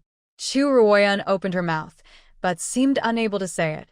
Yan Zheng didn't force her. His fingers brushed across the book and suddenly said, Do you know that the Yan family's difficulties are not the work of Marquis Pingjing alone? Chu Ruoyan's expression became serious, knowing that he was going to talk about business. Marquis Pingjing sent a Jiao to steal the city defense map, which resulted in my brother Qingpa being just one of the links. Before that, the Yan family had been cut off from food and grass for half a month. What? Chu Ruoyan was horrified. The Ministry of Revenue was responsible for supplying food to Hanga Pass, so doesn't that mean this matter is related to the Ministry of Revenue? A hint of sarcasm appeared on Yan Zheng's lips. Those officials are very smart. They didn't cut off the food supply directly, but mixed inferior food with chaff into rice and flour, so that the food that could have lasted for a month can only last for 10 days at most. Chu Ruoyan covered her mouth in shock. No wonder the enemy army had such an obvious strategy of luring the enemy at that time, and General Yan had to go out of the city to fight a decisive battle. It turned out that he was forced by the lack of food. In addition to this, there is one more thing, he said, taking out a broken knife from his sleeve. Are you afraid? Chu Ruoyan shook her head and took it from him. The blade looks sharp, but the weight is much different. Her brows were slightly condensed, and she chopped the broken knife at the stone table with a clang. The broken knife broke again, and the stone table was intact. This is the weapon they use on the battlefield. Yan Zheng looked indifferent. Chu Ruoyan understood instantly that there was a problem with the weapons too. From food and fodder to weapons, and then to the city defense map. This was simply a trap set up by everyone, a deadly trap for the Yan family. The Ministry of Revenue, the Ministry of War, and the Marquis of Pingjing were involved, so many government offices, so many people. She couldn't even imagine the situation behind it. After Yan Zheng finished speaking, he never spoke again. He bent his slender fingers and tapped lightly on the table. After half an incense stick of time, he said, Chu, you are a smart person. I have told you everything about the situation of the Yan family. It's up to you to decide whether to go or stay. Chu Ruoyan was stunned again. She seemed to be stunned too much today, but a strange feeling arose in her heart. This Yan Zheng said that he would take her into consideration, and then told all the truth. There was no concealment, all trust was given, and even the right to choose was handed over to her. What about you? She asked softly. Yan Zheng lowered his eyes, and the words on his lips were calm and calm. My last name is Yan, and the blood debt of the Yan family must be repaid with blood. Blood debt repaid with blood? How lightly he said it. Let alone the Ministry of Revenue and the Ministry of War. He is just a Marquis of Pingjing, the nephew of Empress Dowager Su. The Emperor wants to protect him. What can he use to ask for it? However, Chu Ruoyan did not doubt his words, but just looked at him steadily. You told me these. Aren't you afraid that I will go out and inform? As long as a word leaked out, he, Yan Zheng, would be dead without a burial place. But Yan Zheng just raised his eyes, and his eyes as deep as a deep pool looked at her calmly. Will you? Chu Ruoyan said nothing. He shook his head slowly. You can't. Otherwise you wouldn't have to rescue me from the prison, and you wouldn't have to do this for the Yan family. To this extent? Yes, unknowingly. She has gotten used to helping him and the Yan family. Chu Ruoyan slowly opened her eyebrows, and when she smiled, the corners of her eyes curved, just like the peach blossoms blooming in early March.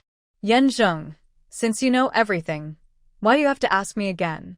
Yan Zheng was stunned, and then he clenched his fingers involuntarily. This was his subconscious action under nervousness. Chu Ruoyan noticed it, and her smile became more profound. Are you not so confident that I will definitely stay? So first confessed everything, and then repeatedly tested with words. Are you also worried that I will leave? Worried? He hadn't felt this way for a long, long time since his brother's death. The war stripped away all his emotions, leaving only numbness and fatigue, and then he dragged his broken body alone, walking forward. He didn't know where to go, nor did he know where to go, until that day. Manager Fong said that there was a woman who admired him and was willing to stay with him until the end of her life. Yan Zheng closed his eyes. The smile on his lips was ironic and lonely. People are weak after all, and he realized at this moment that he was really worried that she would leave. Yan Zheng. The woman's voice was as light as the wind. I won't leave. At least not until you stand up and support the Yan family. Yan Zheng opened his lips to speak, but she seemed to know it in advance. You want to ask me what I want? To be honest, I do have something in mind, but after marrying into the Yan family for these days, I found that everything is not what I thought. A dark color flashed in Yan Zheng's eyes. She wanted him, but after marrying him, she found that he was not what she thought. Chu Ruoyan didn't know that he had misjudged her. She was silent for a moment and said, I don't know what I want now. How about this? You make me a promise, and when I remember what I want in the future, I will come to you, okay? Yan Zheng looked into her eyes, which were as clean and clear as a pool of water. He looked for a long time and said, okay. At this time, the gatekeeper of the Chao family came and said that someone from the palace wanted to see Yan Zheng. Chu Ruoyan went out with him and saw Yin Shun standing next to the emperor, holding the Imperial edict in his hand. By the will of heaven, the emperor summoned, and now summoned the Marquis of Ning to come to the palace to see him immediately, without any mistakes. I decree this. Chu Ruoyan and Yan Zheng looked at each other. It would not be a good thing for the emperor to see him at this time. Enoch in, Chu Ruoyan stepped forward and said in a low voice, May I ask the Enoch why the emperor summoned the Marquis of Ning? Yin Shun smiled and said, The emperor's will is beyond the reach of this old servant. However, I have to go to the Pingjing Marquis's mansion later to announce the decree. Everyone is smart and understood what he said. The emperor summoned Yan Zheng and Pingjing Marquis to the palace at the same time, which could only be for the Battle of Hanga Pass. Thank you, Enoch In. Chu Ruoyan bowed her head, and Yin Shun hurriedly returned the greeting. Yan Zheng looked at her with floating eyes and only said one sentence, When Jing misses his mother very much. You have time to accompany him to see her. Chu Ruoyan immediately understood. Don't worry, I will accompany him back today. After the two looked at each other and nodded, Yan Zheng followed Yin Shun away. Yu Lu on the side was puzzled. Miss, what does the Marquis mean by this? The emperor urgently summoned him and Pingjing Marquis to the palace, which can only be to mediate the matter of Hanga Pass. The emperor wants to be a guarantor, and he cannot refuse a loan, so he can only rely on the ministers to come forward. Then, what does it have to do with Master Wen Jing, his mother? Didn't his mother pass away a long time ago? Before the little maidservant could understand, Chu Ruoyan reached out and tapped her on the head. Silly girl. Rong's sister-in-law is dead, but the Rong family is still there. Master Rong has always been prestigious in the court. If he is willing to stand up, there may be a glimmer of hope. Yu Lu suddenly realized and said admiringly, Girl, you are so amazing. You can guess what the Marquis said with just one sentence. Isn't this called telepathy? Telepathy? It's better to say that everyone is smart and understands it at once. Chu Ruoyan laughed. Don't talk nonsense. Go and find Wen Jing. Then she said goodbye to her aunt and Madame Chow, and took Wen Jing to the carriage. In the car, Wen Jing listened to what she said and said seriously, Don't worry, Aunt San. Wen Jing will definitely ask grandfather for permission. Chu Ruoyan said, No, don't say anything. Aunt San? Wen Jing was puzzled. Chu Ruoyan stroked his head and said, I heard that your grandfather is a righteous man who would rather break than bend. With such a character, if you just cry and beg, the effect will be bad. You just need to. She whispered a few words in his ear, and the more Wen Jing listened, the brighter his eyes became. Okay. I will listen to my third aunt. Rong Mansion. As expected, when the people in the mansion heard that it was the Yan family who came, they were a little evasive. Chu Ruoyan did not force them, but smiled. This steward, it's okay that Master Rong doesn't want to see us, but Wen Jing is his grandson. It's not good to refuse him at the door, right? The steward looked at the tall child and sighed. Hey, you wait here, I'll go, and report to the old man. After a while, the people came back. My old man said that he has official business today, and it is inconvenient to see guests. If Master Wen Jing misses his mother, I will take you two to visit her former residence. If there is nothing else, please go back. Chu Ruoyan paused, thinking that Master Rong was really amazing. He even guessed the excuse she was raising. But fortunately, she had prepared a plan in advance. She patted Wen Jing on the shoulder, and the little guy stepped forward and said softly, Uncle Steward, I want to see my grandfather. The steward's heart softened at once, and he said in a gentle voice, Master Wenjing, the old man really has something to do. It doesn't matter, I'll be in the yard, just take a look at your grandfather from a distance. After Wenjing finished speaking, he stretched out his two small hands and grabbed him pitifully. Please, Uncle Steward? The steward couldn't stand such a pleading. He just thought that after all, they were grandfather and grandson, and the old master would not punish him too much after seeing him. So he said, Then Master Wenjing, please come with me. In the study of Rong Mansion, Rong Taifu was flipping through the books sent by the Hanlin Academy. He was in his early 50s, with a thin figure, and exuded the integrity of a scholar. The steward brought Yan Wenjing in. He was stunned at first and then frowned. Wenjing is here? The steward said timidly. Yes, Master Wenjing insisted on seeing you, so I took the initiative to bring him in. Rong Taifu raised his eyes. His gaze passed over the two of them and fell on Chu Ruoyan behind him. Please don't blame me, Taifu, it was my own decision. After she said that, she knelt down and bowed slowly. My concubine Chu Ruoyan greets Rong Taifu. Grandmaster Rong did not respond, but said to the steward indifferently, You go down first. The steward immediately withdrew, and he waved to Yan Wenjing again. Come here, let Grandpa have a good look. Yan Wenjing went over as he was told. Grandmaster Rong looked at him for a long time. You have grown taller and thinner. Why did you come to see Grandpa today? Yan Wenjing shook his head. Nothing. Wenjing just learned a new handwriting and wanted to write it for Grandpa to see. Oh. Grandmaster Rong raised his eyebrows with interest. Everyone knows that in addition to his love of chess, his other hobby is calligraphy. With his help, Yan Wenjing climbed onto the desk, grabbed the brush, and wrote by. Loyalty, monarch, love, country? Grandmaster Rong read out word by word, and his expression tightened instantly. Yan Wenjing raised his little head and asked, Grandfather, is Wenjing's writing good? This is what my third uncle taught me to write. Is it him? Grand Tutor Rong blurted out, then frowned and remained silent.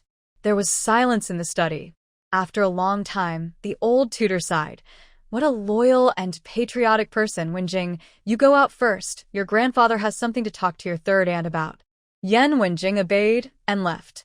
In the study, Grand Tutor Rong looked at Chu Ruoyan for a while and said, Madam in Ningho, I remember that you've been married to the Yan family for only a few days, right? Chu Ruoyan nodded. Yes, my husband and his men returned from the battle defeated, and the old lady was seriously ill, so I married into the Yan family for the sake of good luck. In just a few words, the difficulties of the Yan family were described. Grand Tutor Rong wanted to persuade her that she did not have deep feelings for the Yan family, and there was no need to wade into this muddy water for the Yan family, but after hearing this, he could not say it, and only said, The general and his men are indeed loyal souls. Chu Ruoyan knew as soon as she heard it that this Taifu knew the inside story. Her expression became serious. Taifu, since you know that the Yan family is a loyal and righteous family, why did you listen to the words of Pingjing Ho and send Ah Jiao to the emperor? Taifu Rong was silent. Chu Ruoyan raised her voice and said, Taifu, my husband is innocent. He is loyal to the emperor and has no regrets even if he broke his legs on the battlefield. You knew this, so why did you stand by and watch? Do you have to watch the loyal soul die unjustly in Kyoto? How outrageous! Taifu Rong shouted, frowning. How can a woman like you understand the situation in the court? Pingjing Ho vowed to kill Yan San. If the matter is not investigated, not only will the loyalty of the Yan family be damaged, but the civil officials will also take advantage of the situation to seize the power of the military generals. By then, the court will be unstable. Wouldn't it give outsiders an opportunity to take advantage of it? Chu Ruoyan felt a chill in her heart when she heard this. So for the sake of the court, he could send a Jiao to the Imperial court, let the emperor get suspicious, and let Prince Yu torture Yan Zheng like that. Grand Tutor. She opened her lips. Her voice was sad. Then you know that Yan San's hands can't even hold the chess pieces steadily now. Grand Tutor Rong shuddered and closed his eyes. Chu Ruoyan said again, Now the truth is out. You know why the emperor summoned him and Marquis Pingjing into the palace. Grand Tutor Rong, may I ask, are you really going to just stand by and watch? The Marquis Pingjing killed not only 100,000 soldiers of the Yan family, but also the Prince Yan, your own son-in-law, and made Wen Jing an orphan without a father or a mother. Grand Tutor Rong closed his eyes for a long time without saying a word. At this time, his young daughter Rong Su rushed in, knelt down and said, "Father, my brother-in-law died unjustly, and Marquis Ning was even more unjust. Please help them for my sister's sake, father." Speaking of his eldest daughter, he clenched his fists in pain. Everyone knows that the eldest daughter of the Rong family is famous in Kyoto. Even the Empress Dowager praised her highly. It's a pity that she left at such a young age, and the child she left behind is now an orphan. His heart ached. Seeing this, Chu Ruoyan also knelt down. "Grandmaster, I don't understand any big principles. I only know that you are our in-laws in the Yu family, and you and my father-in-law are ministers in the same palace in the country. I only ask you to save Sanlang for the sake of this family and country." After a long silence, Grandmaster Rong laughed at himself. The third young master's wife is good at speaking. As for family and country, I can't find a reason to refuse even if I want to. Chu Ruoyan was overjoyed. Rong Su said, "Father, did you agree?" He nodded slowly. "My father has been an official all his life, and he has always maintained moderation and not involved in the disputes in the court. Now I am afraid I have to make an exception. Suer, you go out first." "Yes." After Rong Su left, Master Rong looked at her steadily. "Madam Third Young Master, I can come forward and ask the Emperor to hold a public trial of this case, but this alone is not enough." Chu Ruoyan pondered. "Master, are you worried about insufficient evidence? Ji He, who is beside the prince, can testify." She told the details, but Master Rong still shook his head. He can only prove that the city defense map was stolen by the orphan girl and Yan San is innocent, but it is not enough to prove that Marquis Pingjing is the mastermind behind it. Chu Ruoyan immediately understood what he meant. A jiao. A jiao must speak up and identify Marquis Pingjing. Otherwise, everything will be in vain. "Master, don't worry. I will go to see Lord Chao and ask him to mediate." "Zhao Yang?" Master Rong was stunned, "I see. At first, I was wondering how he could suddenly show up to save Yan San when he had little connection with the Yan family. It turned out to be you." "Chu Ruoyan not dead, Embassy." Master Rong smiled and said, "Then go ahead. Remember, you must be quick. I will go to the palace immediately after contacting several ministers." "Thank you, Grand Tutor." After leaving Rong Mansion, she asked Yu Lu to take Wen Jing back to Yan's house first, and asked Meng Yang to call Ji He. The three of them rushed to the Ministry of Revenue without stopping. When Chao Yang heard that the young lady of the Yan family wanted to see him, his head was as big as a bucket. "Madam Bening Ho, don't you think you're going too far? This is the Ministry of Revenue, the Ministry of Revenue." He felt like he was stuck with a dogskin plaster and couldn't get rid of it, but Chu Ruoyan looked at him puzzledly. "Can I come to the Ministry of Revenue?"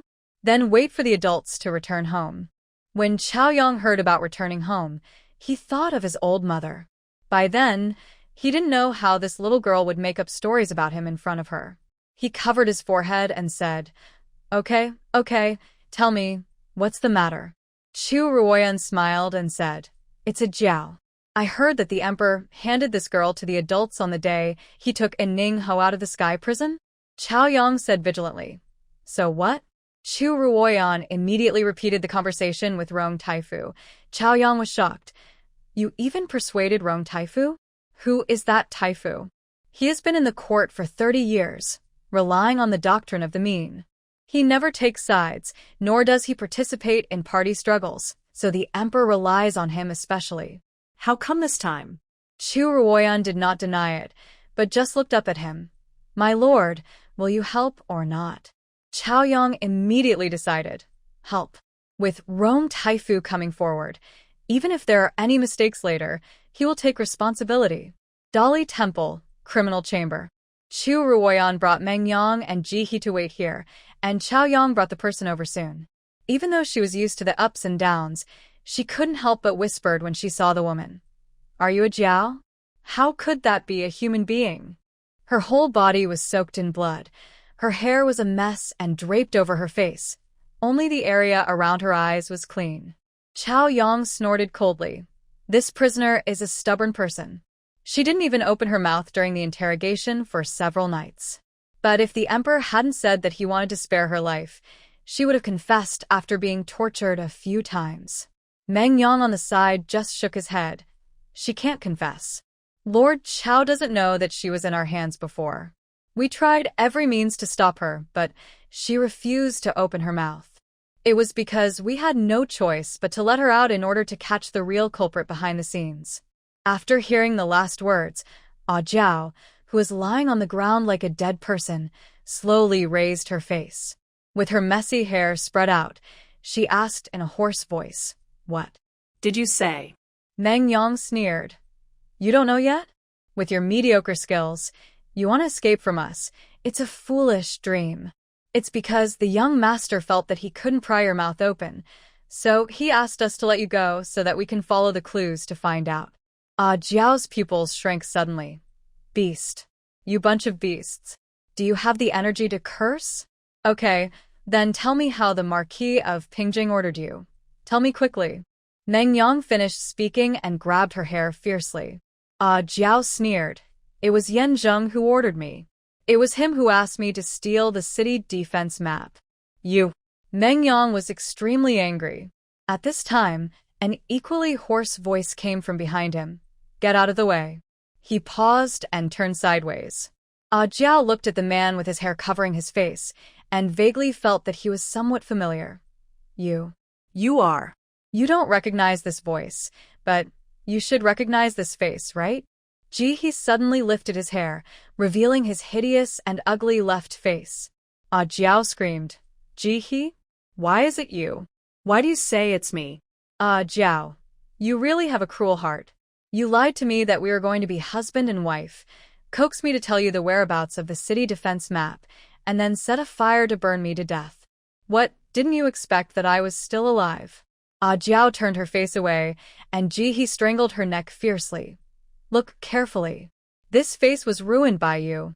Jiao, I really don't understand. The Yan family treats you so well, and the lady heard that you were sick and stayed by your bedside for 2 days and 2 nights without closing her eyes. How can you bear it? How can you bear it to send them to death?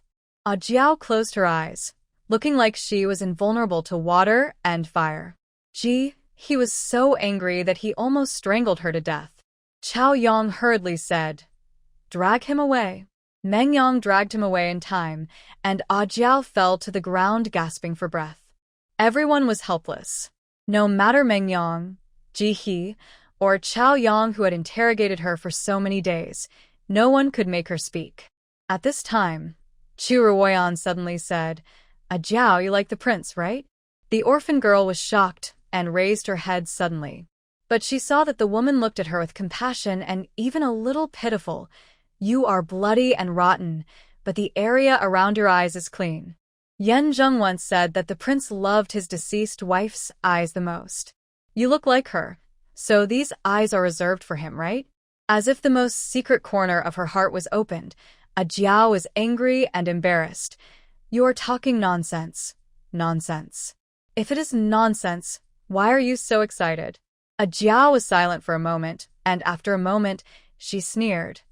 He is stupid. I told him not to guard it, but he didn't listen. He wanted to die by himself. It's not my fault. Really? Chu Ruoyan's voice suddenly dropped. But he is dead. Are you happy? Jiao was shocked. Are you happy? She was not happy at all. Although she hated him for never looking at her straight in the eye, he would boil medicine and buy candied fruit for her when she was sick, carry her on his back for 10 miles when she sprained her ankle, and even when the soldiers teased him, he would stand in front of her and scold the soldiers. How could she bear to let such a good man die? Jiao, I know that Pingjing Ho sent you there for a mission, but now that things have come to this, you have already completed your mission. Don't you want to live for yourself? The woman's voice was slow and tempting, and Jiao's eyes gradually became confused. Live for yourself? Yes, the prince is dead, but the relatives he cares about are still alive in this world. If you can save him this time, then when he goes to the underworld, the prince will not hate you so much. The cell was so quiet that you could hear a pin drop. Everyone's breathing became heavier unconsciously, because they saw Ah Jiao's face change from sadness to joy and back to sadness. She looked up and asked almost helplessly, He really doesn't hate me that much? Chu Ruoyan nodded. She grabbed the chain. Okay, I confess, it was Ping Jing Ho. He sent me to steal the city defense map. As soon as the words fell, everyone was ecstatic. Chao Yang hurriedly said, Come here. Write a confession quickly. The petition was written very quickly, and the last was written, and it was sent to Ah Jiao to sign. However, just when the severed finger was about to press on the petition, the voice of Prince Yu suddenly came in. The Queen Mother has an order summon the orphan Ah Jiao to see her. Queen Mother? As soon as the voice fell, Meng Yang quickly pressed Ah Jiao's severed finger to sign. Prince Yu led his personal guards and rushed in. Seeing this, he sneered. Okay, you are really abusing private punishment. Abuse private punishment? Your Highness, what you said is not appropriate. Chu Ruoyan raised her eyebrows slightly. Didn't you see Lord Chao standing here? Chao Yang, who was named, cursed her 800 times in his heart and stepped forward with a stiff upper lip. Hello, Prince Yu. Your Highness misunderstood. It is indeed me who is interrogating the prisoner. Oh. Lord Chao did a good job in the interrogation. He even interrogated the women of the Yan family. Is he going to interrogate the bed next? Prince Yu sneered, and the personal guards behind him followed suit. Yeah, everyone knows that Lord Chao is nearly 40 and has not married yet. This Marquis in Ning is A. Maybe this young lady couldn't stand the loneliness and stole the dragon Ah. A shrill scream. Meng Yang stabbed the man in the abdomen with a sword. Prince Yu was just worrying about not having a reason to arrest them, and he said in great joy, How dare you? How dare you attack my people? Come on, take them down for me.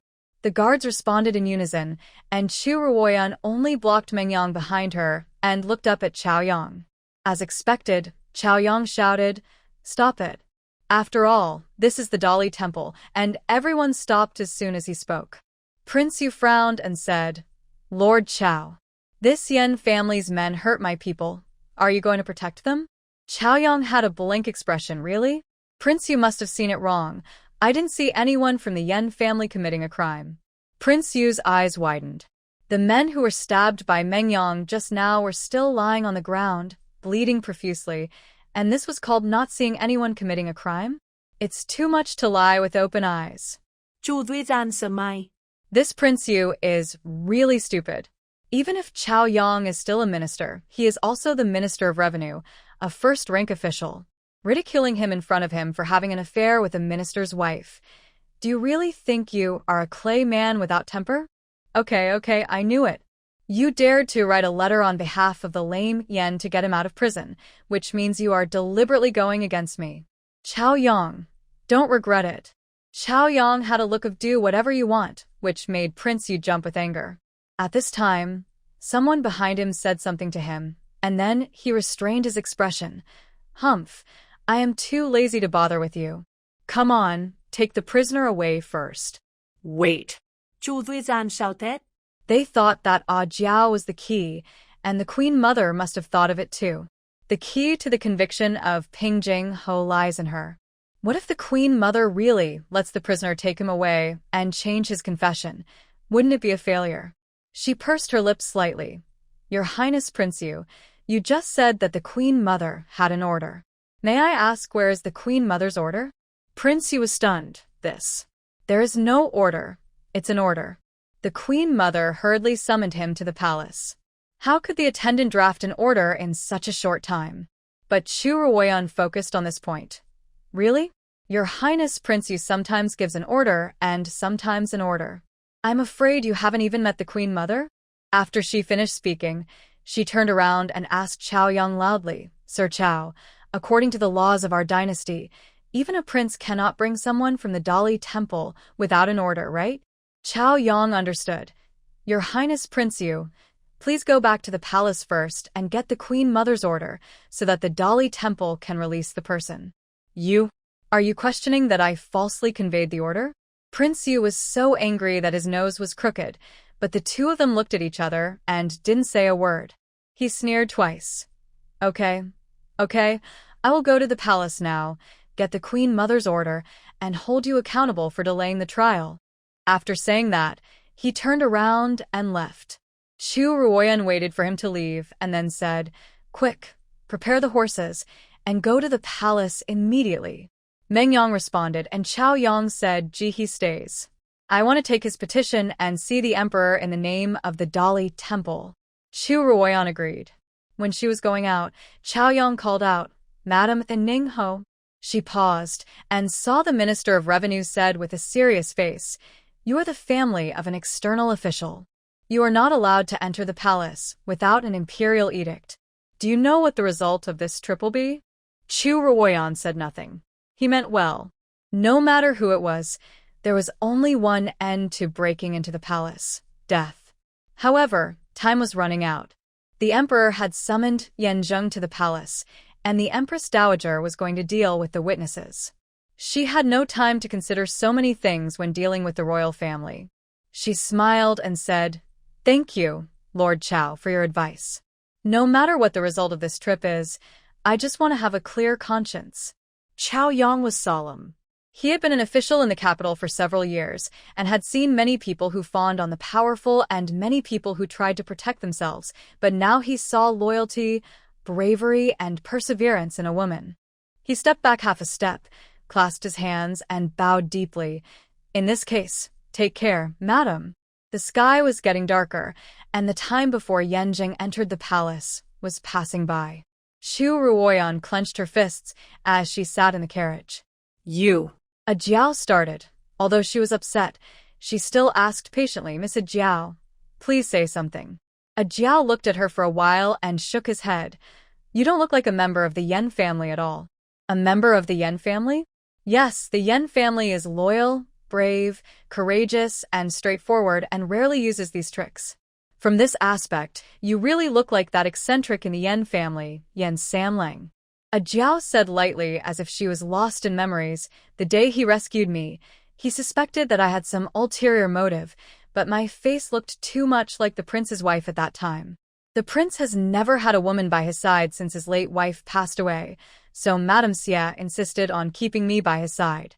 If it were usual, Chu Ruoyan might be very interested in listening to her talk about the past, but the situation was urgent now, so she could only say, Miss A. Jiao, forgive me, but before she finished her words, she was interrupted by a Jiao. Don't worry, I just have a lot of things in my heart. If I don't tell anyone, I'm afraid I won't have another chance after entering the palace this time. As she spoke, she lifted the car curtain and looked out the window. The palace was getting closer and closer. A Jiao whispered, Madam Third Young Master, this palace has 3 courts and 5 gates. You want to force your way in? Chu Ruoyan clenched her fingers. The 3 courts of Daxia are the outer court Fengtian Hall, the middle court Huagai Hall, and the inner court Jinshan Hall. The emperor summoned Yan Zheng to the outer court. If you want to see the emperor, you have to pass through 5 gates first.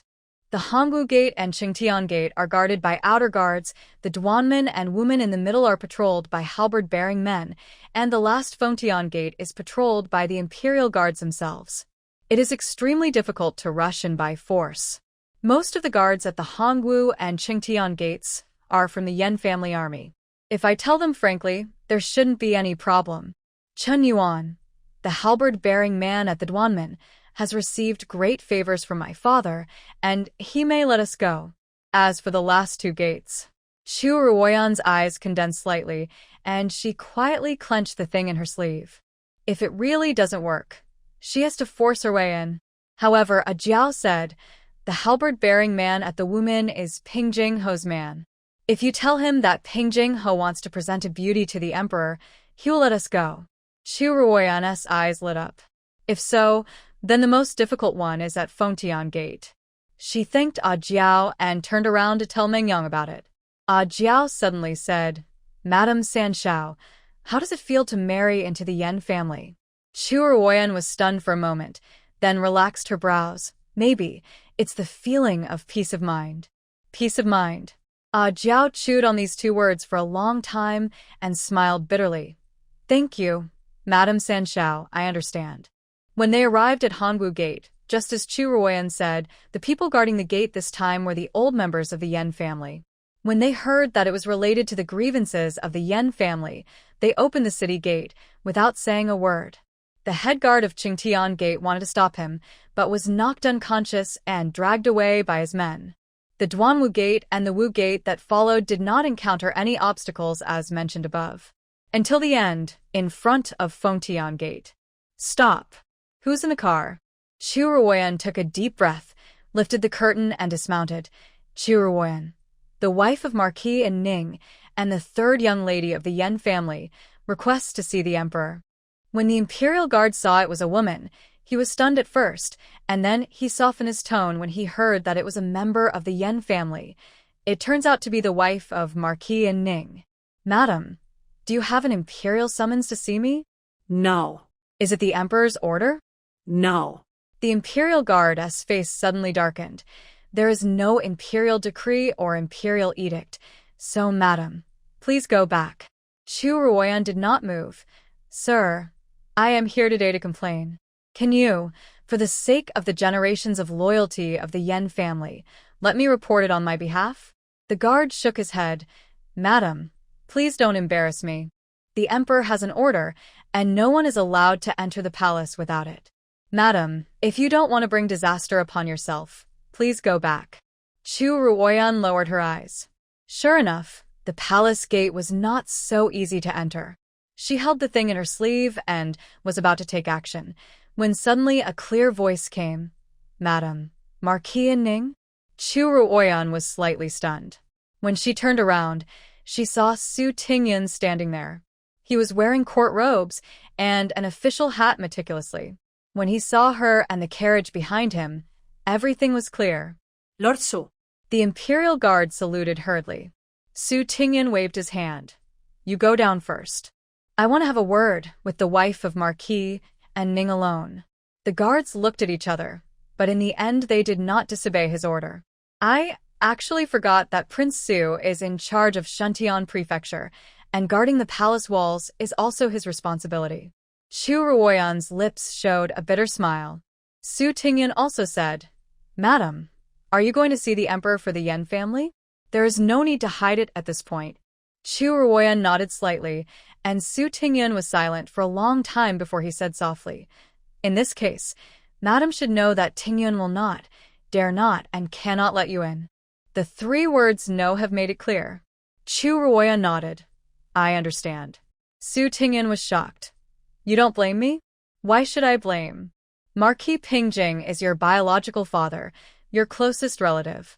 It's hypocritical to talk about justice and righteousness. She said it as a matter of course, with a frank face, without any disguise.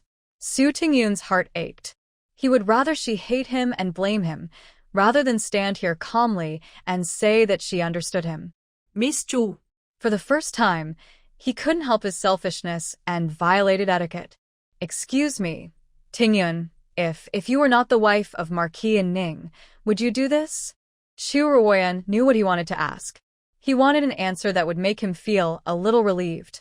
But she said, yes. It's just that it won't be so radical, but I am still willing to stand up. I don't want loyal ministers to be wronged or good generals to fall into trouble. A loyal minister was wronged. A good general fell into trouble. These 8 words made Su Tingyan's face as pale as wax paper. Chu Ruoyan knew the time had come when she saw this, so she stepped forward and said, Prince Su, you have your reasons for not letting me go, and I also have my reasons for having to go. In this case, why not let fate decide? Let fate decide? Su Tingyan showed a trace of confusion on her face. Chu Ruoyan turned over her right palm, revealing a copper coin in her palm. You can throw it at will. If it's heads, please let me go. If it's tails, I will leave without you saying anything. Su Tingyan's mind was in a mess, and he reached out and picked up the copper coin from her palm. Ding, a crisp sound popped out, and the copper coin fell from the air, flipping, jumping, and finally rolling out one side. It's heads. Chu Ruoyan raised her eyes to look at him. Su Tingyun's face was ashen, and he didn't move. He stood there for a long time like a dried sculpture, then slowly raised his hand. Open the door. The Imperial Guard hesitated for a moment, then opened the Confrontation gate as ordered. Chu Ruoyan breathed a sigh of relief. Finally she got in. Chu Ruoyan helped Jiao off the horse, and Mengyang was stopped because he was holding a weapon. She nodded to him and stepped into the Confrontation gate. Bang! There was a heavy muffled sound, and Su Tingyun knelt heavily on the ground. His letting go was equivalent to ending his father's life. In Confrontation Hall, in addition to summoning Yan Zheng and Pingjing Marquis, the emperor also called in Prime Minister Gu. Prime Minister Gu's wife was also from the Su family, the younger sister of the Empress Dowager, so he was also related to Pingjing Marquis. Marquis and Ning, I summoned you here today because of the incident at Hanga Pass. I ordered the cabinet to investigate the case in detail, and now we have reached a conclusion. It is true that your father's rash attack led to an ambush, but there were also scoundrels who stole the city defense map, which led to the loss of Hanga Pass, so I don't intend to pursue the responsibility for the defeat. Yan Zheng's eyes were full of sarcasm. Pursue? How to pursue? Dig the person out of the grave and whip him a few times? The emperor seemed to think that what he said was a little inappropriate. He coughed twice and said, Ahem. What I mean is that the defeat at Hanga Pass this time was caused by the mischief of scoundrels. So, the culprit should of course be the person who stole the map. What do you think? As soon as these words came out, Pingjing Ho's legs went weak, and he almost knelt down. Yan Zheng raised his eyes. Who do you think the emperor is who stole the map? Didn't the Dowry temple already find out? It was the orphan girl you rescued before, whose name was a something. I sentence her to death. How about being torn apart by a chariot? Yan Zheng's eyes were cold. The emperor's meaning was very clear. Taking a Jiao as the culprit didn't mean he wanted to save Pingjing Ho. Su Nantian was relieved when he heard this, and he shouted repeatedly, Your Majesty is wise. Shut up. The emperor glared at him fiercely, and Su Nantian shrank his head. The emperor said again, Marquis Ning, I also know that this matter has wronged you, but it has come to this point, and there is no point in you pursuing it. How about this? I will promote you to the Duke of Anghua, and confer an imperial edict on your wife, and also confer the child Wen Jing as the prince. What do you think? A Duke of Anghua, an imperial edict, and a prince are already generous in the hands of the stingy emperor. But in the eyes of the emperor, such a few light titles can be equivalent to 6 lives of the Yan family and 100,000 soldiers who died in the battle. Yan Zheng's clenched fingertips have sunk into his palm without realizing it. Your Majesty, the Yan family is wronged. He opened his lips and uttered only these 6 words, and each word was weighted. The emperor's face also became ugly. He knew he was wronged, but the Marquis of Pingjing could not die, otherwise the Queen Mother's family would be extinct, and she would go crazy. Therefore, the emperor gave a look to Gu Xiang, who could no longer pretend to be dead, so he had to say, Marquis Ning, the emperor knows that the Yan family is wronged, and he also knows the grievance in your heart, but this big mistake has been made, and people always have to move forward. If you feel that a few titles are not enough, you can just tell the emperor what you want, right? The emperor glared at Gu Xiang when he heard this. Isn't this asking him to ask for too much? Gu Xiang was helpless. The royal family made such a big mistake and wanted to cover it up. Wouldn't they just beg the other party to make conditions first? Yan Zheng did not miss the interaction between the monarch and his subjects. He stood in a trance in the hall, and the absurd feeling in his heart became more and more serious. Since when can justice and human life be traded? Your Majesty, I only ask for one thing. He bowed his sleeves lightly, his delicate features suddenly frosty and cold. Marquis Pingjing must die. The emperor was furious. Yan Zheng, didn't you listen to a word I said? Yan Zheng kept his sleeves bowed and didn't move. Okay. Do you really think I dare not touch you? Your old lady wanted to drive you out a few days ago. Aren't you afraid that I will give her an order, and you won't even have the surname Yan? The emperor was furious, and Prime Minister Pingjing Marquis and others knelt down one after another. Only Yan Zheng sat in the wheelchair. If your majesty insists on this, I am willing to accept your grace. Crash! All the memorials on the imperial desk were swept away. Yin Shun hurriedly said, Your Majesty, calm down. I think Ning Ho didn't beat around the bush. He will understand your intentions later. Understand? I think you don't understand. This Yan San keeps saying that Pingjing Ho wants him to pay with his life. After the emperor finished speaking, he turned his head and looked at Yan Zheng. I am curious. Your father and brother insisted on pursuing them regardless of the trap. Even if they didn't leak the city defense map, they would still be dead. Why did you target Pingjing Ho instead of seeking revenge on the southern barbarians? Yan Zheng raised his head calmly, because he killed my eldest brother.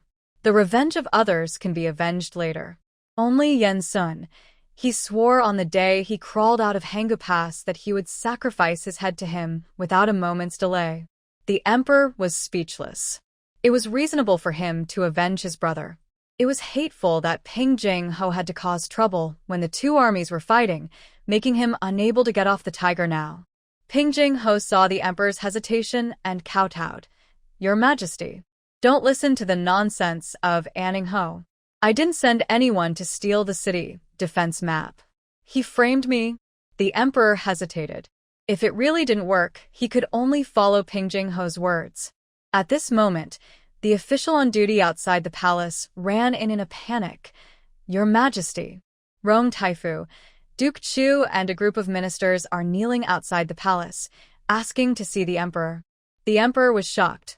Even Taifu. The official on duty said again.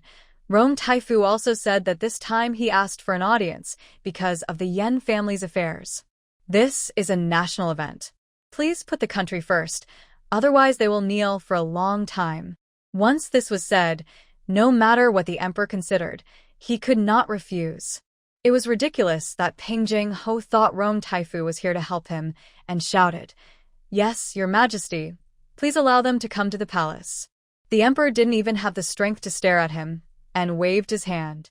I saw a huge team of court officials, led by Rong Taifu and Duke Chu entering in two lines.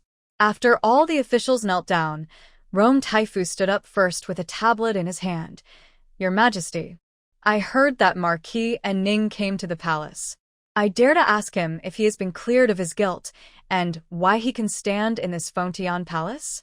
The emperor was speechless, and Pingjing Marquis said, Of course not. Rong Taifu nodded. In this case, please tell me clearly, is the Yan family guilty or not? As soon as this voice fell, Chu Huaishan and others knelt down. Please tell me clearly. A large group of people knelt down, and the emperor was speechless. Although he wanted to protect Pingjing Marquis, he was not a tyrant, and he would not do such a thing as calling a deer a horse. But Rong Taifu and others kneeling was clearly forcing him, and he could only choose one of the two. This matter is of great importance. Let's talk about it later. Your Majesty. Chu Huaishan stepped out loudly. I beg Your Majesty to give them justice for the great general who sacrificed his life for the country and the 4 sons of the Yan family who died in battle.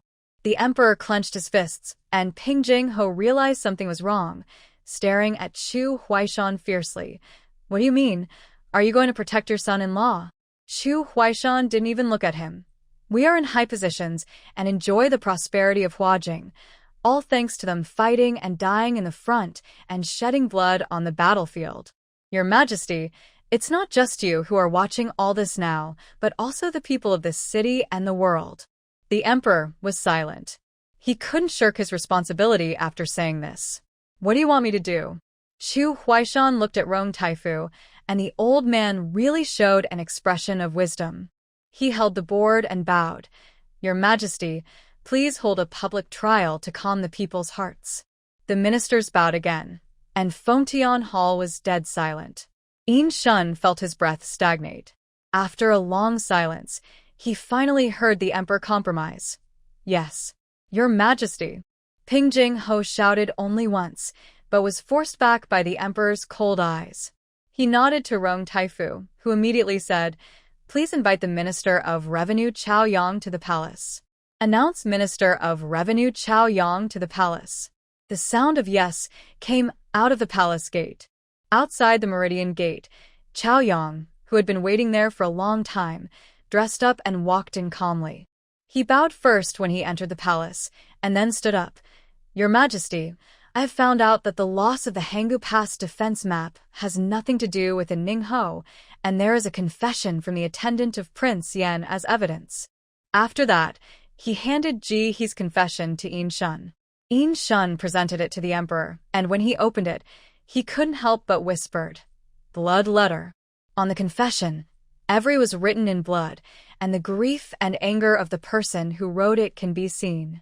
The emperor looked at it solemnly for a while, then said, "Now that the investigation is clear, I will pardon the Marquis of Ning. Your Majesty is wise."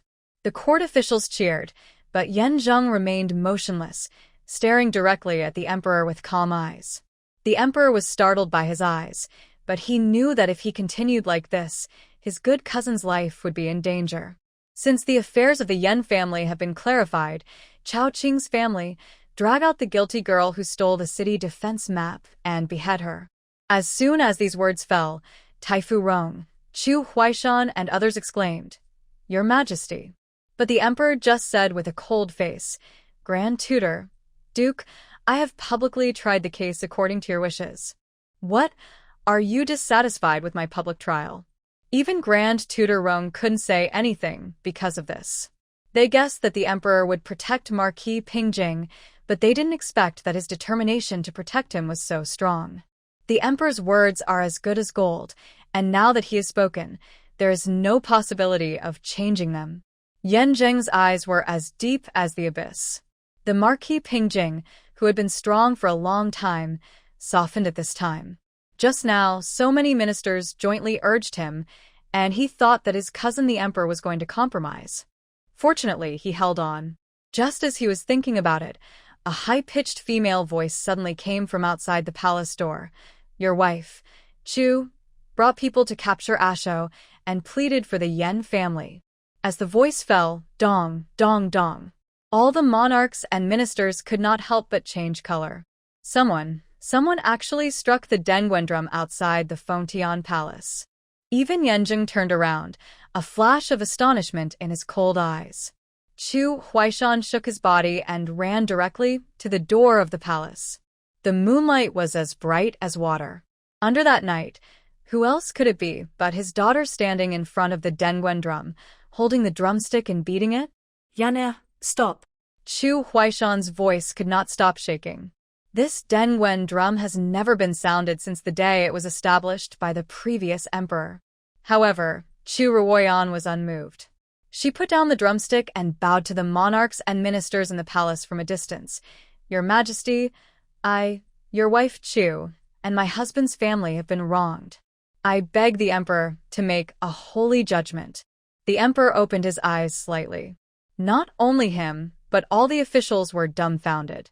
Since the founding of the Great Xia dynasty, this is the first time that a woman has set foot in the court. Your Majesty, my daughter is a rascal. Please don't.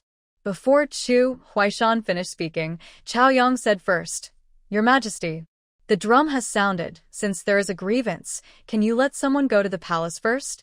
The emperor said in a deep voice. Let her in.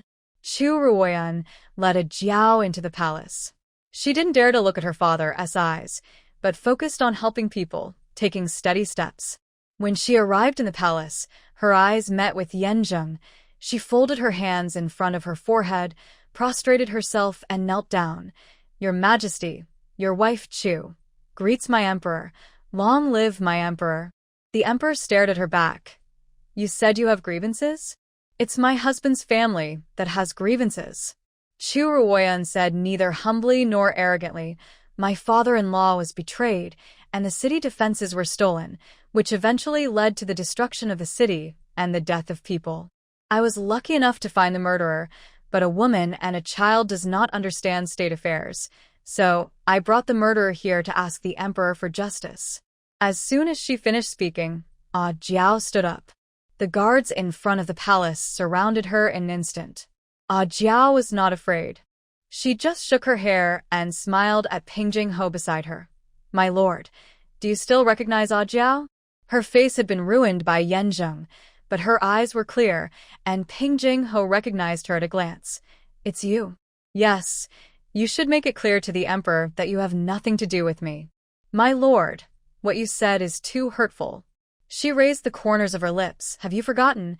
That year in Wangshuang Tower, it was you who said that a Jiao looked very much like Rongshan and asked a Jiao to get close to the prince and steal military intelligence. It was also you who said that the Yan family was kind-hearted, so you arranged for them to bully me, so that the third master Yan could save me from the dire straits and sneak into the Yan family. The whole court was in an uproar. Using people's kindness to destroy their entire family is worse than pigs and dogs. Only Taifu Rong murmured absent-mindedly, Shoner. A Jiao was seriously injured, and after saying these words, he had exhausted all his accumulated strength and immediately collapsed to the ground. Ping Jingho shouted, You are talking nonsense. It was you who came to me and said you could help me succeed. As she said this, a smile appeared on Chu Ruoyan's lips. The emperor covered his forehead in pain. His cousin was too stupid. What was the difference between this and confessing something? Ping Jingho was stunned for a moment. Then he realized that he had committed suicide and crawled to the emperor. Emperor cousin, I know I was wrong. I won't dare to do it again. Please save me for the sake of Aunt Queen Mother. I don't want to die. His miserable appearance was seen by everyone with disdain. The emperor covered his forehead and said nothing. Ping Jingho's heart cooled down a little bit. He turned around and knelt in front of Yan Zheng. Yan Sanling and Ningho, I was wrong. I am not a human. I am a beast. Please show mercy and let me go. He slapped himself as he spoke, and the whole hall was filled with slapping sounds. The emperor looked at his ugly appearance and finally couldn't help shouting. Enough! Marquis Pingjing shuddered all over and shouted in despair. It's him. It was Yan Su who attacked Nanha first. I am only repaying blood debt with blood.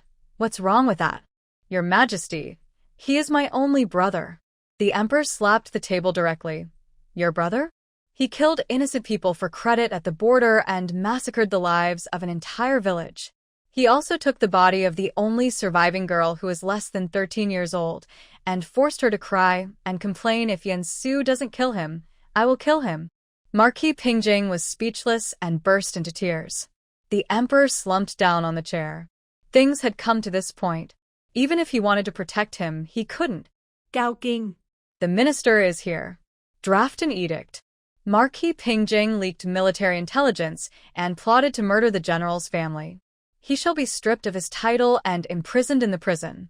He will be punished in the autumn. Before the word behead came out, the officer on duty shouted, The Empress Dowager is here. Everyone was startled and looked towards the entrance of the hall. They saw Empress Dowager Su, wearing a bright yellow court robe and a green velvet golden phoenix crown with pearls, walking in slowly with the support of Prince Yu. Everyone bowed. Greetings to the Empress Dowager. May the Empress Dowager live 1,000 years. The emperor also stood up. Mother, why did you come here in person? Empress Dowager Su glanced coldly at the hall. If I don't come, I will have to watch you chop off my nephew's head. Upon hearing this, Pingjing Ho saved his life and rushed over to hug her thighs. Aunt, you have to save my nephew. The hearts of the others sank. The meaning of the Empress Dowager's words was very clear. She wanted to protect Su Nantian. Taifu Rong stepped forward. Empress Dowager. Taifu Rong. Empress Dowager Su interrupted him. I heard from the emperor that you have been an official for several years and never got involved in party disputes. You are a first-class loyal minister in the court. Why, after your son-in-law died, you couldn't bear it anymore? Teacher Rong's face flushed red. This old minister is not doing this for his own son-in-law. If not, then leave. Queen Mother Su said, and then looked at Chao Yang. Prince Yu complained, Mother, it was him who stopped me from taking a Jiao away. You must charge him with the crime of disobedience. Chao Yang felt bad, but he had to hold on since he was on the pirate ship. Your Highness Prince Yu, do you have any evidence to prove what you said? Prince Yu was stunned. My own guards saw it. You're trying to avoid relatives by giving evidence. I am sorry that I cannot accept the charges that Prince Yu has brought against me. Prince Yu is speechless, and Queen Mother Su nodded slowly. Okay, Lord Chao, your brother married my daughter, and our two families are considered relatives. Even if you don't give me face, you should think about your brother, Prince Chao, right? Chao Yong was horrified, and after struggling for several times, he finally retreated. At this time, Chu Huaishan stepped forward, and Queen Mother Su only said, Duke Chu, think clearly. You have more than one daughter. After speaking, she moved and walked to Chu Ruoyan. Are you the wife of Marquis Ning? Yes. Queen Mother Su waved her sleeves fiercely. Come on, take her down for me. The guards in front of the palace immediately rushed forward. The emperor said, Mother, this. Emperor, if you want to deal with Marquis Pingjing, I can ignore it, but this girl broke into the palace gate and stepped into the Fengtian Hall, breaking the rules of our ancestors. I want to rule her according to etiquette. You have no objection, right? The emperor was speechless. As soon as Chu Huaishan stepped out of the line, he was stopped by Prime Minister Gu beside him. Yan Zheng suddenly said, It has nothing to do with her. Queen Mother Su was waiting for him to say this and said loudly, Who said it has nothing to do with her? She broke into the palace gate without permission, and according to etiquette, she should be caned on the back 30 times. Marquis Ning, think carefully, 30 blows on the back are enough to take her life. Yan Zheng's eyes turned red, as if he wanted to bite people. The Queen Mother Su was so scared that she took 2 steps back before she could barely stand still. There was a dead silence in the hall. Everyone held their breath. The Queen Mother obviously wanted to force Yan Zheng to make a choice, to insist on revenge regardless of his wife's life, or to give up revenge to save his wife.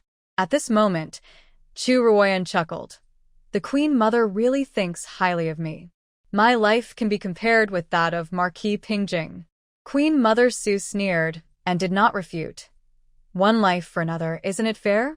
If you want to survive, you should ask your husband to give up revenge. Chu Ruoyan shook her head. Of course I want to live, but how can my life be worth 100,000 loyal souls of the Yan family? Queen Mother Su had a bad premonition in her heart, but she said in a loud voice, your wife Chu, am willing to be punished by caning on the back. Yan Zheng was shocked and couldn't help looking at her with astonishment. The Queen Mother Su was shocked. Do you know what you're talking about? 30 strokes of the cane on the back will kill you. Chu Huaishan also shouted, Ja. Don't talk nonsense. Chu Ruoyan bowed to her father from a distance. Dad, you have taught your daughter since childhood that people should not be greedy for life and forget righteousness. Although my daughter is a girl, she is also a member of the Yan family. The Yan family has a motto, it is better to die in battle than to live in disgrace. The ministers were shocked. It is better to die in battle than to live in disgrace. What kind of bravery and backbone is this? It came from the mouth of a weak woman, and finally a young official couldn't help but stand up. Queen Mother, the wife of Marquis Ning is loyal and righteous. Please show mercy, Queen Mother. Yes, Queen Mother, the wife of Marquis Ning broke into the palace for a reason, but please spare her life, Queen Mother. We beg the Queen Mother to spare her life. The court officials knelt down one after another, and the Queen Mother Su pointed at them tremblingly. You guys. The Emperor sighed. Mother, forget it. This is the general trend. The Queen Mother Su turned her head and glared at him.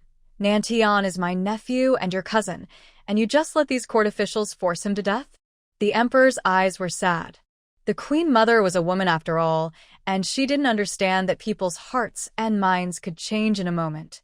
Water can carry a boat, but it can also overturn it. Even if he is the Son of Heaven, he can't go against the will of the people. The Queen Mother Su's eyes gradually became flustered, and she hid Ping Jing Ho behind her. I don't care. Whoever wants Ping Jing Ho's life today, step over my body. At this time, the officer on duty hailed again. Princess Anqing is here. Princess Anqing was dressed in a golden dress with a peony on her forehead. She was graceful and elegant, and as beautiful as a fairy. Empress Dowager Su saw her as if she had found a savior. Qiner, Come and save your cousin Nantian. Princess Anqing's given name was Qin, Morong Qin. She first bowed to the emperor and then said to Empress Dowager Su, "Mother, cousin Nantian is extremely evil. Even if my brother can let him go, the Yan family can't let him go, and the people of the world can't let him go either. So Qinar asks my mother to put the country first and don't make things difficult for my brother." The Queen Mother Su froze in place, her face full of despair. "Even you." Princess Anqing bowed slightly, then looked at the emperor. "But there is a way to have the best of both worlds. Royal brother, the reason why the Queen Mother protects Marquis Pingjing so much is because he is the only blood of my uncle, but the Su family is more than just him." The emperor immediately understood what she meant. "Queen Mother, Anqing is right. The crime of Marquis Pingjing should be punished by the extermination of his 3 clans, but in consideration of his past merits, I can pardon the life of his son Su Tingyun, so that the Su family will have a successor." The Queen Mother Su shook her body and closed her eyes. It could only be so. Seeing that the only Queen Mother who could save him had given up, Marquis Pingjing collapsed to the ground. He shouted unwillingly, "Aunt, when you were assassinated, it was my father who risked his life to save you. Before he died, you swore to keep the Su family prosperous for a lifetime. Have you forgotten?" The Queen Mother Su shuddered, but did not look back at him. She looked at Yan Zheng with a stern look, and then at Chu Ruoyan. "I can hand over the Marquis of Pingjing, or I can spare your life at the request of the ministers, but the death penalty can be avoided, but the living crime cannot be escaped. I will punish you with 10 strokes of the cane on the back. Do you accept it?" Before Chu Ruoyan could speak, Yan Zheng said coldly, "I'll do it for her." The Queen Mother Su sneered. "Marquis of Anning, you are the only blood of the general, and your legs are crippled. I dare not punish you."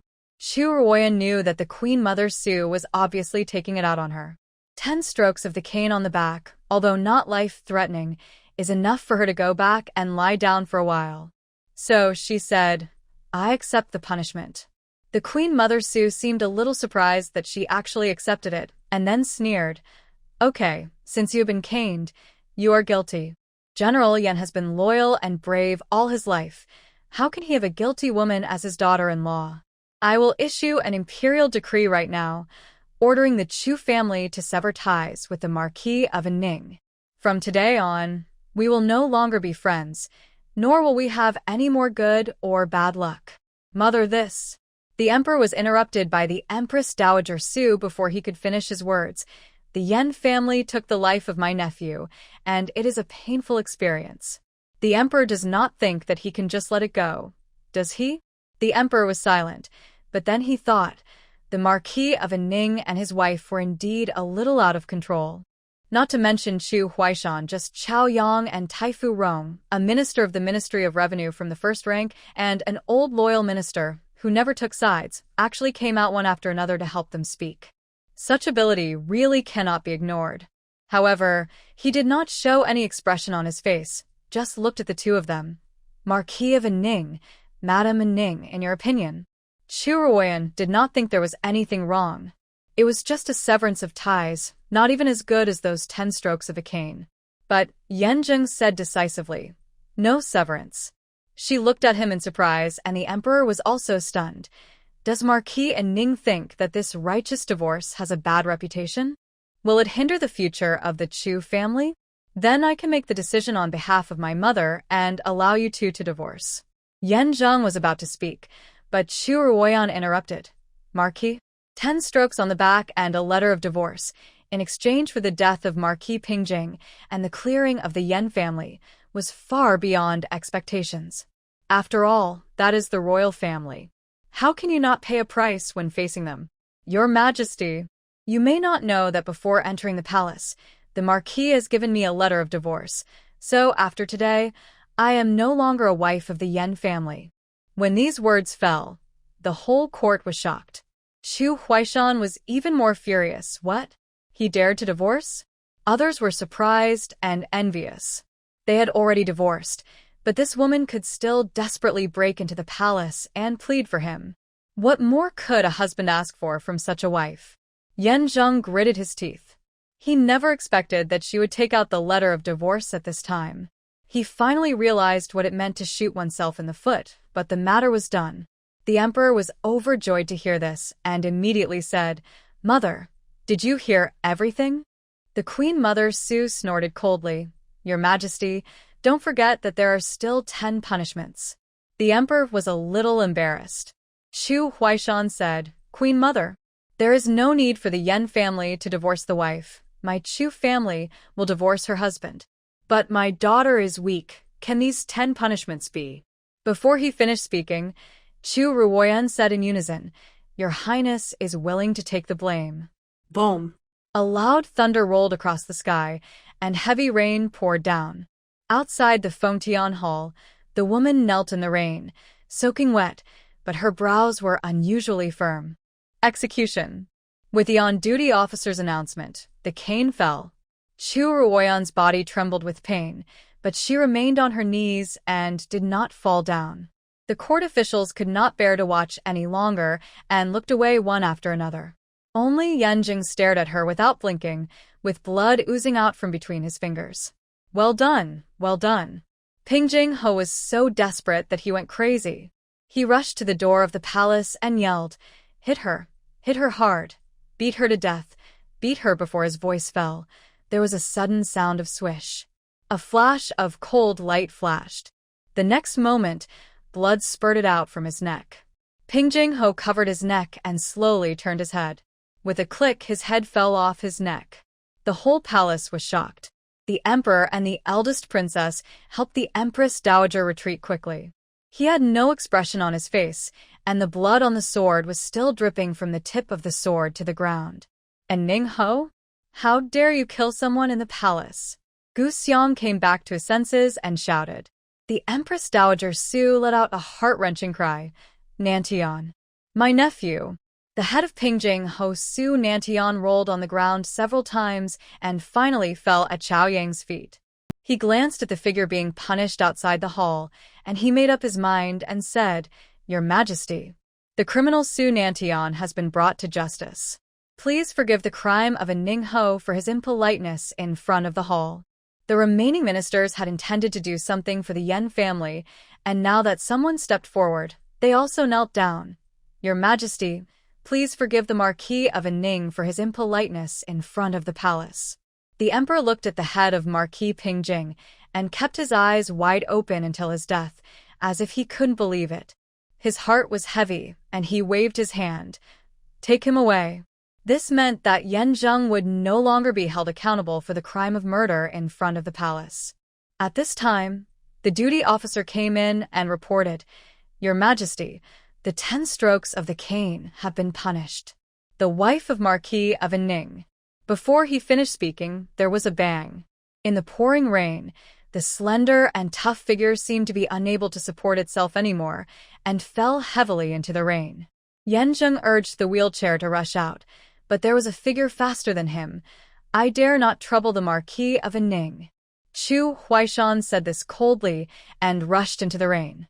Yan Zheng's body froze, and an indescribable bitterness surged in his heart. Yes, he had divorced his wife, so what qualifications did he have to go there now? But he couldn't help but go there, standing with her in the wind and rain. Chu Ruoyan carefully helped her up. Her back was already bleeding.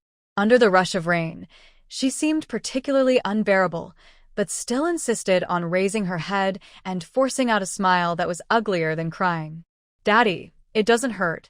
Chu Ruoyan was heartbroken and could feel her breathing trembling. "Silly girl, you just keep silent like this. Do you want your dad's life?" Chu Ruoyan was so painful that she couldn't speak. Yin Shun beside the emperor hurried over with a paper umbrella. "Duke Chu, please take Miss Chu into the palace first." In front of the palace gate, the emperor and the eldest princess both looked over here. They seemed concerned, but it was all thanks to them. The Yan family wanted to clear their name, and it was justified, but just because he was the Marquis of Pingjing, the royal family made things difficult for him, and in the end, it even implicated his daughter. Chu Ruoyan had been loyal for most of his life, but at this moment, he couldn't help but feel resentful. "I dare not trouble you, Anuch." My daughter is seriously ill. I will take her back for treatment first. Please inform us on my behalf. Yin Shun was stunned and could only smile. Of course, Miss Chu's life is more important. The emperor will certainly understand. Before Chu Huaishan finished speaking, he picked up his beloved daughter and walked out of Fengtian Gate. Chu Ruoyan huddled in his arms, and when she heard her father's words, the corners of her lips slightly raised. It was worth the beating. The coldness of the royal family was vividly demonstrated in tonight's public trial. It is so difficult for the Yan family, a family with 3 generations of 3 officials, to seek justice. If her father is still loyal to this kind of emperor, he will be sacrificed by them sooner or later. After thinking about it, she raised her eyes again, looking for the figure of that person. In the heavy rain, Yan Zheng was just a few steps away from her. The rain blurred his cheeks, and only his 2 sword-like eyebrows were seen, like mountains and ridges. He seemed to want to step forward, but in the end, he didn't. His whole body was full of loneliness and sadness. What was he grieving? Was he grieving for her? Yan. Chu Ruoyan couldn't help but stretch out her hand, trying to smooth her frowning brows. But in the end, she was getting further and further away in her father's arms, and her consciousness was getting more and more blurred. Boom. A thunder exploded, and she couldn't help the heavy tiredness and passed out. Water, hot water. Where's the handkerchief? Be gentle. Don't wake the girl up. In the Bodhi courtyard of Duke Chu's mansion, Yulu lowered her voice to command the servants, while Chu Huaishan sat steadily beside the couch, not leaving for a moment. Master, Din Zhong is here. Xiao Jiang hurriedly invited the Imperial physician in. When Din Zhong took the girl's pulse, he was shocked. Why is the pulse of this young lady so strange?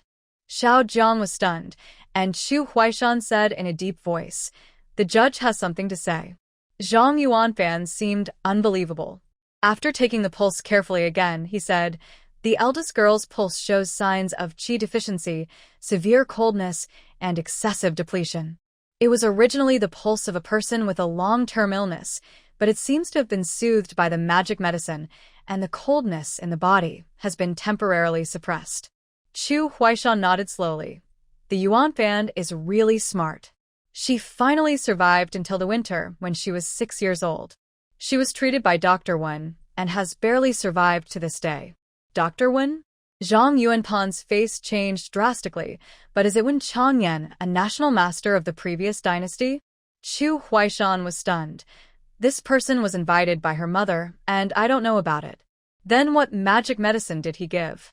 It seems to be called Anqi pills. Yulu, get the medicine and show it to Zhang Yuanfan.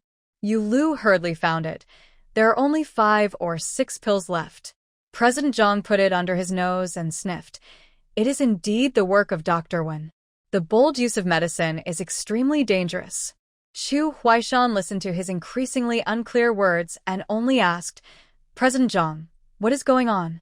President Zhang said in a deep voice, "Well, to be honest, the eldest girl is too seriously ill, and it has been difficult to recover. She should have died when she was 6 years old.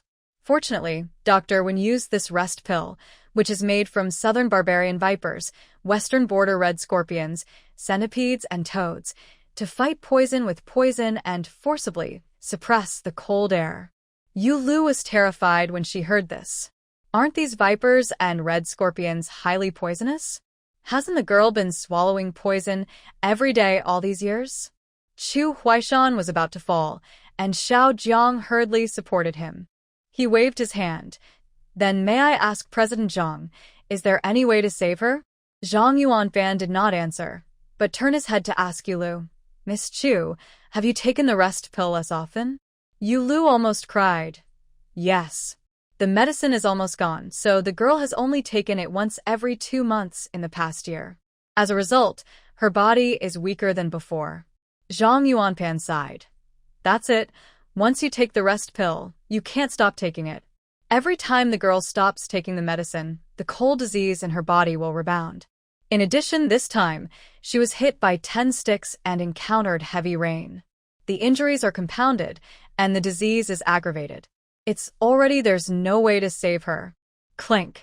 The tea bowl next to Chu Huaishan's hand was accidentally broken. He stood up suddenly. Chu Zheng. Go and call Chu Weiquan back. Where is the doctor when I asked them to find? Has he found him? Chu Zheng bowed hurriedly, but Zhang Yuanpan said, Duke, there is no need to look for him. Dr. Wen suffers from premature aging. 1 day that has passed is equivalent to 3 days for other people. Now it is considered 30 years for him. I am afraid he has already turned into dust. Chu Huaishan staggered back to the chair. Dr. Wen is dead, then Yenner. He simply did not dare to think about it, but at this moment the doorman came to report. Duke, Marquis Ning is here, and he said he wants to see the eldest lady. Chu Huaishan grabbed the teacup and threw it out. Get out. Let him get out. If it weren't for his Yan family, Yenner wouldn't be like this. The doorman was stunned, and Xiao Jiang hurriedly signaled him to leave. Master, don't worry, Zhang Yuanfan may still have a way. Chu Huaishan looked at him hopefully, and the latter smiled bitterly. Madam Duke thinks too highly of me. In the current situation of Miss Chu, unless Dr. Wen comes back to life, even if all the doctors in the world are called, they will be helpless. Chu Huaishan was stunned. On the sickbed, the dog named Fubao that Chu Ruoyan had adopted before had come over at some point, lying obediently beside her ear, staring at her with its dark and bright eyes without blinking. The old people said that dogs are spiritual and will see their owners off before they die. Does that mean that his daughter is really hopeless? Chu Huaishan suddenly covered his face. Outside the gate, the rain was still pouring down. Yan Zheng was soaked all over, but he stubbornly stood in front of the door and refused to leave. The doorman came out with an embarrassed look on his face. Marquis Ning, our Duke said that it is inconvenient to see guests tonight, so please go back first. Meng Yang said directly, Who wants to see him? My son wants to see the young lady. The doorman took a while to realize who he was talking about, but with the Duke's reaction, who would dare to let him into the mansion? Yan Zheng raised his hand to stop Meng Yang's words and said in a hoarse voice, Is she okay? The doorman shook his head. I don't know. When I went in, I heard the Imperial physician say that there was no hope of saving her, and the young lady was still in a coma. No hope of saving her? Yan Zheng's pupils suddenly shrank. Meng Yang exclaimed, How could it be so serious? Didn't they say that he only hit her 10 times? And with so many people watching, the executioner would definitely not be too cruel. At most, she would lie in bed for 2 or 3 months. How could it be fatal? Yan Zheng seemed to remember something. Does she have an old illness? Yes, the eldest girl seemed to have been born with a weak constitution and afraid of cold, so she has been taking medicine to keep warm all year round. What? Meng Yang was shocked. This young lady had lived in their house for so long, but they never knew that she was still taking medicine. Yan Zheng's eyes suddenly became as deep as the abyss. He didn't know either. Not only did he not know, ever since she started to collect debts, she had been dragging her sick body to accompany him to this day, breaking into the prison at night, going to court 3 times and 5 gates, and petitioning in the hall. And he even suspected her and deceived her before. Young master, where are you going? Meng Yang watched Yan Zheng turn around and disappear into the rain curtain and hurriedly chased after him, but he only heard a cold and firm sentence. Go find someone who can save her. By Shao Pavilion. Young Master Lang leaned lazily against the window, drinking while listening to his men talking about what happened in the palace tonight. When he heard that Chu Ruoyan was willing to receive 10 strokes of the cane, his fingers tightened slightly, but a meaningful smile appeared on his lips. This little blind girl is really interesting. She actually dared to use herself as bait to alienate her father's loyalty to the royal family. The big-bellied shopkeeper was stunned. But why did she do this? Young Master Ling chuckled. How would this pavilion master know? How about I ask her for you tomorrow?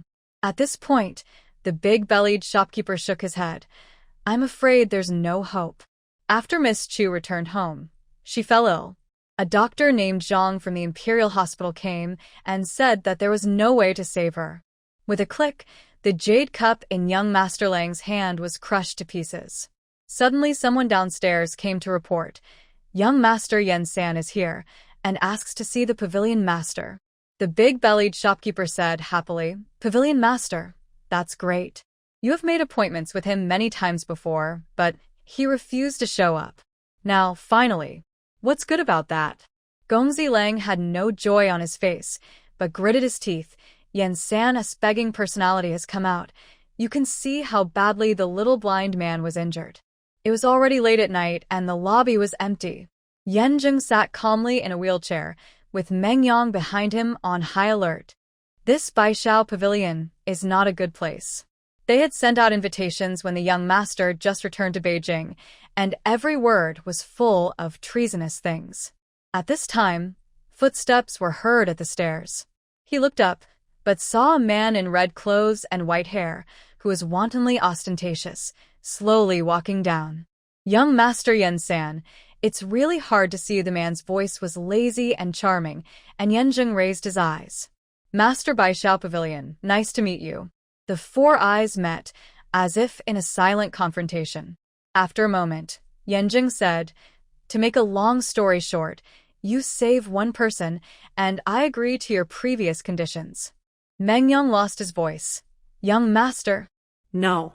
The conditions previously offered by the Baishao Pavilion were enough to bring ruin to the entire Yan family. Yan Zheng stared at him without blinking, waiting for a reply. Young Master Lang smiled. "If it were in the past, this pavilion master would have agreed, but today, this pavilion master feels that the man's life is worth more in exchange for you. Don't push your luck." Meng Yang shouted and drew his sword, and the big-bellied shopkeeper also held up an abacus to confront him. The situation was on the verge of breaking out. Yan Zheng asked, "What else do you want?" Young Master Lang nodded with satisfaction. "That's right, you should have the attitude of asking for help. If your legs were not disabled, this pavilion master would be interested in having a fight with you to see who is better, but now..." He laughed slowly. "How about this?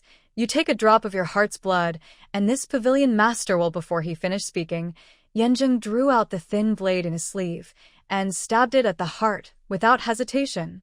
Snap! There was a crisp sound, and it was young Master Lang who waved his folding fan to block him. But he was half a step too late. The sharp blade entered the body, and blood flowed down the blade. "Young Master." Meng Yang's face changed in horror. Yan Zheng had a blank expression on his face, and he only slowly raised the bloody tip of the blade. Does this mean that the pavilion master has agreed to save people? Young Master Lang stared at him for a long time before saying, Yan Zheng, the intelligence from Baishao Pavilion says that you are cold-hearted and extremely tolerant. In my opinion, you are extremely desperate. Well, I can promise you to save her, and even the previous conditions can be invalidated, with only one condition." He paused for each word. "After she wakes up, you must not see her again." Yan Zheng's hand trembled slightly. Meng Yang was furious. "What do you mean? That's our third young master's wife." "Is it still the third young master's wife?" Gongzi Lang asked back, and Meng Yang was silent for a moment. Tonight in the hall, the emperor dissolved the marriage between the two families in public, and with the letter of divorce given by the third young master before, it can be said that they no longer have any relationship. But it obviously shouldn't be like this. Meng Yang turned her head to see her own son, but heard him say, "Okay." There was fire again. In the endless fire, she saw the man sitting in front of the palace, with royal family members kneeling at his feet. "I said, Marquis Pingjing must die. If you don't listen, you can only go down together to accompany him." Swish, wow, wow. Spills of blood spurted out from the neck. At the end, he seemed to be exhausted, so he simply stabbed a knife into Prince Yu's throat and stirred it. Prince Yu's eyes widened, and he fell down before he could even scream. She saw the man waving his hand. "Chop off all the heads, hang them on the city wall. Lure out those loyal ministers and kill them one by one. If the grass is not uprooted, it will grow again in the spring breeze. All the people of the Morong family and the ministers who protect the Morong family must be killed completely." no. Chu Ruoyan woke up with a large amount of blood rushing into her throat. She subconsciously wanted to close her mouth, and suddenly heard a familiar voice. "Little blind man, don't move. My blood is very precious." She looked blankly and saw the white-haired Baishao pavilion master in red standing in front of the couch, stretching out his wrist, as if dripping something into her mouth. "Yenner, don't be afraid. The pavilion master is here to save you." Chu Ruoyan comforted her in time and asked, "Pavilion master, how long will it take? I'm afraid that my daughter's body—" "Don't worry. If she can wake up, the cold disease will be suppressed." Gongzi Lang retracted his wrist and saw the person on the couch slowly sitting up. Chu Ruoyan's face was pale, and her forehead was covered with cold sweat, but her breathing gradually became stronger. She swallowed the blood in her throat. "You. Don't be grateful.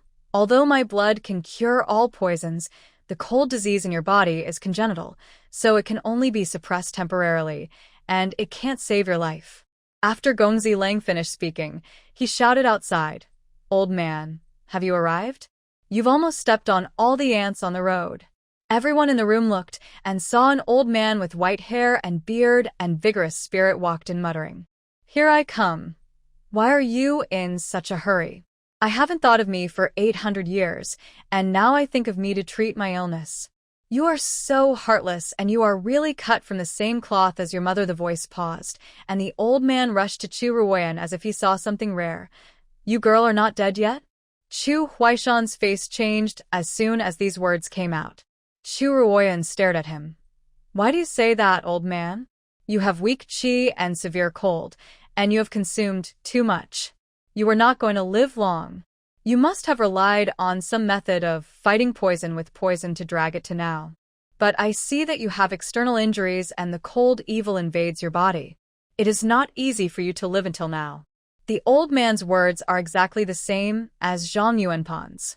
However, he can see at a glance that the sleeping pills she took are a method of fighting poison with poison, which is much more clever than Zhang Yuanpan. Chu Huaishan immediately said, "Please save her, doctor." The old man snorted, "No."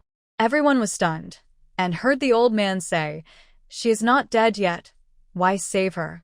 She has taken Lang's blood, and she can at least delay for half a year. Come to me when she is about to die." He was about to leave after he finished speaking. Young Master Lang said lazily, "Old man, can't you save her? I am so angry, get out of the way." He rushed to Chu Ruoyan, took her pulse with one hand, and quickly inserted the needle. Chu Ruoyan only felt a pain in her soul, and then new breath rushed into her internal organs, and her body, which had been afraid of cold for many years, gradually warmed up. The old man encountered an obstacle when the needle reached a place. This. He changed another place, and it was still the same. I underestimated this congenital deficiency. It really can't be cured. Gongzi Lang's brows sank, but Chu Ruoyan said, "Thank you, old doctor. Ruoyan feels much better already." "You are much better, but it's just an appearance. If this cold is not cured one day, it will be like a bundle of gunpowder that will explode sooner or later. How about this? You leave some blood for me to take back, and when I study it carefully, I will definitely be able to come up with a way to treat it." His tone was firm, which was much more reassuring than Zhang Yuanpan's initial sighing and complaining.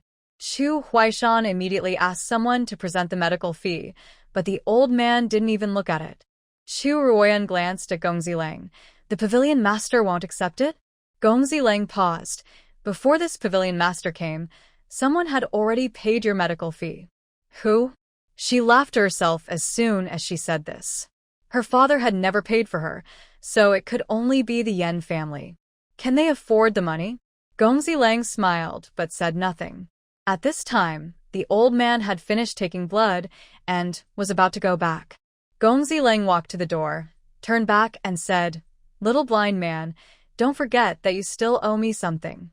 Chu Ruoyan was startled and wanted to say something, but the other party had disappeared from her sight. The room was quiet for a while. Chu Ruoyan looked up at her father and said apologetically, "My daughter made you worry." Chu Huaishan's eyes turned red. "You also know that you make your father worry. Why didn't you think about it carefully when you acted? What relationship does the Yan family have with you? Is it worth risking your life for it?"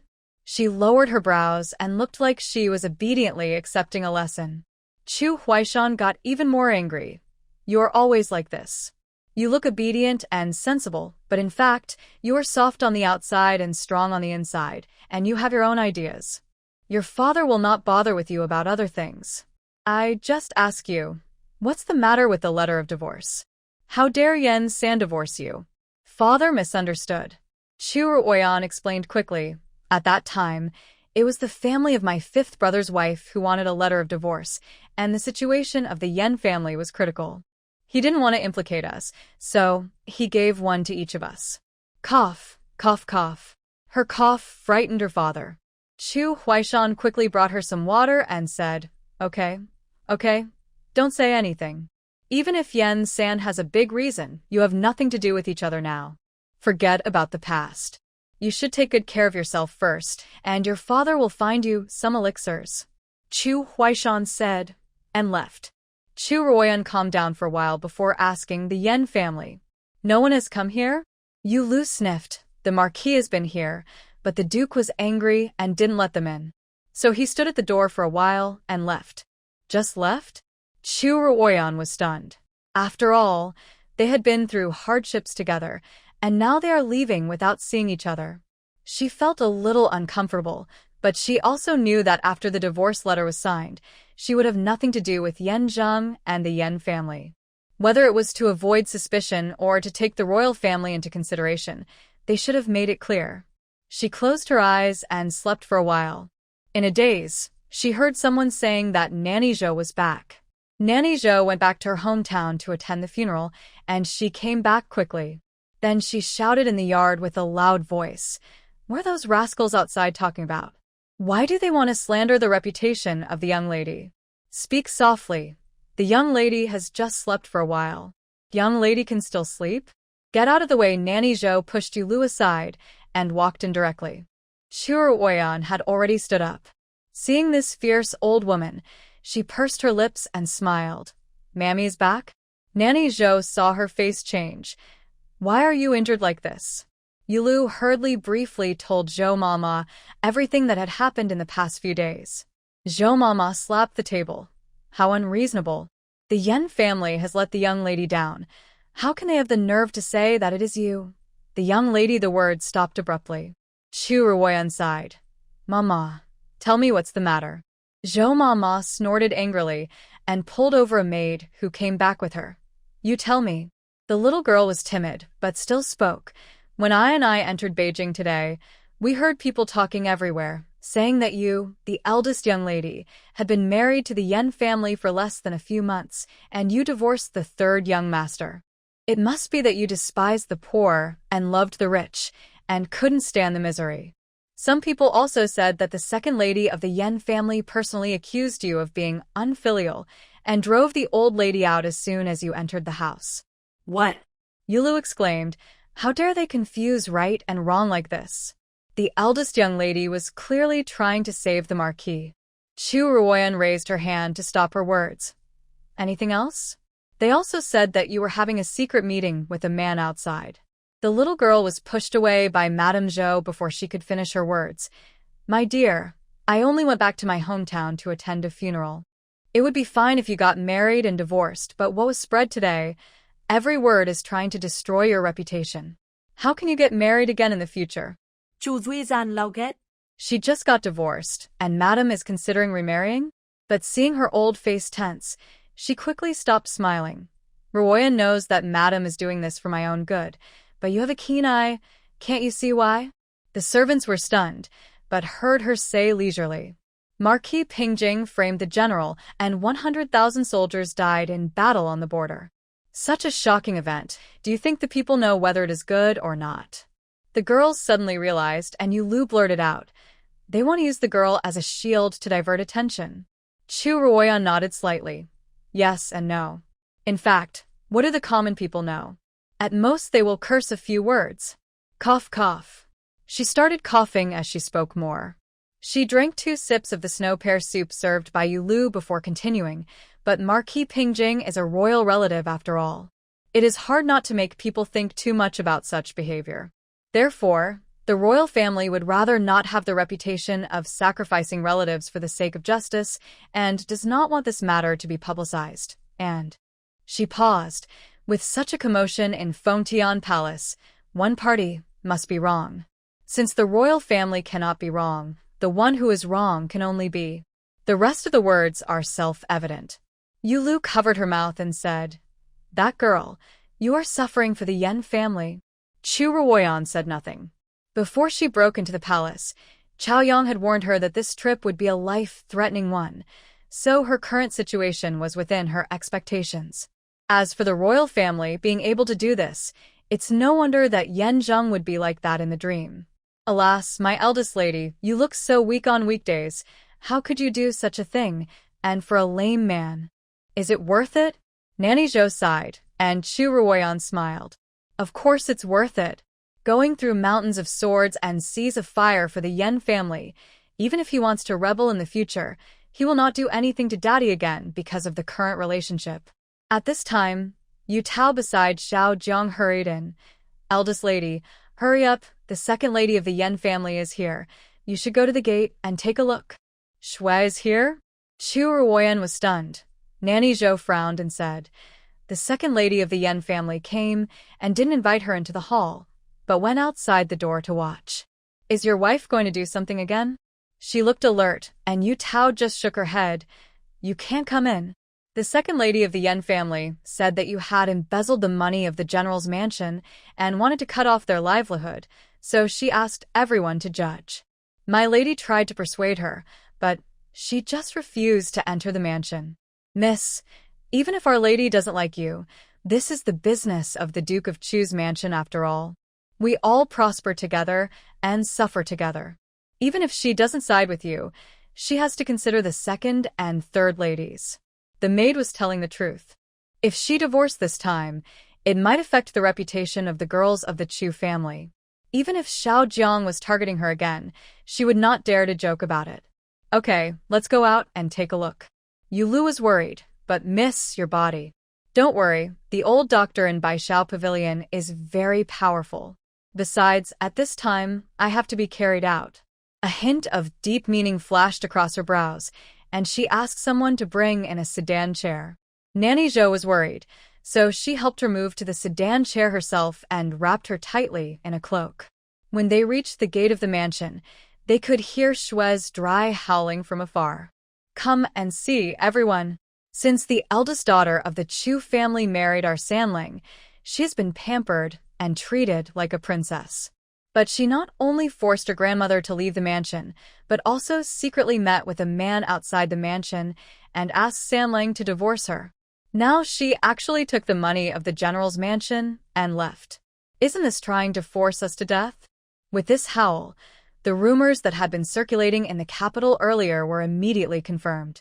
I was wondering why they got divorced after such a short marriage. It turns out that they were really divorced. Forcing my grandmother to leave and having a secret meeting with a man outside her, the third master, Yan, didn't even resign. He really did his best. He also took away the money. His behavior is worse than that of pigs and dogs. The crowd of onlookers was filled with righteous indignation. Someone said that the woman was out, and they all stretched their necks to see what kind of vicious woman she was. Unexpectedly, a sedan chair was carried out, and on the sedan chair lay a weak woman. Her little face was pale and revealed a miserable look. She was just like a person carved out of jade snow, and it was unbearable to look at her. Could such a woman be the vicious woman she mentioned? Everyone was stunned for a moment. Seeing this, Xiao Jiang said hurriedly, "Miss, you are so injured. How can you come out to see the wind? Go back quickly." Chu Ruoyan lowered her eyes at the right time. "I dare not let mother worry, but second aunt." She paused, as if she was very sad because of this title. Madame Shui misunderstood Ruoyan. Ruoyan must clarify it even if it costs her life. Cough, cough, cough, cough.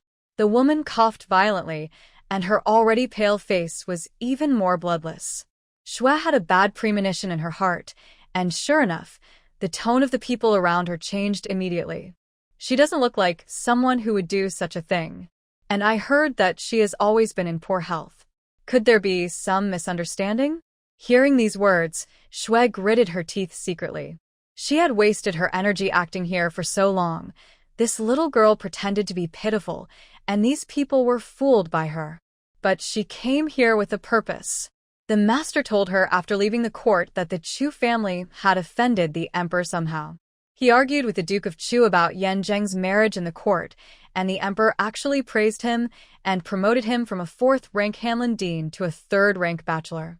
Such an obvious hint clearly wanted to put the blame for the divorce of the two families on Chu Ruoyan. Miss Chu, I know that marrying into the Yan family is unfair to you, but no matter how unfair it is, you can't take away all the money. Chu Ruoyan was stunned, and Yu Lu beside her said, "What money? My girl left in a hurry and never went back."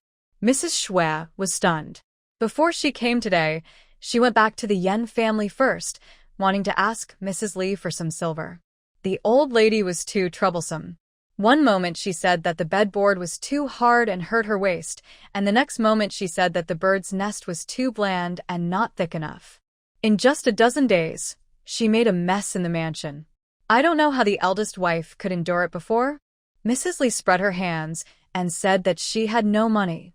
When asked again, the money belonged to Chu Ruoyan, and now she had taken it back. She immediately raised her voice. "Don't fool me. Your second sister-in-law said that you took the silver away." Those were the life-saving money of the old lady. She is now relying on bird's nest and ginseng for nourishment. Before Chu Ruoyan could speak, Madame Zhou had already put her hands on her hips and said, "Your old lady's surname is Yan, not Chu. If she wants money, shouldn't she go to your Yan family? What's the matter with coming to ask our divorced girl?" Mrs. Shui choked and said angrily, "She took away the money of our Yan family. Who else should I go to if not her? Is it from the Yan family? After she got married, she bought her a set of rosewood furniture and a set of Wangwali wood furniture worth 20,000 taels. Later, in order to save your lord, she bought 2 calligraphy works by famous scholars worth 30,000 taels. All in all, not counting the money for clothes and rice, it's already 5,200 taels. Do you think this money fell from the sky?" Mrs. Shui was speechless. She only knew that Chu Ruoyan was rich, but she didn't expect that she was so willing to spend money on the first house. Chu Ruoyan sighed lightly. "I'm sorry, mother. All this silver, was pawned as the dowry that mother prepared for Ruoyan. This matter has always been a concern for Mrs. Zhang. She had more than a dozen shops, with an annual income of more than 100,000 taels, and they were all sold by her. It's a pity that she couldn't get angry at the moment and had to hold back a smile. What are you talking about? It's all mother's fault for not thinking it through. You don't even have money for emergencies." Those around heard this and shook their heads. Which girl can sell her dowry and deal with her husband's family right after getting married? This is not a vicious woman, but a virtuous wife. Seeing that the situation was not good, Mrs. Shui said, "Then you drove your grandmother out of the general's mansion. This is a fact, right?" She guessed that Chu Ruoyan would not dare to tell the truth. After all, the prediction of the lonely star in her life was fatal to Yan Zheng. Unexpectedly, before Chu Ruoyan opened her mouth, a soft and curious childish voice came from the crowd. "What is second aunt talking about? Didn't you and second uncle insist on taking the great-grandmother over that day?" Everyone turned around and saw a child of 5 or 6 years old walking over led by a wet nurse. Chu Ruoyan's eyes moved slightly, and she called Wenjing. Yan Wenjing smiled sweetly at her, and when he looked up at Shui, there was a hint of coldness under his sweet smile. "Second aunt, did you remember it wrongly?" Shui was stunned. "Wenjing? Why are you here?" You were not there at that time. Wenjing was not there, but second aunt was there. She said that she saw with her own eyes that you and third aunt almost fought for the great-grandmother, and... Stop talking. Shui was panicked, fearing that he would reveal the truth of that day. But Yan Wenjing blinked his eyes innocently. "Why can't you say it? Second aunt told Wenjing that you were vying to bring great-grandmother to the house in order to fight for the share left by grandfather." Shui's eyes were dark. There was an uproar at the scene. To fight for the family property, they took the old woman away, but were unwilling to pay for her support, And now they're going to find a divorced woman? The heart of the second branch of the Yan family is too dark, isn't it? Shui felt the contemptuous eyes around her and felt that she could hardly stand. She came to make Chu Ruoyan an object of everyone's scorn, but why did she become a joke in the end? If you are really not wrong, why did you divorce Sanling? She yelled in desperation. Yan Wenjing's small brows twisted immediately and Chu Ruoyan's eyes also darkened. This matter is now spreading like wildfire in the capital, and everyone is curious about the reason. If a reasonable explanation can't be found. While hesitating, Meng Yang's voice came loudly. Because my young master is ashamed of himself and feels that he is not worthy of Miss Chu, he wants to divorce. Everyone was stunned. But they saw Meng Yang leading a carriage with 3 large boxes, walking slowly towards the side. He didn't even look at Shui, and came straight to Chu Ruoyan. Madam, third young master, my young master said that he, a disabled man, dare not delay the Duke's legitimate daughter. Today he specially ordered me to send a small gift. I hope Madam will comb her hair again and choose another high-ranking official as her husband. From now on, we will part ways. After saying that, he bowed deeply and presented a wooden brocade box with both hands. In the brocade box was a scabbard made of python skin, which was the wedding gift that Brother Yan gave them before he went to war. Chu Ruoyan's nose was sore, and her eyes were misty. She stretched out her hand and solemnly picked up the scabbard. Please tell the Marquis that since Ruoyan married him, she has never regretted it. I hope he will think of me and take good care of me. Her voice was choked at the end. These few short months were like a dream.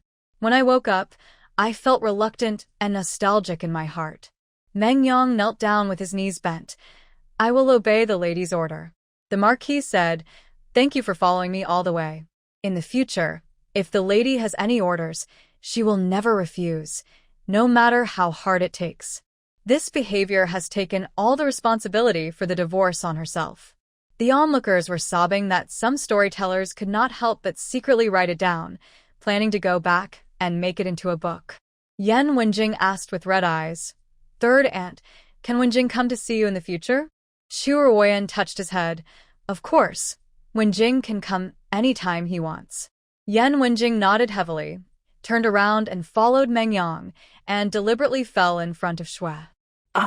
He fell to the ground and looked at Shui with a face full of grievance.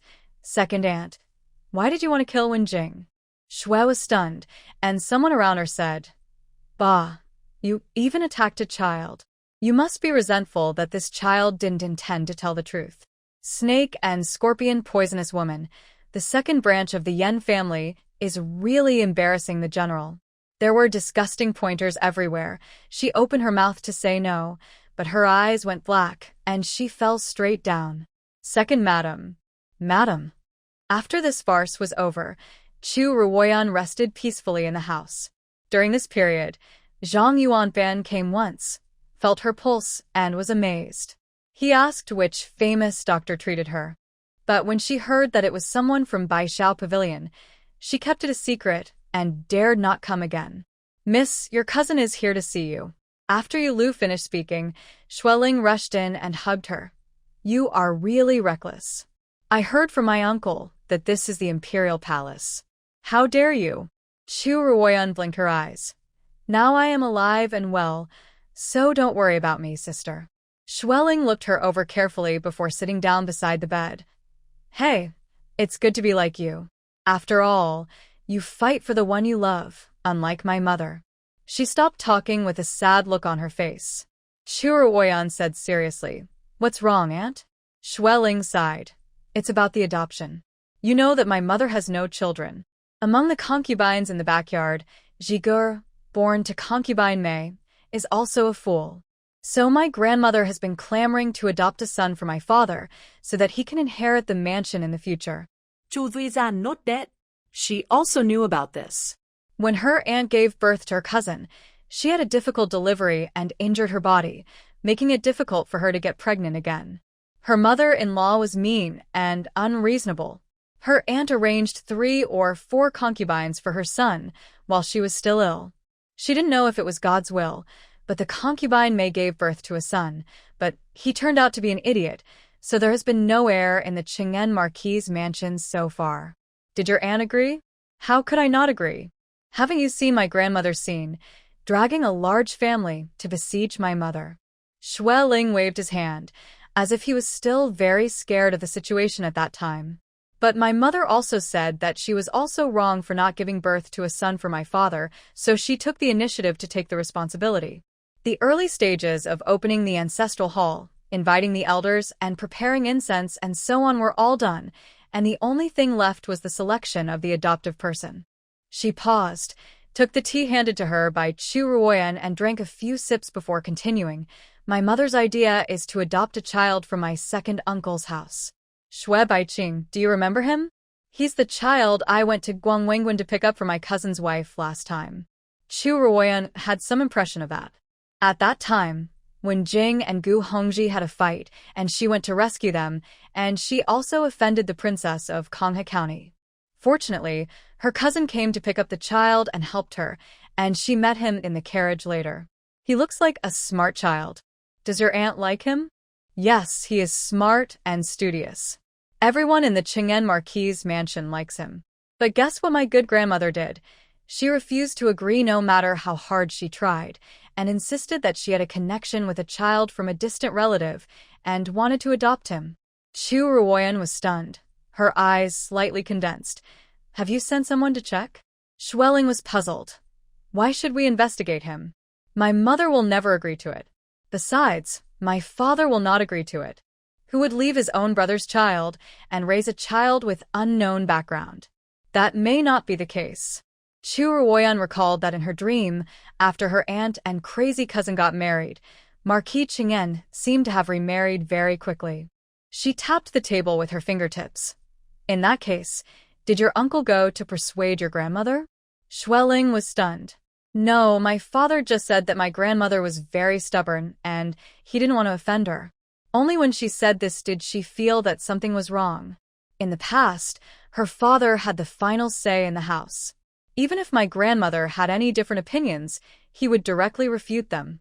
What happened this time? Chu Ruoyan held her hand. Cousin, listen to me.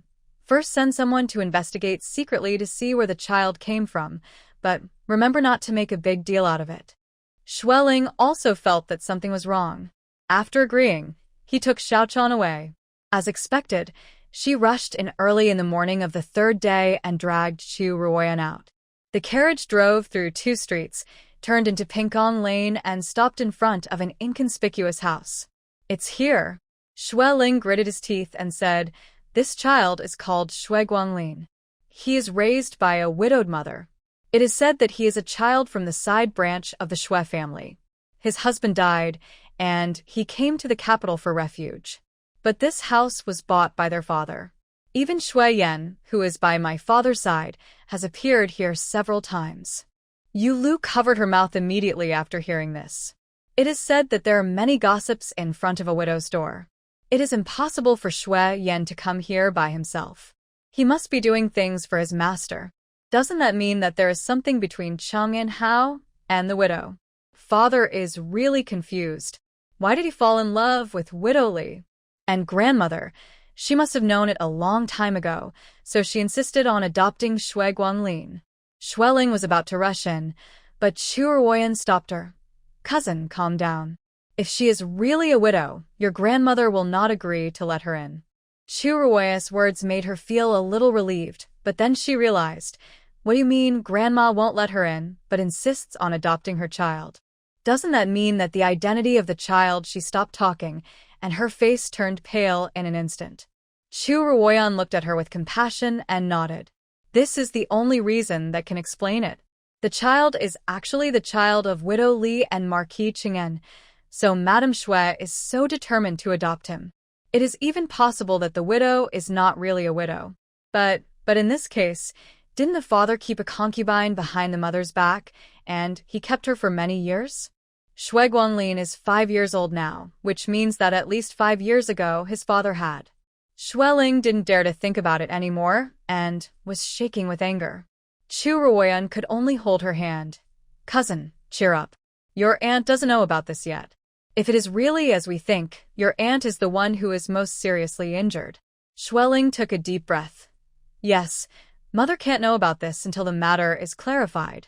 After all, she was the legitimate daughter of the Cheng'en Marquis' mansion, and she calmed down after a while. Father is very careful when he comes here. He asked Shui-Yen to guard the gate. He comes and goes late at night. I'm afraid it will be difficult to catch them in the act. How about I take people in and capture the mother and son first? Chu Ruoyan thought and shook her head. Even if they are caught, the widow's son is going to be adopted into the Marquis' mansion. If you were her, would you recognize her?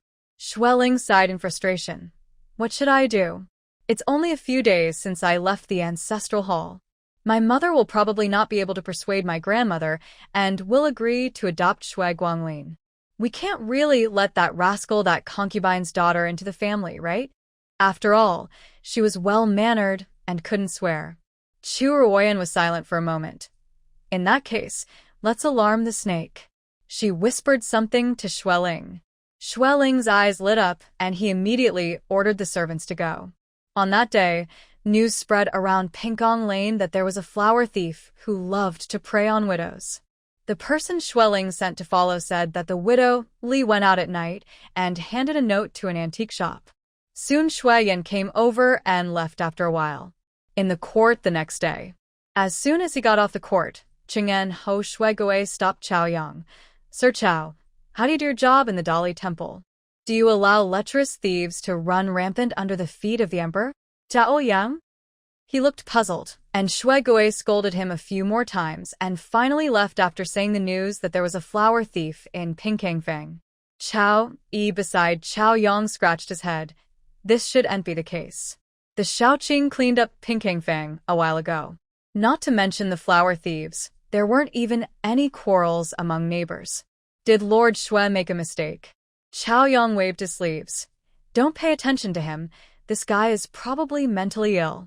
He hasn't even sorted out the work of the Ministry of Works that he was in charge of, but instead he came to meddle in the affairs of the Dowry Temple. No wonder he is still a second-rank official after all these years. The Dowry Temple ignored it, and the news about the flower thief spread more and more fiercely. On the third day, Shuigui finally couldn't sit still anymore and left the house in the evening on the pretext that his colleagues in the Ministry of Works had a banquet. Schwelling told Chu Ruoyan as soon as he got the news. Chu Ruoyan said, "It's time to let my aunt know, Xiaochan.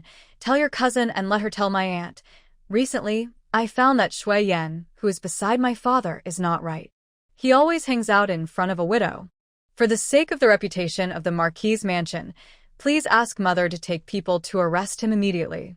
In order to prevent the news from leaking out, don't let Grandmother know first."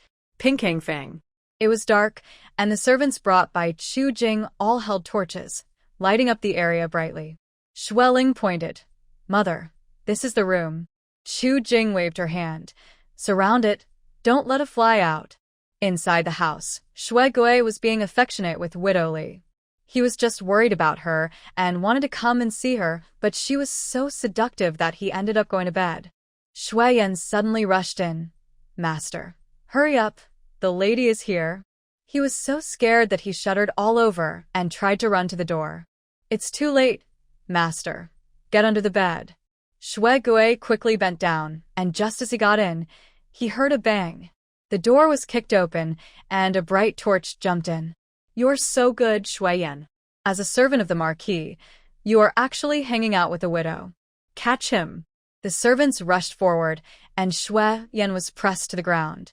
His eyes met with Shuigui under the bed, and he was speechless. He couldn't say that he was helping the Marquis to have a secret affair, could he? The lady would beat him to death.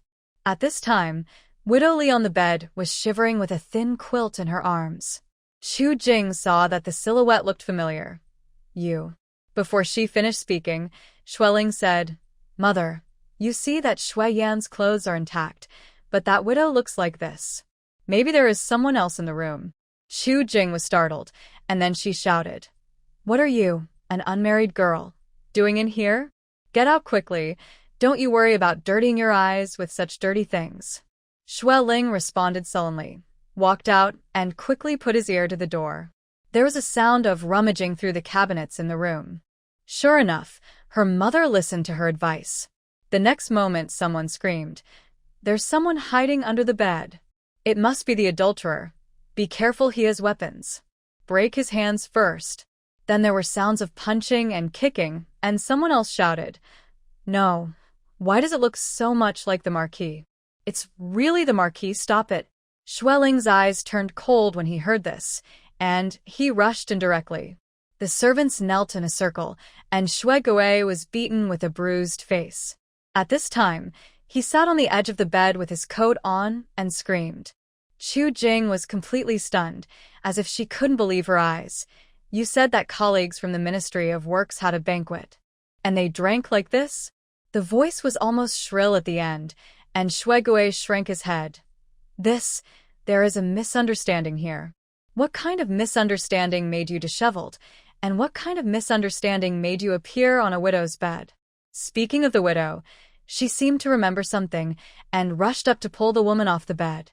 The torch shone on her face, and Chu Jing froze. You are Inghong?" Xueling's heart skipped a beat.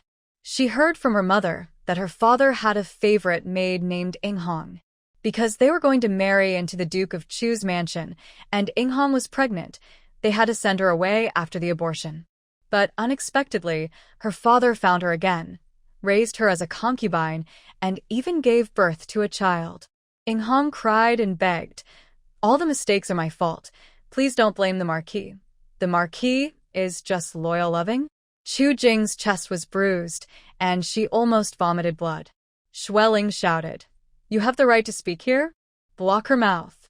The servant saw that the Marquis didn't dare to do anything, so Xiaochan grabbed the rag next to her and stuffed it into her mouth.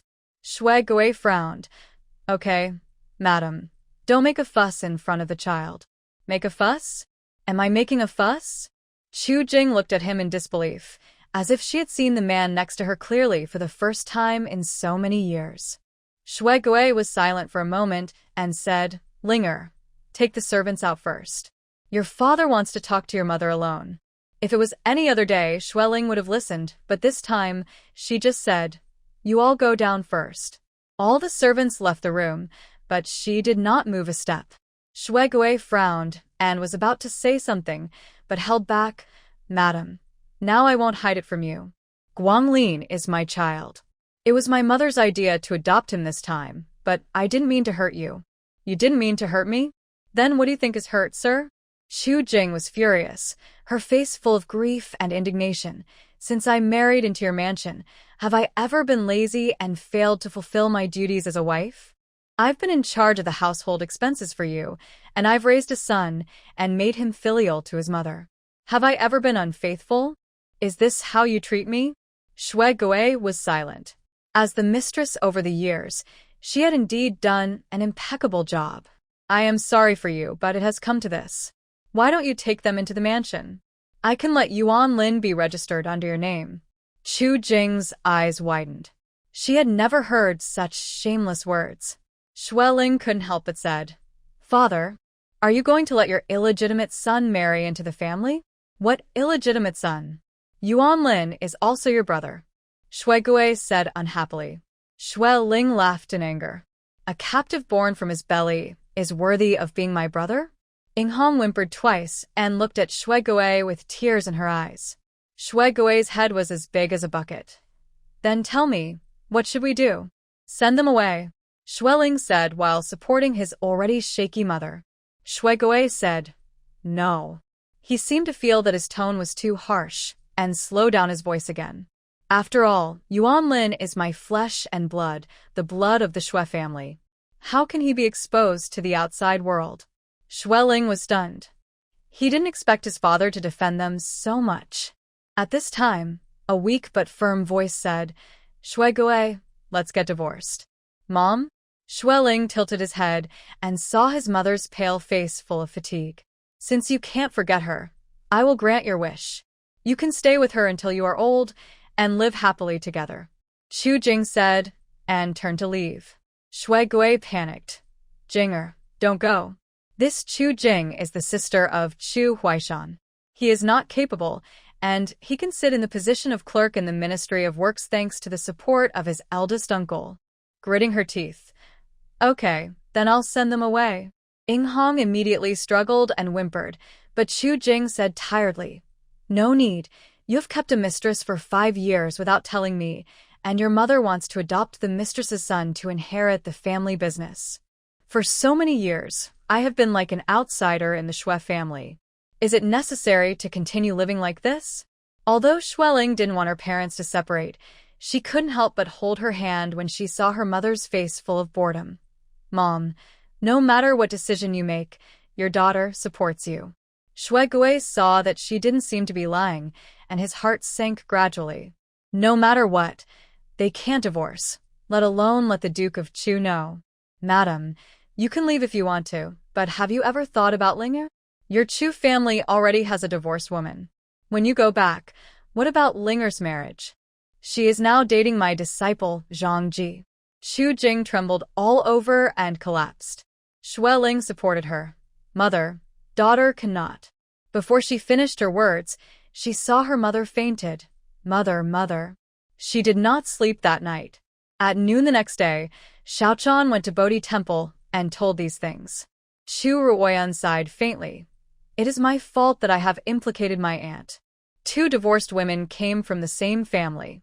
Not to mention that the marriages of Chu Ruoyan and Chu Ruoyan would be hindered. Even the cousin who is not from the same family would inevitably be implicated. Xiaochan shook her head. Our Lady said that it is not our fault, cousin. The lady endured this breath all for her. But the mother and son have been sent away. It was the girl who personally found a human trafficker to sell them. They will definitely not be found. Moreover, the Marquis has also promised to adopt Master by Qing from the second house, so there should be no more trouble. No more trouble? Not necessarily. Chu Ruoyan recalled that in her dream, after her aunt went crazy, her father went to visit her several times, but was turned away by her cousin. If it was really because of Ing Hong and her son, her cousin shouldn't have reacted like this. There might be something else going on. Xiaochan, go back and tell your cousin that on the day when the Qing'an Marquis Mansion opens the Ancestral Hall, send an invitation to the Chu Duke's Mansion as well. I want to go and watch the ceremony. Yes. The Qing'an Marquis Mansion was scheduled to open the Ancestral Hall 3 days later. Chu Ruoyan told her father, but her father only frowned. Just take a look. Don't make any more trouble. Your uncle is very narrow-minded. If he is really offended, it will be your aunt who will suffer. Chu Ruoyan asked tentatively, but if he does something to let down your aunt, he dares. Chu Huaishan said, and then touched her head. You've been married once. You should know that every family has quarrels, and you can't live without a few words. Don't worry, if he really does something stupid, you come back and tell your father, and your father will punish him for your aunt. Chu Ruoyan understood. In the eyes of the older generation, unless something big happens, they will persuade reconciliation rather than separation. After returning to the Bodhi courtyard, she called Madame Zhou directly. Madam, please accompany me to the ceremony this time. Yulu still felt a little aggrieved, but Madame Zhou asked, Are you afraid that the eldest aunt will be angry? If she is just angry, it's okay, but I'm afraid there are other means. Madame is knowledgeable in the inner house, so you can help me to make a judgment when the time comes. After that, she tapped Yulu's forehead again, okay? Don't be unhappy. Have you fed Fubao? Meng Yang brought back a large carriage of things that day, including Fubao. Xiaoman and his grandmother were taken away by the people sent by Chao Yang, saying that there were many people living in the relief house, and it was inconvenient to raise it, so they simply left it to her, so that she could have a full meal. Yulu exclaimed, Oh, I forgot. The pork bones I stewed for it are still simmering on the Kong. After that, she ran away in a hurry. Chu Ruoyan smiled and shook her head. Early in the morning of the 3rd day, she led Madame Zhou out, and Xiao Zhang was waiting at the door. Seeing her come out, she smiled and waved. Miss, this way. Chu Ruoyan saw that she didn't bring her 2 daughters with her. Chu Ruoyan was lucky enough to be sent to the palace to learn the rules, but Chu Ruoyan had to show up everywhere, but she didn't go this time, which showed that she knew that the ceremony was not so good. After getting on the carriage, Xiao Jiang said earnestly, "Miss, although they invited us, we are just relatives after all. If something really happens, we can't interfere." Chu Ruoyan pretended not to understand. "Oh? Mother, do you think there will be any trouble?" Xiao Jiang secretly cursed her for pretending and could only say it clearly. "You know your aunt's hot temper. She will definitely not give up if she is forced to adopt a child who is not related by blood this time." Chu Ruoyan suddenly realized. So mother is willing. Then tomorrow Ruoyan will talk to father and let you choose a stepson from the second room. Xiao Jiang was choked. There are only 2 rooms in the Chu family. Chu Huaishan has no son, but his younger brother Chu Huaiha has 5. But he has always respected her and never mentioned it. His mother-in-law also favors the youngest son and wants the second room to inherit the title, so she kept silent about it. After hearing this today, Xiao Zhang's face turned blue and red, which was very beautiful. There was no conversation all the way. In front of the gate of Cheng'an Marquis' mansion, Xueling was seen standing there from a distance. "Cousin," Chu Ruoyan called out. Xueling immediately stepped forward.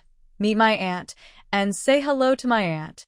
Xiao Jiang was upset by Chu Ruoyan and didn't want to say much. She just said, "You 2 sisters have a good relationship. Go and talk." "Thank you, aunt." Xueling pulled Chu Ruoyan inside and couldn't help saying on the way, "Do you know, Daddy's temperament has changed a lot in the past few days. He goes home as soon as he gets out of court every day. Yesterday, he went to Zhang's shop to buy Mom her favorite plum cake. I think Daddy really knows he is wrong, all thanks to you." She looked relieved, but Chu Ruoyan frowned when she heard it.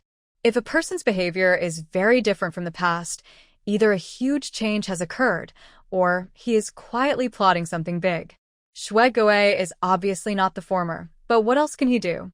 To keep his official position, he can only give up his concubine, unless there is some way to divorce his aunt without attracting his father's revenge. Her heart trembled, and she thought of a bad idea, and suddenly a man's voice came. "Sister Xue, this is Miss Chu, right?" Chu Ruoyan looked up and saw a handsome man with a pair of eyes rolling around and looking a little smug. Xueling responded perfunctorily, and the man bowed. "I'm Zhang Ji. Nice to meet Miss Chu. Miss Chu is really as brave as the rumors say. I admire her very much." Chu Ruoyan was stunned. "Zhang? Isn't this the 7th rank official who married her cousin in the dream?" Xueling frowned and called the man aside. "Why are you here? Didn't I tell you that there was a big event at home today?" Zhang Ji hurriedly said, "Don't worry, Sister Xue. I was also invited by the teacher and came to the mansion with an invitation. I haven't seen you for many days, and I really miss you." Xueling felt nauseous and sent him away with a few words. Seeing Chu Ruoyan's eyes looking at her, she said, "Zhang Ji, I've been looking at him recently. He is my father's disciple. I don't know what my father thinks, but he insists that he'll do great things in the future. He is a 7th rank clerk, not even an official. I can't see how he has a future. There is a world of difference between a clerk and an official. A minor clerk can only get to the 7th rank at most, and that's the end of it. Why does Xue Gui think so highly of him?" Chu Ruoyan pondered and comforted her. "Don't worry too much, cousin. It is said that a good match is made in heaven.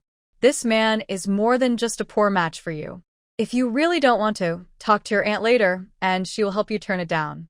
Well, that's the only way. You don't know that this man is like a dogskin plaster. He follows me wherever I go. But I can't deal with him for the sake of Daddy. Lend me a few people tomorrow, put a sack on him and beat him up, and he will behave himself." The 2 sisters talked for a while, and then came to the main hall. Chu Jing had made arrangements and was talking to a palace maid. When she saw them coming, she said, "Linger Ruoyan, come and meet Aunt Yuru, the most capable maidservant of the Imperial concubine." Xue Gui's sister, concubine Xue, entered the palace at a young age, and Aunt Yuru has always been by her side. At this moment, she was reserved, and the 2 girls hurriedly returned the greetings. Xueling asked, "Didn't your aunt come today?" Aunt Yuru looked at Chu Ruoyan meaningfully, and then said, "The Empress Dowager is ill, and the concubine is serving her, so it is inconvenient for her to leave the palace. The Empress Dowager's illness was, of course, due to the matter of Marquis Pingjing. Chu Ruoyan pretended not to hear. Schwelling said regretfully, I haven't been to the palace to see your aunt for a long time, and I thought I could see her this time. Aunt Yuru said, Don't worry, young lady. Although the concubine didn't come, she asked me to prepare a generous gift. She said that as long as everything goes well today, she will ask for an imperial edict for Madame. Schwelling was overjoyed, but Chu Jing thanked her and hurried away. Chu Ruoyan saw that her expression was not right. Aunt, are you feeling unwell? Chu Jing held her lower back and sighed. I don't know why, I always feel weak these days, and my period has been delayed for several days. Chu Ruoyan was shocked. Have you asked the doctor to check it? Chu Jing shook her head. I have been so busy these days. How could I have the time? Seeing her niece's face full of horror, she smiled. Don't worry, she is not pregnant. There is a knowledgeable nanny in my room. She said it might be due to overwork. You should have a good rest after this busy period. Chu Ruoyan was relieved. If her aunt was really pregnant, then Shui Gui would find a way to make her miscarry, and then divorce her for having no children. Then her father would not be able to say anything. At this time, the servants came to report that all the guests had arrived, and Chu Jing hurried to preside over the ceremony. Nanny Zhou suddenly said, Miss, there is something wrong with the smell of my aunt. Chu Ruoyan narrowed her eyes. Madam, can you smell what it is? I can't smell it, it's too light, a bit like. Nanny Zhou hesitated. Chu Ruoyan said, You can tell me anything. Okay, then I'll tell you straight away, it's a bit like two bros and a bit like Elong. Chu Ruoyan was stunned, and Nanny Zhou was also surprised. You haven't used it with the third young master Yan? Used what? Nanny Zhou saw that she was confused, and hurriedly explained in a low voice. Chu Ruoyan's face flushed instantly, and her mouth, which was usually eloquent, couldn't utter a word. It shouldn't be. Could it be that the third young master Yan is not good enough? But that thing is not affected. Seeing that Nanny Zhou was getting more and more out of control, Chu Ruoyan hurriedly said, Let's not talk about this for now. I heard from my cousin that Marquis Qing'an has been accompanying my aunt these days. Could it be because of this? Nanny Zhou shook her head. How can that be possible? Two bros and Elong. Any one of them is extremely stimulating to men. If you mix the two, I'm afraid he won't want to live. Chu Ruoyan's brows slowly sank. If her aunt had not taken it on her own initiative, but someone had framed her, then someone was planning to tamper with her reputation. She took a deep breath. Mammy, you don't have to follow me. From now on, you should keep an eye on my aunt. If she goes to a secluded place, come back and tell me immediately. Yes. After the ancestral temple was opened, Shui Gui was the first to offer sacrifices to the ancestors.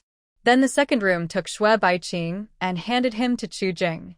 The well-behaved and sensible child held the hot tea in his hand, knelt in front of her properly, and said aloud, Please have some tea, mother. Chu Jing's eyes were sore. After drinking the hot tea, she helped the person up, and the ceremony was completed. After the banquet, Schwelling liked Shui Baiqing very much and drank several cups of fruit juice happily. She saw Chu Ruoyan sitting there absent-mindedly and came over. Why don't you drink? I see. He must be envious of me having such a good brother. Why don't you go back and talk to my uncle and ask him to adopt one as well? Chu Ruoyan burst out laughing, and Xiao Jiang, who was sitting next to her, got so angry that her nose got crooked and she coughed twice. Schwelling smiled awkwardly and was about to say something when Nanny Zhou came over to say a few words to Chu Ruoyan. She immediately stood up. Cousin mother, I'm going to the toilet, you guys drink first. Schwelling waved her hand carelessly. Xiao Jiang saw that something was wrong, but the adoption was like a handle, so she didn't dare to send anyone to follow her. The corridor of the Chu Mansion. Nanny Zhou pointed to a room and said, The eldest aunt was not feeling well, so the maid beside her helped her inside, and everyone left after a while. Chu Ruoyan looked intently. Although the room was remote, it was located at the junction of the main hall and the backyard, and people could be called over immediately if there was any movement. Has anyone been in? Nanny Zhou walked to the door of the room and took out a leaf from the door. This was put there by the old servant just now. The leaf didn't fall to the ground, so no one should have been here. Chu Ruoyan nodded and pushed open the door. The light inside was very dim. She ran to the bed where her aunt was lying, breathing heavily, her face flushed as if blood was about to drip. Chu Ruoyan's eyes turned cold for a moment. At this time, footsteps were heard outside. It should be here. The man muttered and pushed the door open. Seeing the figure looming in the gauze curtain, he said excitedly, "The teacher really didn't lie to me. Sister Shui, don't worry, as long as we make it a done deal, your mother won't be able to say anything then ugh." He was hit on the back of his neck just as he threw himself on the bed and fainted without making a sound. Chu Ruoyan looked at him expressionlessly. "Zhang Ji, the 7th-rank clerk that my cousin was seeing. Shui Gui had such a vicious mind. First he let my aunt get addicted to aphrodisiac incense, then tricked Zhang Ji into insulting my aunt. How could my aunt not go crazy? And my cousin, I'm afraid she really thought that my mother's reputation was ruined, and in order to protect her, she dared not speak out, and even had to endure humiliation and hatred to marry that beast. No wonder my father came to the door several times in the dream, but was rejected by my cousin. Shui Gui, Shui Gui." She raised her hand to cover her mouth and coughed twice. Nanny Zhou said anxiously, "Miss, didn't you say you couldn't do it? But you're not feeling well again? It doesn't matter. I really want to kill this man with my own hands." Nanny Zhou was startled, but heard her say, "Nanny, search him to see if he has anything else on him." Madame Zhou did as she was told and actually searched a small medicine bottle from Zhang Ji. After sniffing it, she sneered, "Rejuvenating pills, this guy is quite self-aware. Give them all to him."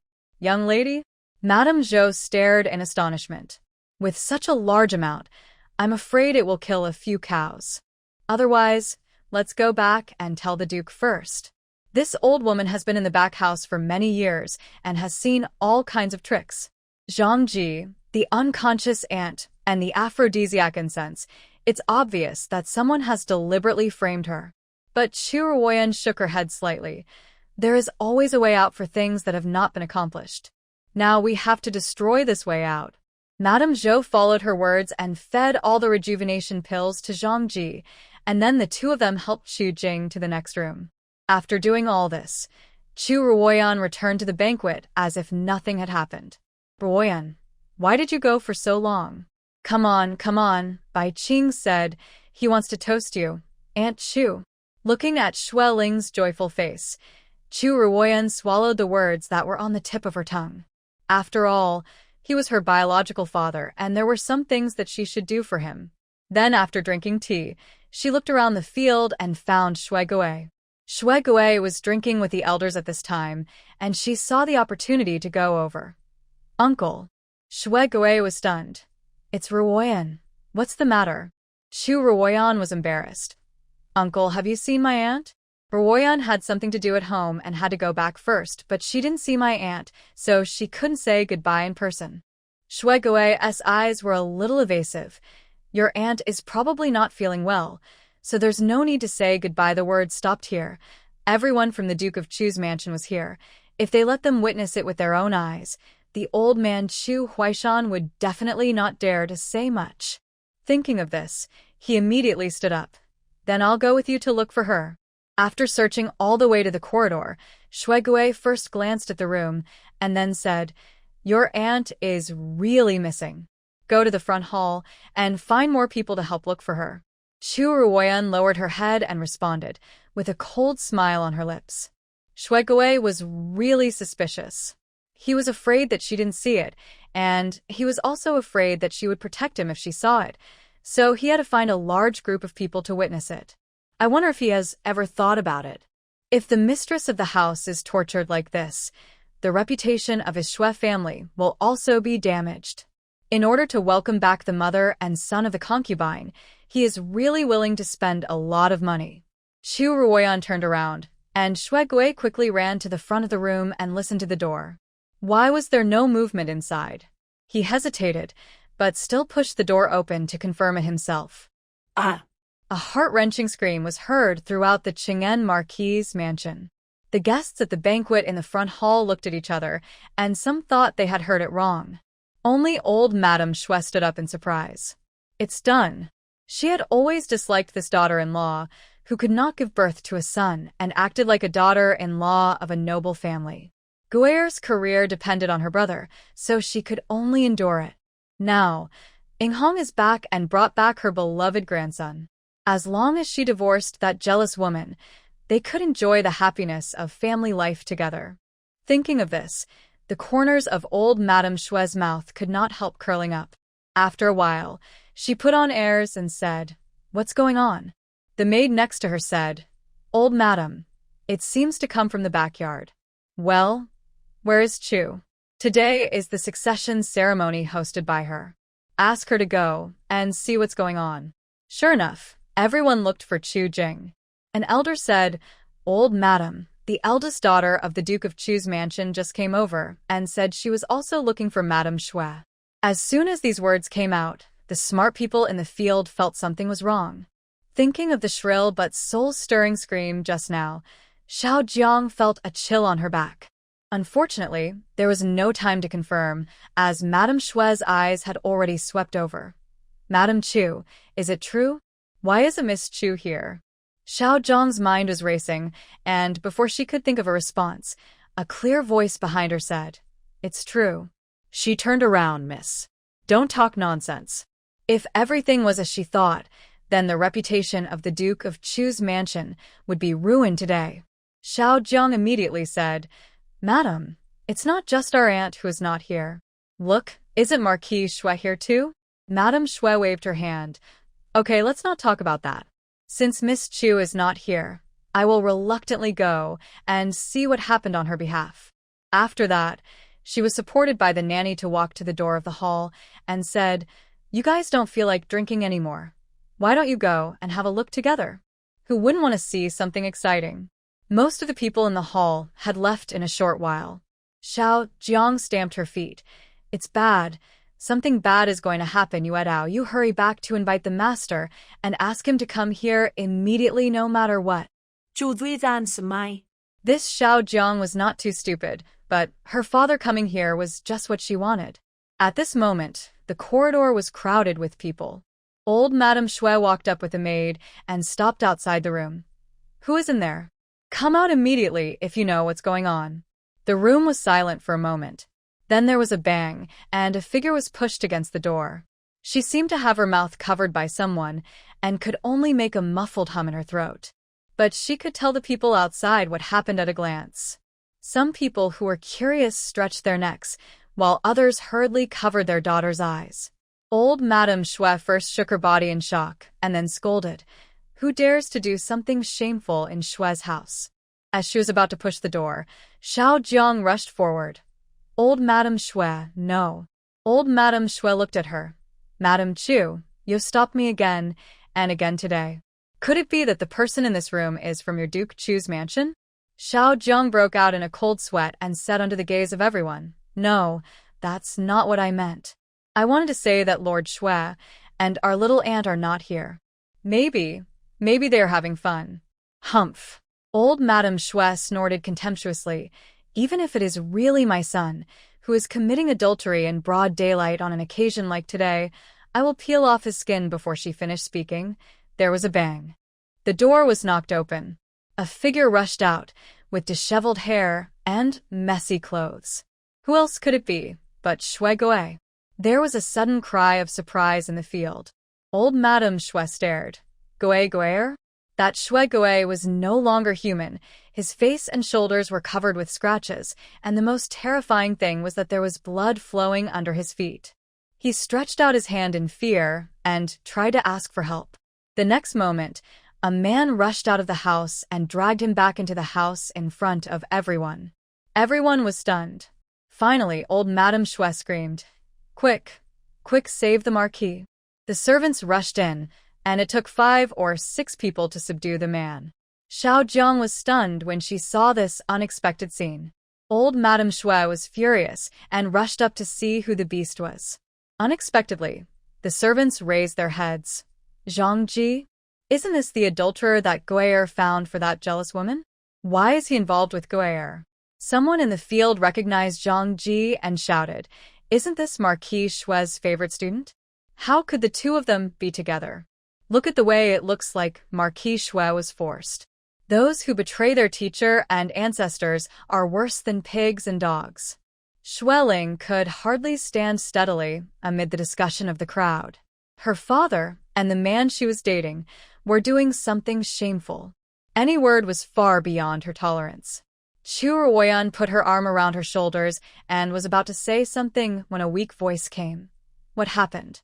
Everyone looked up and saw Chu Jing walking out from the next door to the room where the accident happened. Her complexion had recovered a little, but she still had a severe headache. She came out reluctantly because the noise outside was too loud. When Mrs. Shue saw her, she immediately pounced on her with a ferocious face. It's you, right? It's you who hurt Goyer. It's you who hurt him." Chu Jing was stunned. "What did you say?" "I hurt the Marquis." As soon as she finished speaking, she saw Shue Goy lying on the ground dying, and Zhang Ji with bloodshot eyes full of desire. She understood instantly. "No, it's not me. I felt uncomfortable at the table just now, so I went to the backyard to rest." Quibbling. "If it wasn't you, why were you next door? Why didn't you say anything to stop it when you heard Goyer being humiliated?" Mrs. Shue's eyes almost spit fire. Chu Ruoyan said lightly, "Madam Shue, my aunt has said that she is not feeling well. Isn't it normal for her to sleep more deeply? But you are so confident in identifying your aunt. Is there some hidden secret?" After she finished speaking, she gave a look to Nanny Zhou. The latter came over with a large bucket of cold water and poured it on Zhang Ji. Zhang Ji was so cold that he shuddered and gradually regained consciousness. This is. Shuegui next to him shouted, "Mother, drag this beast away." Old Madame Shue understood that he was afraid that he would let the cat out of the bag, but Chu Ruoyan had already said, "Yes, Zhang Ji, you betray your teacher and ancestors, and insult your mentor. With such behavior, you will not escape death even if you go to the Dali temple." Zhang Ji was terrified and said subconsciously, "No, it's not me. It's the teacher. He made it a fait accompli for Sister Shue and me, so that Madame Shue can no longer stop us." The whole audience was in an uproar. Xueling's face was pale, and she was about to collapse. Chu Jing hurried up to hug her. "Don't be afraid. Linger, Mother is here." Shue Goei's eyes widened. He didn't expect him to say it so unscrupulously. "You are talking nonsense. How could I harm my own daughter?" But Zhang Ji was pouring out the truth like beans in order to save his life. "It's true. At that time, I was afraid that you, teacher, would go back on your word, so I specially asked my classmates to write down everything you and I said outside the door. If you don't believe me, you can call him and we will confront him face to face." Shuegui didn't expect that he had this backup plan at all and was stunned for a moment. Old Lady Shue scolded, "You rotten-hearted beast, a small 7th rank official. What is there for my son to plot? Why did my son give his legitimate daughter to you?" "That's because the weapons of the Yan family back then, Zhang Ji." Shuegui shouted suddenly. Zhang Ji was stunned, and then he shut up. Chu Ruoyan's heart sank. What's wrong with the weapons of the Yan family? Yan Zheng had told her before that in the Battle of Hanga Pass, problems arose with the Ministry of Revenue's grain and the Ministry of War's weapons. So these weapons were related to Shuegui? Shuegui glared at Zhang Ji fiercely, his eyes looking like he wanted to eat someone. Zhang Ji said slowly, "No, I was wrong." He seemed determined not to speak, and Chu Ruoyan nodded slowly. "Okay, you don't have to say anything." She turned her head to look at Chu Jing. "Aunt, where are the maids around you?" "Maids?" Chu Jing was startled, and then she realized that after she woke up, it seemed that there was no one around her. "Go and call Zhuer and the others," Chu Jing ordered, and soon the maids were called over. They had never seen such a scene, and they were so scared that they quickly knelt on the ground to apologize. Chu Ruoyan said in a light voice, "What did you do? Tell me for yourself." The maids looked at each other, and finally the one named Zhuer said boldly, Reply to the girl. We are following the orders of the Marquis. Shui Gui roared. Shut up. This is the business of my Cheng'en Marquis mansion. It is not the turn of an outsider like you to intervene. Chu Ruoyan looked at this extremely embarrassed but cowardly man and felt that the word uncle was an insult to him. At this time, Chu Jing said in a deep voice, I am not an outsider, am I? The Marquis has suffered such a great humiliation, and the truth should be found out. You tell me, and I will forgive you. After hearing this, Zhuer immediately said, Yes, madam. We followed the Marquis's instructions and added Elong and tuberose to your incense these days, and then sent you to this room today. Chu Ruoyan interrupted. Which room is it? This is the room. The Marquis said that he wanted to enjoy the boudoir with his wife. The whole audience exclaimed. Didn't everything match up? Zhang Ji was tricked into this room by Shui Gui in the name of his daughter, and he wanted to do something wrong. Chu Jing was also drugged by Shui Gui and sent to this room, unable to resist. If the person had not been inexplicably replaced in the middle, what happened today would be enough to ruin the latter. Chu Jing's face was gray, as if she had recognized this person for the first time in so many years. She looked at Shui Gui for a long time and then slowly said, Do you hate me so much for sending away the concubine? What? There is still a concubine? Someone in the crowd blurted out this sentence. Chu Jing seemed not to hear it, just staring at him. At this point, Shui Gui also gave up. In my heart, you are not as good as one of Ing Hong's fingers. After saying this, he turned around and looked at the guests present today. You are all relatives of my Shui family. I will not hide what happened today from you. This Marquis has a concubine named Ing Hong, and she has given birth to a son for this Marquis. This Marquis wanted to welcome them and their daughter into the mansion, but this hateful, jealous woman not only refused, but also sent them and their son away from the capital, separating us from our flesh and blood. This Marquis was forced to do this. As soon as these words came out, the voices in the crowd became much quieter. As everyone knows, Chu Jing did not give birth to a son, and the Cheng'en Marquis's mansion has no heir so far. If it is true as Shui Gui said, it is understandable. Only a few women looked at Chu Jing with sympathy. Being framed by their husbands like this is really more painful than death. Shui Ling couldn't help but said, but mother has already adopted Bai Qing. Shui Gui sneered, How can the son of the second room compare to this Marquis's own son? Chu Jing trembled and slowly closed his eyes. Shui Ling said in despair, Daddy, how did you become like this? It's not that he became like this, but he has been like this for a long time.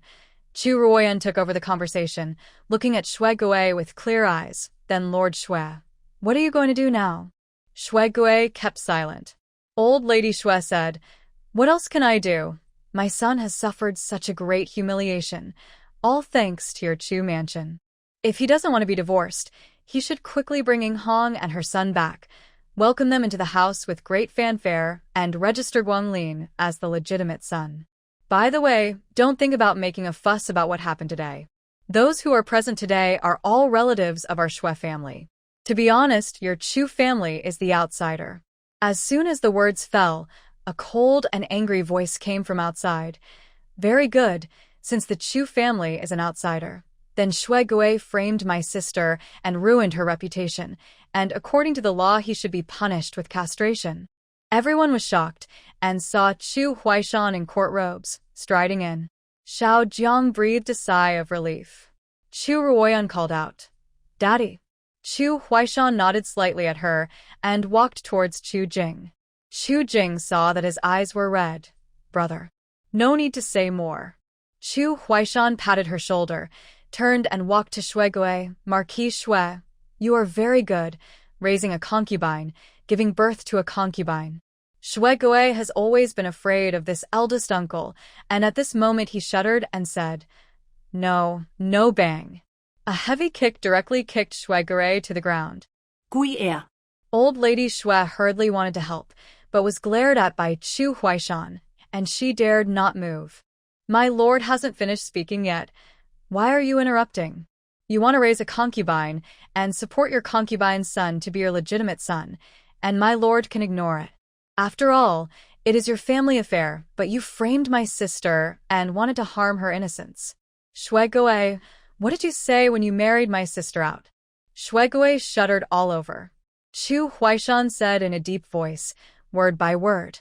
You said, I must treat her well in this life. If I break this oath, I will have no descendants and will not die a good death. Shuegue jumped up instantly. Duke Chu, this matter can be discussed. I am the one who has let your sister down bang. Another kick. Duke Chu doesn't have much ability, but he keeps his word.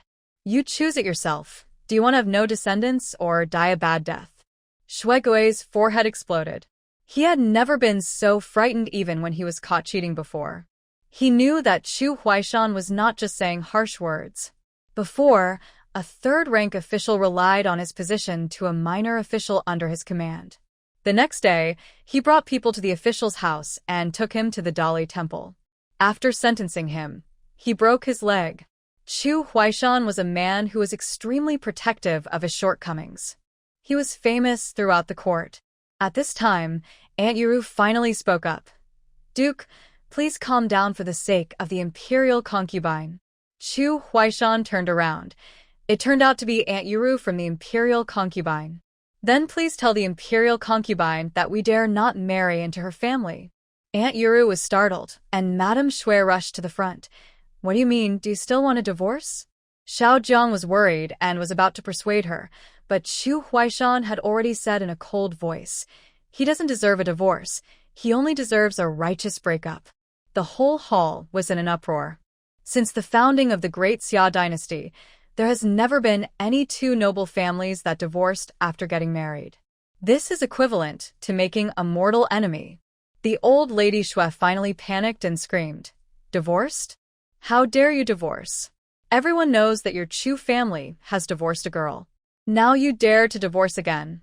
Aren't you afraid that no one will want any of the girls in your family? Yes, master. Please consider Chu Ruoyan and Ruoyan for the sake of their relationship. Xiao Jiang begged him almost to kneel down.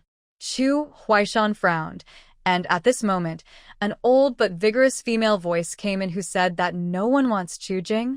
She divorced today, and tomorrow my Chao family will send a sedan chair to welcome her home. The old lady Chao rushed in first, followed by Chao Yang, who was very embarrassed.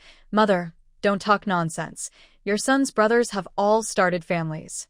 Don't you still have you? Go away. Don't delay your mother from doing her business. After that, he walked up to Chu Jing with a kind face. Jinger, don't worry. Our Chao family is not like some families. We don't keep concubines, and we don't give birth to illegitimate sons. Except for the second brother who married a princess, none of Yanger's brothers have ever taken concubines. My eldest brother is a little old, but he holds a high position. He is barely worthy of you. Chu Jing didn't know whether to laugh or cry. Old Madame Shui over there was so angry that her mouth twisted. Okay, you really have a secret affair. What kind of secret affair? They have met less than twice so far today. Are you Shui family members not very smart? How about introducing you to some doctors? Old Madame Shui's chest was tightened, and she couldn't breathe. Shuegue next to her shouted angrily, Old Madame Chao, watch your mouth. And Lord Chao, today is my Shui family's family affair. What are you doing here? Zhao Yang's bro-sang. He had originally gone to discuss the appointment of officials in the Ministry of Revenue with the Duke of Chu, but something happened to the Chu family, so he had to go back first. But when his mother heard that it was related to Chu Jing, she made a fuss and insisted on coming to see, and the result became like this.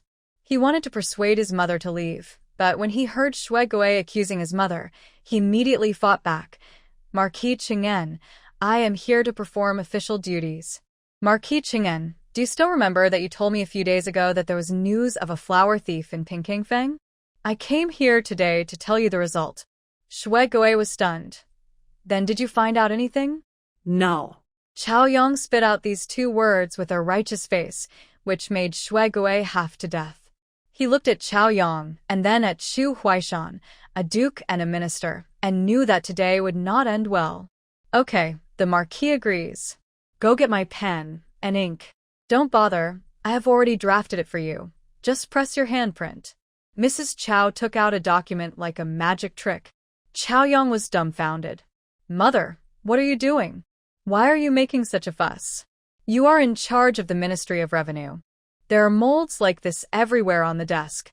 I thought they were useful, so I asked someone to make a few copies.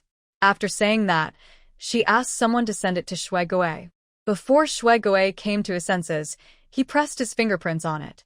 Mrs. Chow smiled and said, Okay, big brother, you'll send this document to the Ministry of Revenue tomorrow. No, today, and record it and seal it. Chaoyang whispered, Mother, I can send this document, but this marriage. Stop dithering. Let's do the business first. Chaoyang had to agree. This series of thunderous actions dumbfounded not only the Shui family, but everyone present. Are the Shui and Chu families so righteous? Chu Ruoyan smiled at the corners of her lips, stepped forward and bowed gently to Mrs. Chow. Thank you, old lady, for your righteous action. Then he bowed to Chu Jing. Congratulations, aunt. You are free again. Chu Jing was stunned for a long time. Today, no, everything in the past few days was like a big dream. When she wakes up, it is time to end it. She let out a long breath. Shui Gui, today you are sorry to me, not me to you. Bai Qing, since you recognize me as your mother, although we cannot stay together for long because of what happened today, if you are willing, I, Chu Jing, will support you in the future. The second wife of the Shui family hurriedly pushed the child forward. They didn't care what the first wife thought. Chu Jing had both the Chu family and the Chow family behind her. Only a fool would not agree to such a good opportunity. Shui Baiqing knelt down respectfully. Thank you, mother. After Chu Jing finished speaking, she looked at Xueling again. Before she could speak, Xueling smiled bitterly. Mother, things have come to this point. If my daughter doesn't follow you, how can she survive? Chu Jing nodded. Looking at the house that she had painstakingly managed for more than 10 years, she made up her mind. Brother, let's go. Zhuer, you take a few people to move my things out. As soon as these words came out, old lady Shui immediately shouted, People can go, but things must be left behind. Most of the money of the Chu Mansion in these years has been used to give Shui Gui's official career. Concubine Shui often comes back to visit her parents, and the expenses are huge, and she often has to rely on Chu Jing's dowry for subsidies. Chu Jing heard this and said, Don't worry, I will only take my share. No. You are a righteous divorce. How can a woman who is righteously divorced move things from her husband's house? Lord Chow, there is no such precedent in Daxia, right? This. Chaoyang was embarrassed. In previous cases, one of the couple was convicted and the marriage ended in divorce. Today was the first time. Chu Jing Flawen. She knew what Mrs. Shui was planning. But not to mention that the dowry was originally hers. Why should the family fortune accumulated over the years of running the Shui family be given to them? Mrs. Shui, are you really not willing to give a penny? Mrs. Shui raised her head. Don't even think about taking a penny away from here. It was obvious that she was being shameless. Chu Jing said, Sir Chow, I haven't left this house today, so this letter of divorce is not considered effective, right?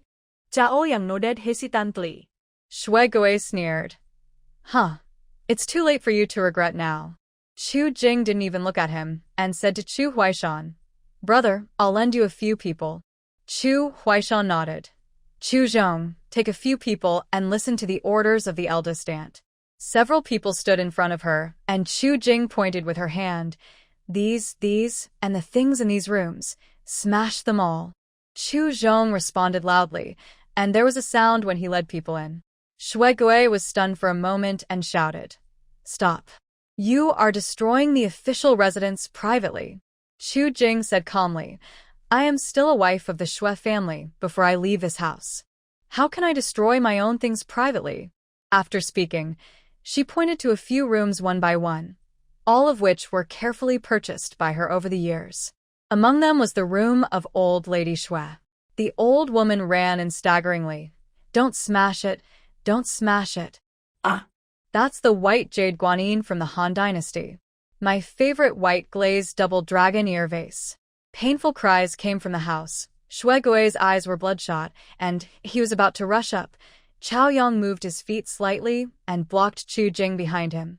Marquis Qing'en, respect yourself. Shuegui looked at the two men. All the blood in his body rushed to his head. But before he could say anything, a tearing pain came from his buttocks. Marquis, blood, blood. He lowered his head woodenly, only to see his legs soaked in blood. He immediately fainted with a muffled groan. The Shui family was in chaos, but old lady Chao couldn't stop laughing. That's right. That's how it should be. In the end, the Chu and Chao families left, and those relatives of the Shui family also hurriedly found excuses to leave. Coming out of the Qing'en Marquis' mansion, Chu Ruoyan found Chao Yong privately. Sir Chao, Zhang Ji just said that the Yan family's weapons seemed to be related to Shuegui. She repeated the situation at the table in detail, and Chao Yang's face was solemn.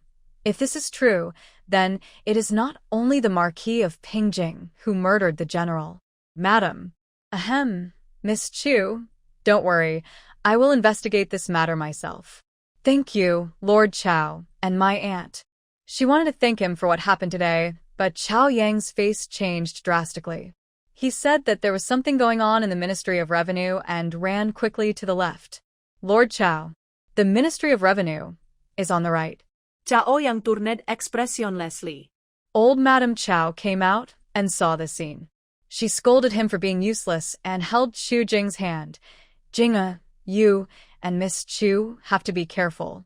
The Shui family also has concubine Shui, who is not an easy person to deal with. In the palace, concubine Shui heard about this and immediately went to find the emperor. Your Majesty, the Chu family is too bullying. You have to stand up for me. The emperor received the news before her and hurriedly helped the man up. What are you doing, my beloved concubine? I have also heard about the matter of Marquis Qing'en. You feel sorry for your brother, and I can understand. Concubine Shui heard that the emperor's words were not right and pinched herself to force out 2 tears. Your Majesty, I only have this one brother. Now he has suffered such a crime and is forced to break off all ties with others. How is he going to live in the future? The emperor thought to himself that if he hadn't hurt others first, how could it be like that? He coaxed her. Then what do you want, my beloved concubine? Concubine Shui raised her tearful eyes. I asked Yuru to check. Zhang Ji said that he was knocked unconscious after he entered the room and was fed a rejuvenation pill. There must be someone behind this. Please allow me to summon Chu Jing to the palace to find out the truth. The emperor had a headache. He had previously had a very unpleasant quarrel with the Duke of Chu because of the Yan family. If his sister is brought into the palace because of this matter, this old minister may become alienated from him. My beloved concubine, it's not that I don't want to help you, but it's unreasonable for you to bring someone to the palace for trial without any evidence. What's more, Chao Yang was there at the time. You know him, he only supports justice and not relatives. Otherwise, I would never have handed over the Dowry temple to him. Since he didn't say anything at the time, it must be a coincidence. Having said that, looking at his beloved concubine's tearful face, he hurriedly said, Okay, my beloved concubine, this matter is over. I have something important to tell you. The emperor rarely got so serious. Concubine Shui wiped away her tears and heard him say, I intend to make our Tsongo the crown prince. Imperial concubine Shui was ecstatic. Her Tsongo was the 5th child in the family, with 4 older brothers, and even her second brother Morong Rue was the empress's legitimate son. Daxia has always established the eldest son as the legitimate heir, and her Tsongo is neither the eldest nor the legitimate heir. It is really thanks to her that she has this blessing. Your Majesty, but as for the empress, don't worry about her. Establishing a prince is a state affair. It is not her turn to speak. It's just that the old ministers in the court, including the Duke of Chu, want me to follow the rules and establish the second son. This matter cannot be rushed. I tell you today to reassure you. Well, I have to see Marquis and Ning later. You go down first. After hearing this, Imperial concubine Shui no longer cared about the Shui family and hurriedly knelt down to thank her. When she returned to Yaguang Palace, she had no time to be happy, and Aunt Yuru ran in. Your Majesty, it's bad. There is news from Marquis Cheng'en's mansion. The Marquis is not doing well. Empress Shui was struck by lightning. Aunt Yuru said hurriedly. That's not what I meant. It's Marquis Cheng'en who. She whispered a few words in his ear. Concubine Shui's face turned from shock to stunned, and finally she cried out, What? You said my brother. Doesn't that mean the Shui family will be extinct in the future? Aunt Yuru didn't dare to respond. She couldn't say that the Marquis was traumatized by the crime he suffered, right? Concubine Shui took a deep breath and suppressed her anger. Have the mother and son of the concubine been found? No. The mother and son were sent out of the city by Miss Ling herself. She returned to the Chu family and refused to see the Shui family again. Call Shui Ling into the palace. I want to ask her whether her surname is Shui or Chu. But Aunt Yuru shook her head. My queen, the Chu family seemed to have been prepared. Early this morning, Chu Jing took her daughter to the Hugua temple. They said they would recite scriptures and worship Buddha for a while and would not be in the capital. Concubine Shui laughed angrily. This feeling of having no place to vent her anger was really suffocating. Who else is in the Chu family? The eldest Miss Chu, who divorced earlier, and the third miss are still in the mansion. Call them all to me. Concubine Shui said firmly. Aunt Yuru hesitated, but the emperor. She sneered. The emperor only told me not to investigate the matter anymore, but he didn't tell me not to see them. When the order was passed to the Duke of Chu's mansion, Chu Ruoyan was so anxious that she turned around and around. Mother, what should I do? Concubine Shui must be looking for trouble with us because of my aunt's matter. If I had known this, I should have followed my aunt and the others to the Hugua temple. Xiao Jiang was also frightened. After thinking again and again, she could only beg Chu Ruoyan, Miss Lana, although Lana has conflicts with you on weekdays. She is your sister after all. You can't ignore her. Chu Ruoyan drank her new tea calmly, without raising her head when she heard it. Mother, you're joking. Ruoyan can hardly take care of herself. How can she take care of others? Chu Ruoyan was at a loss. Mother, how about you just say that your daughter is sick and can't enter the palace? Xiao Jiang thought that if it really didn't work, she could only give it a try. Chu Ruoyan said casually, Mother, the Imperial concubine is not so easy to fool. What if she finds out and sends a royal doctor? Chu Ruoyan burst into tears, and Xiao Jiang could only say humbly, I was wrong in the past, young lady. I admit my mistake here. She was willing to lose face and knelt down directly with her knees bent. The servants in the room all gasped. Chu Ruoyan stared at her for a moment. Aunt, we are all smart people, so I will be frank. The past cannot be wiped out, but from now on don't worry, I will never make trouble for you. I will give you double, no, triple the food and clothing you deserve. How about it? Xiao Jiang looked at her eagerly. Chu Ruoyan dragged out her voice. Then my dowry. Xiao Jiang gritted her teeth. 36 shops, 600 acres of fertile land, and 6 villas, and at the same time, I will present everyone's indenture. Even the dowry is 3 times? Chu Ruoyan smiled. Even if Xiao Jiang had 1,000 faults, she had nothing to say about her daughter Chu Ruoyan. She nodded in agreement and got on the carriage. Chu Ruoyan couldn't help asking, Do you really have a way? Third sister, you don't have to believe it. Chu Ruoyan hurriedly said, It's not that I don't believe it, but you, since you have such means, why didn't you use them before? And Daddy loves you so much. Once you say something, he will definitely. Chu Ruoyan lowered her head and smiled. Then do you think, after you tell him, Daddy can still tolerate your mother? Chu Ruoyan was stunned, and then heard a faint sigh. The man beside me for many years is a vicious snake. Even if he can do it, he will be sad in the end. I don't want him to be like this, so it's better for us to live in peace in the future otherwise.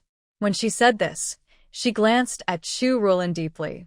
The latter's hair stood up all over her body. I dare not. I will never dare to do it again in the future. At the palace gate, the 2 women got off the carriage. After walking for a while with the eunuch who led the way, the eunuch suddenly said, Someone is coming, please get out of the way. 2 girls. The 2 girls immediately stood by the palace wall, lowering their eyebrows.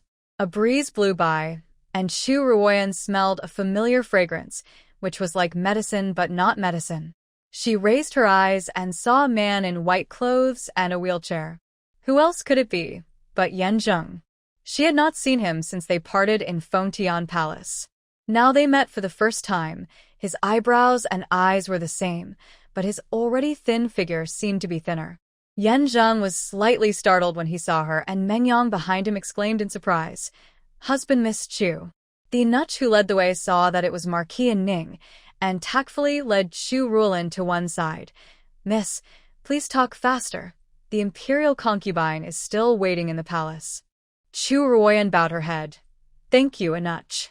She stepped forward, and Yan Zheng's eyes also fell on her face. Their eyes met. "You have lost weight. Your injury." The two spoke at the same time, and Chu Ruoyan couldn't help but chuckle. "Let the Marquis speak first."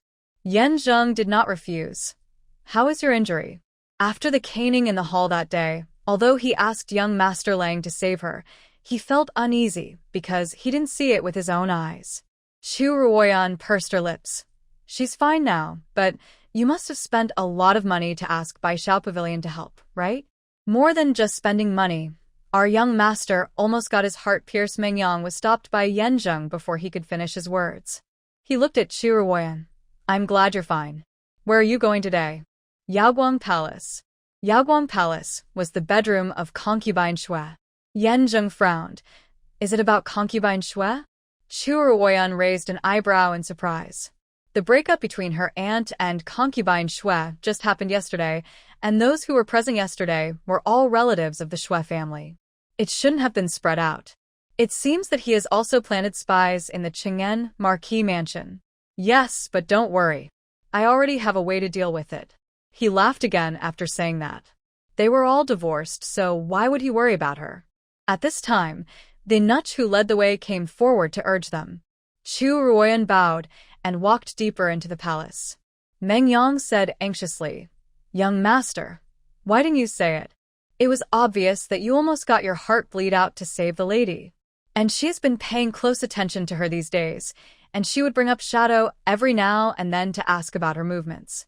Why is she so cold and indifferent when they meet?" Yan Zheng turned a deaf ear to him, counted on his fingers, and pondered for a moment. Empress Xue wants to find trouble with her, so pass the news to Cunning Palace. Cunning Palace is the residence of Queen Pei. Mengyang was shocked. "Young master, we only have one secret agent there, and it is not easy to get close to the Pei family. What I mean is to wait and see for now. Didn't Madam say just now that she has a way to deal with it? You know, in order to embed the secret agent, they lost more than a dozen people. If they activate it for this purpose, it would be a waste of talent." But Yan Zheng said, "Do as you ask." Mengyang wanted to persuade her again, but he heard his young master ask softly, "Have you seen her pleading in the hall?" He was stunned, and saw Yan Zheng looking up, with deep complexity and a hint of helplessness in his eyes. "If you have seen it, you will not bear to let her suffer any wind and rain." On the other side, in Yaoguang Palace, the nutch who led the way asked them to wait outside the palace. After reporting in, he came out and said, "Miss Chu, it is really unfortunate that the queen just said she was tired and rested. Please wait here." The two girls bowed. Unexpectedly, half a quarter of an hour passed, and concubine Xue still didn't wake up. Chu Ruoyan couldn't help muttering, "Has the queen forgotten us?" Chu Ruoyan said, "If she forgot, would you and I still be standing here?" "You mean the queen did this on purpose?" Chu Ruoyan understood and couldn't help but be scared then. "How long will we have to stand here? My legs are starting to go numb." Chu Ruoyan said nothing. How long to stand depends on when the Imperial concubine calms down, but she is quite sensible and only allows standing instead of kneeling, so no one can say anything even if it gets out. After another half a quarter of an hour, the sweat on Chu Ruoyan's forehead became more and more dense, and her legs and feet began to tremble uncontrollably. Can I lean on you? Or lean on the pillar?" She really couldn't hold on any longer, and the strange thing was that this sickly girl was fine. Chu Ruoyan shook her head. "It's nothing for us to enter the palace, but if you stand in an improper posture and are criticized, that would be a problem." "Ah?" Chu Ruoyan couldn't help but said, "Don't you have a lot of ideas? Think of a way quickly." Chu Ruoyan ignored her. Her method was to find Hong and her son. She had specifically asked about their whereabouts before her cousin left Beijing. But this would only come in handy after she met concubine Xue. She could not avoid standing in the corner today. At this moment, the eunuch at the gate suddenly shouted, "The queen has arrived." The palace maids all around bowed, and Chu Ruoyan quickly pulled Chu Ruoyan to kneel down. The queen was wearing a phoenix robe and a phoenix crown on her head, and she walked slowly towards them, surrounded by a group of palace maids and nannies. Her eyes were kind, and her temperament was as gentle as rumored. At this time, she raised her hand in vain. "No need to be polite, everyone stand up." The eunuch in charge of Yaoguang Palace hurried forward. "I didn't know that the queen had arrived. I will report to the concubine now." "No need," the queen said. Her eyes turned to the front of the hall and fell on Chu Ruoyan. This is Miss Chu, who was summoned into the palace by the Imperial concubine today. The Imperial concubine is taking a nap, so she asked her to wait outside the hall." The queen immediately said, "Since my sister is taking a nap, I will not disturb you anymore. It's just that I think this girl is quite pleasing to the eye, so I want to take her back to talk first. My sister should not mind, right?" The eunuch in charge groaned in his heart. But he, a little eunuch, can he resist the queen? Then can you allow me to go in and report?" "Why report? My sister is awake. You ask her to come to my cunning palace. I promise not to let her go." After the queen finished speaking, she glanced at Chu Ruoyan. Chu Ruoyan immediately bowed down. "Thank you, queen." Chu Ruoyan panicked. If the queen took them away, wouldn't she be left here alone to face the storm from concubine Xue? She tried her best to hint to Chu Ruoyan with her eyes, I. Chu Ruoyan paused for a moment. "Your Majesty, my sister is also entering the palace with me today. She has been timid and shy since she was young. Can she go with you?" The queen's original intention was for her, and it didn't matter if there was one more or one less person. Yes. The two girls were taken away by the queen in broad daylight. The eunuch in charge wanted to go in and report, but no one dared to disturb the concubine's nap, so they waited until she woke up at time.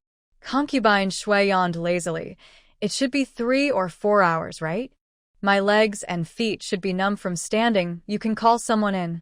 Unexpectedly, the eunuch in charge rushed in. "Your Majesty, the queen came here 2/4 of an hour ago and took the people away." "What?" The sleepy look of concubine Xue disappeared, and she slapped the table. "Why didn't you come to report earlier?" Your servant was afraid of disturbing the queen's sweet dream." "Idiot," concubine Xue muttered after scolding. "Empress Pei has been gentle and dutiful over the years, and never interfered in the affairs of my Yaoguang Palace. Why today?" She remembered what the emperor said to her in the morning, and wondered if the news leaked to the queen. If so, then this cunning palace would be unbearable to visit. In fact, her guess was correct. As soon as the queen returned to Cunning Palace, she immediately asked someone to lock the palace door. "Miss Chu, I won't beat around the bush. I saved you today because I want you to do me a favor." Chu Ruoyan frowned when she heard that. Chu Ruoyan next to her widened her eyes. This elder sister was so capable that she could make the queen condescend to ask for help. But the next moment, the queen's words made her hate herself as if she had 2 ears. "The second Prince Morong Rue is not only my legitimate son, but also the best candidate for the crown prince.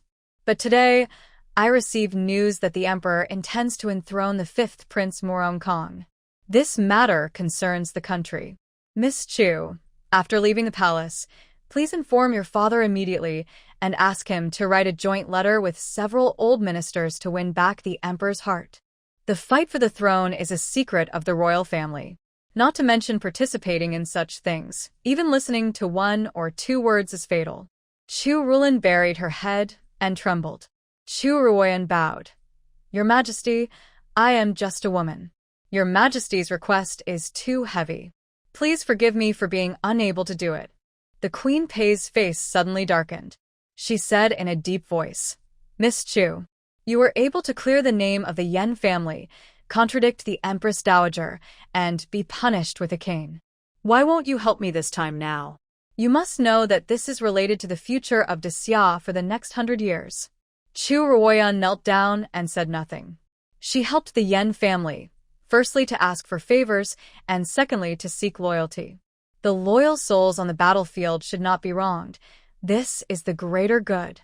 But the dispute over the crown prince is, after all, his Morom family's own business, not to mention that with the emperor and the Empress Dowager's indiscriminate favoritism, she didn't think the second prince could win. There was a long silence in Cunning Palace. Queen Pei took a deep breath and was about to say something when suddenly a loud voice came from the back hall. Second sister, I told you a long time ago that those people in the Chu family are stubborn. Why waste time talking to them? A young man in his early 20s strode out. His eyebrows and eyes were 50% similar to Queen Pei. It was the 10th son of the Pei family, the little Uncle Pei Zhua. He walked up to the palace with a majestic horse and a powerful sword. Just listen to me. Beat each person with 10 sticks, and if they obey, no conditions are required. Before he finished speaking, Chu Ruoyan raised her head suddenly. The girl's bright eyes, white teeth, and skin as white as cream, her autumn eyes looked at him, and her voice was as clear and pleasant as spring water. Uncle Pei, are you going to carry out private punishment? Pei Zhua was stunned. Since his second sister entered the palace, the Pei family moved to Yuzhou to avoid the interference of foreign relatives in politics and to avoid the emperor's suspicion. That place is adjacent to the southern barbarians, and there is no one there. The girls are all dark-skinned and fat. How can they be as delicate as the girl in front of him? Suddenly, she couldn't speak clearly. Oh, I want to use private punishment. Bah, that's not what I meant. Pei Zhua said and turned to look at his second sister. Queen Pei said, she is the legitimate daughter of the Duke of Chu, the one who divorced the Marquis of Ning before. What? It's her? Pei Zhua was shocked and looked her up and down several times. I thought Yan Zheng married a female Jinwu and dared to challenge the queen mother in the palace. How could you, your little body, bear it? Chu Ruoyan lowered her eyes and said softly, Little Uncle Pei, you are too kind. I don't deserve it. No, you are too bold. I mean, I didn't expect you to be so. He racked his brains but couldn't utter a word, so he simply pointed at Chu Ruoyan anyway. She is better than your sister. Chu Ruoyan lowered her eyebrows and said nothing. The Pei family is indeed very powerful. The former emperor relied on their family to conquer the world. Now, this generation of 10 sons and 2 daughters are either businessmen or hold the water veins of the Chao gang. Even their 2 daughters are married to extremely noble men. It can be said that they are a famous and powerful family. This Pei Zhua is the youngest son of their family. He is known as the Little Overlord Pei in Yuzhou. There is no need to provoke unless necessary. Who knew that as soon as this thought came to his mind, Pei Zhua scratched his head and asked embarrassedly, You divorced, right? Great. Pei Zhua said happily, Second sister, I have thought it through. I want to start a family and marry her as my uncle's wife. Everyone was stunned, and Queen Pei stood up in surprise. What nonsense are you talking about? Mother has been persuading you for so long in Yuzhou. Didn't you say that you would never marry? Yuzhou is Yuzhou, and Beijing is Beijing. Besides, if I marry her as my uncle's wife, then Chu Huaishan. No, then Lord Chu will definitely help us. Pei Zhua's words really shook Queen Pei. Chu Ruoyan hurriedly said, Little Uncle Pei, you and I just met for the first time today. Then I fell in love with you at first sight. But you don't know what kind of person I am. You are a good person. Pei Zhua said righteously, First of all, you are beautiful, and secondly, you have helped the Yan family, and except for those common people who know nothing, who among the nobles doesn't say that he is blind, Yan San, and actually let go of such a good wife like you? Chu Ruoyan covered his forehead. Why didn't this young Uncle Pei play by the rules? She really couldn't talk to him, so she could only look at Queen Pei. My queen, don't forget about the matter of Marquis Pingjing. That made the queen mother hate her to death, and the emperor might not be without complaints. If this marriage really happened, the Pei family would definitely be angered. Queen Pei nodded slowly. Yes, 10th brother. Don't make trouble. Didn't you respect the Yan family very much in the past? How can you marry his wife now? Pei Zhuo shouted. I respect brother Yan, not the third brother Yan. Besides, what's the point of marrying her? She's divorced, and I'm not married. Is there any law that stipulates that I can't marry a divorced woman? I'll go ask them. After that, he rushed out with a whoosh. The queen held her forehead with her hand. My 10th brother is just reckless. Miss Chu, please don't be so polite. In addition, I also ask you to think carefully about what happened today. Your family has already fallen out with the Shui family. If concubine Shui really gets the upper hand, will you suffer any good consequences? After saying that, she said no more, called people in, and sent them away. On the carriage out of the palace, Chu Ruoyan breathed a sigh of relief. She didn't expect to get out so smoothly. Turning her head, she saw Chu Ruoyan with a thoughtful look on her face, and couldn't help but say, in fact, what the queen said is not wrong. If concubine Shui really becomes the queen mother, then... Before she finished speaking, she was glared at by Chu Ruoyan. She shrank her neck and dared not say anything more. Chu Ruoyan said, You'd better forget everything that happened in the palace today. Chu Ruoyan immediately swore that she would not tell anyone. After a long while, she whispered, It's not that simple. The emperor has 6 sons. Except for the third prince who is sick, the others either have powerful mothers, or have a status, or are favored by the emperor. It's not just a dispute between the Pei and Shui families. In the dream, the prince appointed by the emperor was neither Morong Rue, the queens, nor Morong Song, the imperial concubines. In other words, someone else came out in the end. If you intervene rashly in this situation, you are tired of living. Back at the mansion, Xiao Jiang thanked God and checked Chu Ruoyan several times. After confirming that there was nothing wrong, she said to Chu Ruoyan, according to the agreement, I will send someone to deliver the things to you soon. In addition, your aunt wrote to say that Master Liao of the Hugua Temple has calculated the fortune, and it is accurate. She wants us to go to him in a few days to ask him to take a look. What do you think, Liao? Isn't that the monk who calculated that Yan Zheng had a lonely star in his life? But he couldn't see through his own fate, as if there was something unspeakable. Chu Ruoyan agreed. Okay. In the next few days, she stayed indoors. That little Uncle Pei came to her house several times. The last time, he somehow startled a horse, fell down and broke his arm, so he had to go back and take good care of himself. Yan's family. Yan Zheng listened to Meng Yang with an expressionless face. Well done. Meng Yang sneered in his heart. How could it be bad to let their number 1 killer sneak into the Pei family's horse trough in the middle of the night to drug the horse? But he dared not say anything, so he just bent over and said, Sir, Lord Chao sent someone to deliver a message saying that Zhang Ji confessed that the weapons sent to Hanga Pass were counterfeit goods bought from a merchant named Su according to Shui Gui's instructions. Lord Chao said that Zhang Ji insulted Shui Gui, and his testimony cannot be trusted. We need to catch the merchant. Now he is hiding in Hugua Temple. Do you think it would be better for me to go there? Yan Zheng raised his eyebrows and said, No need. I will go there myself. On the day of burning incense at Hugua Temple, Xiao Jiang specially prepared 4 carriages, because they wanted to stay overnight. 2 carriages were for the masters to ride, and 2 carriages were loaded with beds, bedding and clothes for changing. Chu Ruoyan brought you Lu and Nanny Zhou, and also called back Uncle Lu from the farm. It's a rare opportunity to go out and relax this time. Uncle Lu, I've asked for leave from my father for Lu Min. You and your son should go with us.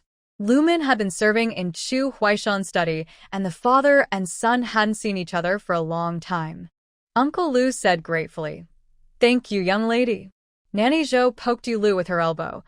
Hey, Lu Min is a good kid, and you two can go together. Lu blushed. Nanny, how come you are the same as the young lady? When Chu Ruoyan was going to marry into the Yan family, she also said something similar.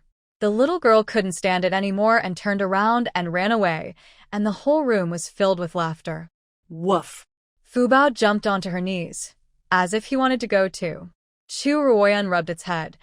I don't know if I can take you to the Hugua Temple. How about next time? The puppy whimpered in protest and she coaxed, 2 big bones, and I'll pour you a bowl of goat milk? Fu Bao let out a satisfied cry and jumped down. Nanny Zhou laughed. This beast, it seems to really understand what you say. After arranging everything, everyone went to the old lady's room again. Old Madame Chu was not in good health today, and she chased them out without scolding them. They went out at noon in the morning. Xiao Jiang took Chu Ruoyan in one car, and Chu Ruoyan took another one alone. Just as they arrived at the city gate, they saw the carriage of the Nanping Earl's family coming. Sister Chu, Xia Yaoji, the only daughter of the Nanping Earl's family, half of her body stuck out of the car. Are you going to the Hugua Temple? I'm also thinking of visiting Sister Xue. Why don't we go together? Xia Yaoji and Xueling are good friends, so naturally she would go to visit the Xue family when such a big thing happened. Chu Ruoyan nodded, and the group left the city. The Hugua Temple is not too far from the capital, but the mountain road is rugged, especially after the recent heavy rains. The road is muddy.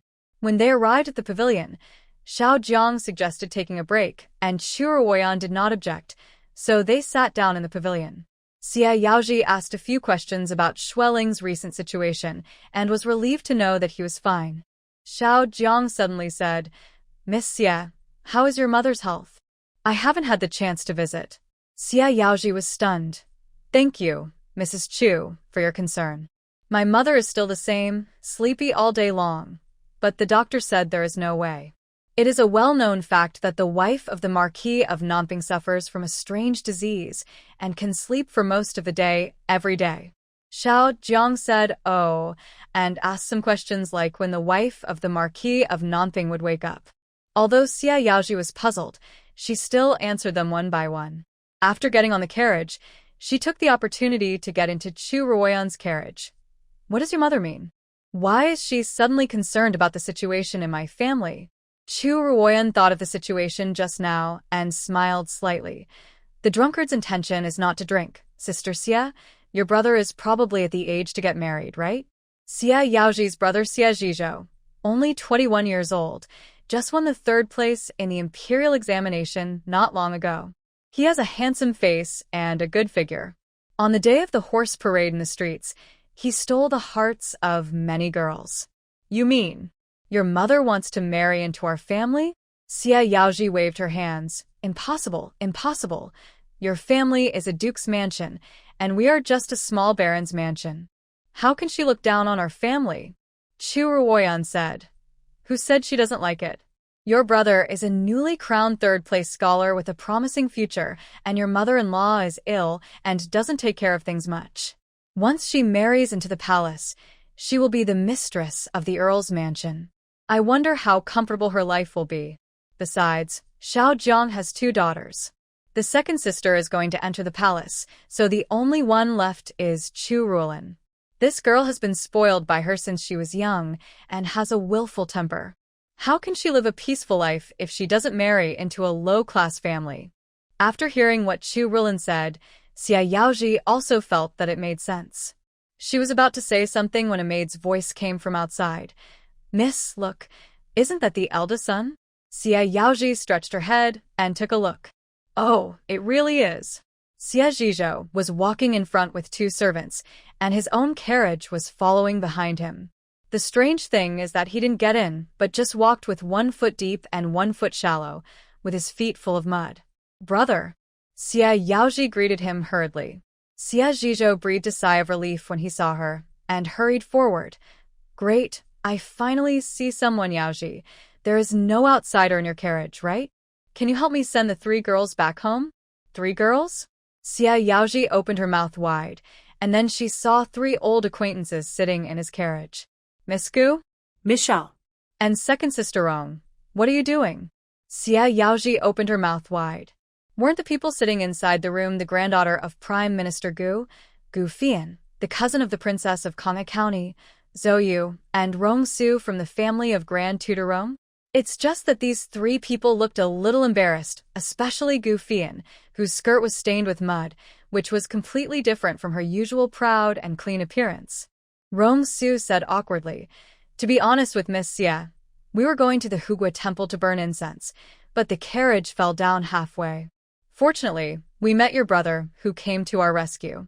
Xia Yaoji suddenly realized that it was no wonder that her brother would walk on the muddy road alone.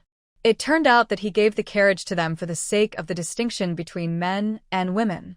At this time, Chu Ruoyan suddenly asked, "Second Miss Rong, are you going to share a carriage for this trip?"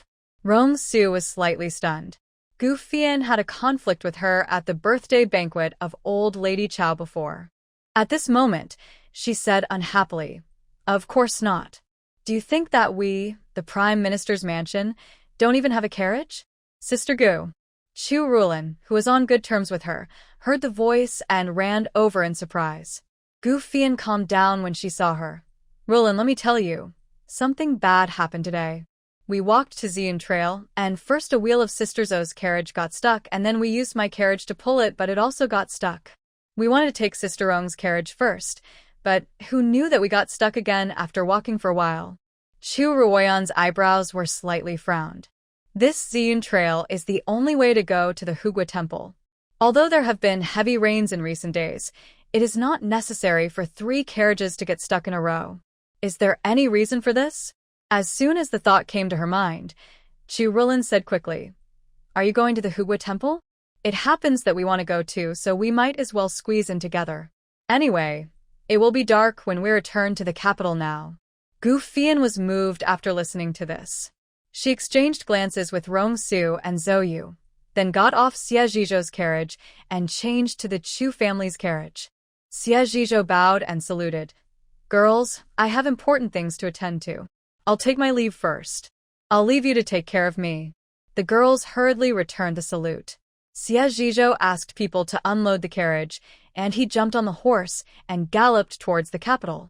Chu Ruoyan was curious. "Miss Xie, what is your brother going to do, and why is he in such a hurry?" Xia Yaoji thought of what Chu Ruoyan had just said, and wondered if this might be her future sister-in-law, so she replied in a kind voice, "He must be on official business. There is always heavy rain after the Earth Dragon. Big Brother has been patrolling the river in nearby counties and prefectures recently." Patrolling the river? Chu Ruoyan vaguely caught something, but she couldn't make a connection. At the same time, a carrier pigeon flew into Baishao Pavilion. The big-bellied shopkeeper untied the secret letter and unfolded it. His expression changed drastically. There were only a few lines of words on the letter, but every word was shocking. It turned out that there had been heavy rains around the capital in recent days, and the river water rose wildly, eventually causing the Huai River Dam to burst, flooding more than a dozen nearby villages. The county magistrate was afraid of being held accountable by the court, so he concealed the matter, causing a large number of people to be displaced and become refugees. The angry refugees were frantically rushing towards the capital, which was only 100 miles away from Beijing. He hurriedly delivered the letter to the pavilion master, who was drinking with a beauty. After reading it, he clapped his hands and laughed. "It's well concealed, well concealed. I don't know how many people were buried in the flood, and their wives and children were separated by this concealment. Ha ha ha." He smiled coldly, with a madness that wanted to destroy the world. The big-bellied shopkeeper was secretly shocked. The young master had become increasingly out of control in recent days, and hurriedly said, "I just received news that a small number of those refugees have arrived at the foot of the Hugua Temple, and they will all arrive tonight at the latest." "Hugua Temple?" Young Master Lang waved his hand indifferently. "Great. This time the old bald donkey can have a good drink." But this morning, Miss Chu also went there. As soon as he finished speaking, young Master Lang's eyes suddenly became sharp. "What did you say?" The big-bellied shopkeeper secretly thought that the young master really cared about her, and hurriedly bent over and said, "It's true, their whole family went out early in the morning, and according to the time, they should be here soon." How prosperous the Hugua Temple was in the past, how dangerous it is today. Those refugees have traveled a long way and have not had enough to eat. When they see the Hugua Temple, don't they pounce on it and bite it like a cat seeing a mouse? This little blind man, he really goes wherever there is unrest. Young Master Lang cursed softly and squinted his eyes. "Send the news to Shuntian Prefecture now. Send it directly to Chu Huaishan." the Imperial Palace. Chu Ruoyan entered the palace as soon as he saw the letter. Xie Zhizhou was also in front of the emperor and said in a deep voice, "Your Majesty, the dog officials in Huaishui County concealed the truth at every level. There were countless starving people and floating corpses. I ask your Majesty to send someone to take them away immediately, behead them, and show them to the public to calm the people as hearts." The emperor frowned and said nothing. Chu Ruoyan said, "Your Majesty, what is more important now is that the refugees are heading north and are about to reach the capital. There are no less than 1,000 of them." What? Huaishui County is adjacent to the capital. With such a major incident, the influx of refugees into the capital is also expected. The emperor, who was still hesitating about how to deal with this matter, immediately said, "Announce the Prince of Qin and the Prince of Yu to see you. Each of them will lead 5,000 soldiers to suppress the rebellion. There is also the 5 cities army. Let him guard the capital. If there is any problem, he will come to see me with his head on the other side at Ziyun Path." When Chu Ruoyan and her party arrived here, she immediately felt uncomfortable. Not only is this road narrow, but there are also tall dense forests on both sides of the road, which are very easy to be ambushed. "In this broken place, our carriage is stuck here," Gu Fian said before she finished speaking. "Where is our carriage? Why is it gone? And the maids and grooms? Why are they all gone?" Looking at the place where Gu Fian pointed, there was no one, and only the wheel marks on the ground could confirm what she said. Zhou also felt something was wrong and tightened her clothes. "Yeah, didn't we agree to let them wait for us there?" Rong Su boldly called. "Suiwei Biluo, can you hear me?" Her voice echoed in the empty woods. It was even more creepy. Chu Ruoyan instinctively felt danger and said decisively, "Let's go." Xiao Zhang also saw that something was wrong and shouted, "Listen to the eldest lady. Let's go." The coachman drove the horses, and 5 carriages drove past quickly. Just after they left, dozens of people walked out of the dense forest, with numb faces and tattered clothes, and behind them were Cuiwei, Biluo, and others who had been knocked unconscious. Hugua Temple. After rushing here, everyone felt that the cold air on their backs had dissipated a lot. Gu Fian was still scolding the group of disobedient servants. Chu Ruoyan saw her aunt and the others and hurried over to greet them. After a few pleasantries, she told them about the Ziyun Path. At this time, the abbot came over. "Don't worry, female donor. Hugua Temple is a royal temple. The scoundrels dare not make trouble." Chu Ruoyan bowed slightly. "Abbot, this matter is strange. Please send someone down the mountain immediately to report to the government." The abbot agreed on the surface, but he didn't agree in his heart. He has been in Hugua Temple for many years. Let alone scoundrels, he has never seen even a mosquito making trouble. How could something go wrong? However, with a cry of Amitabha, he saw Master Lacombe coming over. "Brother Abbot, what this female donor said is true. Please send someone down the mountain." Lacombe has an extraordinary status in Hugua Temple. Even if the abbot does not look at Chu Ruoyan's face, he cannot but respect his opinion. Someone was sent there immediately. The rest of the people bowed. "Meet Master Lacombe." Lacombe put his palms together, and then his wise eyes swept over them one by one. Everyone knew that this was the master reading the face, just like concubine Shui in the past. If it was in line with his fate, he would make an exception and give a few pointers. But this round of eyes fell on Chu Ruoyan, who didn't care at all.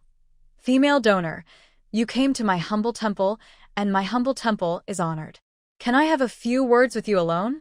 As soon as these words fell, Gu Fian and others showed jealousy. Before Chu Ruoyan could speak, Chu Jing had pushed her forward. "Then I'll trouble you, master." Lacombe sent room. Chu Ruoyan followed him in, only to see the old monk light 3 incense sticks, and after bowing, he said, "Female donor, please forgive me for being so presumptuous, but is your mother a surname Pei?" "Surname Pei?" Chu Ruoyan was stunned. "No, my mother's surname is Jiang." "Jiang? This shouldn't be." Lacombe counted with his 10 fingers again, and finally fell silent. Chu Ruoyan couldn't help asking, "Master, what do you want to say?" Lacombe exhaled slowly. Female donor, if my Dharma eyes are correct, your mother is Feng Ming. Feng Ming? Chu Ruoyan was speechless. No wonder he asked her whether her mother's surname was Pei, because the current queen was from the Pei family. Her eyes became stern. Master, please don't talk nonsense. My mother is the eldest daughter of the Zheng family. The one who came with me today is her younger sister, and she can also testify. Lekong shook his head. Don't be excited, female donor. I am just telling you the truth according to the book. Just telling you the truth according to the book? Master, don't you know that a casual word from you can ruin someone's life? Chu Ruoyan clenched her fingers and thought of Yan Zheng. He was destined to be a lonely star at such a young age and was rejected by the whole family. It was all because of the words of this old monk. Liao seemed to see through her thoughts. Amitba, female donor, you may not believe it, but you cannot deny that every sentence I have commented has been fulfilled. Chu Ruoyan sneered. Then can the master see what my fate is? Liao choked, and his face slowly became silent. I can't say. Can't? Or can't see it all before he finished speaking. A little monk ran in hurriedly. Master Liao, the abbot asks you to go to the front hall quickly. He said that the senior brother, who was sent down the mountain, had an accident. Chu Ruoyan and Liao rushed to the front hall. Her aunt, Rongsu, and others had already arrived. Just as she was about to step in, she heard Gu Fian's sharp rebuke. Bald donkey. What nonsense are you talking about? My great Xia is a prosperous country with a rich people, and the emperor's feet are even more peaceful. How could there be robbers? Robbers? Chu Ruoyan was shocked. This Hugua temple is next to the capital city. Even if the criminals are very bold, they can't rob in such a place. The monk who reported the news shook his head. Amitba, I dare not lie. As soon as I and my senior brother walked to Xianjing, we were surrounded by a group of people. Fortunately, I know some boxing and running with the help of my senior brother. I ran back to report the news. If you don't believe me, you can see that these injuries of mine were caused by them. Chu Ruoyan walked in quickly. Sure enough, the monk had injuries on his hands and neck. You just said that you encountered robbers in Xianjing? The monk was stunned when he saw her. Yes. Chu Ruoyan raised her eyes and looked at Rongsu and the others. Second Miss Rong, your carriage was also lost in Xianjing and then disappeared, right? Rongsu and the other three girls were stunned, and Zoyu couldn't help asking.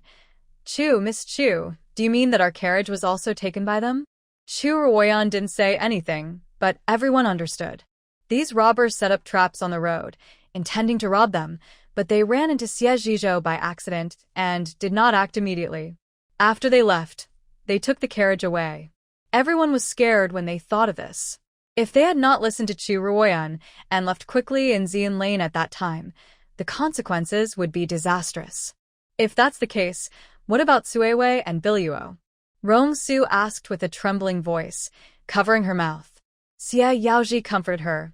Don't worry, Sister Rong. Wait until we report to the authorities and the government will arrest them, and your maids will be fine. This was also the thought of everyone present. Those who stayed overnight today were all noble ladies and clan wives.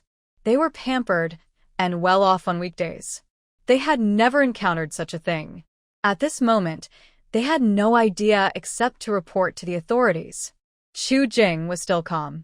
She talked to Xiao Jiang in a low voice for a few words, then asked the monk who reported the news. When you went down just now, did you see clearly how many people there were on the other side? The monk recalled for a while, about 40 or 50 people, but it was a little dark at the time and there was a forest next to it, so I couldn't be sure. Chu Jing breathed a sigh of relief. If there were only 40 or 50 people, they should be able to resist with the help of the monks of the Hugua Temple and the guards they brought with them.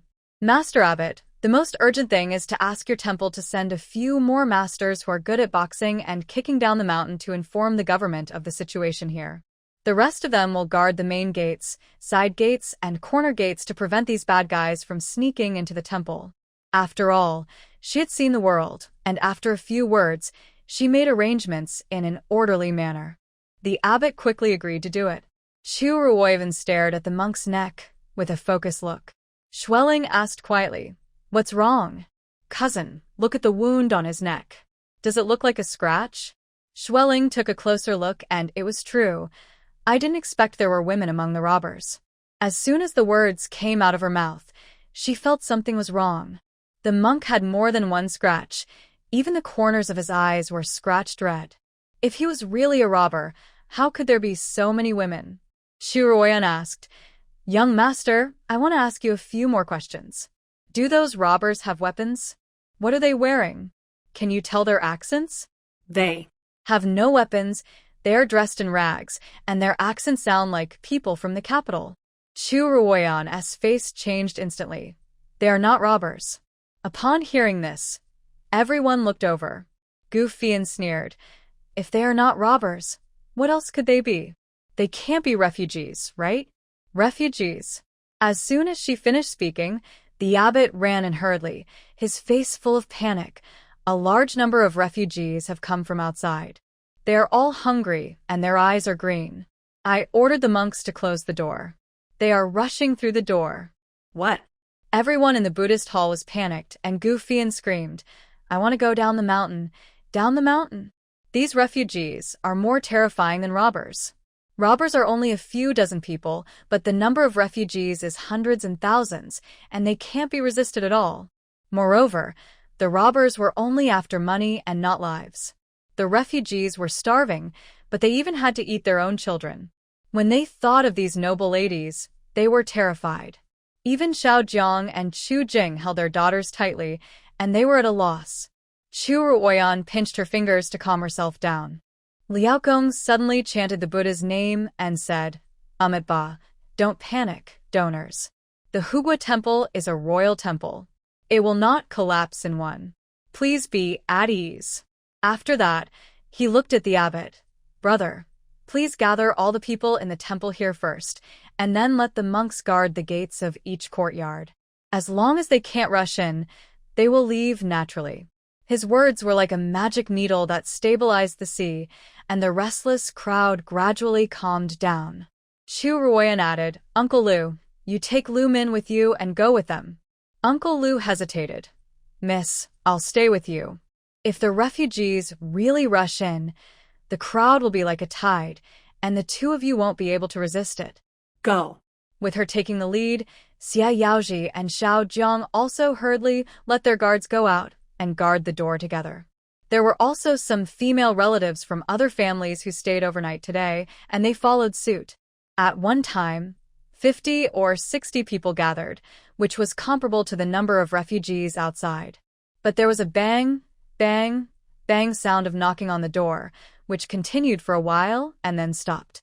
Everyone felt a little relieved, and Xiao Jiang suddenly said, "If they surround outside and don't leave, we can't get out.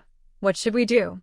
The abbot and Lu Kong looked at each other, and the former said, "Don't worry, Madam Chu. We will send 2 disciples from the back mountain to report to the police later." Back mountain? Gu Fian's eyes lit up. The abbot nodded and said, "There is indeed a small path in the back mountain that leads directly to the foot of the mountain, but the road is difficult to travel, so do try it lightly." Chu Ruoyan saw that she was eager to try and warned her, "Miss Gu, even if it is a small road, we don't know if there will be refugees. You'd better not act rashly." When mentioning the refugees, Gu Fian restrained herself a little. At this time, the noise outside gradually died down, and Lu Min came in and said, "Miss, my father said that they have stopped on the door, and they should not rush in for the time being." Everyone breathed a sigh of relief. Chu Jing suggested, "Everyone, we are facing a powerful enemy today, and it is impossible to go back to your room to sleep. Why don't you go back and pack up your belongings, and then come back here to rest in the Buddhist hall?" This was supported by everyone, and Chu Ruoyan also took Yu Lu and Nanny Zhou to get the belongings. Unexpectedly, as soon as she entered the room, she was hit by a familiar herbal aroma, and she was shocked. "Yan Zheng?" The man was dressed in black, sitting in a wheelchair and looking at her quietly. "It's me." His eyebrows and eyes were the same, as always cold, but inexplicably made her feel at ease. Yu Lu and Nanny Zhou looked at each other and left the room tacitly. Chu Ruoyan asked, "Are you here to pay tribute to the prince and his family?" Next to the Hugua Temple is the grave of Yan Zheng and his family. But Yan Zheng shook his head. I have no face to see him until my enemies are dead. Chu Ruoyan didn't know what to say for a moment, and he said, We are here to catch someone today. Where is that person? Meng Yang took him down the mountain. Chu Ruoyan was stunned, and then she couldn't help laughing softly. My lord, could you please not be so roundabout when you speak? I wanted to tell her that Meng Yang would inform the authorities when he got down the mountain, so she didn't have to worry. He should just say it directly. But he went around in such a big circle. Yan Zheng looked away rather unnaturally. It's okay as long as you understand. These refugees are from Huaishui County. Because the Huaishui Dam burst, all their families were killed or injured, but the county magistrate concealed the truth. Now they are all full of hatred, and they especially hate noble ladies like you from the capital. Don't confront them head-on. I see. Chu Ruoyan thought of Xie Zhizhou, who was in a hurry during the day. Sister Xie said that her brother was patrolling the river. It seems that he should have discovered the inside story. The person in the palace must have known it by now. Yan Zheng nodded. But even if they knew, it would take at least half a day to mobilize troops to the Xishan camp near the outskirts of Beijing. Therefore, there will be no external aid here before the sunrise tomorrow. Chu Ruoyan's heart sank slightly. This meant that they would have to spend a whole night here. There were too many variables this night. What if the number of refugees increased sharply, or if there were people in the temple who could not wait and wanted to rush out? She closed her eyes and tried not to think about those things. Suddenly, the herbal fragrance drifted closer. She opened her eyes and saw Yan Zheng taking a step forward. Don't worry, you will be fine. His tone was calm and firm, as if to say that he would protect her safety. Chu Ruoyan raised her eyebrows and was about to say something when Nanny Zhou's voice suddenly came from outside the door. Miss, have you finished talking to the Marquis? The eldest aunt sent someone to urge her. It seems that something happened ahead. She looked at Yan Zheng, and the man said lightly, Go, no need to mention me. Chu Ruoyan knew in her heart that he came to arrest people privately and did not want to reveal his whereabouts. Then the Marquis, be careful. She hurried to the Buddhist hall. Most people had already arrived, but Gu Fian was nowhere to be seen. She had a bad feeling in her heart, and sure enough, the next moment a little monk ran in quickly. Amipa, we've looked everywhere, but we really can't see Miss Gu. There was an uproar in the hall. There are so many refugees outside now. How could Gu Fian, a delicate girl, survive if she fell into their hands? Chu Ruoyan saw Zhou Yu's evasive expression and walked forward. Miss Zhou, do you know something? Zhou Yu pretended to be calm. No. Rong Su also saw that something was wrong, and hurriedly said, Sister Zhou, this matter is very serious. If you know something, you must not hide it. Zhou Yu looked at her embarrassedly and said, Just now, when I went back to the house to pack my things, Sister Gu said that instead of waiting on the mountain, it would be better to go down the back mountain. She also wanted to take me down with her, but I didn't dare to agree. What? Rong Shu exclaimed. This Gu Fian really didn't listen to her words. The abbot over there also changed his face. The back mountain is rugged and difficult to walk, and it is a wilderness where tigers and wolves often appear. Even the monks of our temple only dare to travel together during the day. Zhou Yu almost fainted when he heard this. Rong Su hurriedly said, What should we do, master? Can you send some monks to look for it? Xueling said coldly, What Miss Rong said is right. There are so many refugees guarding outside the temple now. If you really pull people out to find people and the refugees rush in, can you resist them? Rong Su's face flushed, as if ashamed and annoyed. Xia Yaoji said, Okay, Sister Xue, you should say less. Sister Rong is also worried about Miss Gu. Xueling snorted. She didn't have a good impression of the Gu family. She could still remember vividly how Lady Konghe bullied her cousin. So she didn't care whether Gu Fian lived or died. Rong Su looked at Chu Jing again. Chu Jing said with difficulty, Second Miss Rong, although my words are rude, they are the truth. There are refugees besieging outside now. If we withdraw some manpower, if something happens, more than one person will be injured in this temple. Most of the people who can go to the Hugua temple to burn incense are of some status. As soon as these words fell, Someone immediately agreed. That's right. It's impossible for her to abandon so many of us for one person, right? And Miss Chu has already reminded her just now, but she didn't listen and sought her own death. Who can she blame? Not to mention the granddaughter of Prime Minister Gu. Even if the princess came, it would be impossible for her to send people out in such a critical situation. You and I talked back and forth, and Zhou Yu and Rong Su were so upset. Not only have the three of them always been good friends, but they also went out together this time. If they go back with only the two of them, how can they explain to the Gu family? At this moment, there was a sudden scream, and Xiao Zhang grabbed Yu Tao and said sternly, "Where's Ruoyan? Where did she run to?" Yu Tao said blankly, "She was here just now. Third miss, third miss?" After looking around the field, a little monk said timidly, "Just now, I seem to see that girl go out from over there." Looking in the direction of his finger, it was not the back mountain or somewhere else. Xiao Zhang's eyes went dark and she almost fell down. Yu Tao screamed. The third lady ran to find Miss Gu. Chu Ruoyan and Gu Fian have always been good friends, but she didn't expect that at this critical moment she would dare to run out to find her. Xiao Zhang grabbed Yu Tao's arm and almost crushed her with force. Go, and find Ruoyan for me. Go quickly." Before Yu Tao stepped out of the Buddhist hall, boom, there was an earth-shattering sound outside. Lumen hurried to report, "Masters, be careful. They are starting to bang on the door." Xiao Zhang felt dizzy and her legs went weak, and she fell to the ground. Ruoyan, her Ruoyan. If she had known this would happen, she should not have allowed her to associate with Gu Fian. Chu Jing whispered, "Sister-in-law, don't worry. Maybe Ruoyan just went back to her room to rest." Xiao Zhang smiled bitterly and looked around the field. No one was willing to help her. In the end, she could only grab Chu Ruoyan like a life-saving straw. "Miss, please, for the sake of sisterhood, save Ruoyan." Chu Ruoyan remained silent.